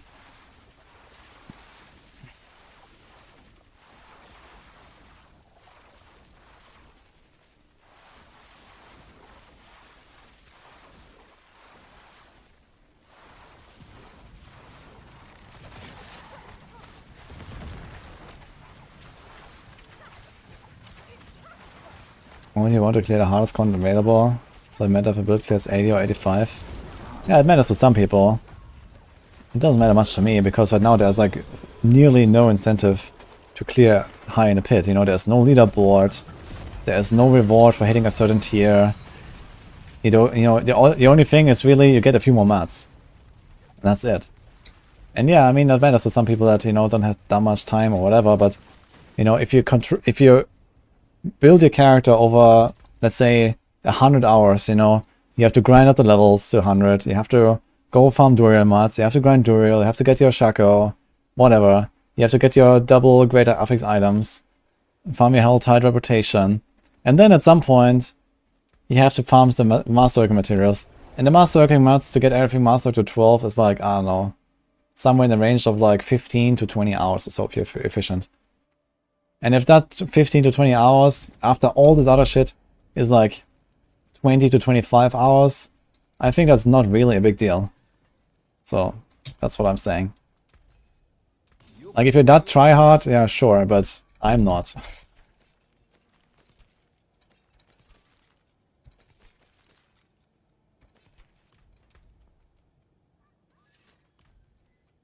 Would you like something appraised? There's titles for pit levels. Yeah, true, but one of them is easy to get for any build in the game, almost. And the other one is impossible to get for any build in the game. And then there's another one that is completely impossible to get. So, what do you mean with those titles, man? And even if you don't get it this season, you can get it next season, you know? The title is not gonna go anywhere.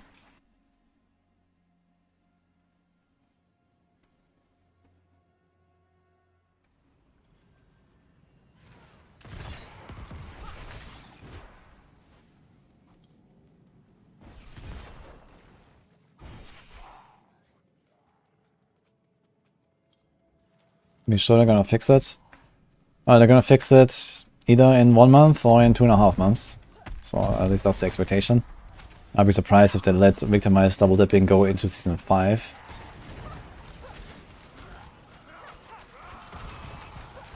But yeah, the point is, Heartseeker will be fine.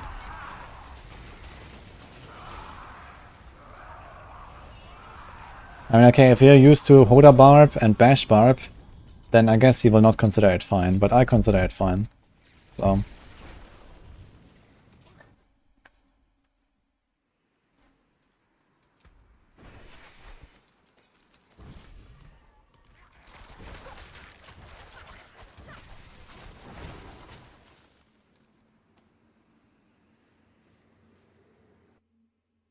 Maybe they will adjust the text so it's normal to double.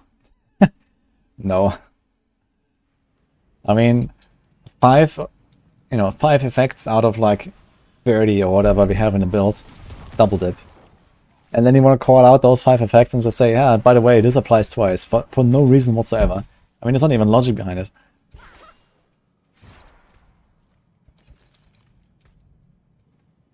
I got a Shako from the world boss, let's go. I did try Shadow Step Rogue, I have a video on it.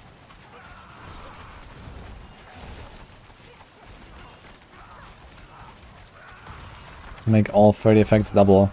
Yeah, then we're basically playing Season 2 again. Blurred Beast, man. Let's go. Yeah, it was the same shit with Blurred Beast as well, right? You remember Season 2? TOB Glyph? Druids? Like, Druids were super shit when AOZ came out. And then by the time they had a level 200 Glyph, they were just one-shotting everything. Because they were double-dipping on a times 10 multiplier. So they got times 100 while everyone else got times 10. So it's just stupid, you know? Double-dipping is just stupid. Because of this insane curve, basically.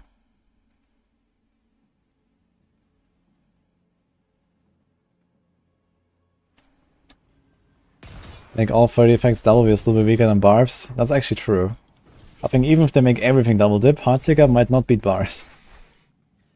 But that's a different story. This is not the reason to make double dipping work, you know? Just fix the Barbs. And then fix the Rogues. And then we're good.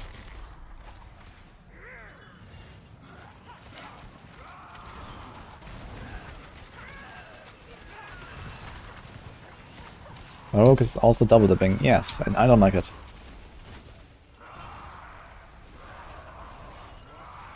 Fix Sorc. I mean, if you fix the Rogue double dipping, nerf rapid fire a bit. Finally stomp Barb. Meta actually looks fairly balanced.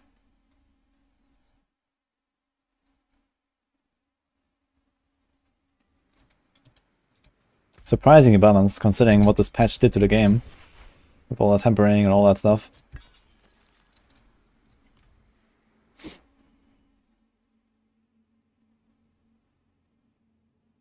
Yeah, Sorc will be okay once those things have been addressed. If Thorns gets tuned down, Bash gets tuned down, and Victimized double dipping is fixed, and Rapid Fire gets a bit of a nerf, there's not really much OP stuff left. And Sorcs will actually look suddenly pretty good.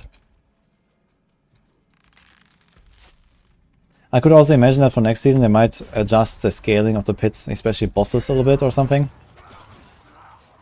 To make, like, you know, builds that don't have incredible boss damage better. Also, Sorc has some bugs going against them, to be honest. So there are, like, various bugs that are kind of the opposite of the Victimized bugs. Like, Frigid Fate, I think. Apparently Icefall Board. Shredding Blades aspect. I think one other aspect that people commonly use. They all apply less damage than they should. And Sorcs I'm actually missing, like, a third of the damage because of that. If that was not the case, Sorcs would actually be fine.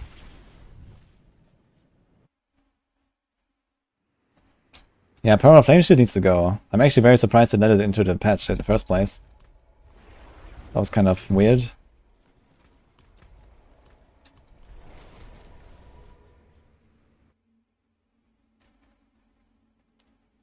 Gonna release a rapid fire guide. Yeah, I've not actually made a video on it yet. Soon. Oh, I got a new aspect. Deflecting barrier. Wow. Stash is filling up dangerously again.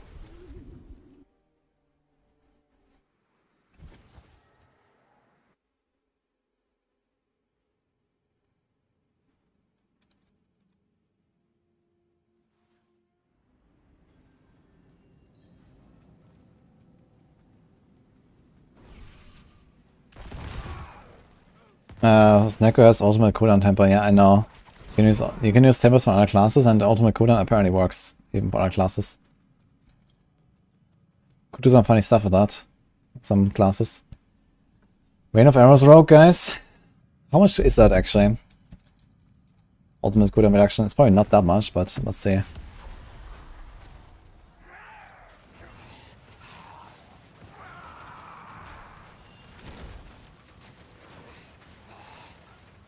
%. It's not that much, unfortunately. But it's something. So Masterwork there is like 15. Almost 14. Let's say a crit. How much? Okay, how much can we get a cooldown? Rogue. Word of Arcane.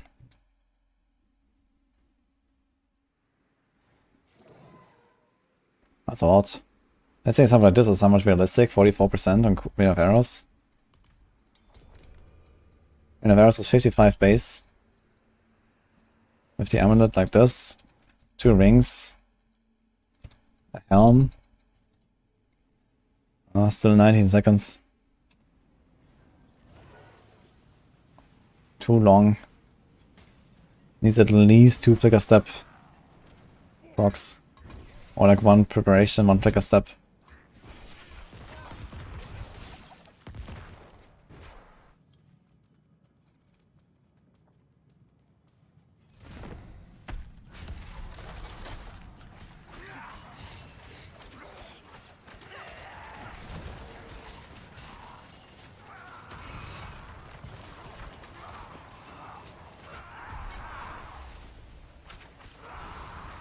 Curses can stack from 1 necromancer. I'm not sure we can have multiple necromancers as the curse.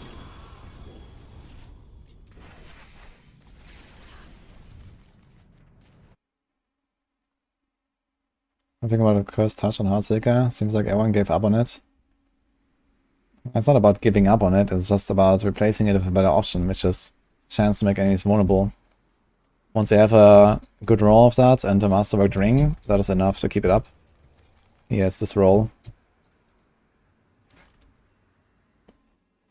But try to explain that to like 50,000 people on the internet that want to play the build. Even with a cursed touch in the build, people come to my stream and ask me, hey, why does my Victimize not do damage? And the answer is, you're missing a cursed touch.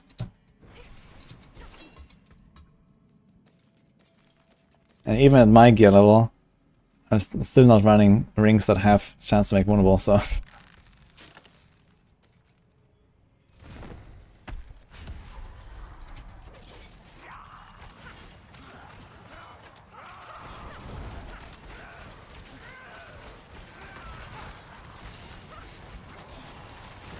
Skyhunt on F build unusable? Yes.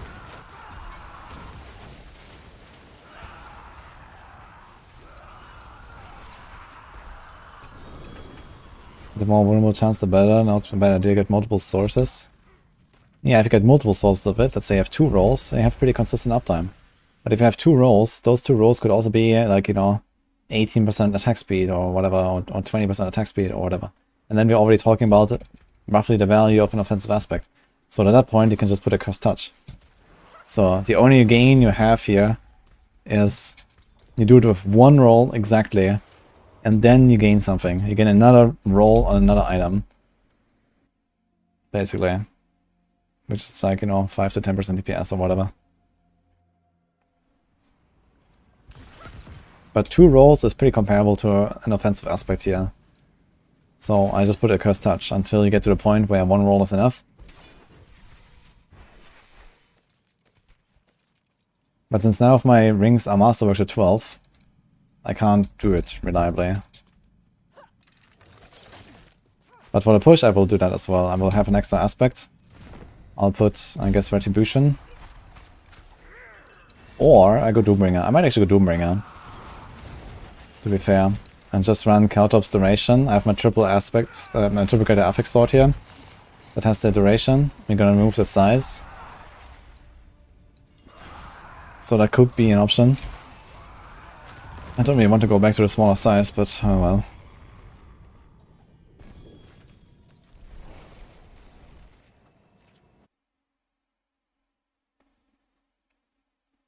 Shadow Step Dream is pretty dead, yes.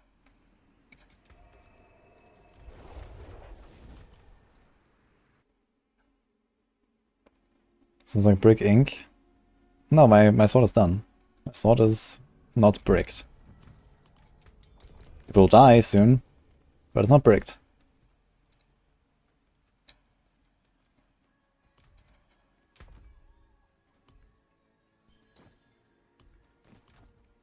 Need something special? All things have value, I suppose. Got the Doombringer now. That's kind of nice. So my plan would be to equip the Doombringer, be Omega tanky, and probably not drop an aspect. Just have a ring that has the chance to make enemies vulnerable. And we just drop a cursed touch, basically. So like this, I don't lose that much damage and I gain a lot of defense for the Doombringer. That's gonna feel pretty good, I think, for hardcore pushing. Doombringer unfortunately doesn't have a greater affix. I'm gonna try to hit a Masterwork crit on a life at least once.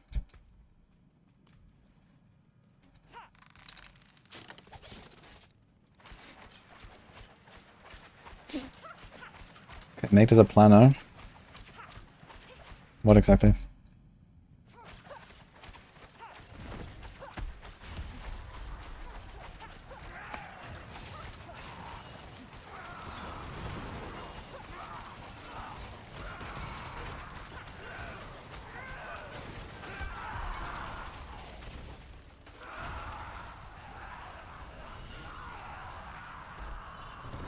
Three possible options so I can get a higher roll on temper. That depends on how valuable the item is. If it's an item you can easily find again, you can try.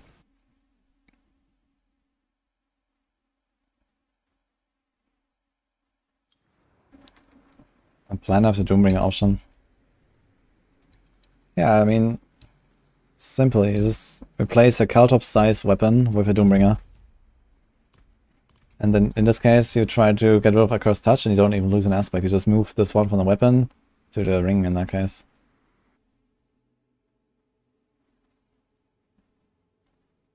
Greater affix 2 hand. How many greater affixes, boy? If it's one and you already have a weapon that is usable, then YOLO, I guess.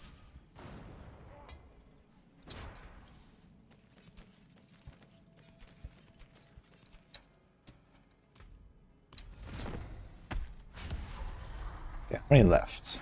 We did 5 earlier and 7 now, so I still have half of my Andarius left. Holy man. Okay, so I have 1 for this, then 2 and 1.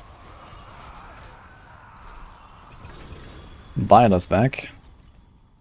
D is done. Okay. So this is 4 more. So Violet can be up in a few minutes. And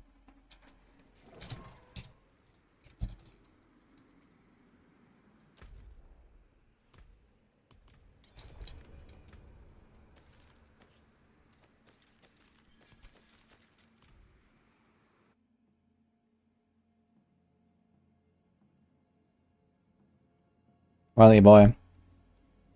It's 1 greater affix. I would gamble for a good roll. It's not that hard to get 1 greater affix weapons, I think.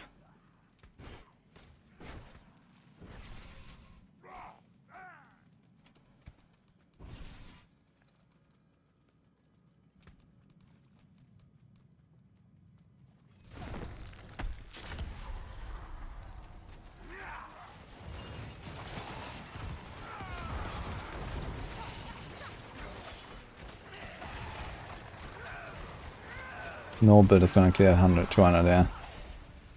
Doubtful that anyone's even gonna do the 150 for the title. Okay guys, we need +1 for Andarius on hardcore in 5 minutes. Who's up?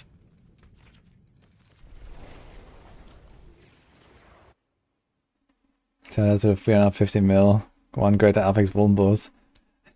Yeah, this is so ridiculous, man. I should level my softcore rogue now and just get fucking rich, man. Like 1 greater affix Vulnbos, man. I just gave him bows. You're gonna get rich.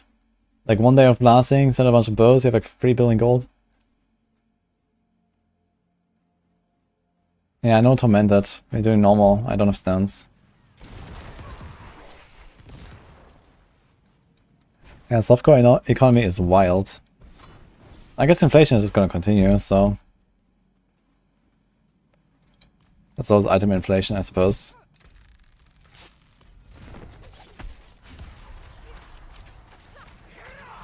Should sell Ring of Stardust to make Shako. I mean, if you're not planning to play other builds, then if your build doesn't need it, sure, but there are a bunch of builds that want Stardust. Yeah, MT is crazy in softcore for sure. This is why the prices are so high.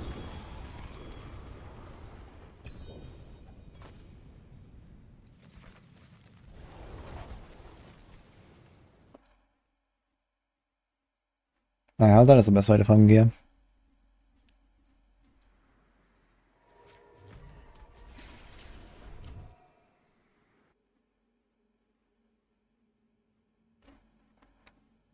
I have the same resolution cards here as a setting in the gameplay options. You can zoom out.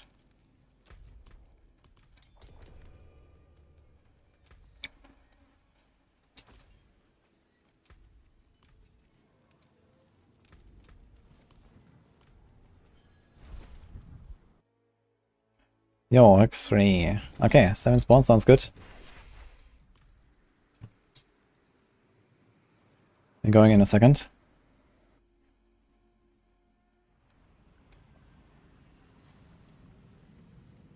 Turbo Greater FX Razorblades going for 9.9 billion. Heck. Well, it wasn't obvious that Thorns Barb would be that powerful at the start, I guess.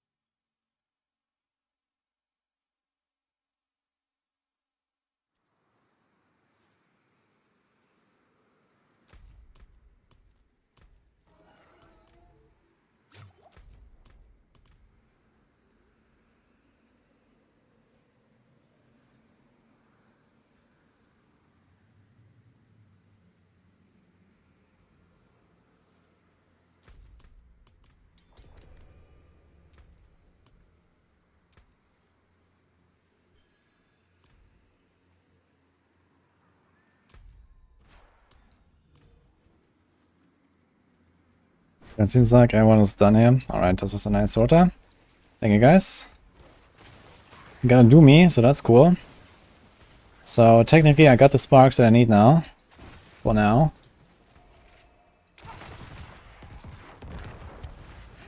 Let's do a new party. So these days we get Bile and we get Hex 3.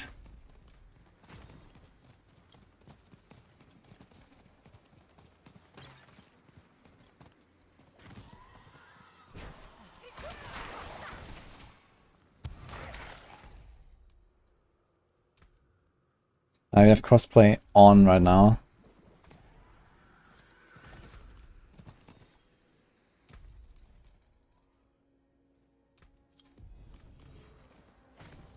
Let's go and do this here real quick.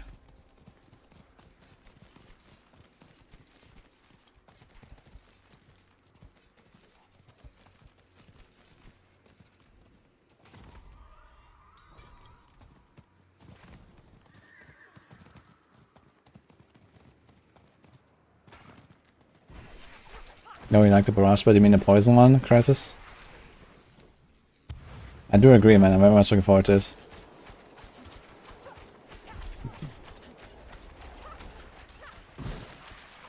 Guess it's time to craft a Shako soon.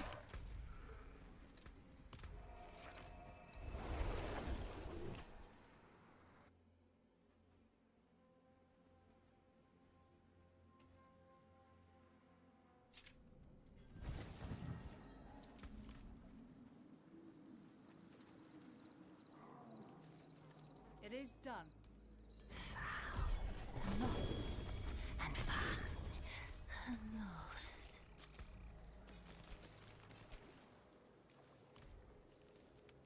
The guide for poison. It's the Death Trap Rogue guide on Maxwell.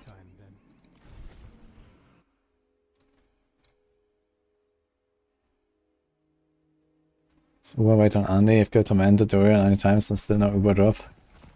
That's just unlucky.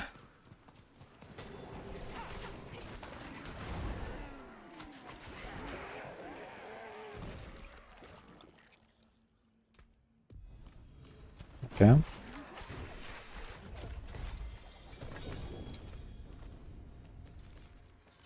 Alright, everyone is here. So we do how many?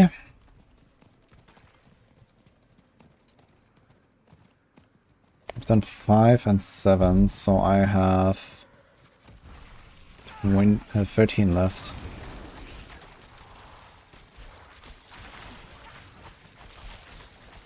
Seven. Alright, we do 7, I guess.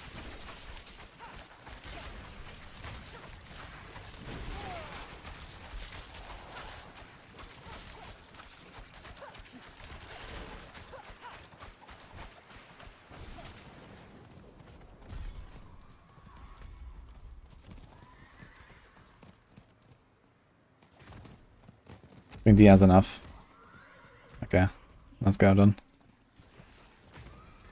Alright, another gamba. We go for 28 again.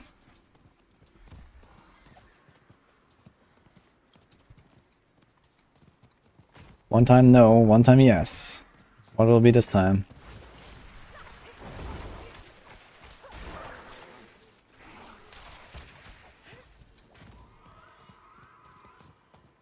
Good luck, Sadiada.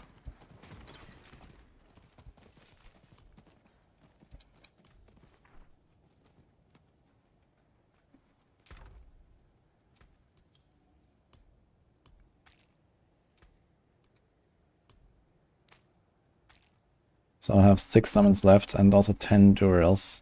Can do those as well.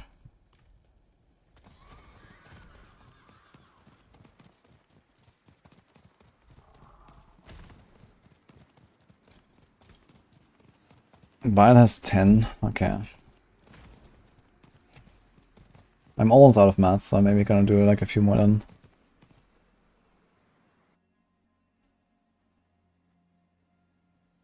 Doomguard. Doombringer dropped from Andy just earlier, I guess. I got a Doombringer.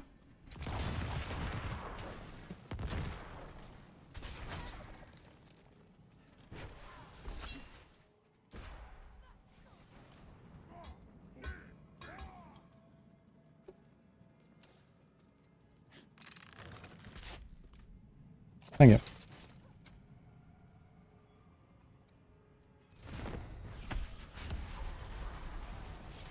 I need a Doombringer lady. She also dropped an Andarius Visage on me once.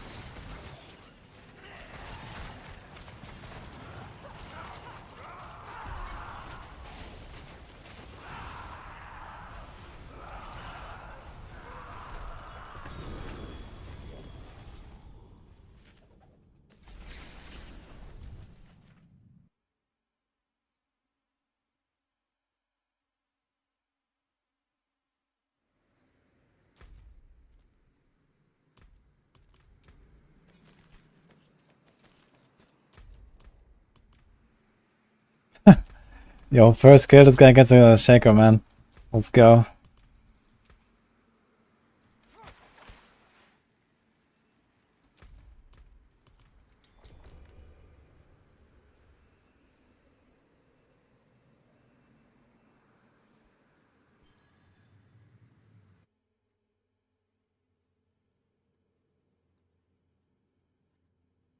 Okay, let's check a little bit. What are the stats on the Doombringer exactly? It doesn't have anything, right? It's like core damage, normal damage, life, and chance to heal.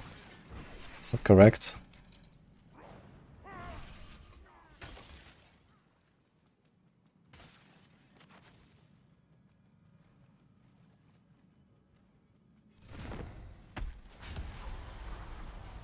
Yes. So with Masterwork, this is 39% life. It's a lot of life, and 20% the R. I lose a life roll, a normal life roll. Which probably means something like a 2.5k loss. Let's say times 3.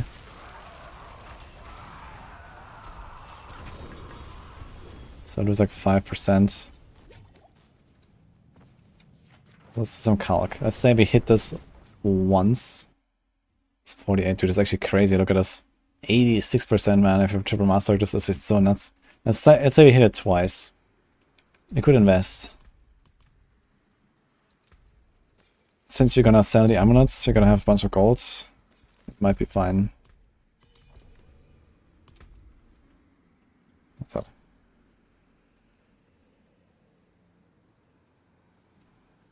I don't have a PvP bow poison build. No, I didn't make any PvP builds so far.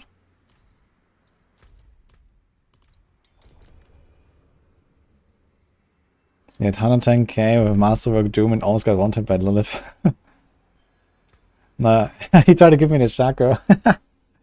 No, Ubers are not tradable, but thank you. When I think of Bitcoin, not very highly.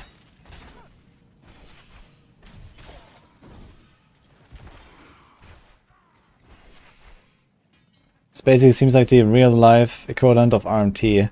What's going on there? It seems like fishy, shady. I don't know. I don't want to have much to do with it.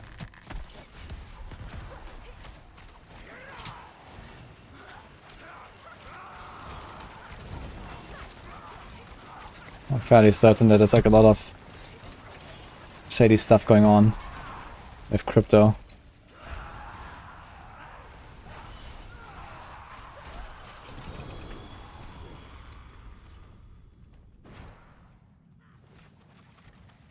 Oh, nice.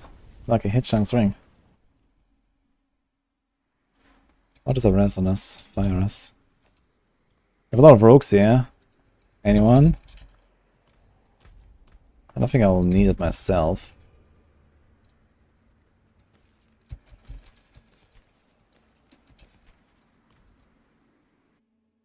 There's widespread adoption now. Really?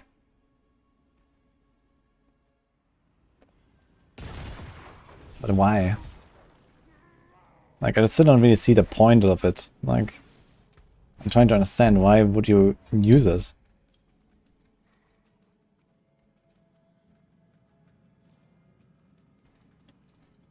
Anyway, I need to do math, guys. So, we have a lot of wound damage here. And that's not even fully masterworked. This is 160.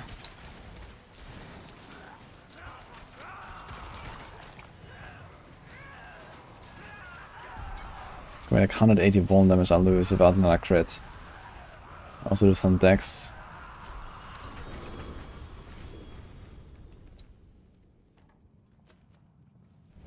It's like gold as store value.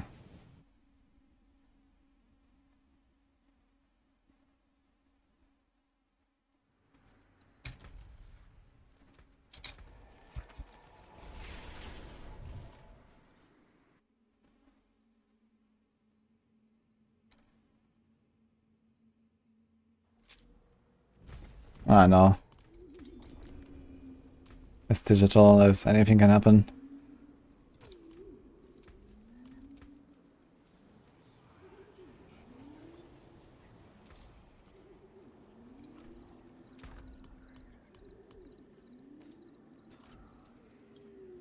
It's asking how much for the ring. I guess we're gonna stack up a bit of good karma here.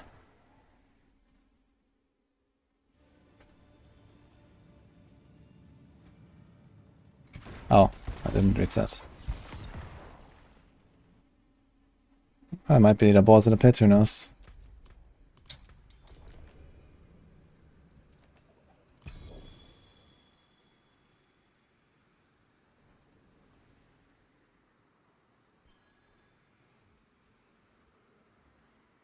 Put this in the description, Logan.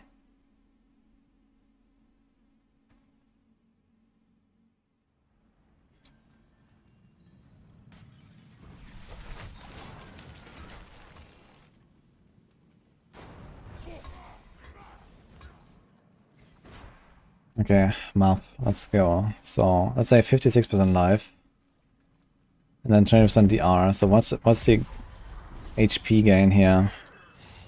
6.9.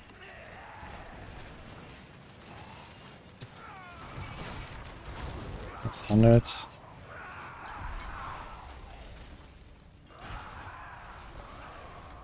And then divided by 0.8. So with 2 Masterworks on a non-greater affix Doombringer, I can get double EHP. That's actually sick. With the proc active. And the proc will be active pretty much no matter what. On almost any target. It will not work against the shadow bosses though, which is a bit of a bummer. Which is where I need it the most.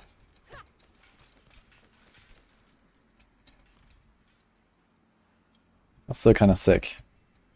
Now I do lose life roll, so let's say divided by 105. So it's like 86% life bonus for a Doombringer. That's a lot of fucking life, man. Now what's the damage loss? My vuln right now is 1086%. I'm gonna give up around 180 of it. You're gonna have a bit more though once you master everything up. So this will go higher, this will go higher. Maybe I gotta make a new ring. Now that I think about it, maybe I shouldn't have thrown the ring on the ground. This Masterworking is actually really bad, yeah. Well, what can I do, I guess?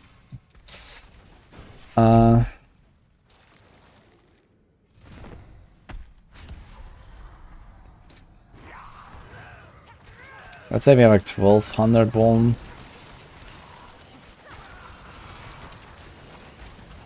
And give up 180 of it. And give up a dex roll. Dex roll is not much. It's like 3.3%, that's whatever. Or maybe 3.5 or 4.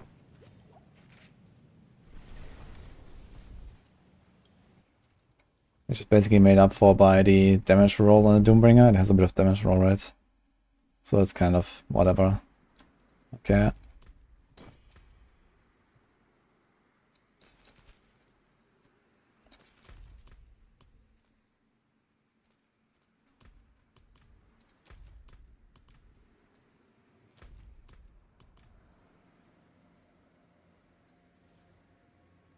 We also have a chance to heal, actually. I'm gonna heal quite a bit from this.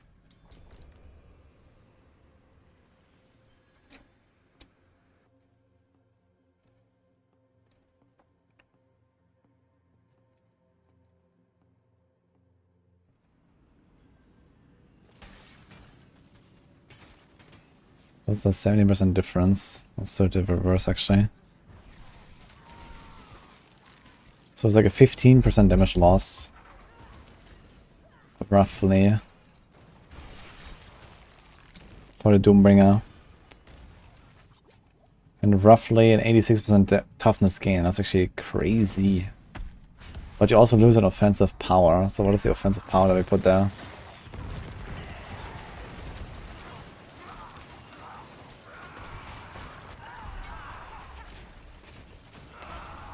So probably Retribution, which is up, I don't know, let's say optimistically a third of the time throughout a push. Almost never on the boss, besides when there's ads. So let's give it like a 10% bonus.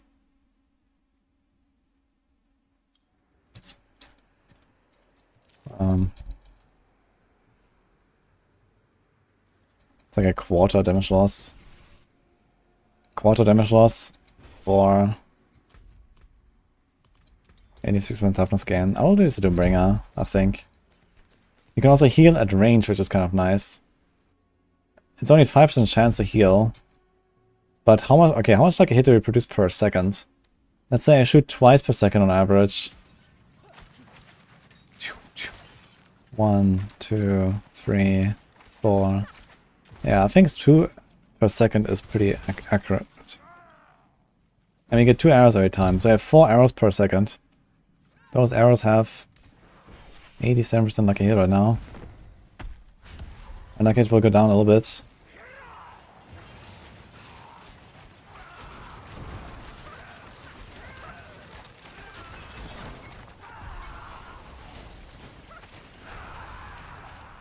let's say 80% lucky hit. So it's 320% lucky hit per second. And they hit twice actually, so we get 2 shots per second, 2 double casts, and 2 hits every time. Times 0.8, so it's 640% lucky hit per second. So every 3 seconds we proc the Doombringer heal, which is not very much, 1500. So it's like 500 life per second though.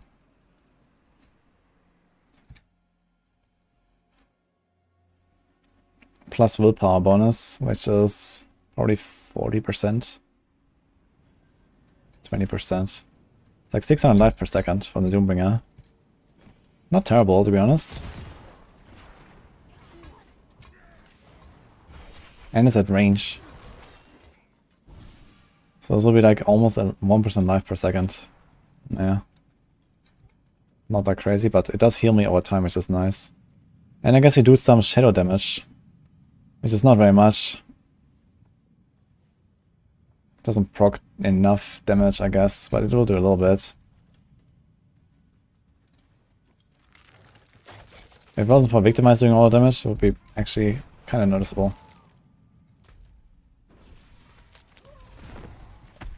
I'll try to Doombringer.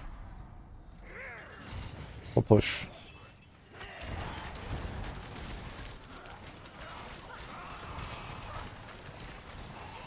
We have Scoundrel's Kiss to sell or give.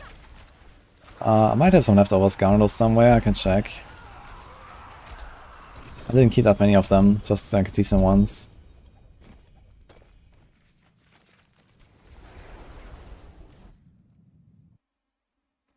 Two rid of the Raymond for infinite, how is that possible? Might be a random drop. I think that can happen.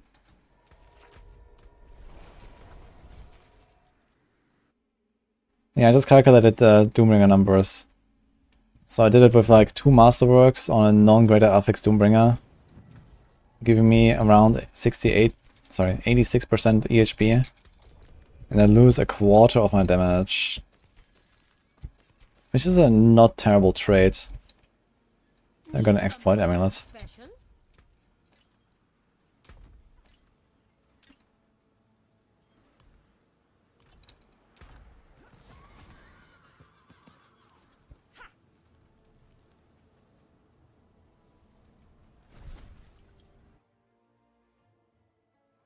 My Doombringer is decent. I guess the one thing that's kind of hard to quantify here is the card drop size. How much will card drop size matter? It does matter in some cases, which I've not included in this calculation at all. So I think what would be maybe the strategy here is I'm gonna play with Doombringer until I hit like around tier 120, and if I realize I hit a wall now and I can't progress, we're gonna equip our normal sword again and YOLO until we die. So this might be the strat here.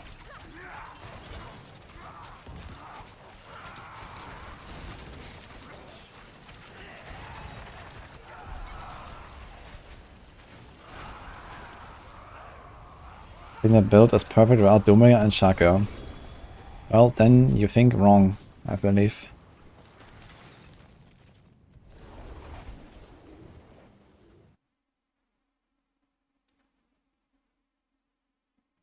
Rapid and Heartseeker are on the same level. They actually are almost at the same, yes. That's a lot of yellows here, man. What's going on? Now, I'm not planning to drop elements. I'm planning to drop a roll on my ring for the chance to make vulnerable and then remove a curse touch. So I don't actually drop elements.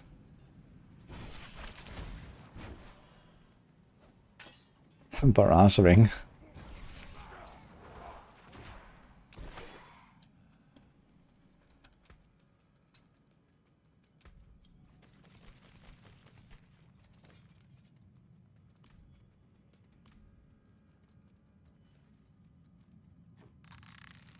Push will be in a few days. But my character is nearly ready.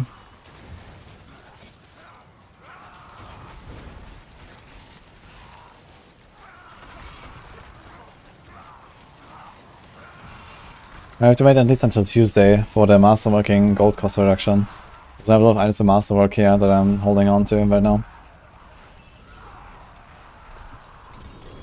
How many runs after this rota? I should have 6 runs left.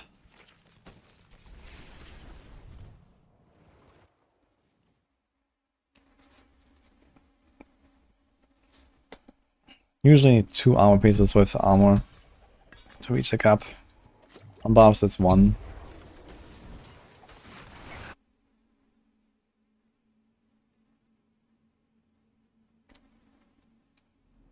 Yeah, the max life Masterwork is by far the best you can hit on a Doombringer, but you're not gonna go for a triple, you know, triple is unrealistic. I think a double with some investment quite doable, but triple, we're not gonna do that. That looks worn. I can fix it. You can still use the forge is always hot.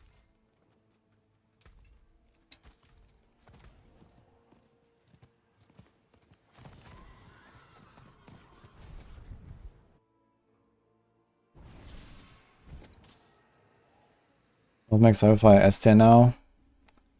Just has a lot of damage output, very good performance in the pit. It kills all the Tormented bosses easily. Just a really good build, turns out.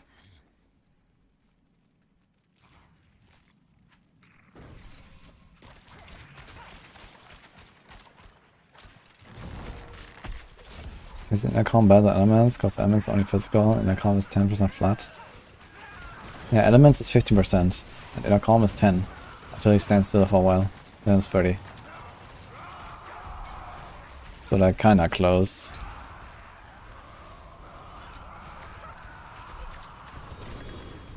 I don't like playing with inner calm that much, but it is what it is.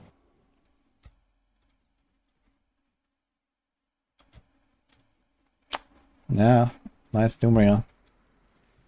That's what I try to hit as well. Or I try to crit it twice. And there's only 4 stats, so it's a 1 in 16. So it means like roughly 100 million gold on average to hit a Doombringer with 2 hits. It's not gonna be that bad, I think.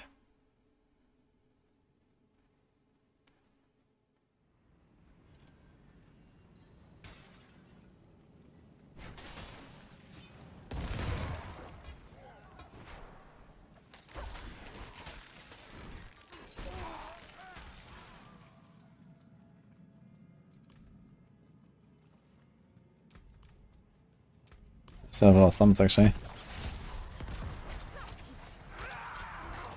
Thorns is better than Bash.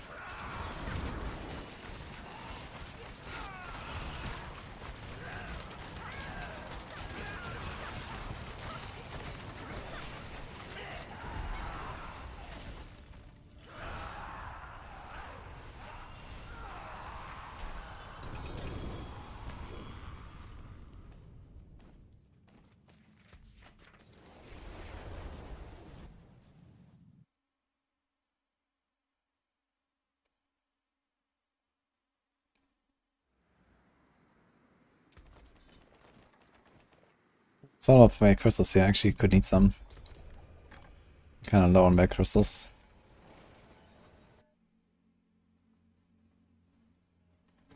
Difference between normal and tormented is ×5.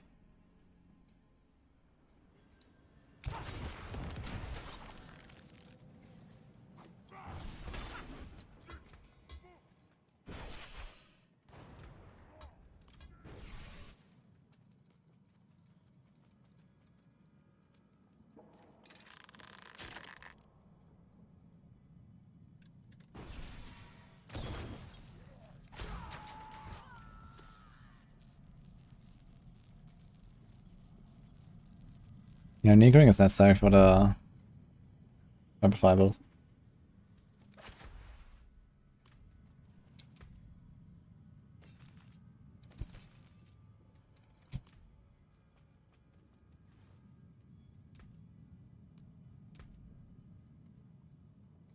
Malice and Weapon Mastery. Well, that's not bad.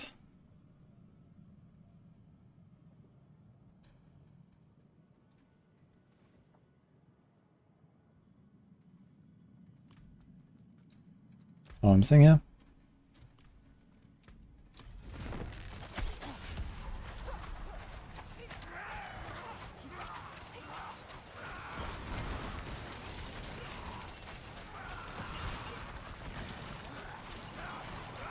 Grenade Rogue is so much fun.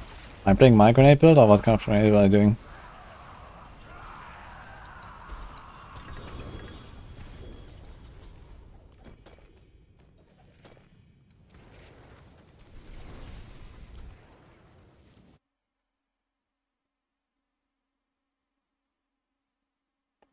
Shako looks good. I think the Shako transmog is really terrible in general.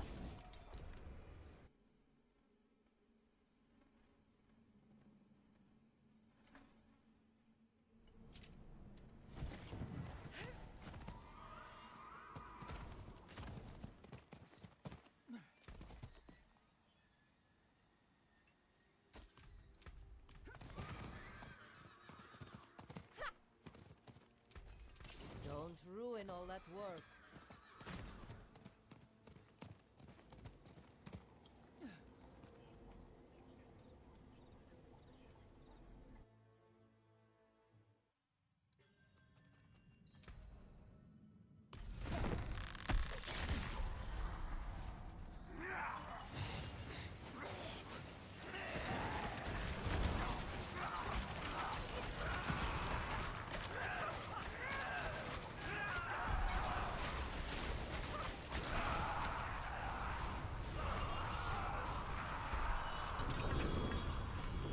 Yes, it's not a bad at that build. Yes, it's a pretty good build. It just doesn't have like crazy boss damage, so it doesn't go that high in the pit.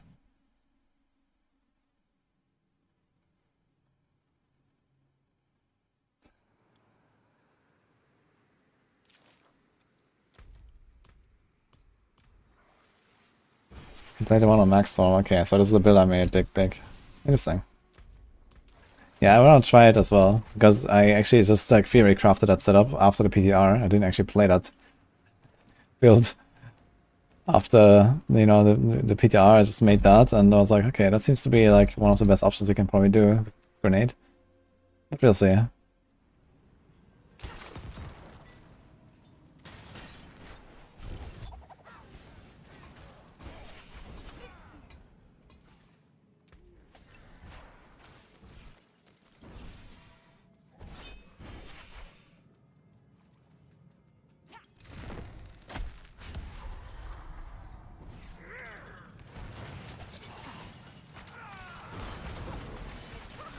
And they're going to ban people using Helltide exploit?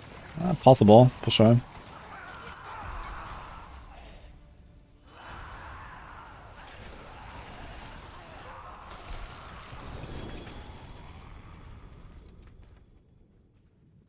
Greetings.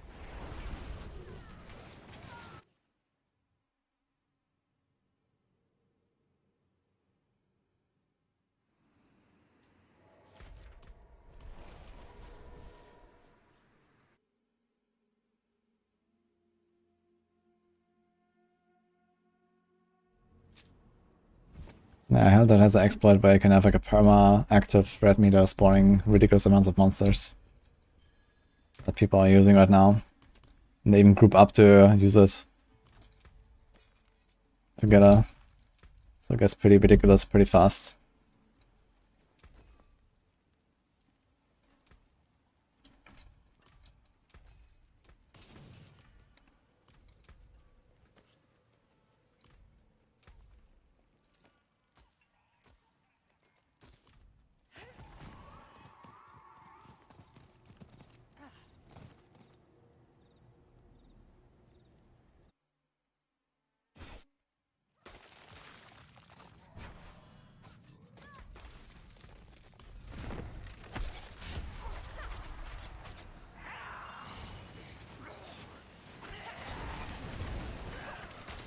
That's what I have right now. Yeah, it can happen accidentally, which is maybe why they're not banning people. But yeah. I wouldn't be surprised.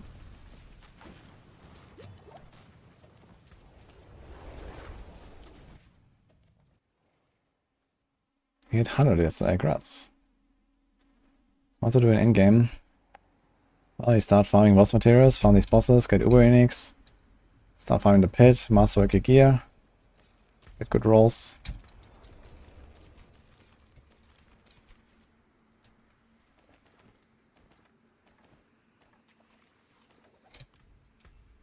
Also 500 million gold.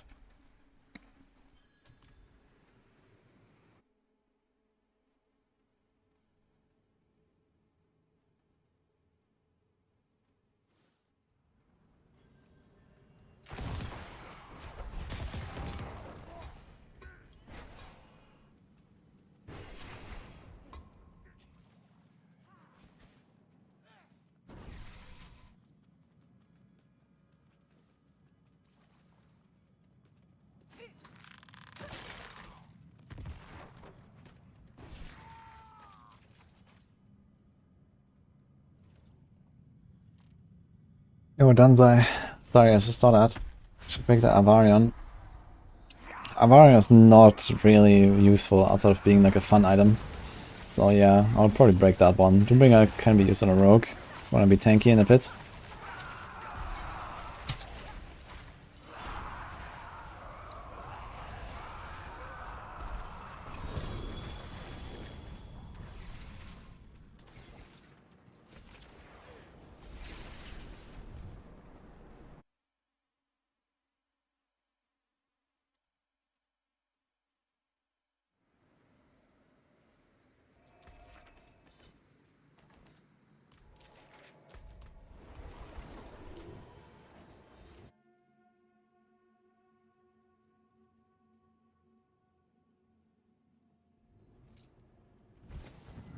I think this gets fixed.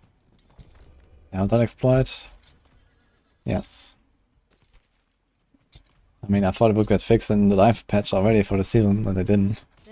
But yeah, it should be fixed at some point. Hopefully soon.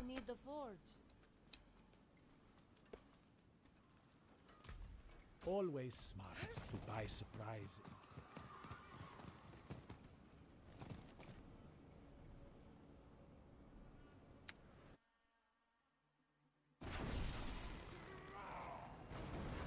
Hey, for a second. There you go.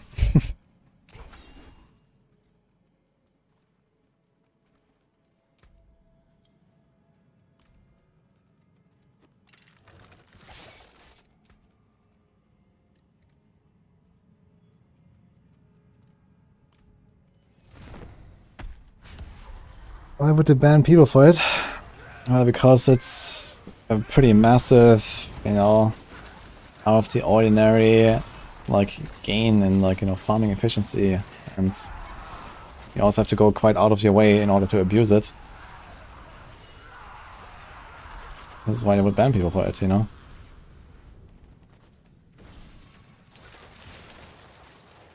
To keep the game, like, you know, fair and healthy. And the economy.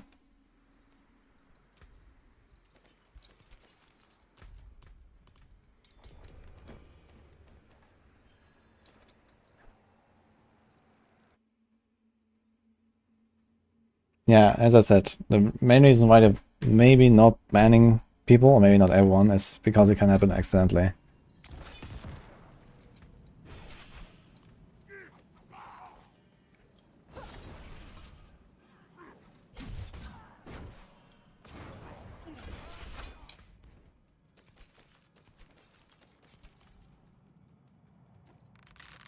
But I might at least ban people that, you know, really heavily abuse it. Or that are known to abuse it, you know. They show it.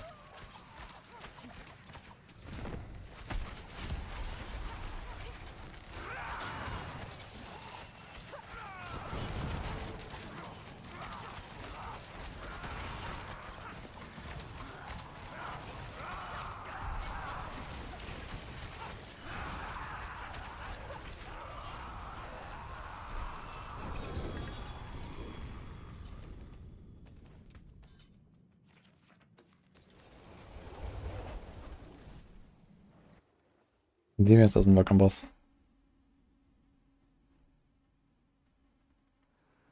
Accidentally made a group of 8 people.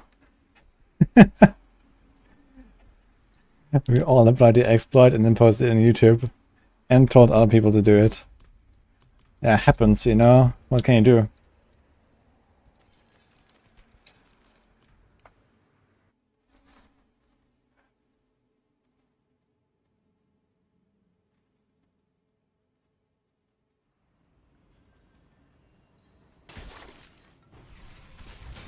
I'm not talking about holy bolts here.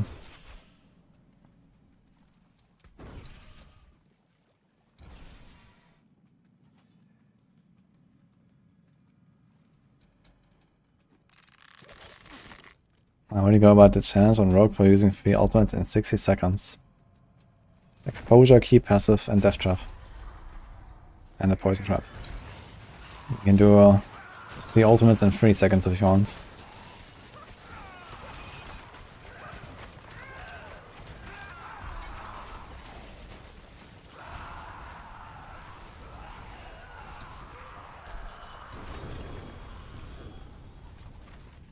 Sort of my stash a little bit after this.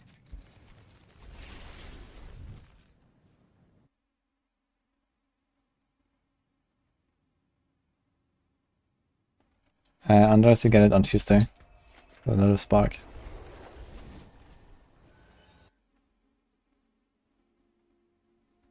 Well, I can't say that, just let this work. Maybe they'll do something, maybe they won't. Apparently if you die, it's gone as well. So if you're not playing on hardcore, you can do that. Yes, yes, I'll take it.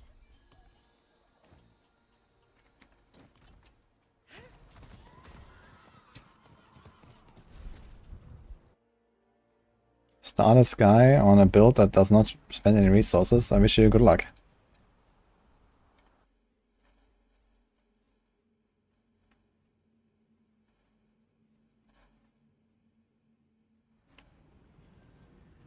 You don't want to ban anyone now that I have some players back enjoying the game? Yeah. I mean, you have to weigh how many people are upset about this exploit being used by other people versus how many people are going to be upset for being banned. And I would say the number of people that are upset that people are exploiting this is probably greater.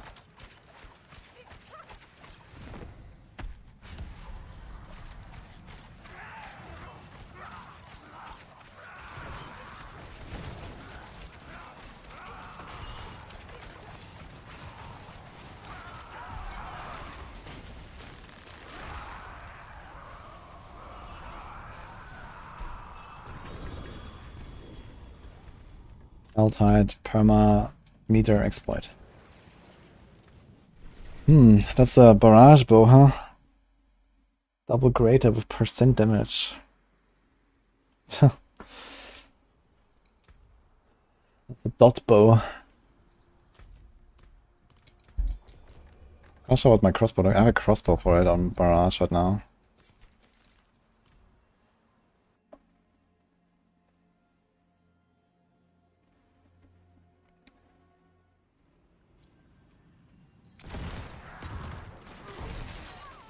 Yeah, guys, you can find other big streamers that tell you all about the exploit, but I've discussed this way too much today, and I don't really want to anymore. But I recommend to not use it, because you might get banned.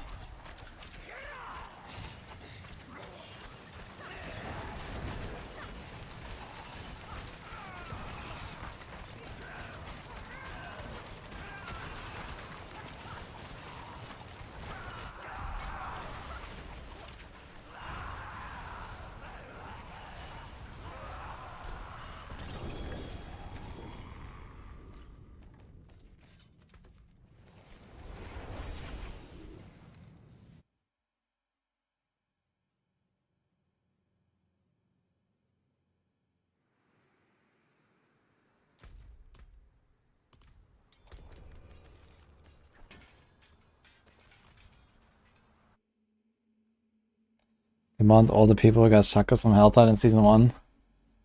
Yeah, I think like banning those people, you can't do that, you know?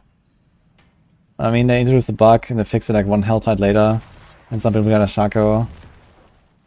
You know, that's something that can happen to a lot of people just by accident. And they contain it pretty fast as well.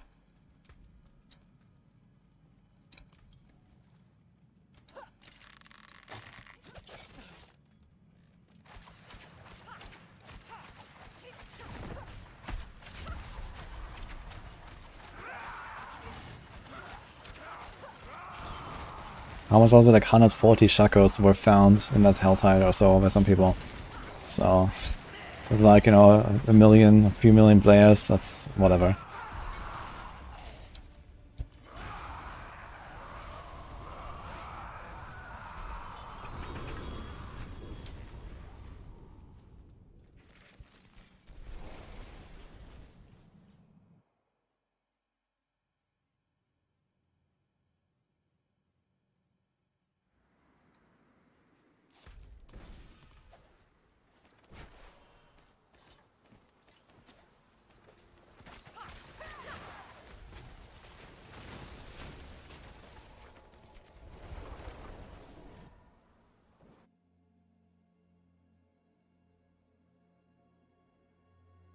Yeah, back in Season 1, no one had Shakos.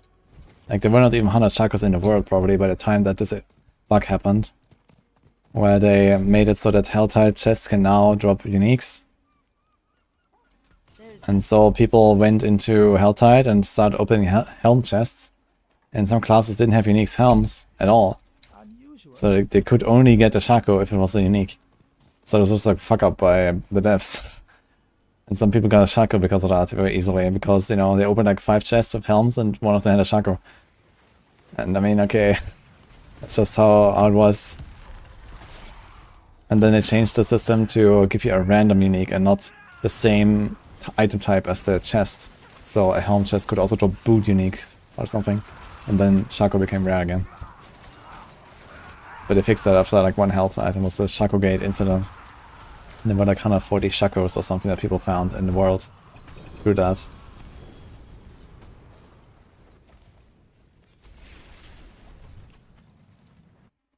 It was huge drama, I remember. But yeah, I mean, this is nothing you can ban anyone for. You know?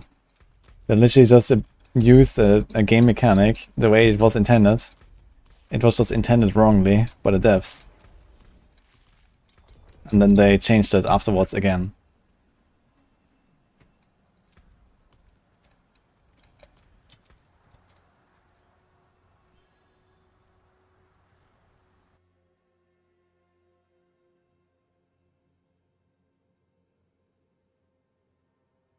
Ban the devs.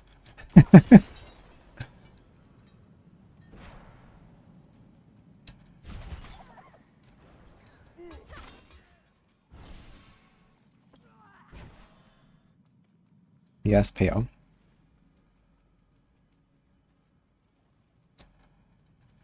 Which aspect is not important if you want a Doombringer? Well, my plan is to remove a Cursed Touch and just do it with like a chance to make vulnerable roll. But if you rely on this still, then I guess Inner Calm or Elements is what you would remove here.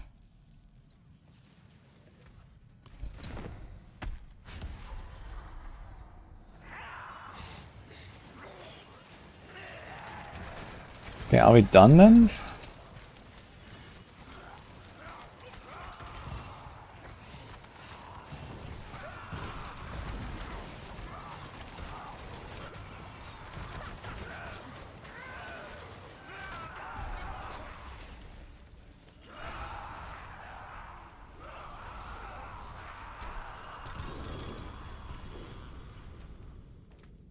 Few more runs.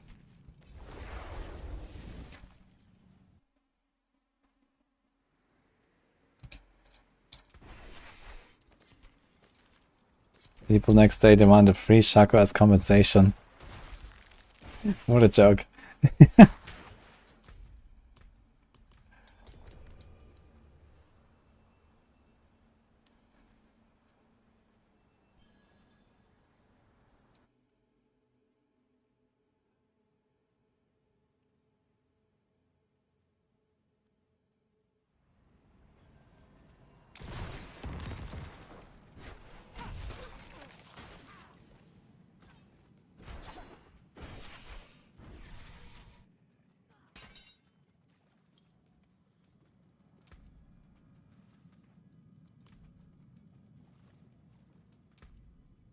Not.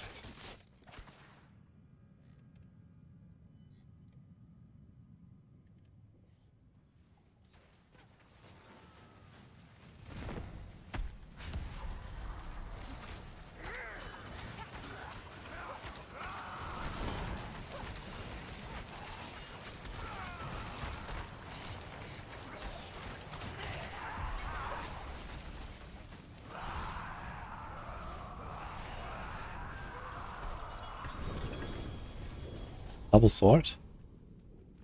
No, just one.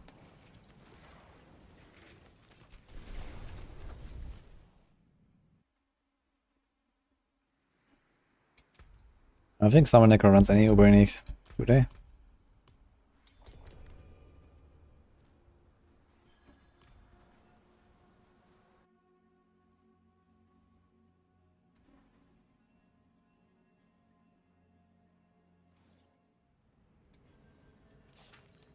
Do they run Shako?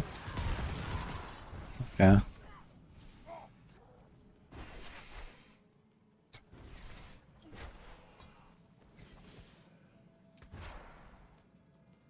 That's a nice amulet. Endless Pyre and attack speed. Wait a minute. That's kind of sick for a fireball build.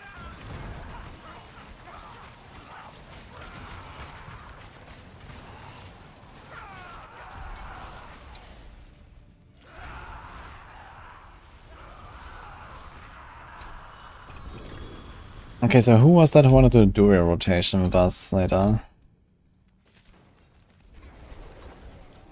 Yeah, wudijo materials, Scots.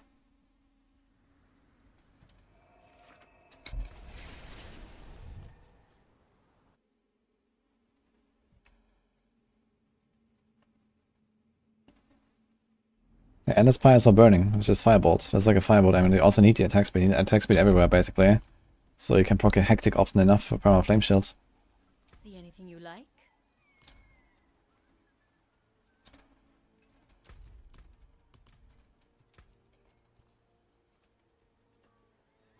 That looks worn. I come back if you need the forge.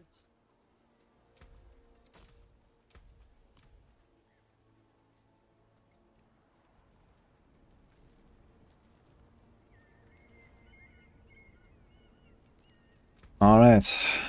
So I did not get an Uber in the third round, guys. Prediction is a nope.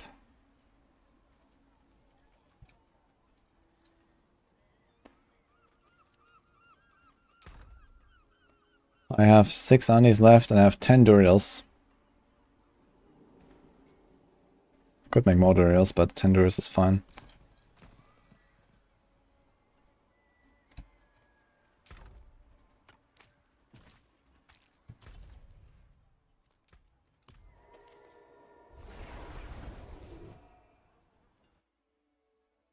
Yeah, 6 Anis as well. Okay, we can also do 6 more Anis. And just finish this. I think D also has a few more. Then we can actually perfectly finish this.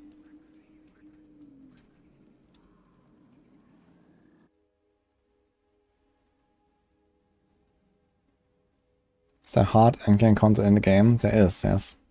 In fact, there's unbeatable content.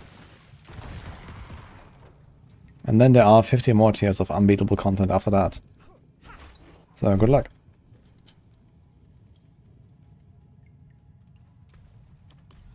Okay, anyone here who has 6 Andariels who wants to join us on hardcore?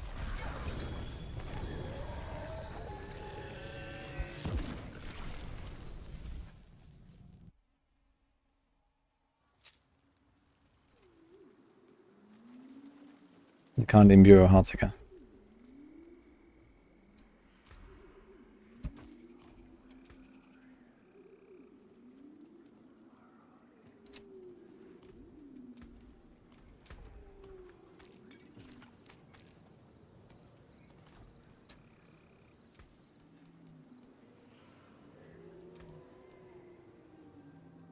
Softcore can't join, no?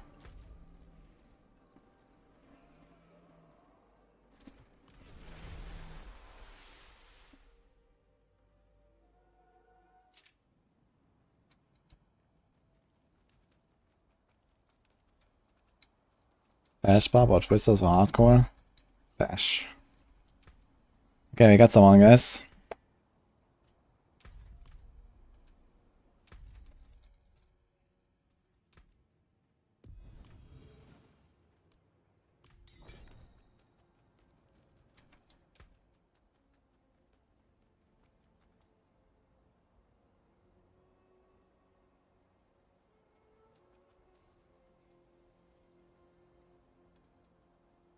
Okay, so Hexery, you can try Druid later. You're gonna do someone on this now with Daphtom. What does that do? That doable? Let's go. Nini is 83.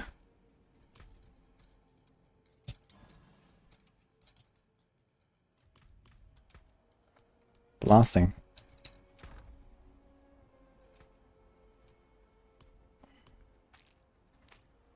Okay, we're getting rid of this stuff.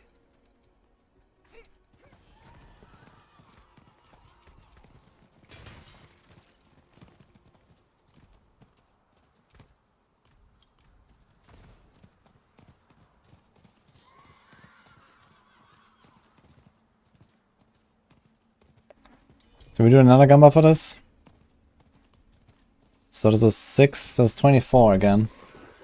Okay.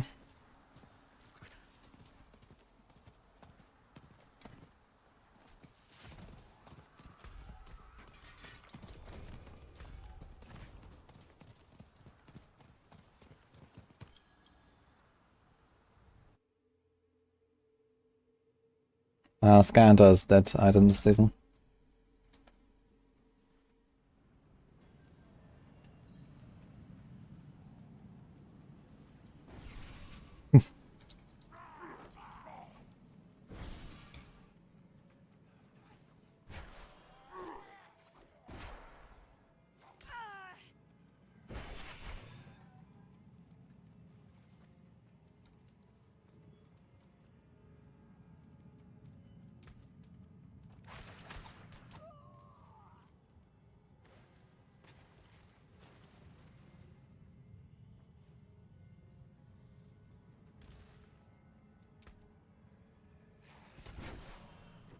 Where's Baka?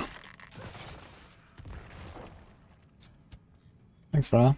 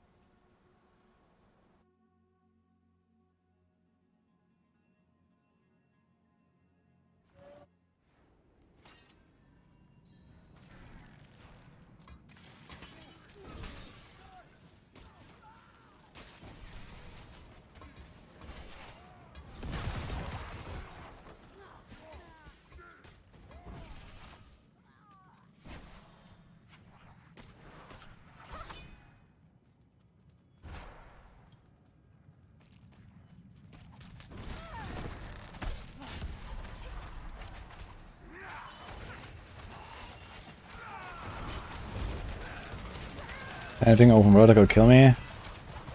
Like Hellborn can still do a lot of damage. I mean, something has to be really wrong for me to die in open world. But yeah, maybe if I lag or something, I can die. So that can always happen.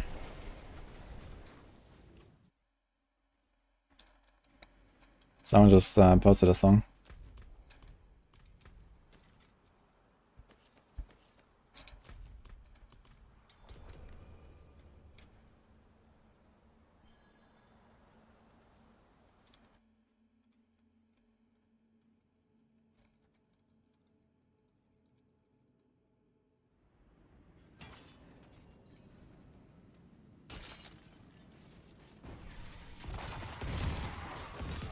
Alright guys, it's confirmed. So tomorrow, at this hour, 20 minutes ago, we do a podcast. Chronix, Darkseid, and Darth Micro transaction.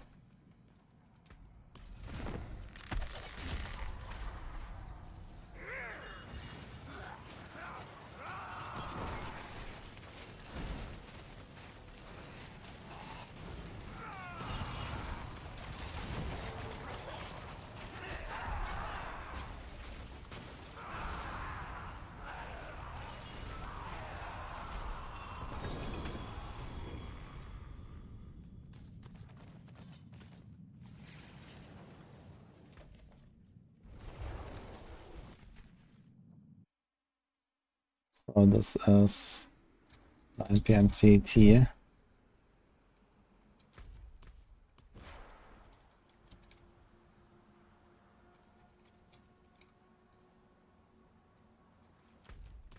Or noon Pacific.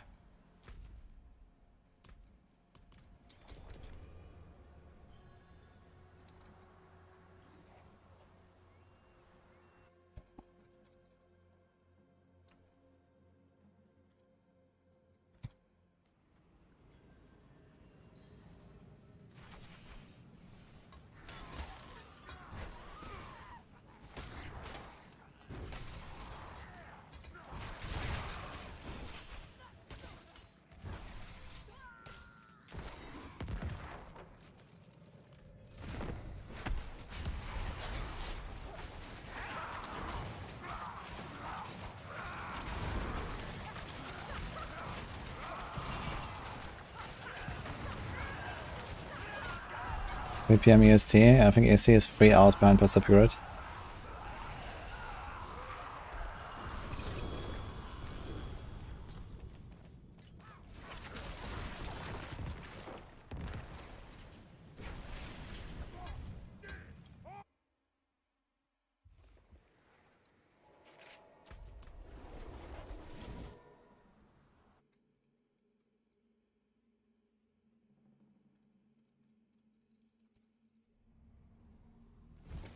Is coming out in fall. Technically correct, I guess.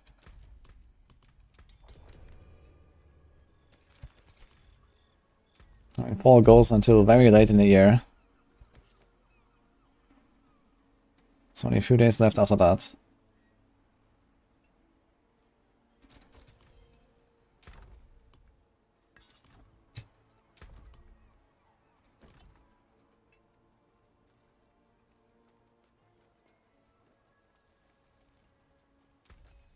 I can break that down.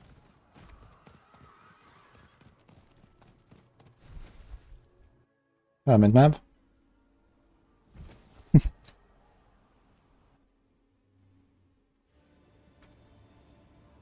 So it's got a 3-star Shako. Holy shit, what? Oh, we didn't really... It crashed, okay. Now, did the 3 stars hit the life is the question.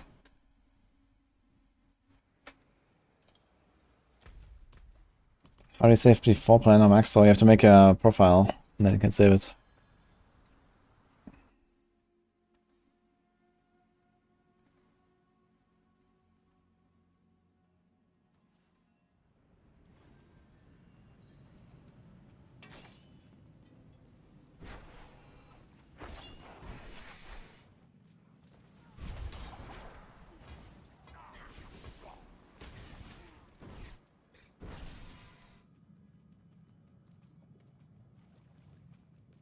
Gazi, not Sis. Wait, was Sis playing actually this season?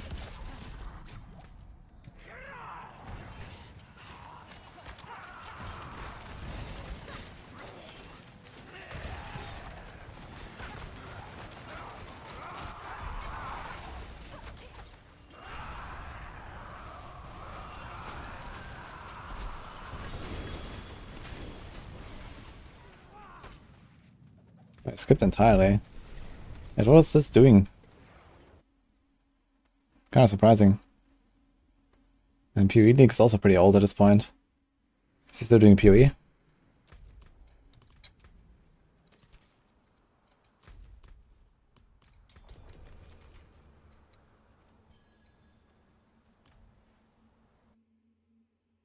Ah, he had a child. True, I think I saw that. So I guess he skipped it. So he's just not streaming altogether.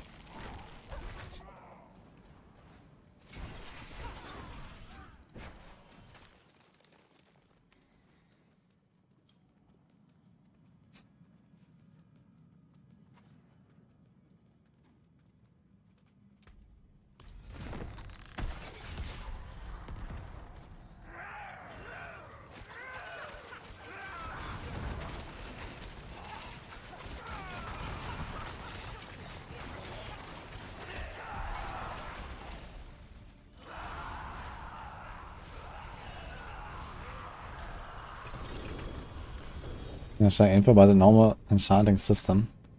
I made a video like a few days ago about how you can be smart with enchanting.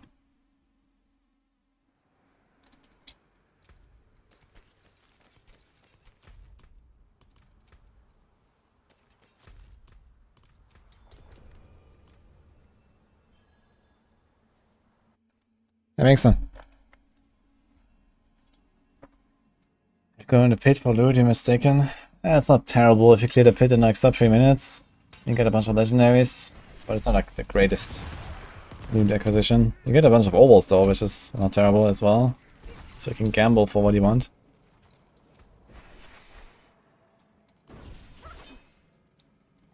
Is that a good Twisting Blades build? Usually I like to consider my builds good when I spend like 5 hours updating them. So I can check them on Masterworking if you want.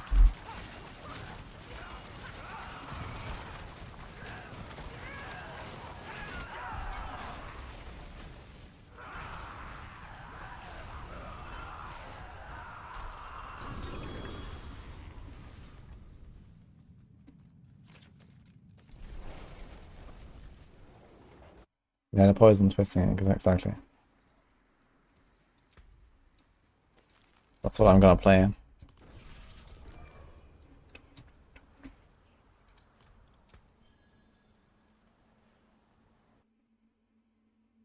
Yeah, I think that's pretty much the best version of the Twisting Blades you can make.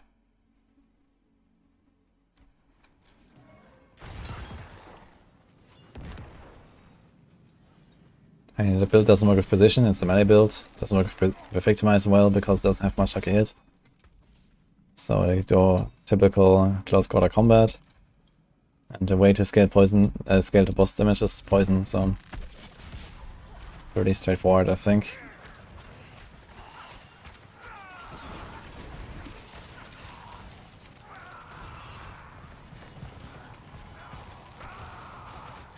Don't understand why there's such a small obol cap. Should have played last season.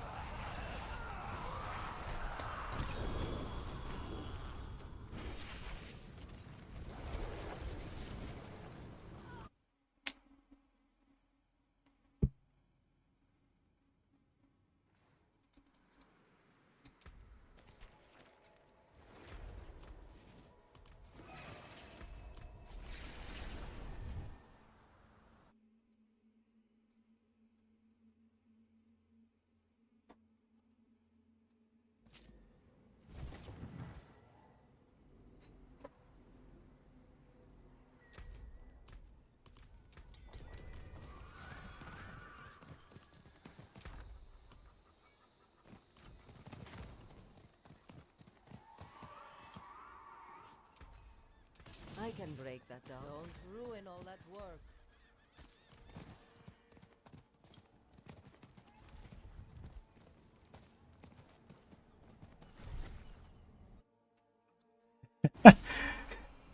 You would have so much rage, I agree.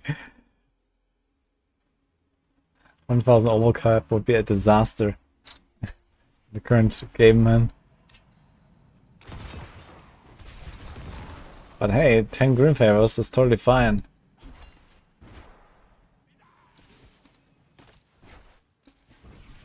Crats bastard.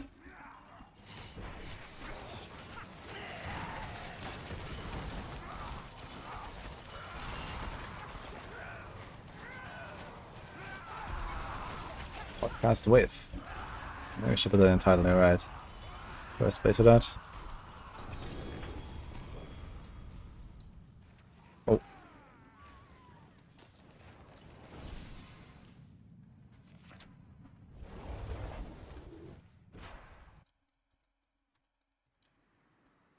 Exactly 140 characters.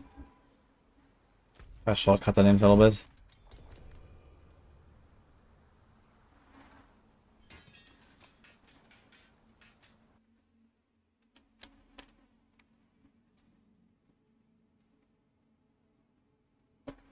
Rogue is ST all of a sudden. Yeah, we decided to move Rogue up a bit.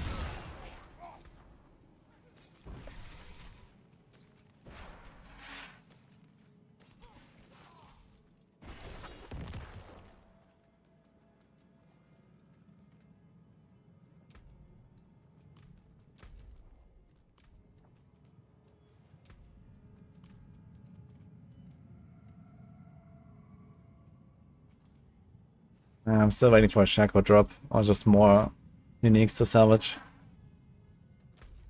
I'd kind of like to find a Shako, man. We've gotten everything on the Rogue now besides that, a Shako.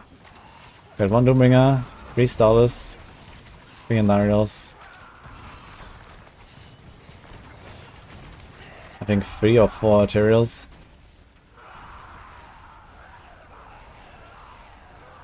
And also 2 or 3 Stilex.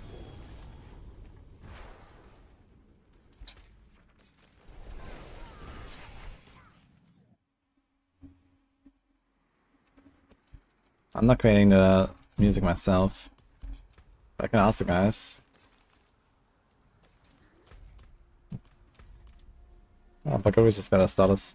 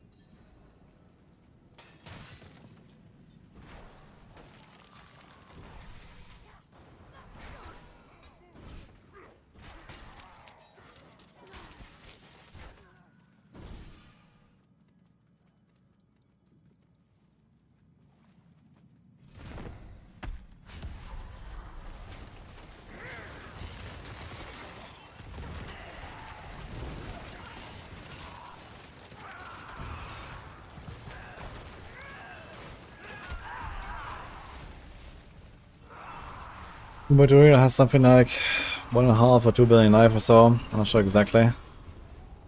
All the Whipples have roughly that in solo, at least.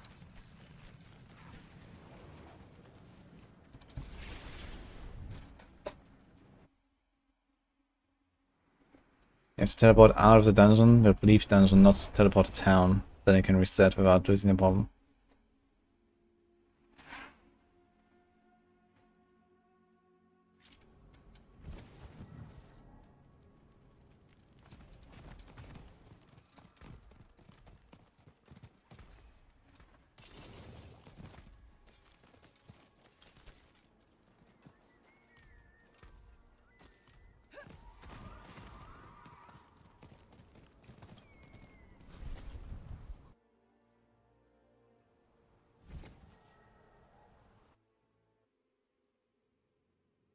Imagine how wacky PvP will be when everyone has 4 or 5 times of CC. I mean, it's just like based around unstoppable, and I guess it already was anyway. it wasn't really hard to apply CCs in the first place. Now it's just made it easier than ever. And we did it without a cost.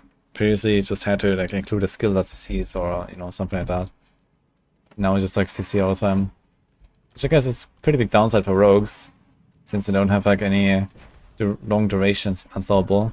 The only thing that comes close to that is Shadow Clone, which is pretty awful and long cooldown. But yeah, Barbs are perma unstoppable anyway, and Sorc has a flame shield and potentially ice armor and teleport all the time. Necros have the golem these days, it's also not bad. And Druids have also not really great options here, actually, I gotta say. But I actually realized PvP is probably kind of wacky for sure. I guess just some good hit forehead.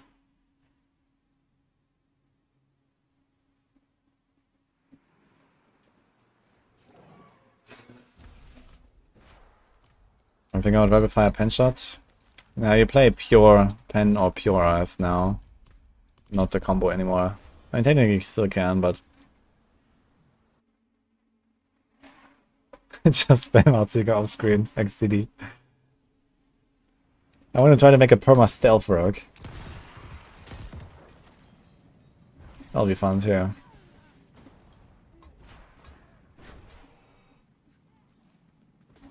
If someone who doesn't normally play rogue, you should play Heartseeker because it's very easy. And Rapid Fire is relatively difficult in comparison.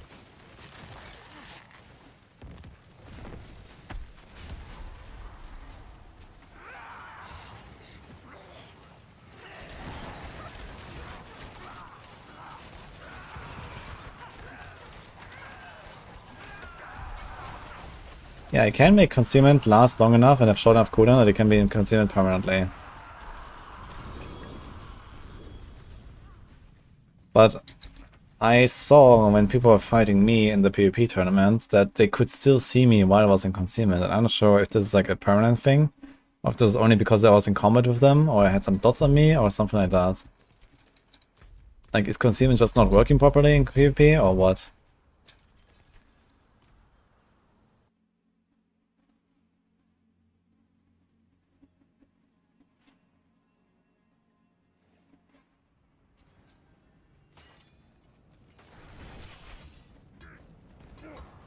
When two Heartseeker rogues fight each other in PvP, they just both stun knocked 90% of the fight. Kick. Well, then it comes about, you know, like, okay, having a Shadow Step ready, having a Concealment ready, using it in the right moment, trying to dodge some arrows. Yeah, I guess it'll be a lot about the unstoppable management on Rogue.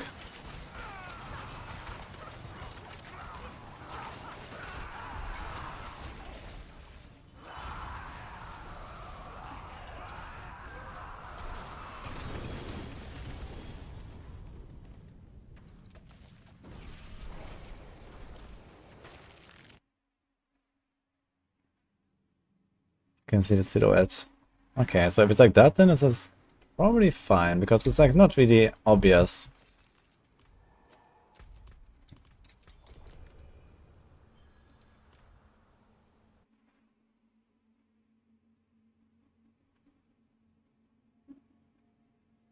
How much chance to get Self from Uber? You get 1 spark.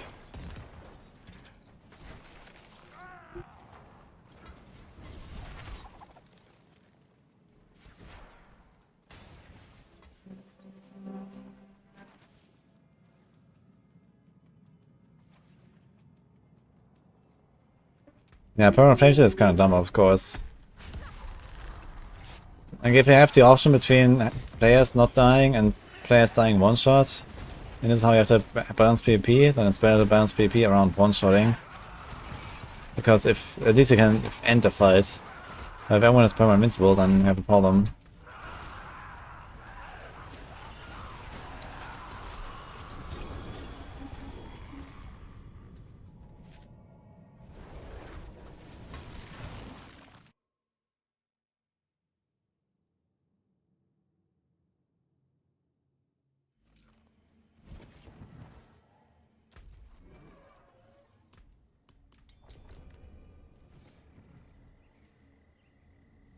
So why exactly do I come out in Sarbinzet when I TP to town from Andariel? Fuck. Why is not Enquiries cool? There's that.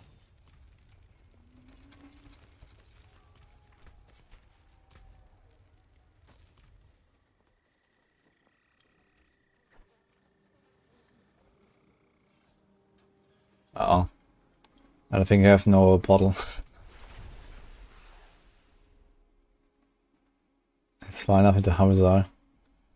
Yeah, but I don't know. I'm still in Kyrgyzstan, right? If I do TP now, it goes to get cool. That makes no sense.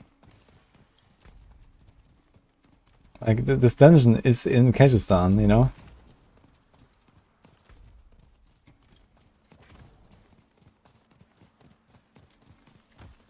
Look. Now, get cool.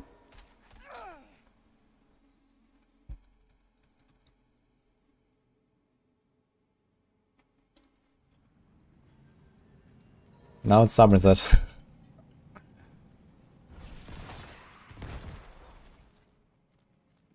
Hmm.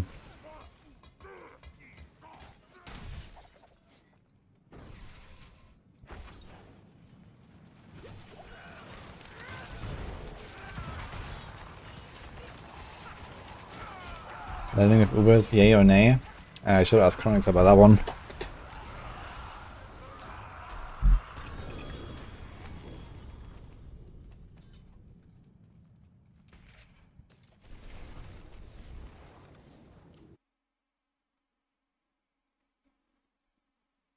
Double elixir XP stacks.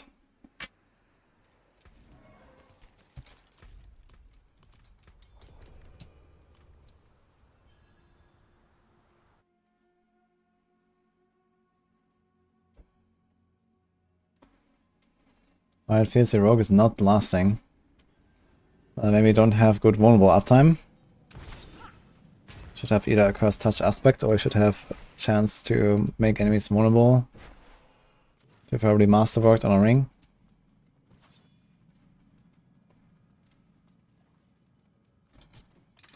Like here gamers farming on softcore 80s. Nah, they're farming more like hundreds. Or close to.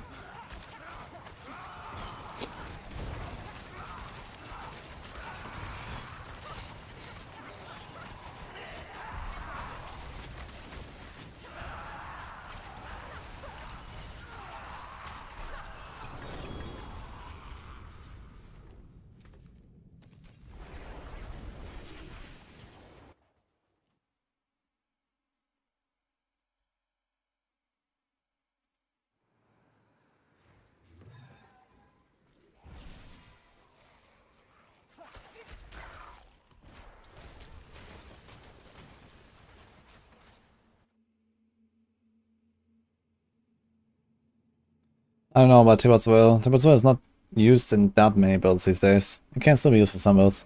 I also saved a few like really good T-bolts, but I'm not sure if they're actually sellable. I might try, but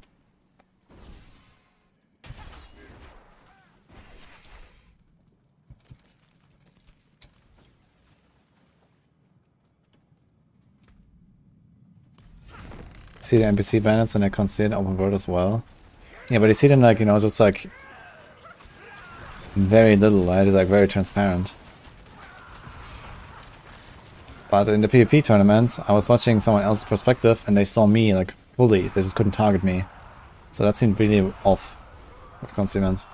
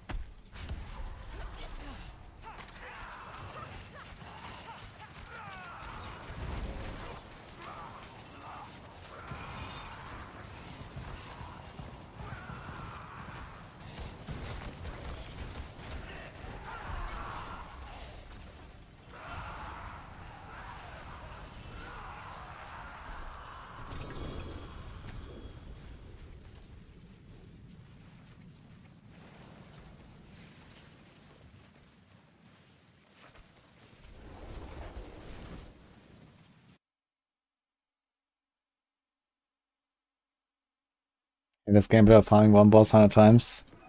I agree. Tormented bosses are pretty fun. I think I should give Andariel her own loot table. Not make it equal to Duriel. And then make all of the Tormented bosses like equal in Uber drop chances. That would be like more variety and stuff.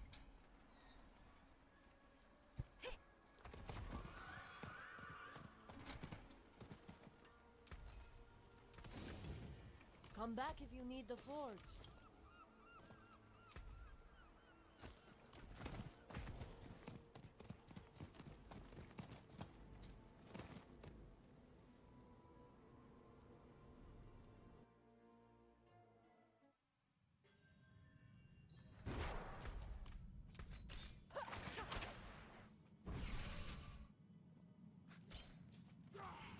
It's 7, it's so much faster. It's making a new tune to farm stones. Oh yeah. You get how many from Iron Wolves? 2 and 4, right? So it's 6 total from Iron Wolves, is that correct? That's a lot of stones. Change the Beast of Ice dungeon. That'll be nice too. A bit shorter. At least a shorter path to the boss. Maybe with more optional paths.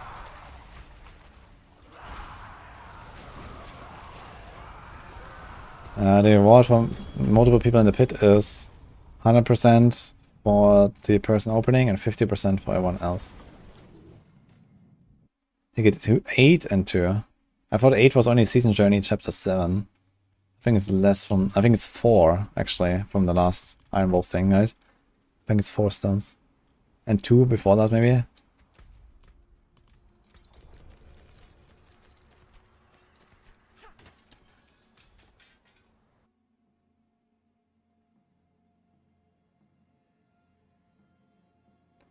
So maybe to make a viable Rain of Arrows build? No.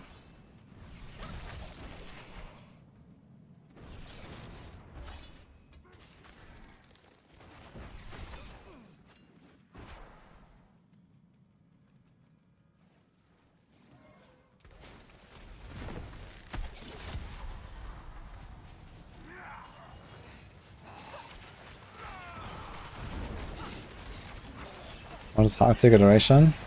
4 seconds.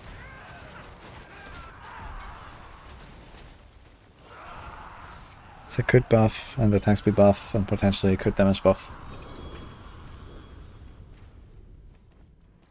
Okay, 2 more runs, then we're out here. We still haven't gotten an Uber again.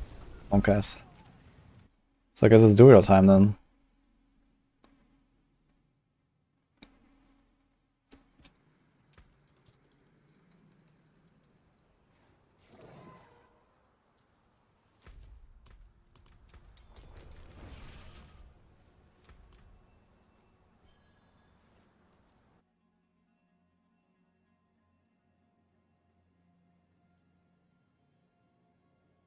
Last seasonal journey is 8 stones.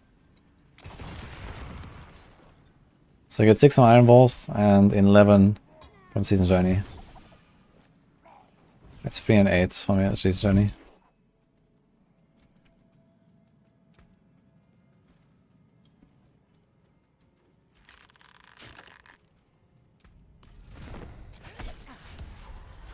Okay, who was that earlier who wanted to join Duriels? We're gonna go Duriels. 10 summons each.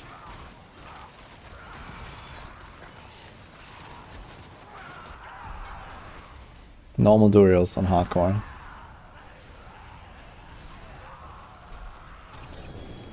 Finally used up all my materials, man. Holy. I'm kind of fed up with the bosses at this point.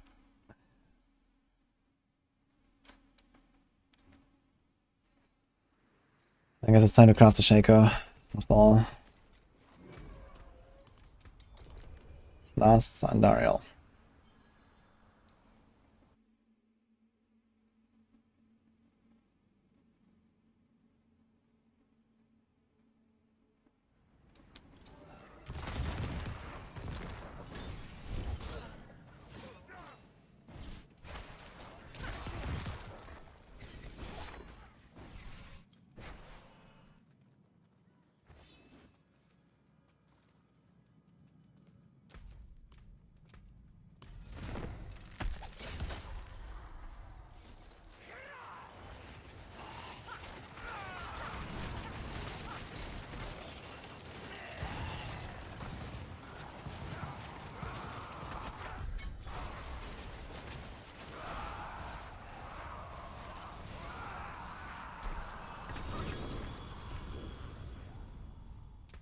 So, Hex 3. You're joining us again for Duria, right?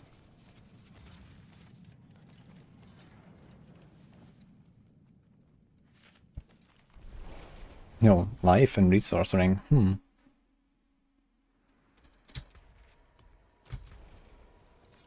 Okay. No Uber here. And that's 24 runs. Down just win. Someone's gonna do a lot of points, man. D4 good. Biggest believer.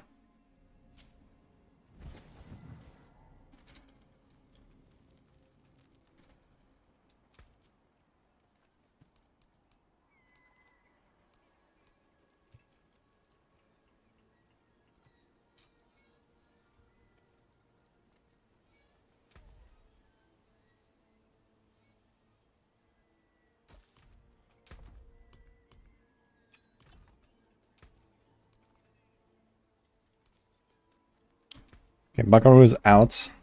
D has Durimats, I have Durimats.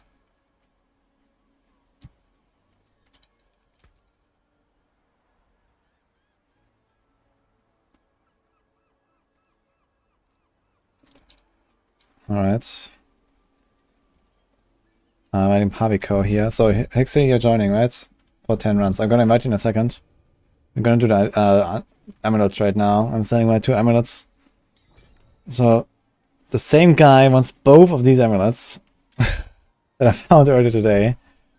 So one is live crit cooldown, and the other one is live movement attack speed. So life is not the greatest stat on an amulet, but it's greater, and it's hardcore. But it could be rolled to whatever passive, I guess, in both cases. And it's still really sick. So he offered 600 million for both, I'm selling them. On softcore they would probably go for 1 or 2 billion each. But on hardcore we don't have that much RNT and botting and stuff, so I'm gonna settle on 600 mil.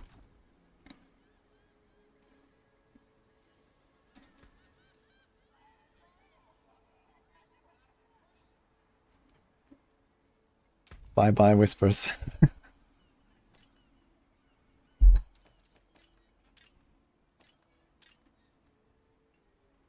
I'm gonna be at over 1 billion, it's gonna be comfy.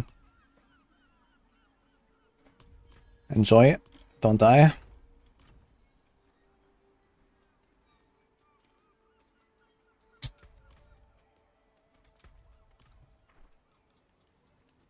I wonder if it's gonna resell them.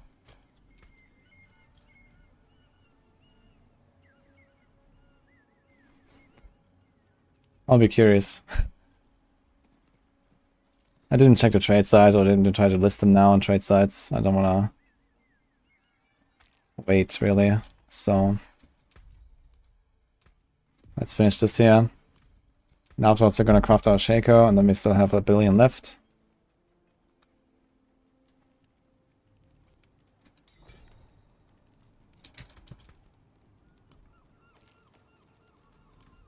This is gonna be the last boss rotation for hopefully a while, because I really can't deal with it anymore. I'm completely out of Andes now. I'm gonna be completely out of Duriels after this. I have no stones.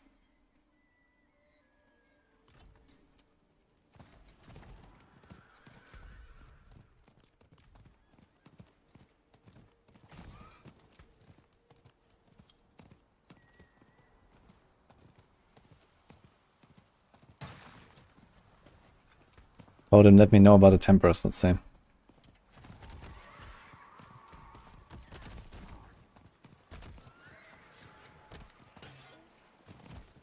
Karaza, Hurricane saved you, that's funny.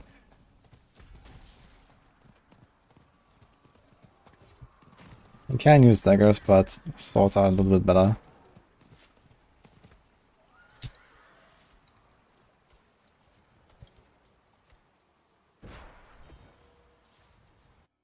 Okay, next prediction. The final prediction for Gamba for a while here. 40 Duriels.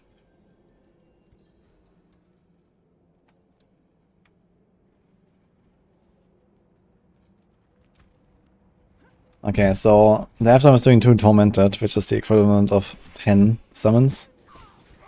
So we're doing 40 summons basically.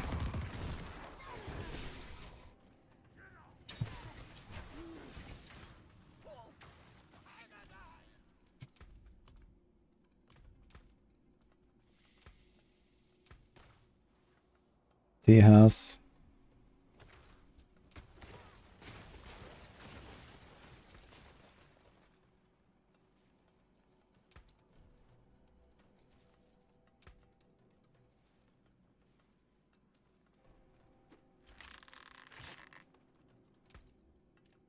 Okay, I'm gonna pop a potion for that, since we have Tormented here. Tormented, let's go.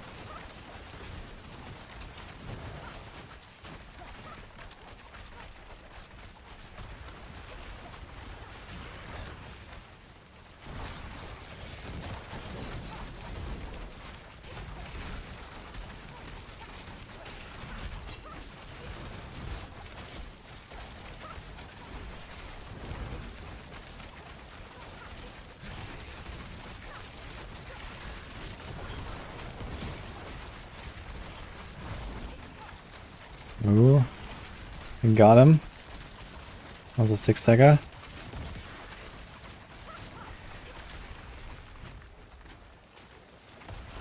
How we run so far? No Shako. Well, that's a good question. So, I mean, how many Ubers do I have? I have 8 sparks, first of all. Oh, how much should I have? Okay, what should I find? So, I said we had 3 starters. I think 3 Celics or 2 Celics. I'm not sure. Maybe 2 Celics, so it's 5. 3 Andaris is 8. 1 Doombringer is 9. And I think 3 Tyraels, so we have 12 drops. So 12 drops is the equivalent of roughly 600 runs. Normal. And I've been doing some Tormented. I've probably done like 40, 50 Tormented, which is like the equivalent of like 200 to 250 normal. So probably that, and it's like 300 normal runs or so. Plus, I've killed like the small bosses for around 500 times, which should have given me around 2.5 Ubers, which I have not received any of.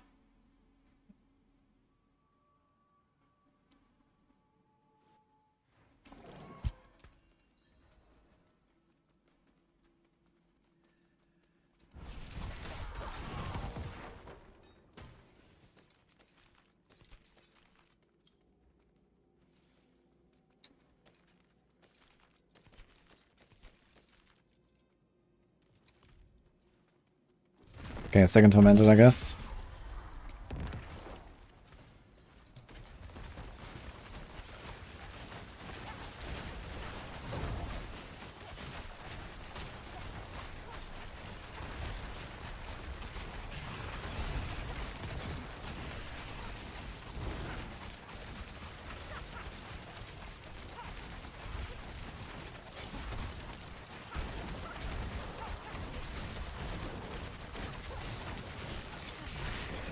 What the hell, that vision?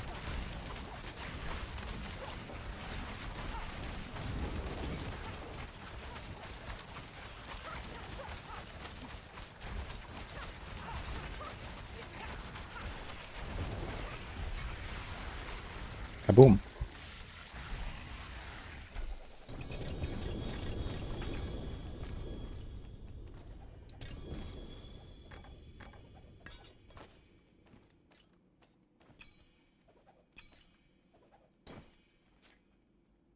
Okay, nothing on the 2 Tormented, unfortunately.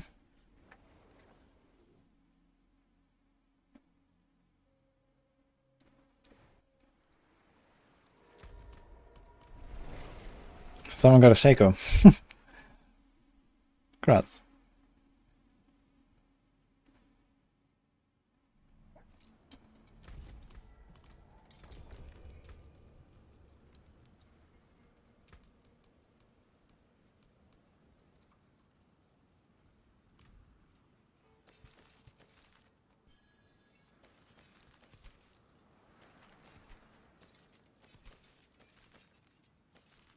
The 12 cooldown helm. Interesting.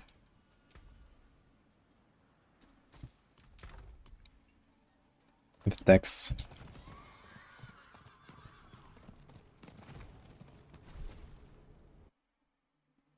Where do you find groups? Well, I shout at stream chat until I have 3 people in my party. Kinda works. Otherwise, trade chat, Discord. Mostly Discord, I guess.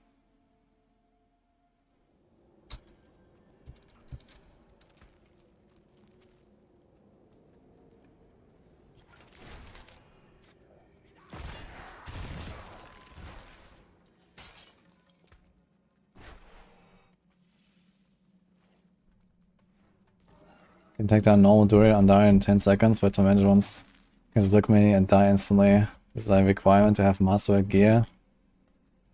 Yeah, Masterworking does a lot, but it's not like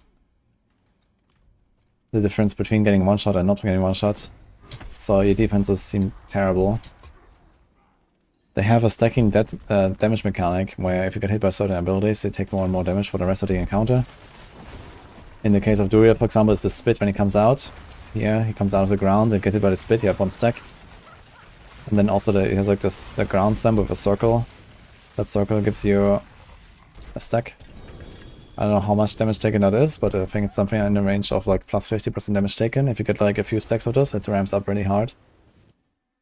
Without those stacks, the bosses are actually fairly easy as long as you play them correctly.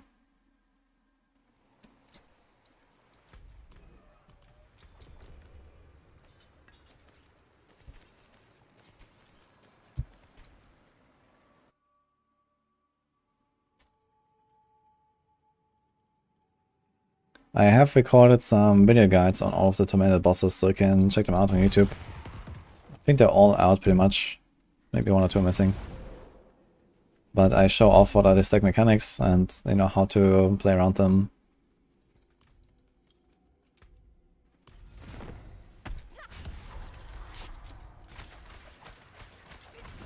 Yeah, and Daria is a pretty hard fight, and Beast in the Eyes is pretty hard. The others are not so bad. But Zia can surprise people with some one-shots from the hug.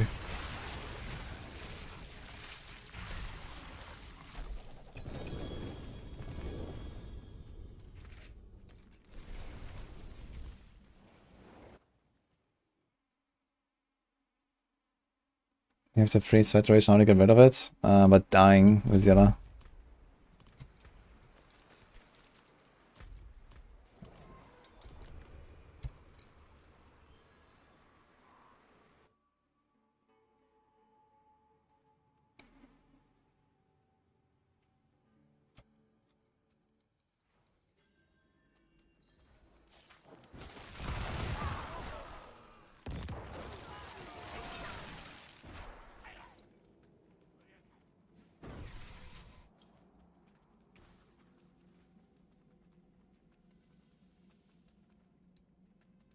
Thanks, Artsy.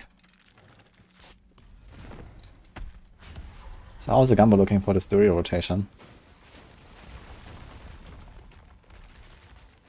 64% yes, 36% no. So who are the big winners and losers today of the Gumbas, guys? Who won a lot of points or lost a lot of points so far? We had a lot of Gumbas today.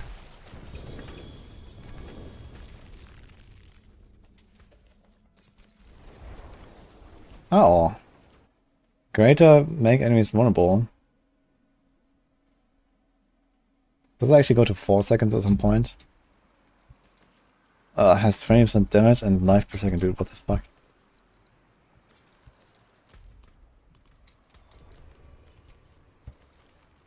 Lost 150k, uh-oh. But now I can win it all back.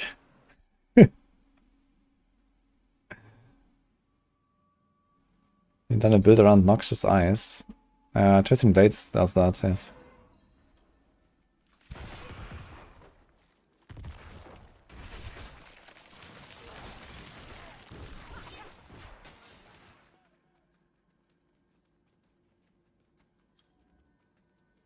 Yeah, true. Beast in the Eyes, you only have 4 attempts. On the other bosses, you can do as many times as you want. So I guess Beast in the Eyes is the hardest. At least the bug's getting fixed next week.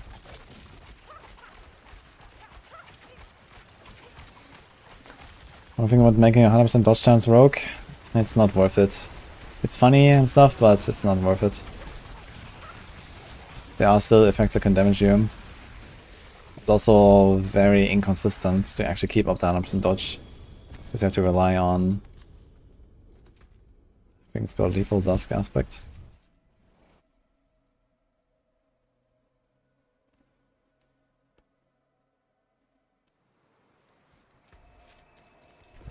So we had like lost 150k, lost 60k, so who won all these points? Where are those people? They're hiding in the darkness. And one day, redeem VIP. That's how it works. We have Quento, who's a VIP on this channel. Simply because he's a firm doubter of any the Gamba.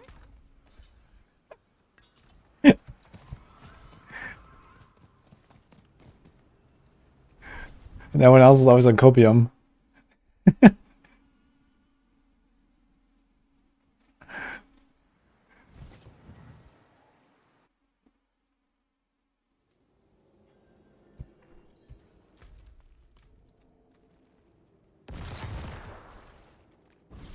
I did that. Just doubt, guys. It's gonna be fine. Look at Zucardi. Doubter. Lost 150k points. Now he's gonna win it all back by doubting. For sure. Copium.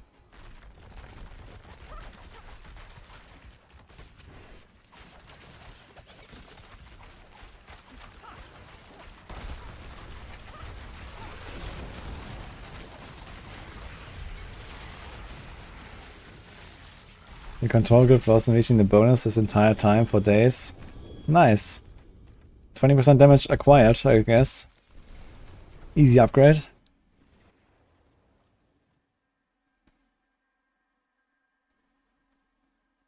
Yeah, P is just 777k. Yeah, it's probably too cheap actually. There's a VIP limit. I'm not sure how many VIPs you can have. Twitch VIP channel limit.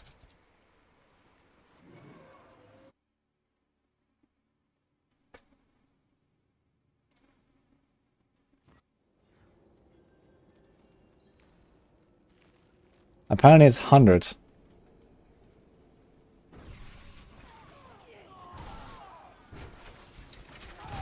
how many VIPs do I have?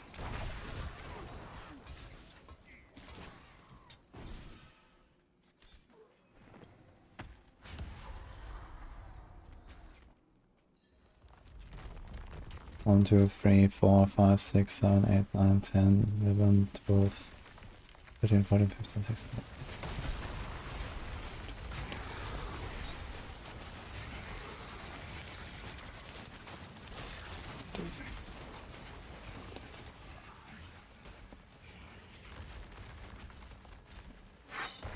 Not that many slots left. Maybe like 30. Wonka.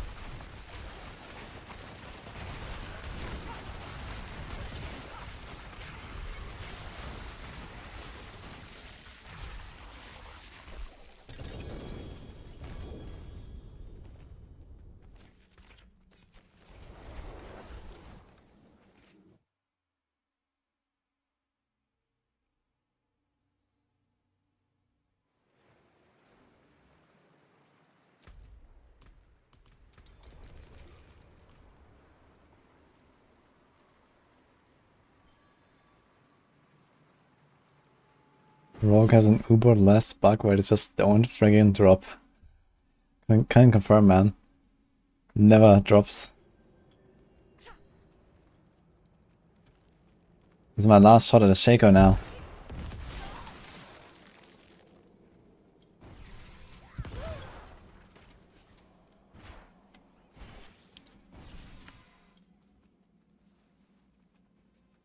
$2,222,000 cuckoo. Yeah, the thing is, if I increase it now, then some people have been grinding the points for a while. They want to be VIP at some point. But I guess if you get closer to the VIP limit, I might have to do something. There have not been that many people that have redeemed the VIP thing yet. Like a handful or so. But yeah, I mean, the longer we wait, the more people will do it. And at some point it's going to be a lot of people suddenly, so... And for these Gambas, they can also produce some pretty wild swings.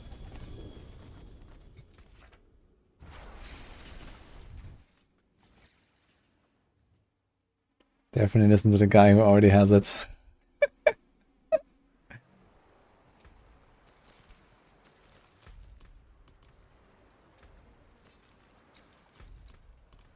I need to make other redeems that people waste their points. Greetings. What is this guy doing? Hello.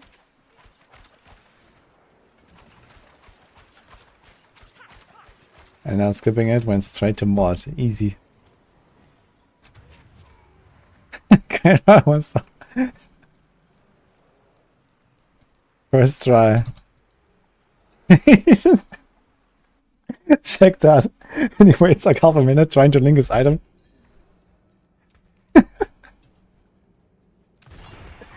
Okay, let's believe him, guys.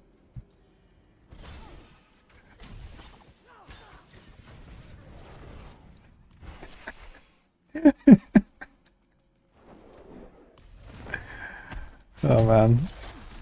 He seemed very hyped though.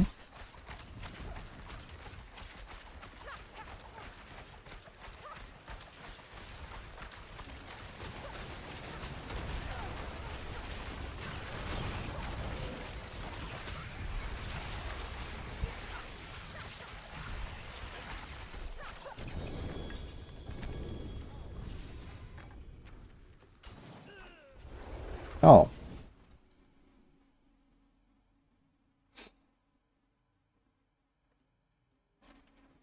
Yeah, well, it makes me so good. Makes me feel so good, Alan. Knowing you got the Shako first try. I'm glad.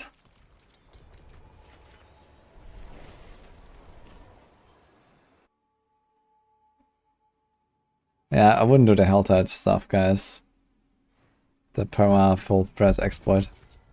Not a good idea, I think.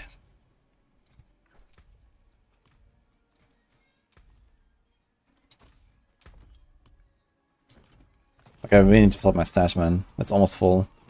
I have to get rid of some stuff. I haven't said anything, but you never know. I wouldn't risk it. Hard as left click, I use shift to shoot.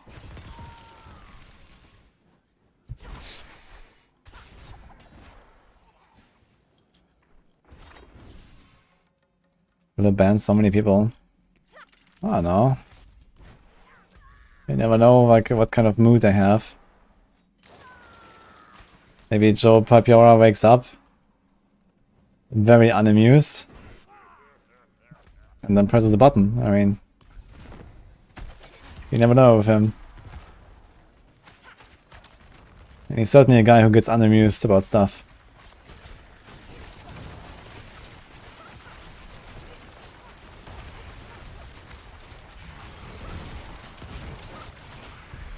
They did ban for the seller exploit.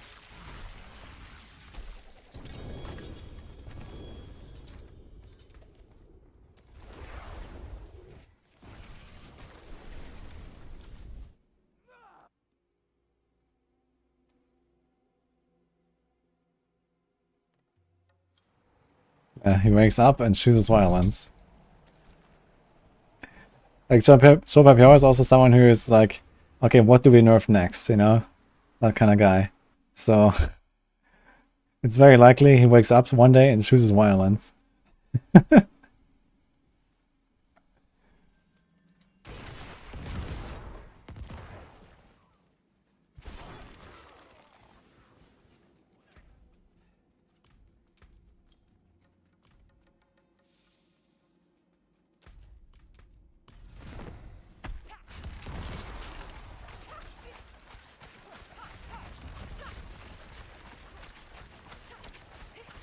Price top 10 million in 5 hours. Yeah, it seems like there's an exploit, also like some dupe exploit going on again.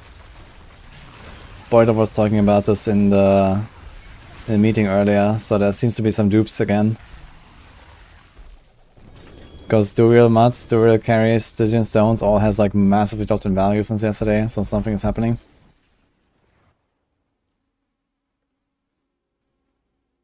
Yeah, they found something. We're back in Season 3.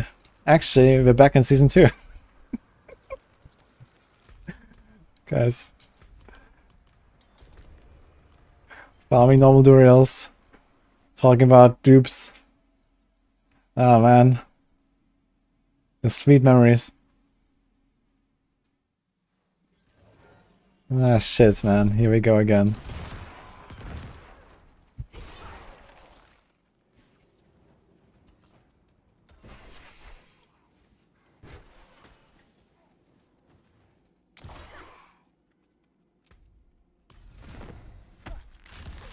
Yeah, I saw a screenshot. I'm not sure where he found it, but that seems very, very unlikely, legit.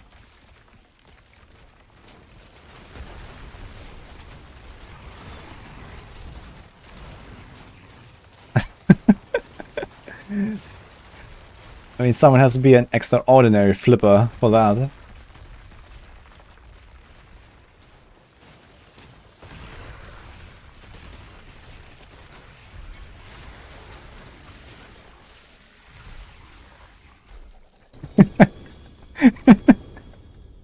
Sure.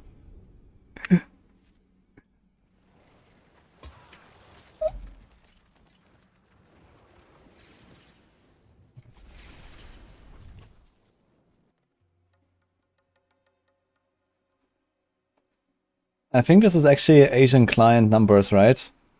This screenshot? These numbers? Are these the same numbers? No, they have like these weird numbers in Asian client. So it must be a Chinese client or something.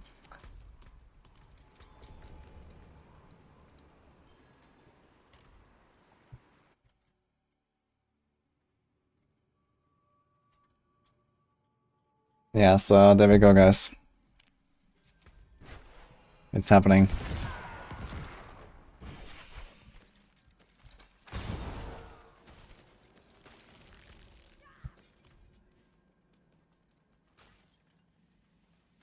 You can sell those, yeah. But not for long anymore, because now people are duping them, so the price will go rock bottom in like a matter of days, probably. He's just done 5 weeks of pit, that's all. Yes, on 20 characters simultaneously. This guy has been grinding since the PTR ended, man. He never stopped. That's how he has that many stones. Classic.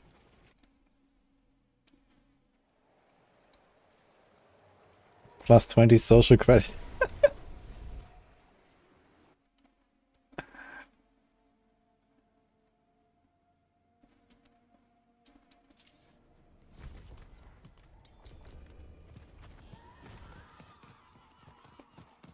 Look all you like. Well, I would like that.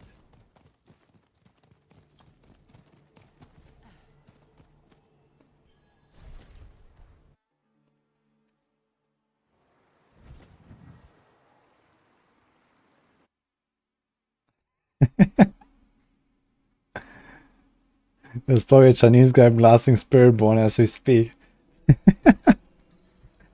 Who knows, maybe they managed to somehow get hold of the code and download the client or whatever and decrypt it. I have 2 summons left, by the way. I've been summoning a lot.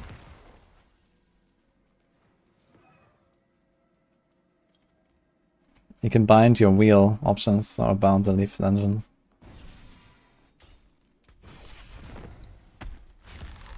You can get a ban from buying. Nah, I don't think they ban people for buying Duriel mods. That would be. I don't think this has happened. They ban people who were duped in the past, but I think people that buy them. I mean, unless it's like a false positive, you know, that can obviously happen. You know, when there's big ban waves, it's very likely that's going to be false positives, but you can appeal. But it could happen, I suppose. I mean, there's quite a history of false positive bans, so on Blizzard games.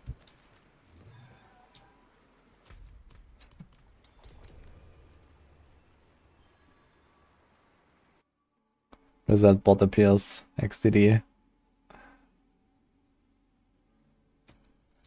Amulet of 3 exploit will be better than Amulet of 2 malice and 2 frigid. Now what is the other stat on the exploit amulet? I will probably keep the other, like the 2/2 amulet around for other builds. Or in case they fix Victimize. Because Exploit is not going to be clearly better than other passes anymore. When they fix Victimize. It's going to be like on the same level.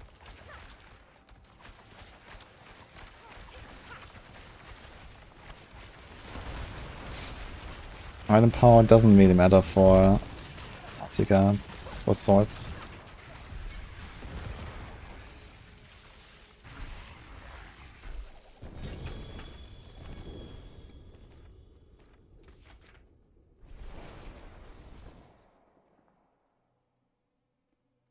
I didn't say anything about Victimized patch.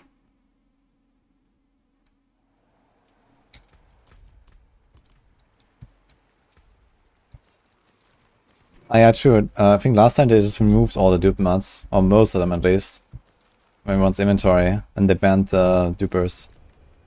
So if you bought them for whatever price, then they might just disappear if they fix it.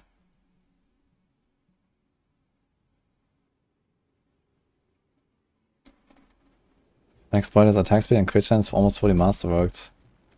Yeah, you use that. You use that amulet, that's really good.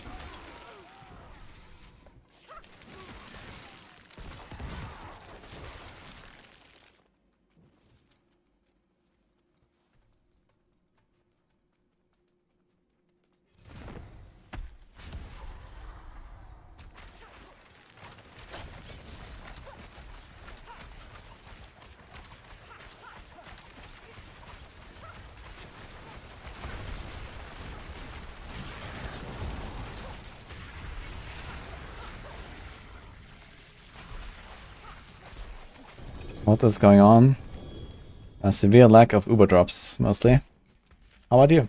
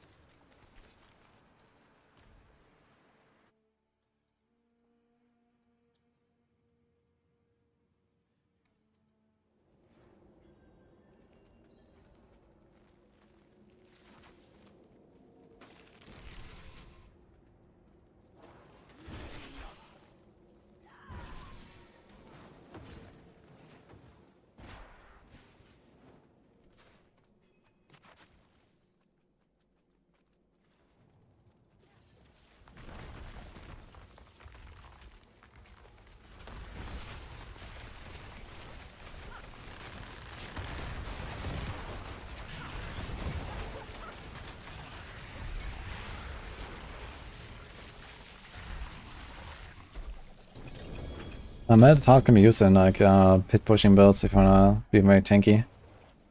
It's not really like a build defining item for any build.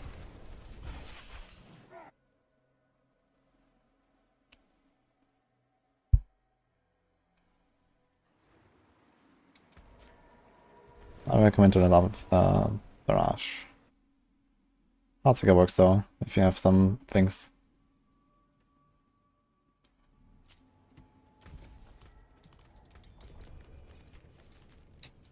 Two to precision imbuement and one to concussive. What a combo.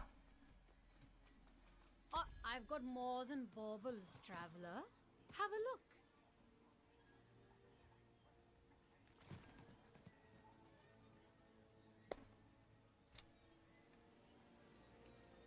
I mean, it's honestly not that terrible, is Amulet?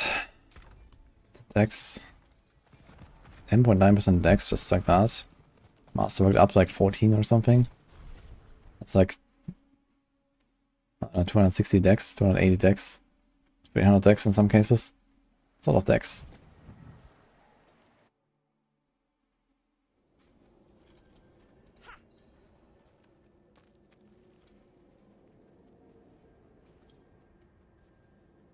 Am I supposed to get a bash, cleave, tempering recipe? They just drop when you play. By like level 80 or so, you're gonna have pretty much all of them. There's only two exceptions, one from Season's Journey and one from Iron Wolves.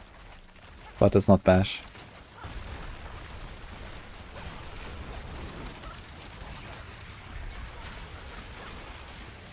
There's no unique for Heartseeker really. You can go Shako, that's it. Maybe to bring up if you really want.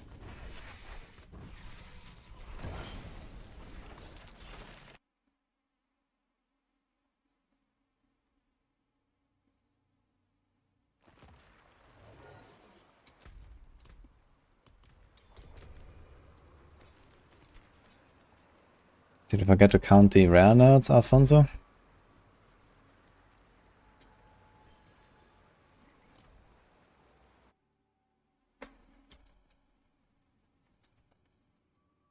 Tormented is very worth it.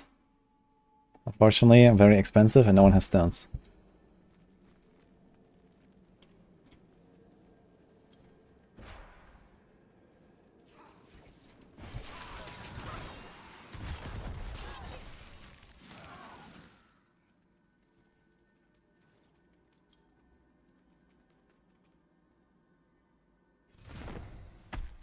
Except the Chinese. Yeah. If Blizzard doesn't fix the stone drops, we're gonna fix it ourselves, you know. Re-rise up. A true cultural evolution. Yo, thanks Eric for the prime, by the way.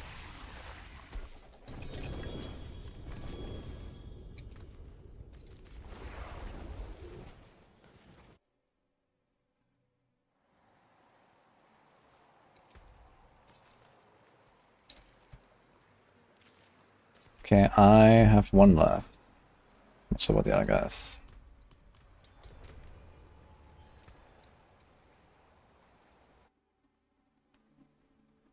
Stygian stones for the people, by the people.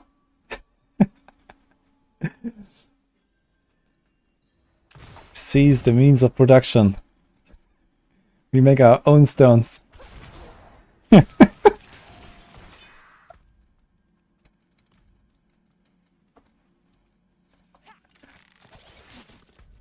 They have withheld the stones from us for too long.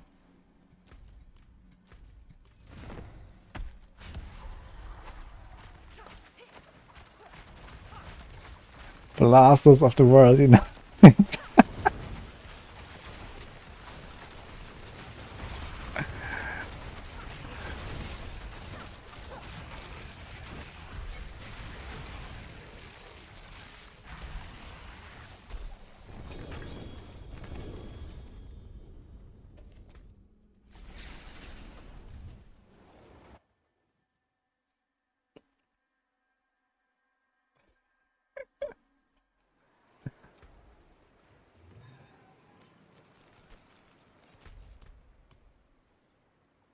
Which recipes are from Season's Journey? Worldly Fortune. Yeah, that's Season's Journey.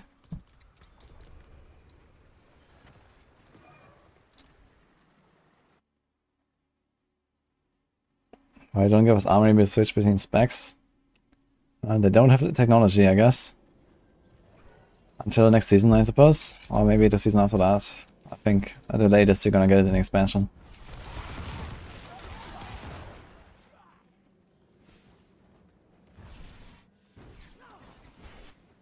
They're not exploiting the game, they are fixing the Stygian stone economy of the game. They're heroes. Yes, the heroes of the people.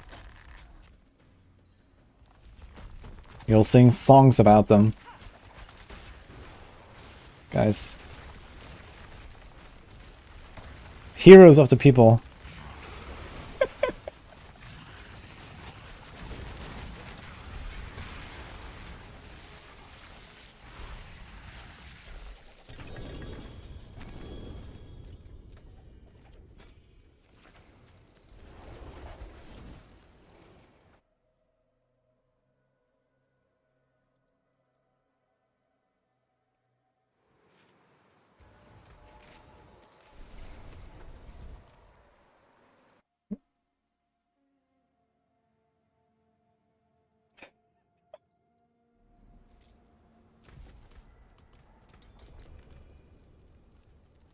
You controls the stones, controls the universe.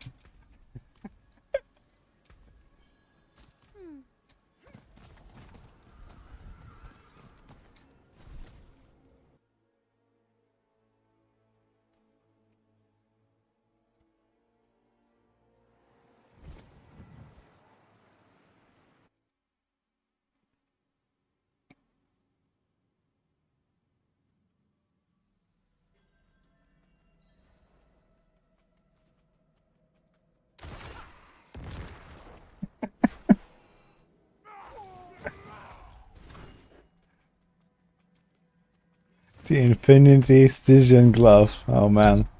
That sounds like a powerful item actually.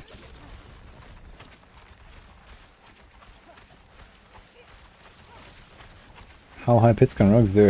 Yeah, we're gonna see 130 or so, I guess, at some point. They're already like at 125 or 126.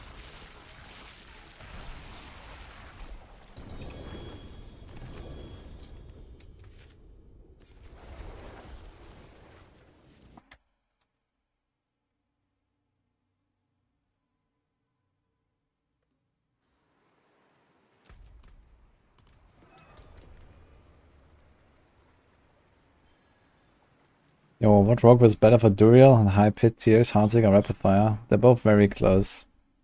Rapid Fire is a bit better on the bosses though.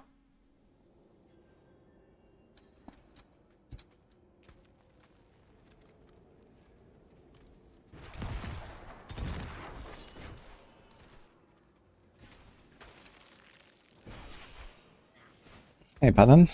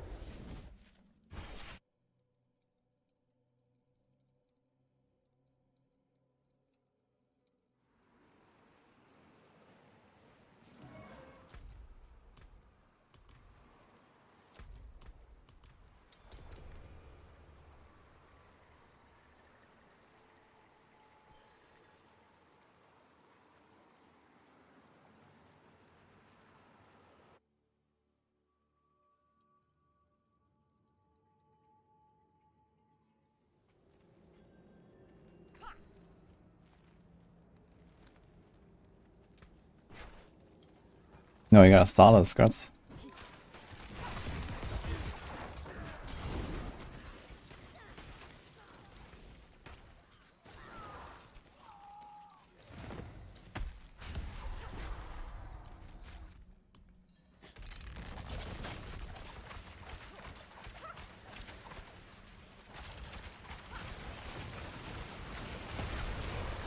So reason to farm pit higher than 60.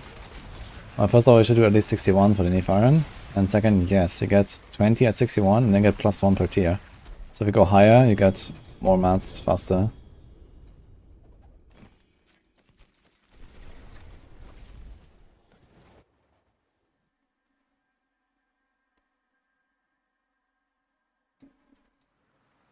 They can't imprint an item. Does it give you an error? Do you have mats? Do you have gold?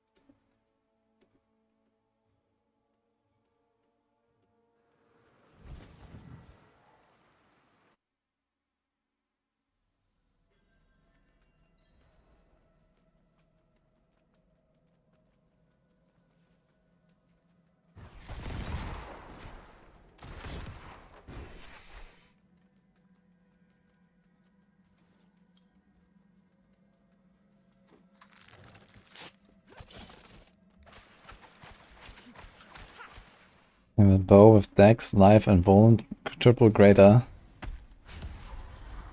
That's a lot of money. Apparently single greater bows go for like 300 million on softcore right now. So that should be a few billion.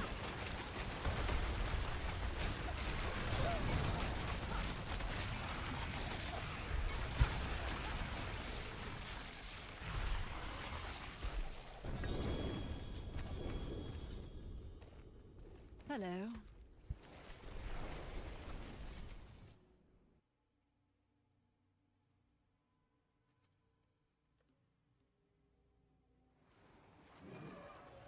Yeah, one greater apex bow go for 600, go for 300 apparently. It's a joke. Apparently it's happening. Are we gonna finish in time for the Blood Maiden event? 15 minutes? Maybe. I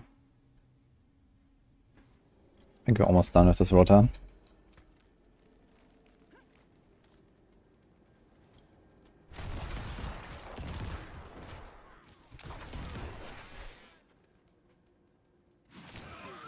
You've been scrapping them. Yeah, don't scrap your Heartsiger bows, man. People don't really like that.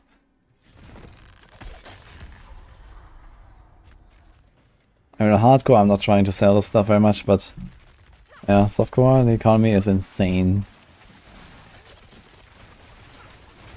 Yo, Ite, thanks for Prime.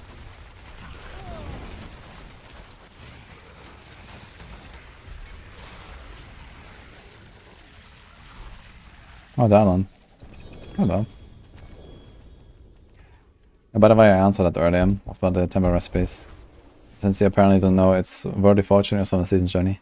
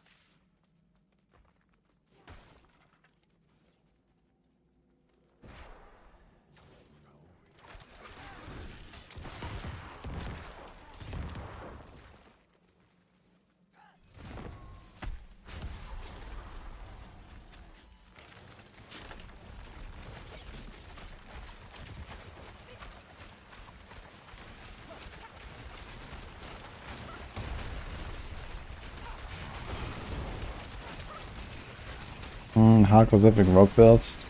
Heartsiger is a pretty safe build, I'd say. I can go for this. But it's still a rogue, so.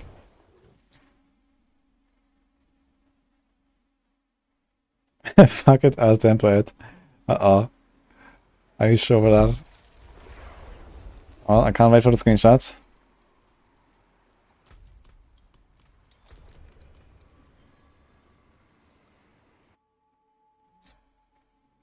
TB Rogue? Soon. Well, soon. When I level the next Rogue, I will play TB.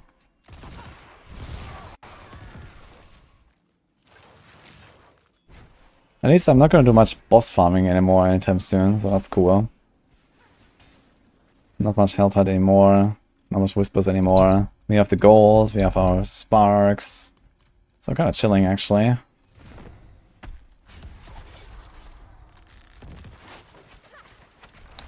Lafouche, thanks for Prime.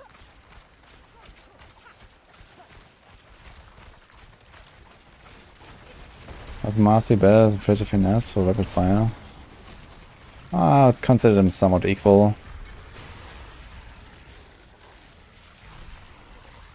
Treasure is maybe slightly better, but it won't work on bosses most of the time.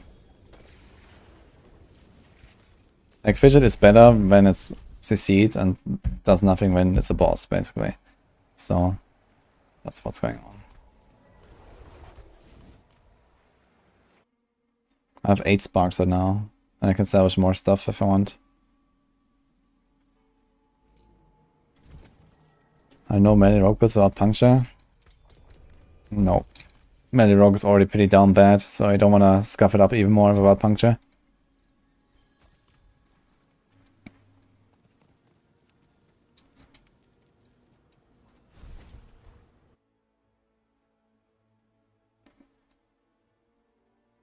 Yeah, Weapon Mastery and Frigid. Yeah, I keep them both. That's really good.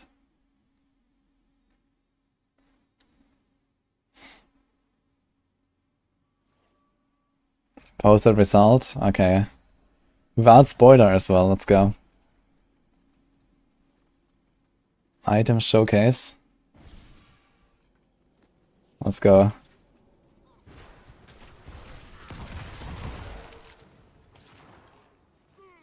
Guys ready? The triple bow.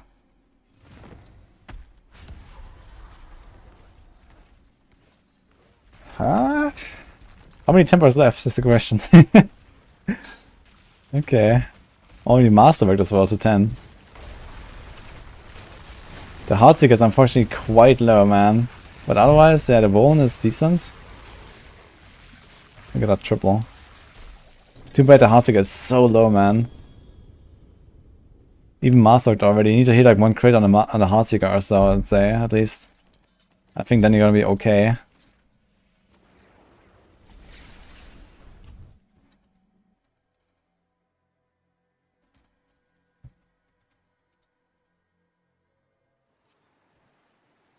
Yeah, I need to hit that Heartseeker, and then it's fine.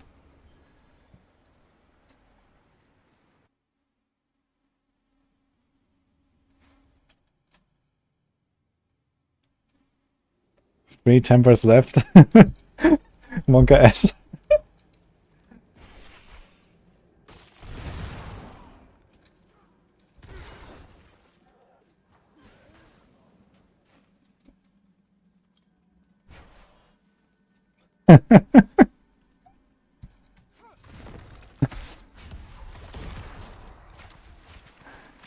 Yeah, really, makes a prime.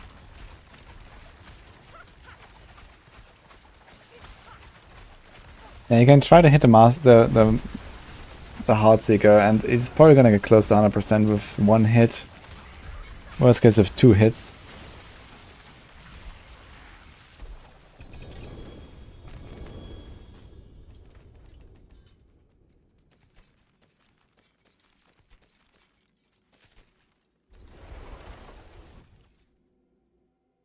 Ja, hur mycket?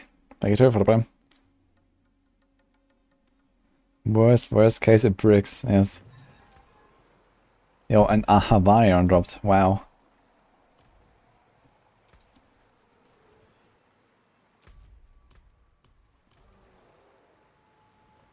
Feel like PoE card gambling now. Do it, temper. Yeah, we needed that, man. The excitement of like destroying items. We need a corruption orb, man. Imagine you can like hit the temper, masterwork this thing up. After like 100 attempts masterworking, it's finally the 3 out of 3 that he wanted. And then you corrupt it and it goes poof. Hell yeah. This is what we need, man. Yeah, Warlock would be amazing, dude.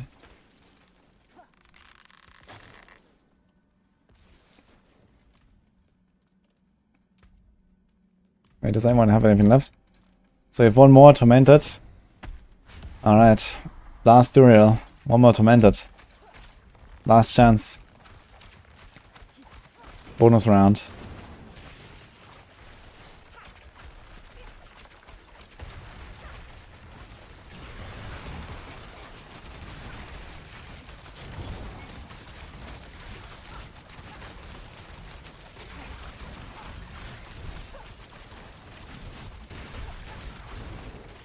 Still no Shako.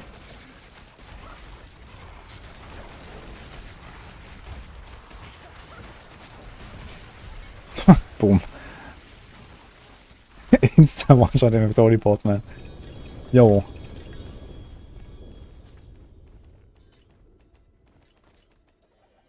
And... Nope. I guess the Doubters win. So Cardi saved.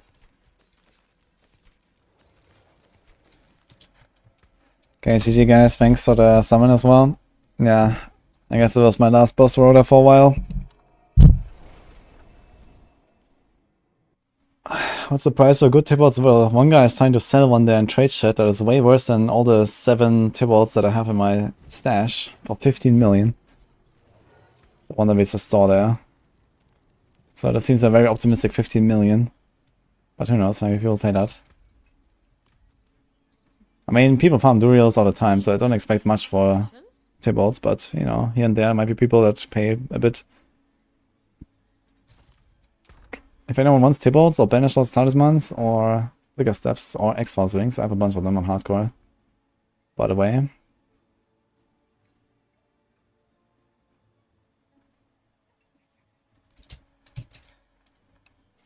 How many tiers do I have? I established them already. Starless, we have 2. And Dariel, we have 1. I also have Scoundrel's Kiss, by the way. Can I say any of them? We have 3 of them. And so the Scoundrel's Letters. I'm gonna win that one. No plans for this.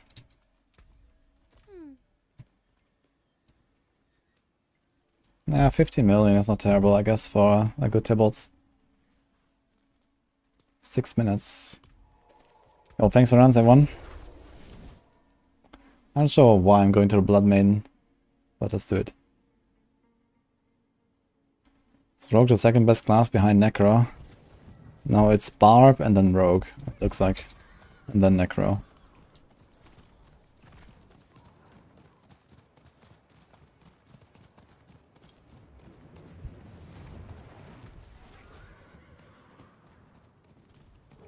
Where's the Blood Maiden? In this zone. She's somewhere up there? Or down? I think she's up, right? Even with Holy Bolts. Yeah, okay, maybe with Holy Bolts. The thing is that Holy Bolts could be fixed any moment for now. If you look at the class performance, actually Necro is not that crazy after all. They have a lot of survivability issues in the high pits.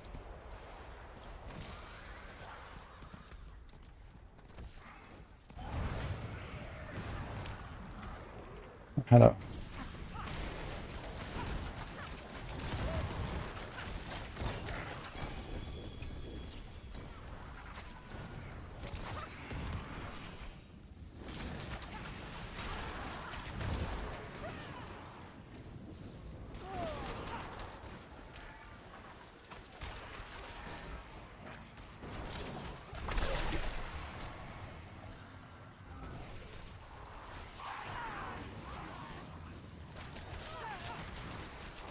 What if it's the aim for the Masterworking Shako? Cooldown if you care about cooldowns, otherwise life. Has a really juicy life roll, so Masterworking that one up is really nice.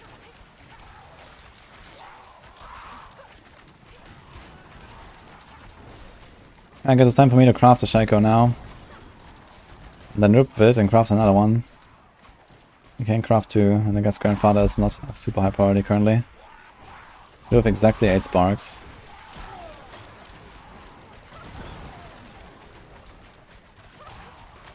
You unlocked more tiers if you clear the pit fast. So if you have a slow clear, you only get 1.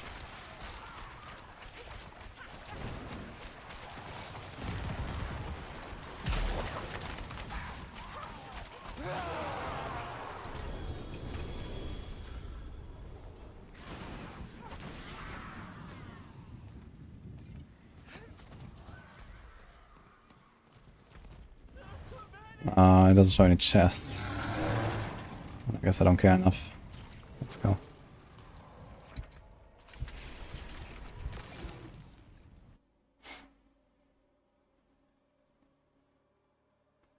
Get another spark on Tuesday. True, I'll have 9 sparks then.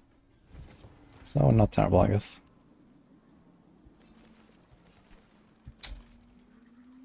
It is done.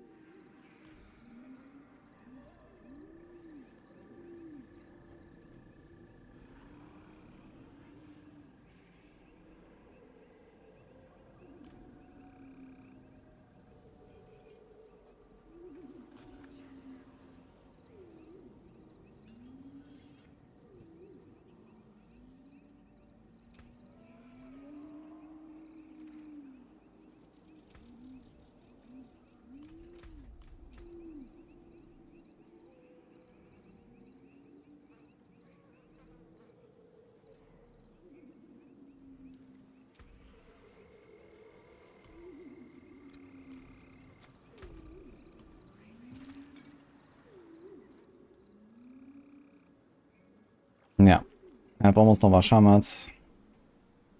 I guess a bunch of shards still. If I want to, it's like 25 shards.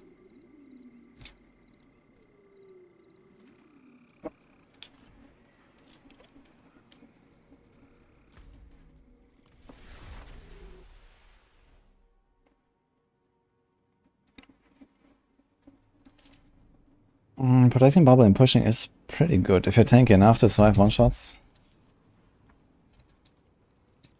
I'll probably stick to it. Actually not. If I have Shako, I will not run it anymore. I will remove it and then keep Umbros and Might. Thanks, Big D. BGD.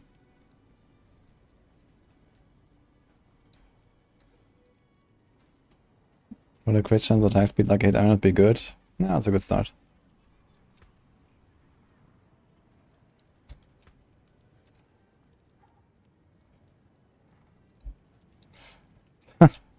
Two greater affix.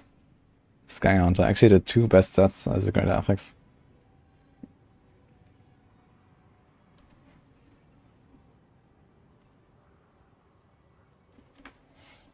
So bad now, this thing. Bows are just OP. All bows.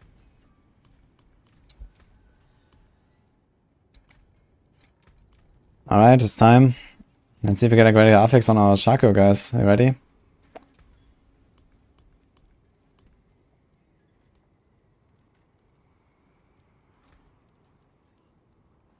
Now the thing is, if I already know that I will kill one of them, maybe I should just craft 2 straight up.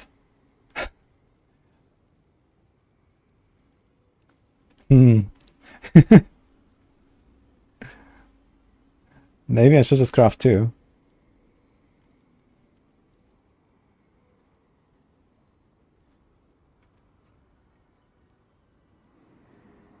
I mean, the only other item I could potentially have to craft is Grandfather.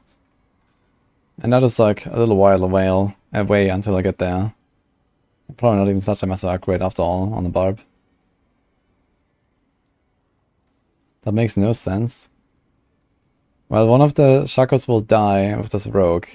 And then it will have a second one that it will use for the rest of the season on other characters. So that's the idea. I have all the other items here anyway multiple times. Besides Doombringer, I have one.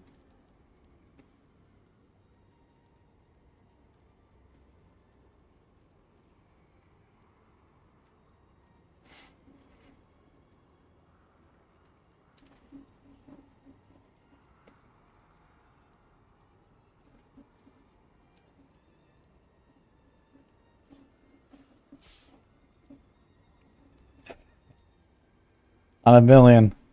Who cares? Good batch there. No greater. Unlucky.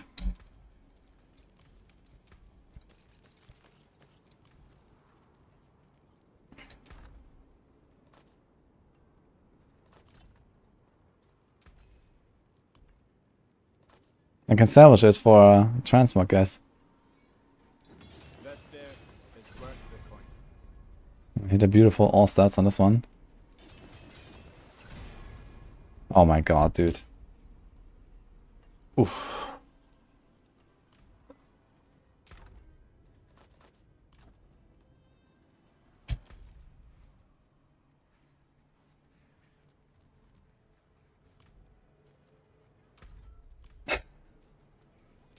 I have to masterwork that thing at some point.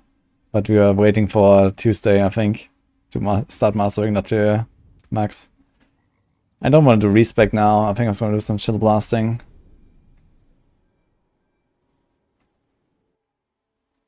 But yeah, it's going to be respec time for Druid and for Rogue tomorrow.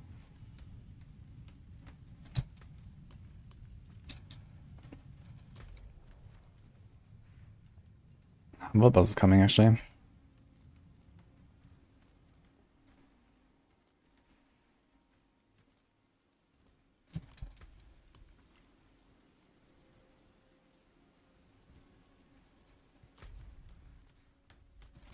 Bastion of Faith.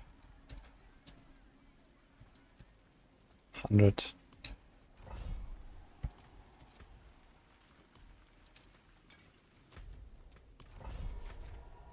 Well, it wasn't 30, exactly. Okay. What a respect for the Rogue. I will play the Poison Barrage build.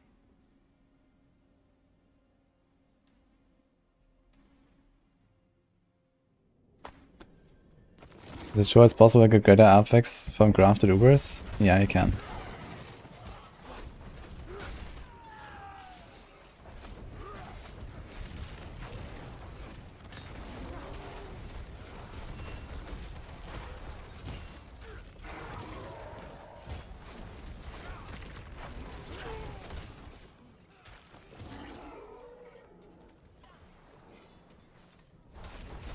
The Poison Barrage is not stronger than Heartseeker. It shouldn't be. Maybe afterfix though? We'll see. But I have to make the setup and some stuff tomorrow, so... I really wanted to play that build since the PTR. It was really fun. So I'll be using that for a little while.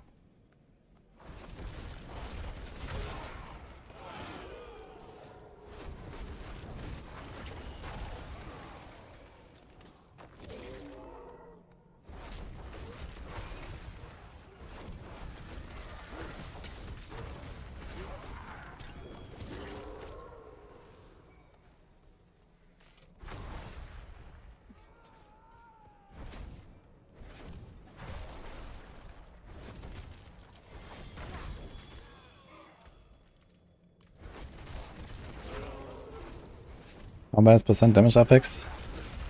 That's okay for that builds, but not for any other builds.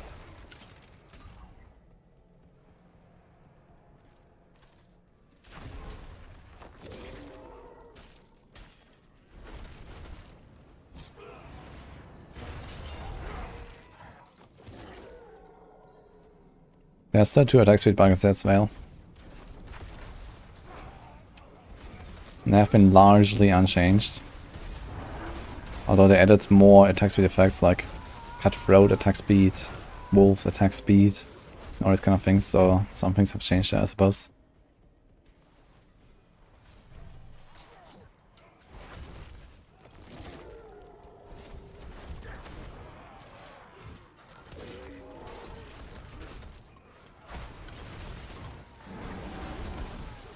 It's kind of funny how tier 100 dungeons feel like such a joke compared to just finding 75's pit or so. This guys, I have 97k life, like just chilling.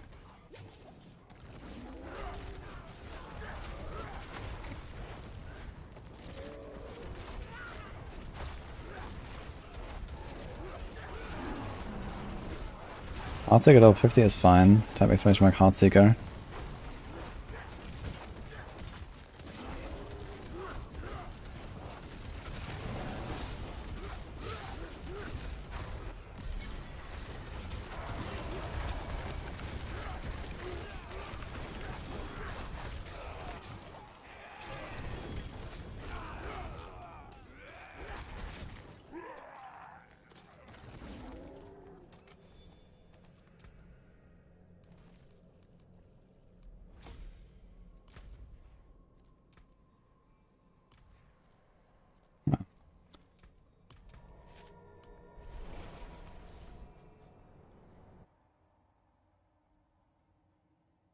If 600 steals might just half the vendor for 300 million gold.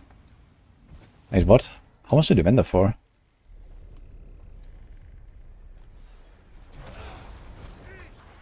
It's actually not such a bad amount.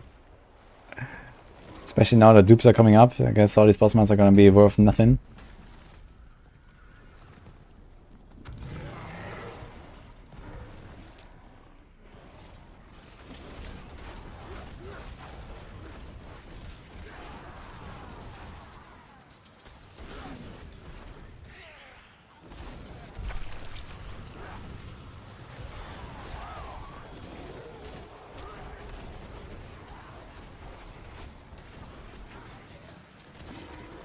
And I need to check how much a stack of living steel sells. Interesting. I didn't actually consider selling it to the vendor. So this is 30k each for the Still Fear. So elixirs are worth nothing. Scrolls worth nothing.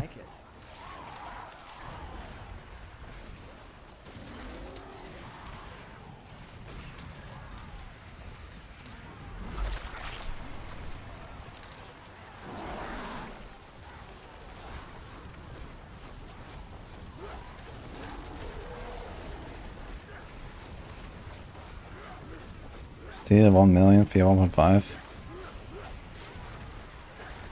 1 million gold for 50 stack. Okay, that's not very much. Yeah, it's not worth vendoring.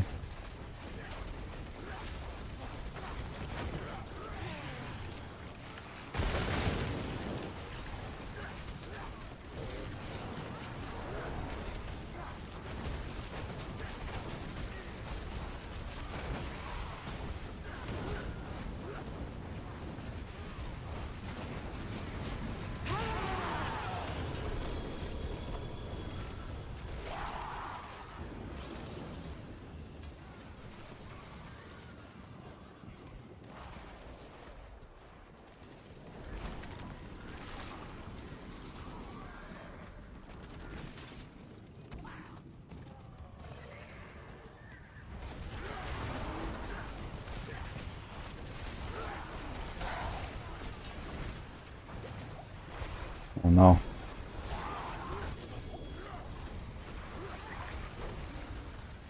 So I'm gonna open this thing. I wanna stay here, I want to do the pits. Just do the blood main real quick.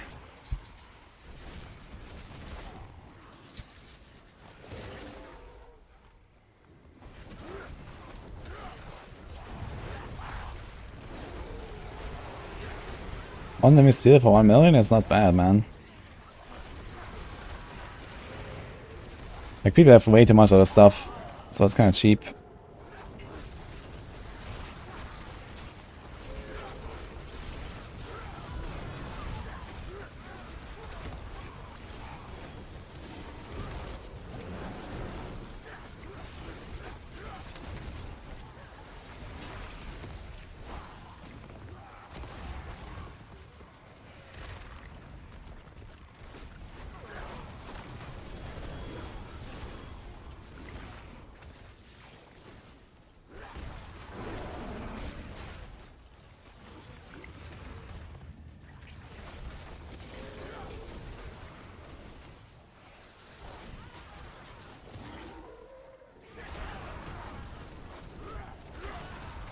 I went to Vinci once I was done farming with Helltides and stuff.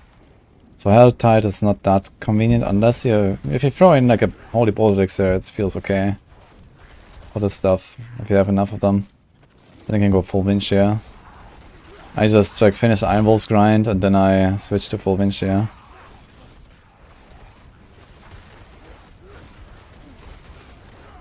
It's kind of funny that my rank 1 Polarize with no synergies actually just kills these guys.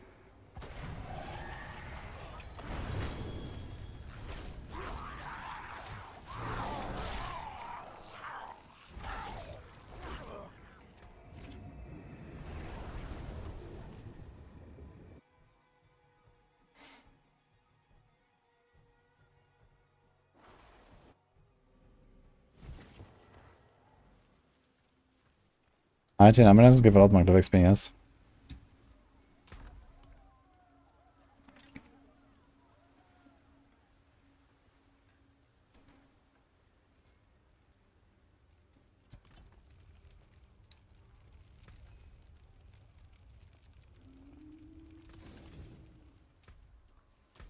Back to the pits.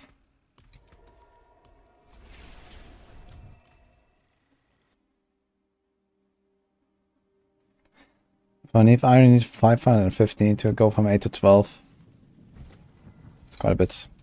It's like 1 to 1.5 hours of farming if you're efficient on a high tier. Or maybe up to 2 if you're doing like 61 plus in like 3-4 minutes.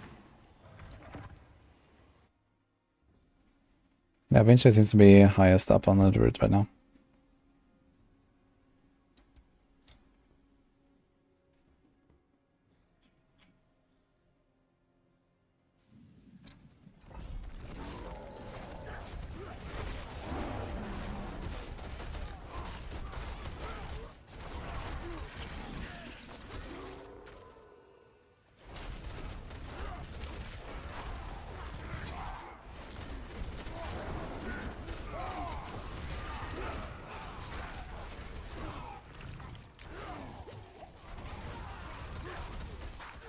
Speaking of Cyberpunk, huh?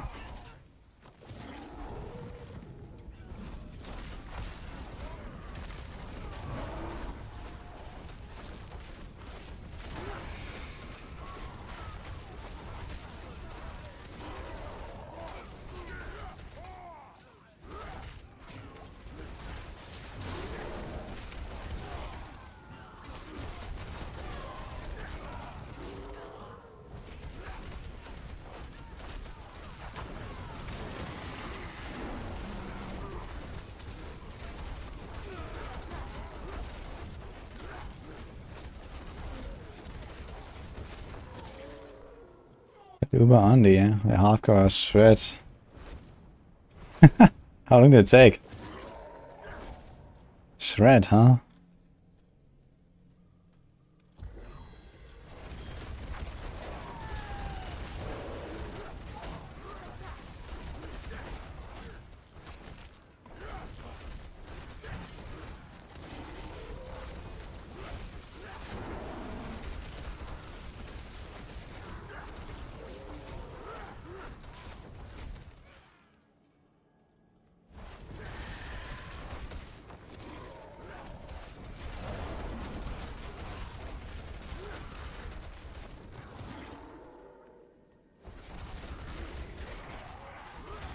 I can do 100 little pit, but so far I've not risked this character. So I wanna do a tornado build. We're gonna respect tornado tomorrow, and gonna play that for a little bit. And then I'll respect to lightning storm companions and play that for a little bit. Then we'll see. I guess after the rogue is dead, I will push the druid.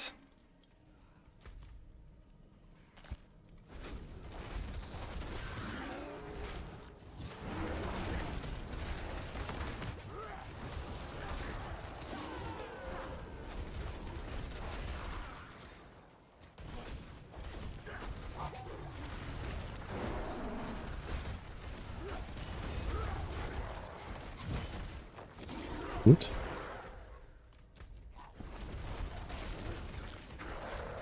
Kinda hard to navigate this map sometimes. It's actually barely enough.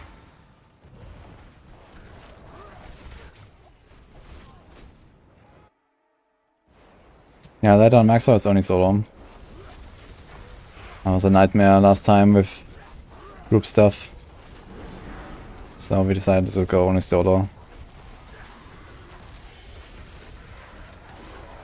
Would be interesting to see what people do in group, but yeah. Don't have a good way of handling it.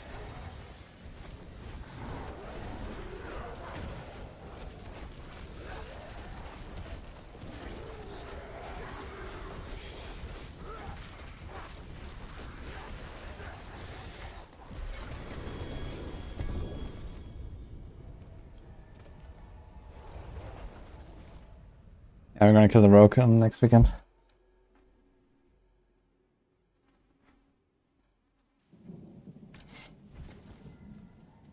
Five minutes shred, solo and Daria kill.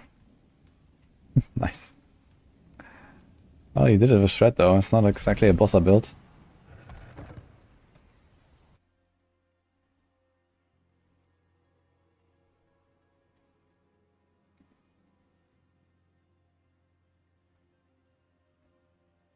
Percent damage bad? Generally, yes.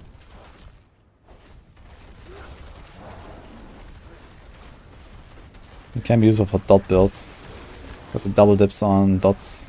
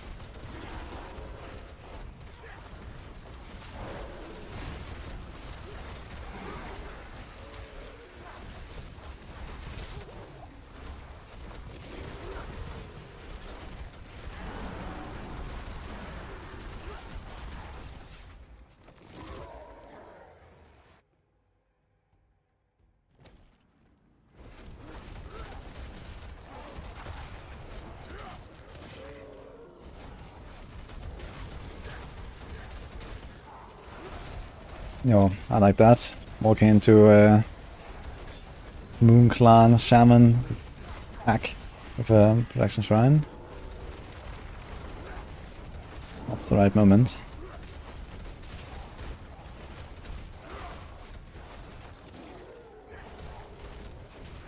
Oh, I never finished the prediction, right? We didn't get another Uber. Man, it was actually... We did so many Durios and Andarios. I only got... Wait, did I only get a Doombringer? From all these runs? Fuck, man. I only think I got one item that I wanted, so that's that.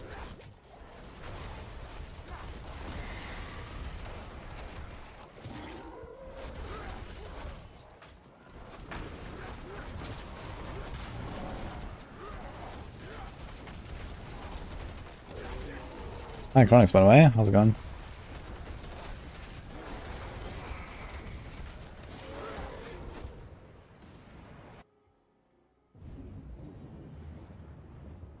Trying to add my name. I'm not sure how it works on PS5. I guess I have to do the battle tag.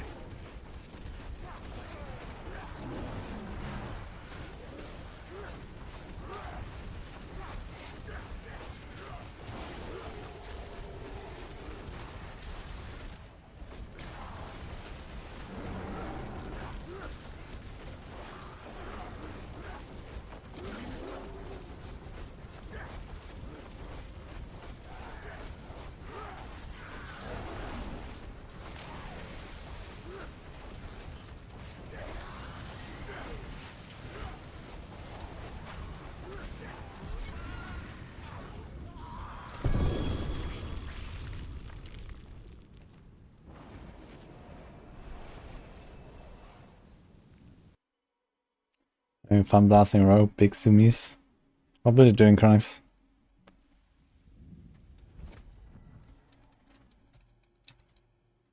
$87 plague tunnels. Let's see this. Barrage.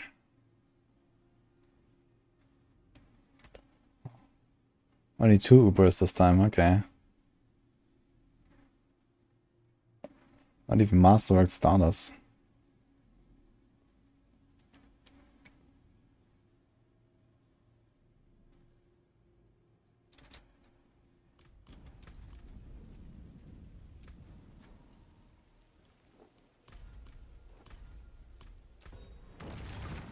Man's War Boss. Barrage of Voracious Rage. Yeah, that's pretty good. It doesn't refund base cost or does it refund the actual cost? I think it's base, right? It's gonna be pretty nutty actually with status.